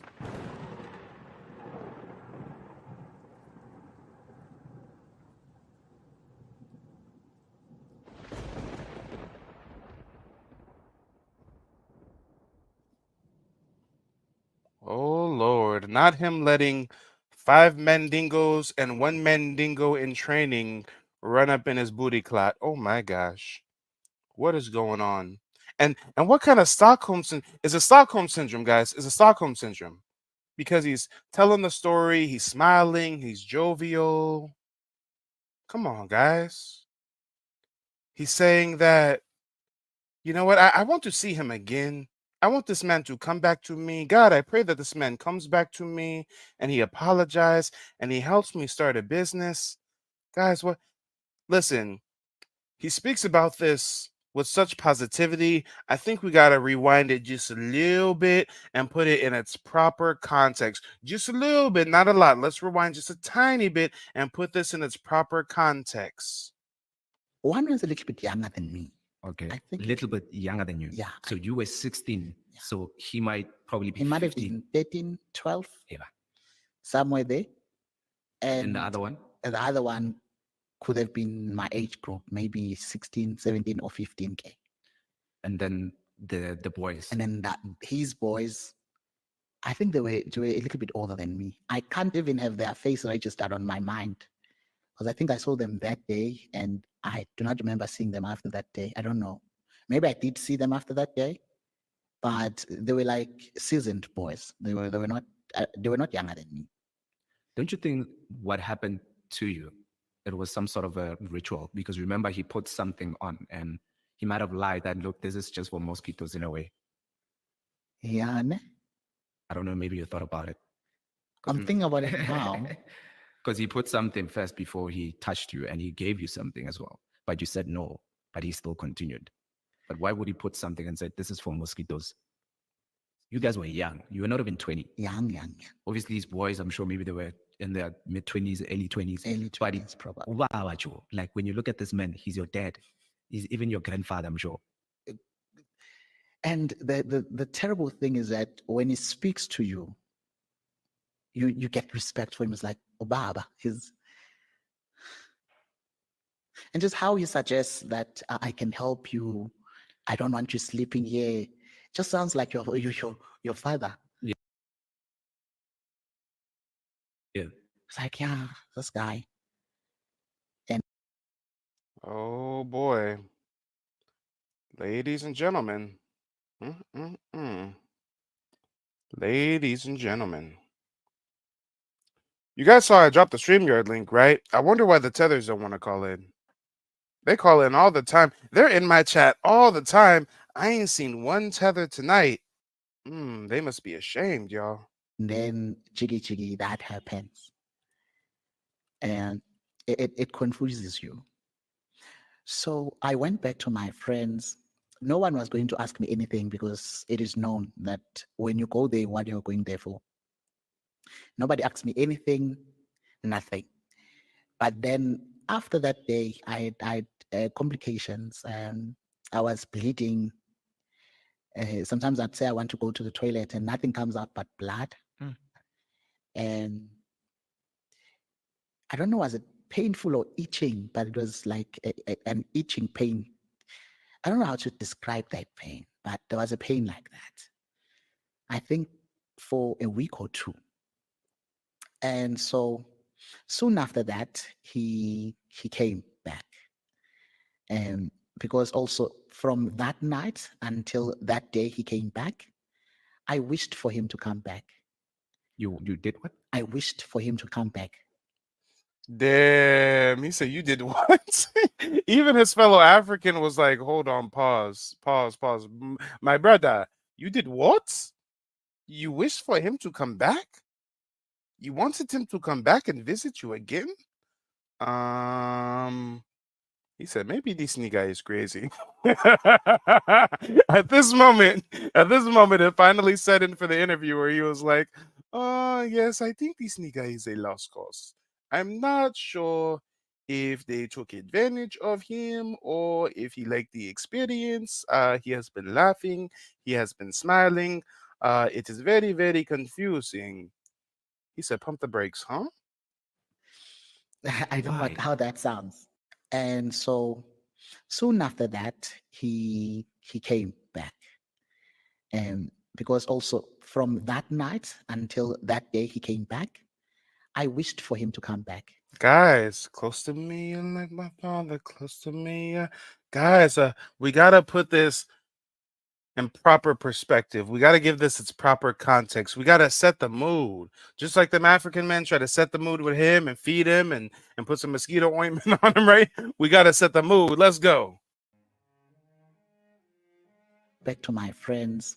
No one was going to ask me anything because it is known that when you go there, what you're going there for. Nobody asked me anything, nothing. But then after that day, I had complications and I was bleeding. Sometimes I'd say I want to go to the toilet and nothing comes out but blood. And I don't know, was it painful or itching, but it was like an itching pain. I don't know how to describe that pain, but there was a pain like that. I think for a week or two. And so soon after that, he came back. And because also from that night until that day he came back, I wished for him to come back. You did? I wished for him to come back. I don't know how that sounds. I wished for him to come back and say, I'm sorry. Oh, okay. Because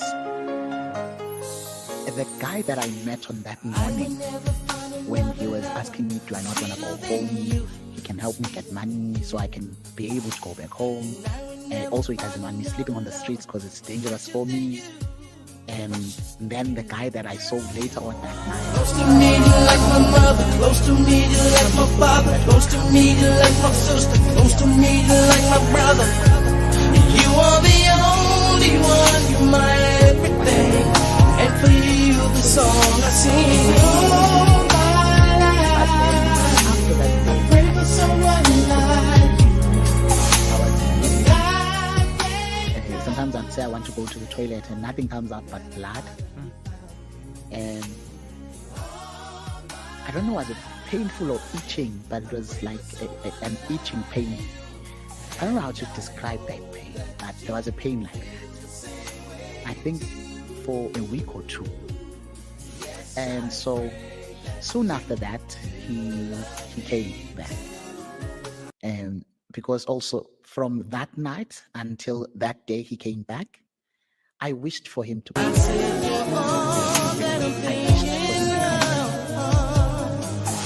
I don't know how that sounds. I wished for him to come back and say, I'm sorry. Because the guy that I met on that morning, when he was asking me, do I not want to go home? He can help me get money so I can be able to go back home. And also he doesn't want me sleeping on the streets because it's dangerous for me. And then the guy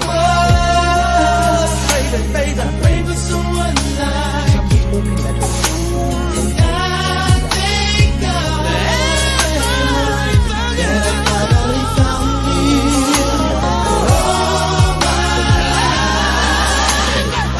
Someone like you, and I hope that you feel the same way too. Yes, I pray that you do love me. You're all. I don't know, was it painful or itching, but it was like an itching pain. I don't know how to describe that pain, but there was a pain like that. I think for a week or two. And so soon after that, he came back. And because also from that night until that day he came back, I wished for him to come back. You did what? I wished for him to come back. I don't know how that sounds. I wished for him to come back and say, I am sorry. Oh, okay. Because The guy that I met on that morning, when he was asking me, do I not want to go home? He can help me get money so I can be able to go back home. And also, he doesn't want me sleeping on the streets because it's dangerous for me. And then the guy that I saw later on that night is not the same person. So I'm just hoping that he'll come to me and say, no, maybe I was demon possessed.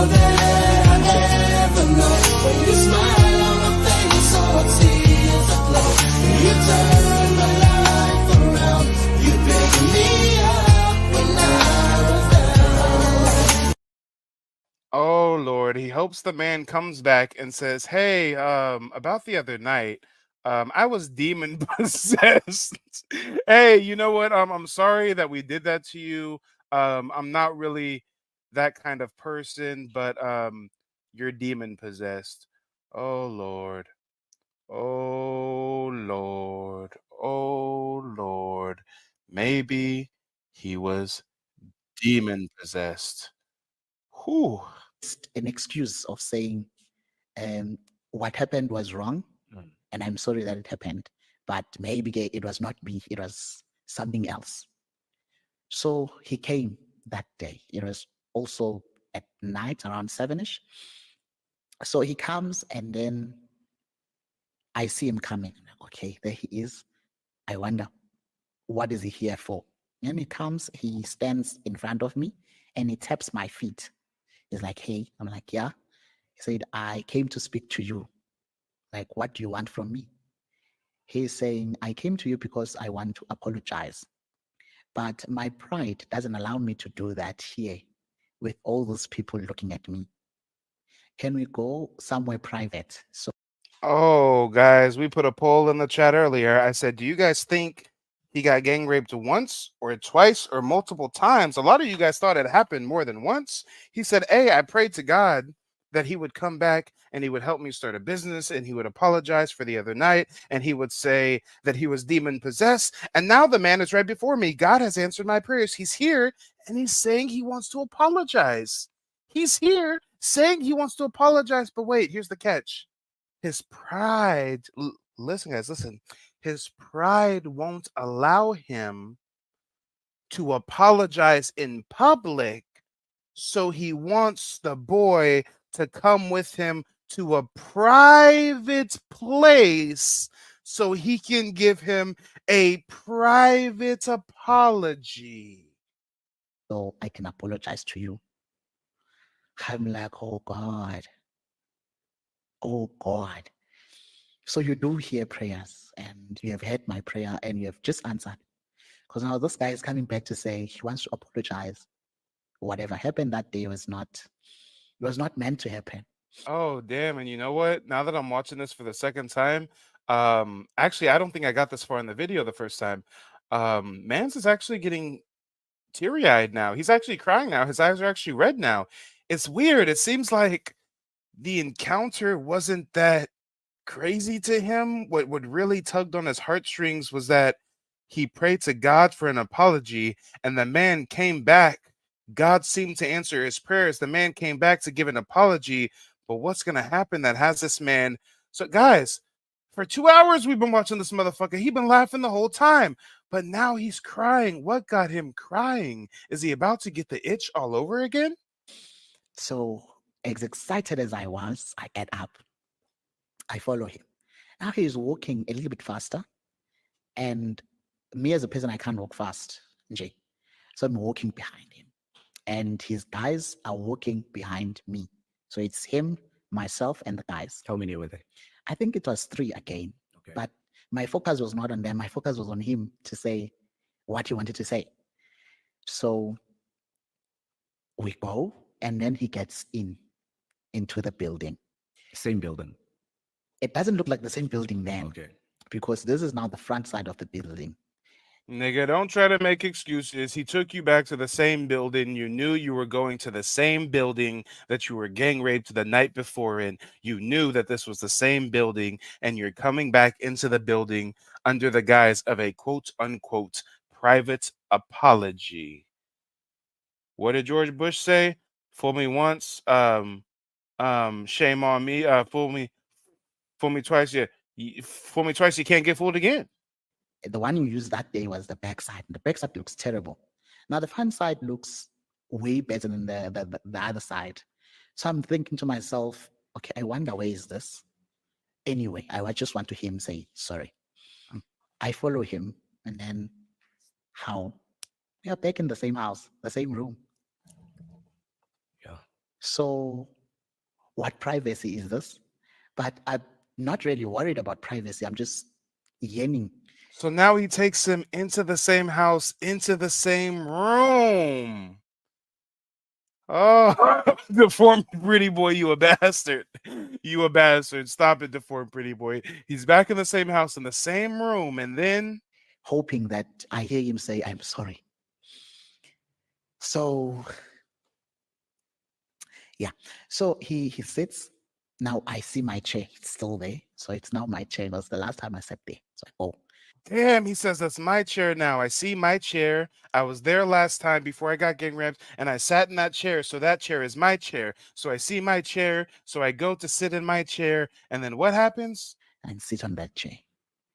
And then he says, what we did that day was nice. And you are here not because I want to apologize. You are here because we have to do it again. You're all that I ever know. When your smile is gone, you picked me up when I was down. You're all that I ever know. When your smile is gone, you picked me up when I was down. And I hope that you feel the same way too. Yes, I pray that you do love me too.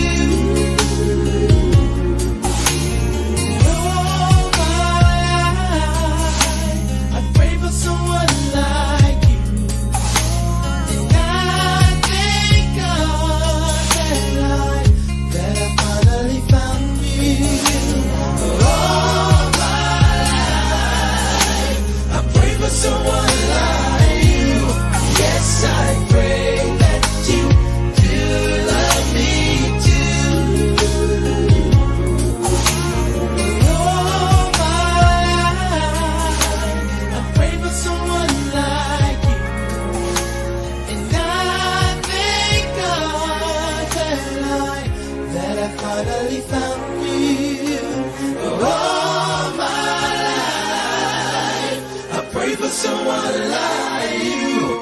Yes, I pray that you do love me too. And all my life, I pray for someone like you. He prayed for an apology. He thought he had an apology coming up. He said, oh, I know that chair. That's my chair. Let me sit in my chair. And then Babu said, an apology. An apology is not why you here. Oh, God. Oh, God. Oh, man. I was having a fragmented psyche myself. I was laughing and crying at the same time. This is so damn crazy. This is so damn crazy. You get gang raped by 6 people. One of them is 12 years old. You're bleeding. You're itching. You pray to God. The man comes back and apologizes and helps you start a business. Your prayers are seemingly answered. The man comes back. He says, I want to apologize, but wait, there's more. I want to apologize in private because I'm a prideful man. I'm a prideful man. And he takes you back to the same house, and he takes you back to the same room, and he says to you, what? So yeah. So he sits. Now I see my chair. It's still there. So it's now my chair. It was the last time I sat there. So I go and sit on that chair.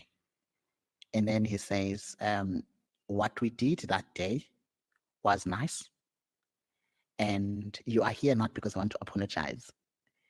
You are here because we have to do it again. And then the man says, what we did the other day was nice.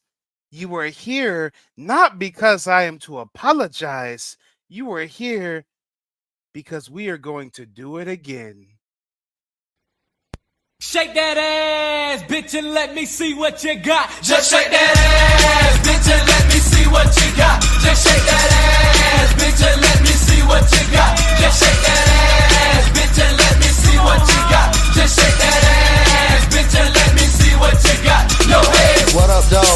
I wanna see your ass on the dance floor. Ain't no time to be faking trick. On the for real, I wanna see that ass, bitch. Drop it down a little low like that. Head in the front with the splash pack. Palm Beach County style from the bottom. Shake that ass and do something, ho. Splat back in the house, stop front, yo. G-string from the back. Just shake that ass with a splash. Lord, you are here because we are going to do it again. And then the other side. So I'm thinking to myself, okay, I wonder where is this? Anyway, I just want to hear him say sorry. I follow him, and then how? We are back in the same house, the same room. Yeah. So what privacy is this?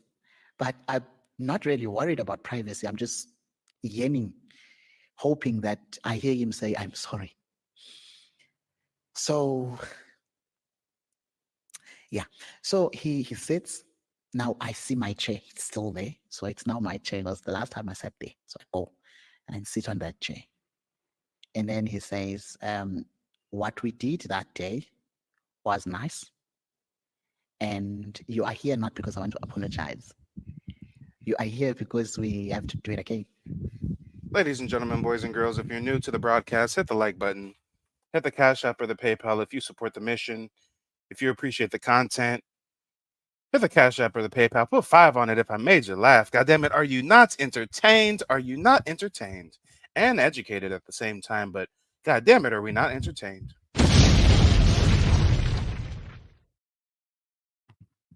We just had a Cash App come through from Lamel. Lamel, I appreciate the support, brother. And I ask you guys, was this not worth it? Did I clickbait you guys? Did I milk you guys for Cash Apps and PayPals? Or was I telling the truth when I said this shit is gonna get worse and it ain't never gonna get better? Come on, I need some constructive criticism. I need some feedback. If you think I ran game on y'all, let me know. But if you think that I told y'all what it was, then it turned out to be exactly what I said it was.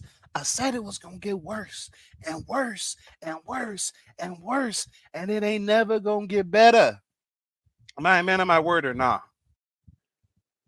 Yeah. So what privacy is this? But I'm not really worried about privacy. I'm just yearning, hoping that I hear him say, I'm sorry. So, yeah. So he sits. Now I see my chair. It's still there. So it's now my chair. It was the last time I sat there. So I go and sit on that chair. And then he says, what we did that day was nice. And you are here not because I want to apologize. You are here because we have to do it again.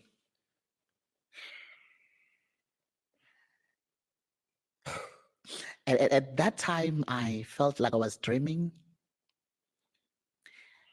I wanted to question because now for some time was. Mark Jones says it's still more video to go. There's 16 more minutes left. Just praying that, okay, so this is my prayer answered. And now when he says that, I want to question how God. So I've already said thank you. And so now this happens. Damn. He said, I gave God a prayer. It looked like he answered. So I already, y'all, he's crying. He said, I already thanks God for answering my prayer. I already thanks God for answering my prayer. And then this happens. Oh my God. Oh my God. I told y'all it gets worse and worse and worse. And the only time he really gets sad, the only time he cries is when he reflects on the fact that all he wanted was an apology. He prayed for it. He thought his prayers were answered, but instead he got that work again. So then I just knew that I just had to go in with the program and then we get done and probably I can go back to where I was. So he tells himself, I'm just going to get down with the program. I'm just going to toot that ass up. I'm just going to let that coochie breathe and we're going to be done and I'm going to be out of here.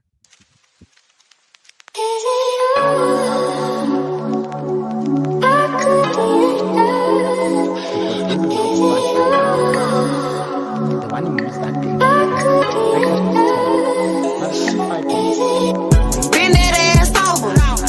coochie breathe. Shake that ass, bitch. Hands on your knees. Hands on your knees. Hands on your knees. Shake that ass for Drake. Now shake that ass for me. In the same house, the same room. Yeah. So, what privacy is this? But I'm not really worried about privacy. I'm just yearning, hoping that I hear him say, "I'm sorry." So, yeah. So he sits. Now I see my chair. It's still there. So it's now my chair. It was the last time I sat there. So I go and sit on that chair. And then he says, what we did that day was nice. And you are here not because I want to apologize. You are here because we have to do it again. Bend that ass over. Let that coochie breathe. Shake that ass, bitch. Hands on your knees. Hands on your knees. Hands on your knees. Shake that ass for Drake. Now shake that ass for me.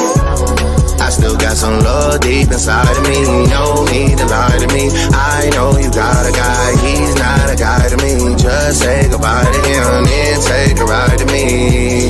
Ride to me. I still got some love deep inside of me. Please drag it out of me. You just might get that G-Wagon out of me. Please drag it out of me. Please drag it out. So I don't want to say luckily, but I think luckily it was only him that night, the second night. So got done and then asked again. Well, then I just knew that I just had to go in with the program and then we get done and probably I can go back to where I was. So I don't want to say luckily, but I think luckily it was only him that night, the second night. So got done and then asked again, do you want to go where you were or you want to sleep here? I'm like, I want to go back. He said, okay. Then I went back to my friends. Ish, dude, this is so emotional, man. Holy gang, patty gang, rich baby daddy gang. I'm with Red like I'm at a Cincinnati gang. Hood bitch tat a gang for she tat a name. Real bitch held me down for I had a name. Heard this money on my head, what is that to me? I put 100 bands on him, he put a rack on me. We from two different worlds, but it's a match to me. To bend it over, only time she turn her back on me for real. Bend that ass over, let that coochie breathe. It's not nice. It's not. I used to cry thinking about it. He said, luckily, this time it was only just me and him. It wasn't me and him and 5 others. Back then. This time I only had 1 load shot in my bum, not 6 loads. Now it's because now it just comes as flashbacks. Yeah. And now rather than crying so it depends. I think about it when maybe I'm disappointed or angry. Yeah. Or when I'm excited, I think about that day and I want something that would almost feel like that day. So I think then crying, that is what I do now, which is, I think it was better when I cried. Oh no, it gets a bit worse. His fairy tale happily ever after ending isn't really much of a fairy tale happy ever after ending. How did you escape? Escape the streets. Yeah. Well, escape Devon. Devon, yes. So, and then I stayed in Devon until 2015. So 2013, and then was involved with the church.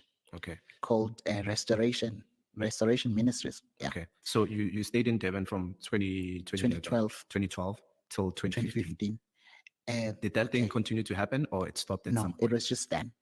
Never happened again. Okay, so it happened twice. It happened twice. Okay, so you went into ministry. Funny story. Yeah. Oh, Gia, you a bastard. Gia, you ain't shit. Gia says, it still gives me cheese.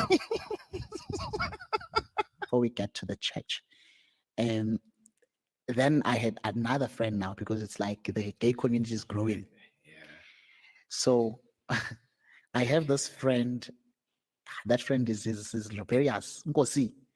He's the giant. So that friend, now we are now sleeping together. I then moved from where I used to sleep at the corner. Then I went to Mansell Street Market.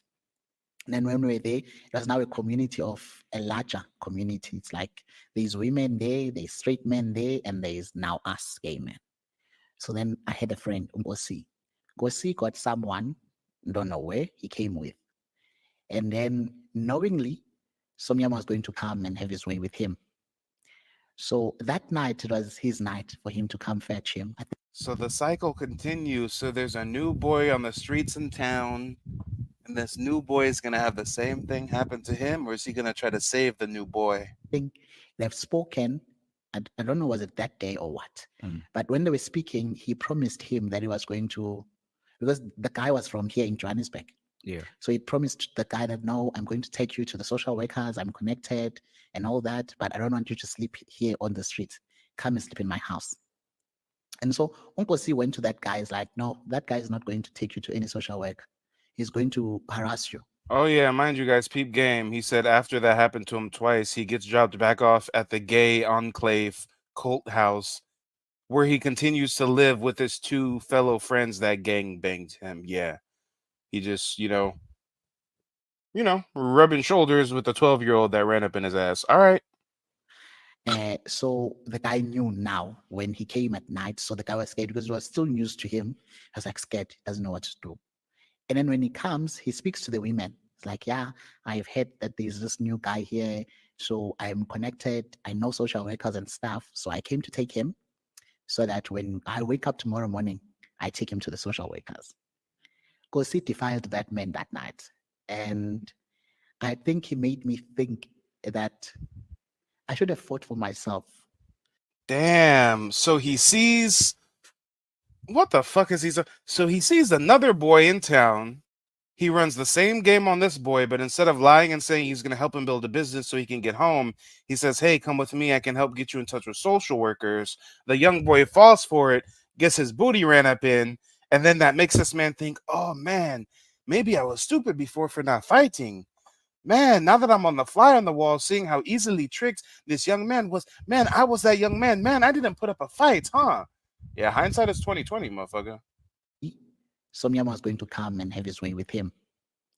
So that night, it was his night for him to come fetch him. I think they've spoken. I don't know, was it that day or what? But when they were speaking, he promised him that he was going to, because the guy was from here in Johannesburg. Yeah. So he promised the guy that, no, I'm going to take you to the social workers, I'm connected and all that, but I don't want you to sleep here on the street. Come and sleep in my house. And so Uncle C went to that guy, is like, no, that guy is not going to take you to any social work. He's going to harass you.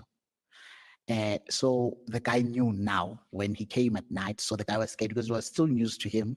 He was like scared, doesn't know what to do. And then when he comes, he speaks to the women. It's like, yeah, I've heard that there's this new guy here. So I'm connected. I know social workers and stuff. So I came to take him so that when I wake up tomorrow morning, I take him to the social workers. Because he defiled that man that night. And I think he made me Look at how they fall for the game. Yeah, I'm gonna take him to see some. So I know social workers, and yeah, I'm gonna take this little boy with me. But he has to stay the night at my house tonight and sleep in my bed naked. And then yeah, in the morning, I'll take him to meet the social. Oh my God, what are we talking about? This is crazy. And guys, I'm just recalling what he just said the story was. I don't support hate speech or violent acts or anything. This is for educational purposes. Viewer discretion advice. Think that I should have fought for myself. I should have, I don't know how. Because Somyama left without that boy that night. Because he told him, you're not going anywhere with this boy.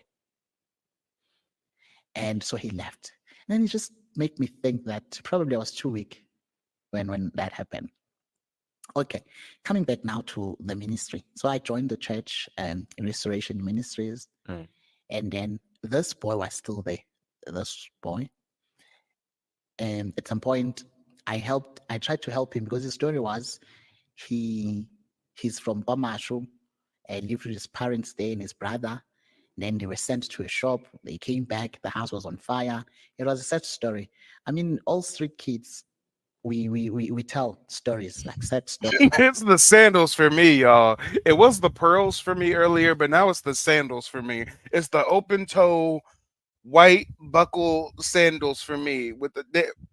Don't we have a stereotype about these tethers always being in some sandals? Oh shit. Oh shit. It's the white sweatshirt used as a French scarf. It's the tight pearls. And it's the matching white sandals for me. Story. Like my story was, my sister drinks a lot, so when she comes back home from drinking, she beats everyone, me and her kids. But her kids were taken by the father's family, so it's only me left. So she was now beating me alone, which was lies. And so this guy now, his story was his parents burned in the house. Now he wants help looking for his brother, because it was him and his brother who survived that fire. So we were then trying to help him, and then I got connected with the Williams family, who helped me further the investigation of the family, and then ended up finding the brother. When it happened, Guti, the brother is not the brother, but a friend that he was visiting. And then, so I think then the Williams family noticed that, because the narrative, which is actually why I want to share stories of people living in the streets. Yeah. The narrative is that when someone is on the street, it is because they're on drugs. It is because maybe they killed someone. Oh Lord. Oh Lord, OG, you didn't notice the pearl choker. We damn near 3 hours in, and you just now noticing the pearl choker. We're not very observant tonight, are we? We're not very observant. It's the pearl choker for me with the matching Jerusalem's cruisers. They raped someone just running away from home so that they do not get caught, or they just want to be on the street so they can smoke in freedom. Okay. And I'm one of the people who have never smoked on the streets. I did drink, but just as I am now, I don't drink all the time or every now and then, just drink once in a while. And in church, you can see someone when they are in church because they want to eat. Okay. And because that church also would dish up food. And then you can also see someone who's at church because they want to be here. So as that person, even when the feeding scheme was discontinued, I remained in the church as a member. So I think all those elements made them think that I may not. Yeah, Feathered Serpent of the West says choker equals submission. I wouldn't be surprised if he doesn't want to tell us that after the second encounter, Babu gave him the pearl choker and said, "You are my bitch now. You wear this from here on." Be a bad guy. Okay. And then they took me in. But before they took me in, it was actually my friend they took in, Sipo first. And then after Sipo, they took me in. And then in the process, they got me a job at Clover Dairies in Pinetown. I worked there, and then I got myself a shack in Pinetown. Okay. Guys, so when I say it kind of gets worse, I mean, the way he escaped is he became a member of the church, and the church helps out the community. They give you food, they help you out. So because he was a churchman, God damn it, them teeth. God damn it, them chompers. Oh Lord, he got wind chimes. He got motherfucking wind chimes in his mouth, y'all. Jesus, I gotta look away from the screen. I gotta look away from the screen so I can talk. Shit. So he became a member of the church. I'm not even looking at the screen and I still got images in my mind. Oh Lord, that's a snaggletooth. I don't think Babu wanted any head. Babu did not want to risk being swallowed up with that. Oh Lord, okay, stop, Mike, focus. He became a member of the church because there were certain benefits to said membership. Other than being fed, the church helped him acquire employment. And since he was able to acquire employment, man said that he was able to save money and get himself a shack. So when we learn like the fairy tale happily ever after, like no Liam Neeson came and saved this nigga. He got with the church and he worked and he got himself a shack in a shanty town somewhere. His happily ever after ends with him in a shanty town. Smoke in freedom. Okay. And I'm one of the people who have never smoked on the streets. I did drink, but just as I am now, I don't drink all the time or every now and then, just drink once in a while. And in church, I mean, you can see someone when they are in church because they want to eat. Okay. And you can, because that church also would dish up food. And then you can also see someone who's at church because they want to be here. So as that person, even when the feeding scheme was discontinued, I remain in the church as a member. So I think all those elements made them think that I may not be a bad guy. Okay. And then they took me in. But before they took me in, it was actually my friend they took in, Usipo first. And then after Sipo, they took me in. And then in the process, they got me a job at Clover Dairies in Pinetown. I worked at. Yeah, if my booty got took like that, I'm sniffing glue. I'm gonna be in the middle of a slum sniffing glue and stealing old European clothes to feel good about myself and be a Congo daddy, y'all. Oh Lord, where's the glue? And then I got myself a shack in Pinetown. Okay.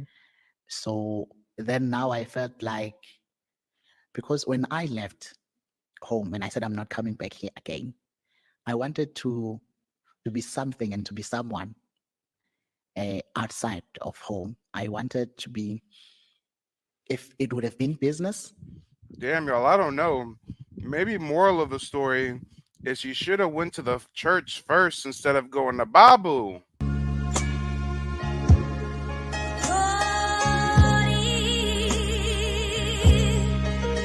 I mean, maybe if you joined the church first, you would have still got touched on, but not by 6 people at the same time, one of them being 12 years old.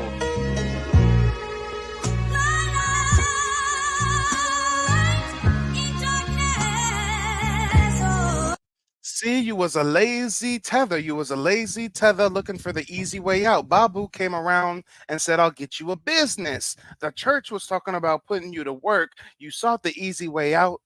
And unbeknownst to you, you landed right in the devil's playground.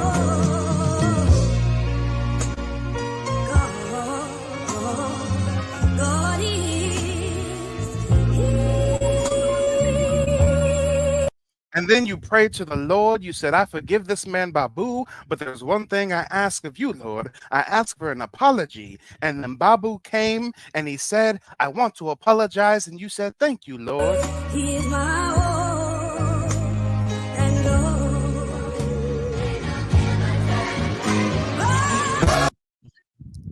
And then Babu said, well, you know what? I'm a prideful man and I do want to apologize, but I got to apologize to you in private, you see? And he took you to that same room. He took you to that same chair and he made you take off your underwear. Oh, Lord, maybe you should have went to God in the beginning instead of coming looking for an answer to a prayer after the devil has his way with you. Maybe you should have went to the Lord first. Everything that I've had, praise the Lord. Worship Christ with the best of your portions. I know I won't forget all He's done.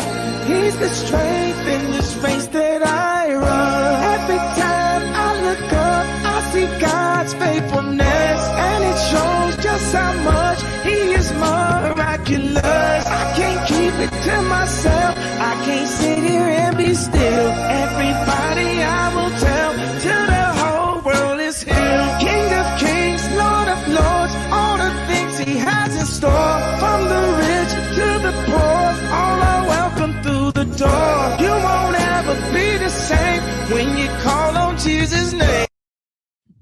I would have wanted to be a multimillionaire. Okay. When I left. You wanted to I be want a to be breadwinner. I want to be someone huge that I think until now I still believe. Damn, the hitter said if he got his booty hole rummaged twice by 6 people, he'd be on them drugs and turn into a child soldier. He crash out.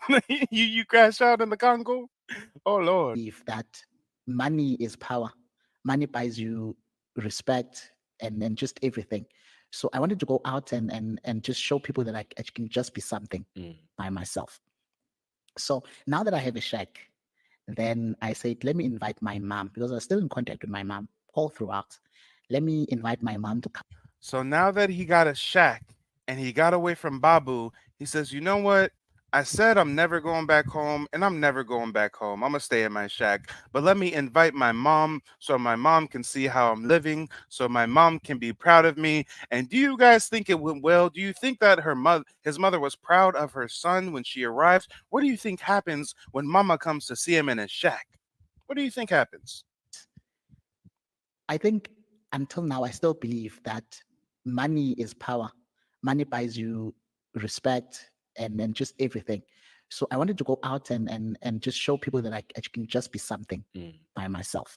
I wanted to go out and show people that I can be something by myself. So I got my own shack in the shantytown. I got my own shipping container. I am a man now. I am no longer baby boy. I am no longer Jody. I am a man. So now that I have a shack, then I said, let me invite my mom because I was still in contact with my mom all throughout. Let me invite my mom to come and see my shack. Yeah. So she came, she saw the shack, and then she went back, came back here in Johannesburg. And at some time in 2015, she said, no, man, I see you have a shack, but nah. Dang, Mama Loki roasted you. Mama said, okay, look, boy, I get it. You got your own shack, but this ain't the move. This ain't the what did you have to do to get the shack, young man? The village has been speaking about you. Who is this Babu? Who is this Babu? He did all this. He did all this. He overcame. He got away from Babu. He worked hard. He bought a shack, and Mama wasn't impressed. Mama wasn't impressed in the slightest. I don't want you there. I also don't have much, but I think if we at least struggled together, it would make me feel.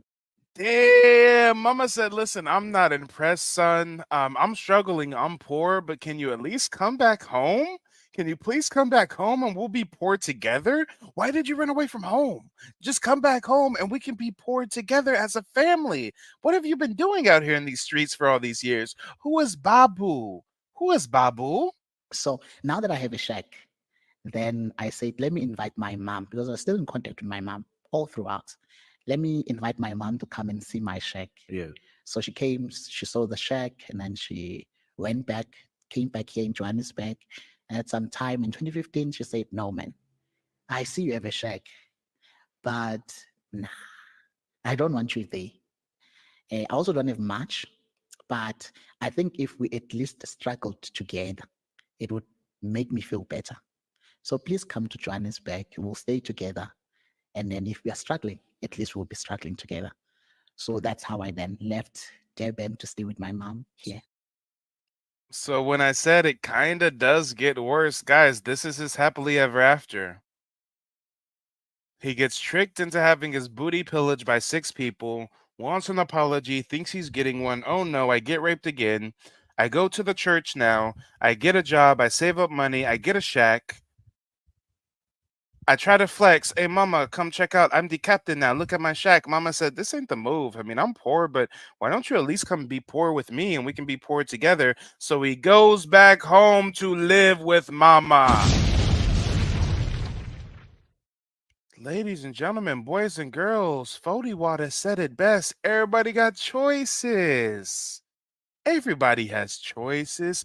Everybody has choices. He chose to run away from home. He said he would never go back. And at the end of the day, he failed to the highest degree. He failed in the highest order of magnitude. And now he ran back home to mama. Yeah, the end. That's all, folks. The end. Happily ever after. You heard it here first on Mike TV.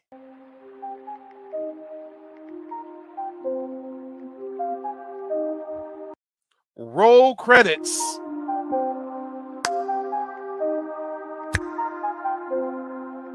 Starring the booty bandit by name of Musa.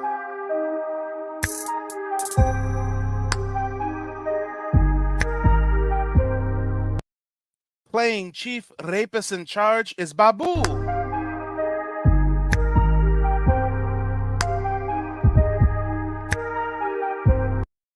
Y'all, this is wild. This is absolutely wild. I knew that this was a story that I wanted to react to live with you all. I knew that this was also fitting.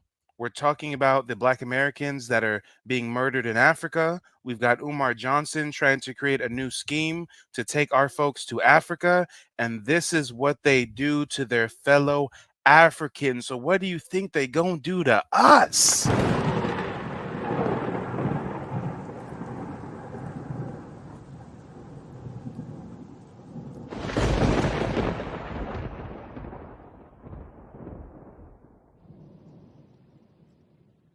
Come on, y'all. He ignored all the warnings. He ignored all the warnings. Ladies and gentlemen, that's all I have for you this evening. Shout out to the live audience. I appreciate you all for showing up and showing out. You could have been anywhere in the world with me, or excuse me, you could have been anywhere in the world, but you're here with me, and we could have been discussing anything in the world here with me, but you guys stuck it out, even though we were discussing such a harrowing tale, even though we were discussing a tale filled with such zest. Oh Lord, I think that this is relevant to the FBA discussions we've been having as of late. Again, us Black Americans get scammed, we get robbed, we get killed, right? When the white folks come over, they get booed up. Grandma gets a boo thing. Do you have your passport? Did you get your shots? Girl, would you like to come back with Rob to America? America, America, beautiful. Do you have your passport? Did you get your shots? Who wants to come back with us to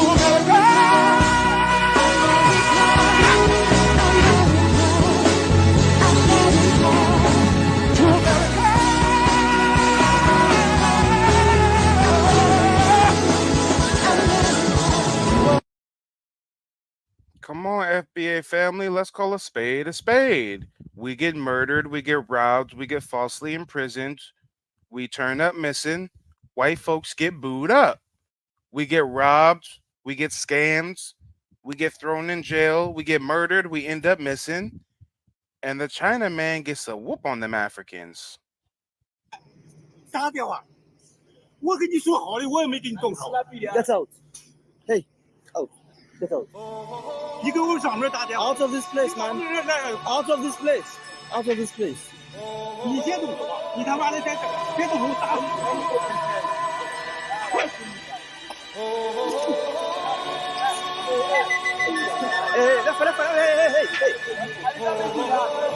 ！Leave him, he's on record. Hey.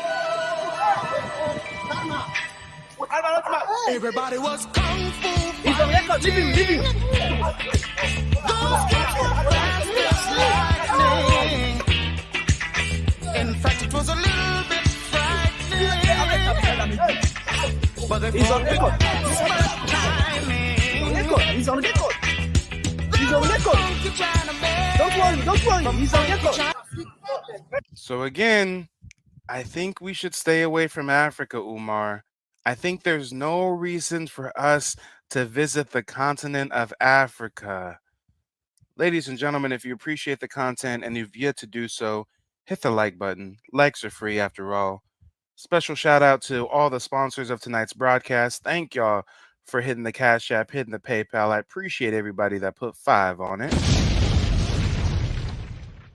And special shout out to all those that'll be watching the replay. Go ahead and leave a comment in the comment section. Hashtag replay gang. Shout out to everybody watching the replay. Lord, oh Lord, what are we going to end this on, y'all? We have to try to end this on a somewhat positive note. We have to try to end this on a somewhat jovial note. I mean, I'm not sure how we can. I don't really have anything that can counterbalance that, y'all. I'm just gonna keep it a buck. I don't have anything that can counterbalance the shit that we just witnessed. I don't know what to do. I don't know what funny clip to play.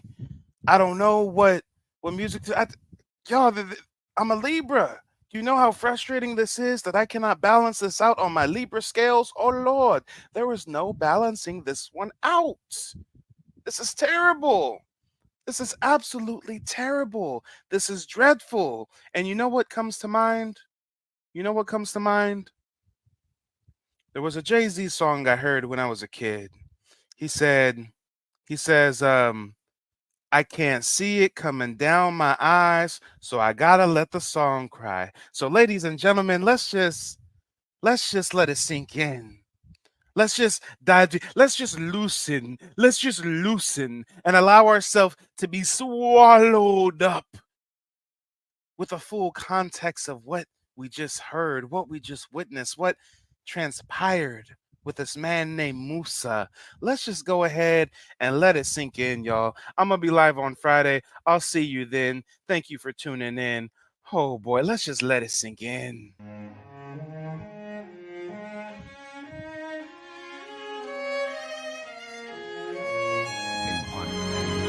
might have lied that look, this is just a Yeah, I don't know if you thought about it. I'm thinking about it now. Because he put something first before he touched you, and he gave you something as well. But you said no, but he still continued. But why would he put something and say, this is for mosquitoes? You guys were young. You were not even 20. Young. Obviously, boys, I'm sure maybe they were in their mid-20s, early 20s. But like, when you look at this man, he's your dad. He's even your grandfather, I'm sure. And the terrible thing is that when he speaks to you, you get respect for him. It's like, oh, Baba. And just how he suggests that I can help you. I don't want you sleeping here. Just sounds like your father. Yeah. It's like, yeah, this guy. And then Chibi, that happened.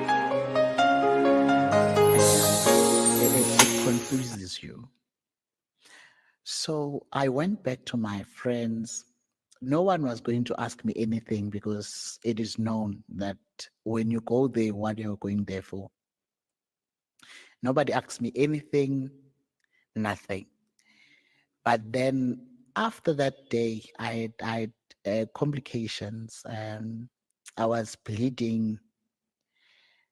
Sometimes I'd say I want to go to the toilet and nothing comes out but blood. I will never find another lover sweeter than you.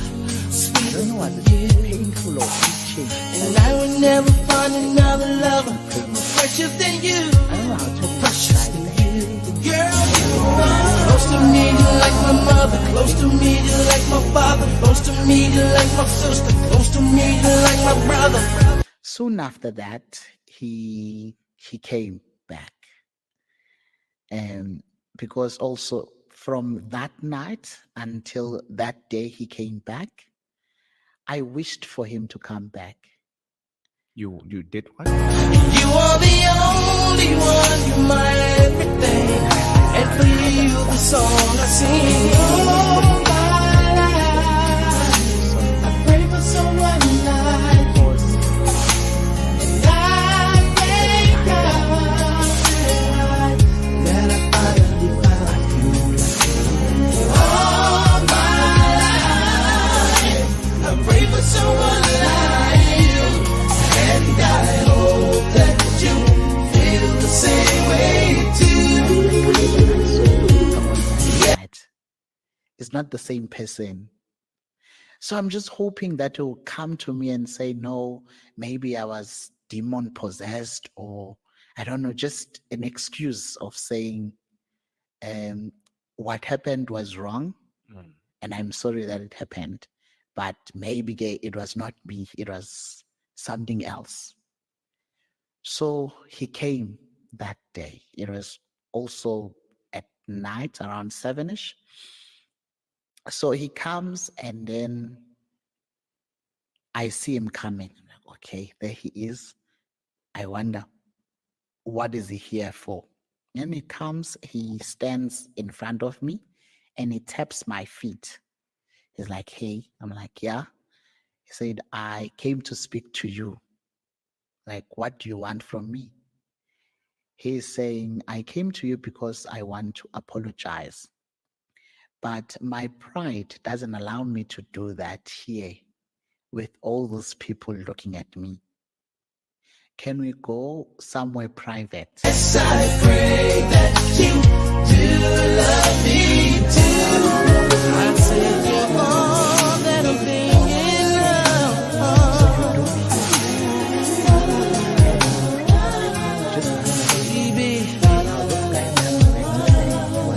of. Guys, whatever happened that day was not meant to happen.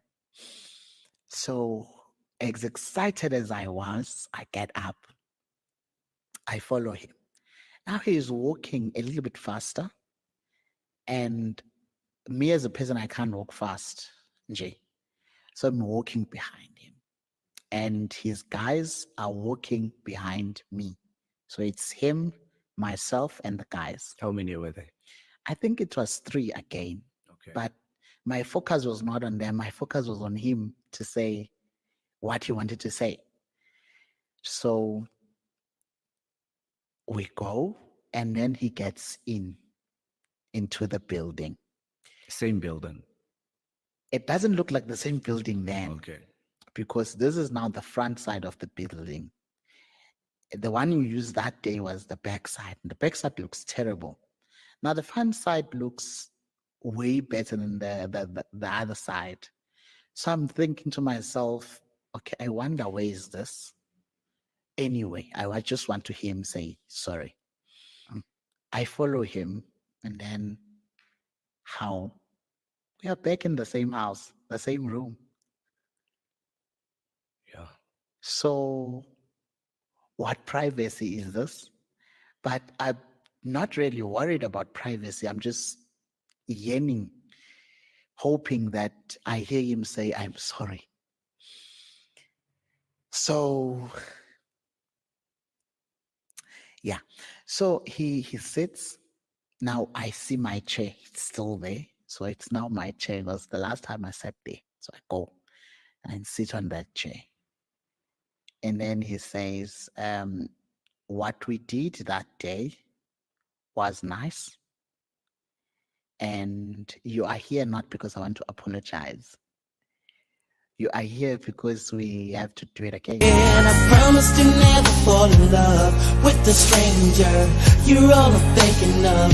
I break the Lord above for sending me your love. I cherish every hug. I really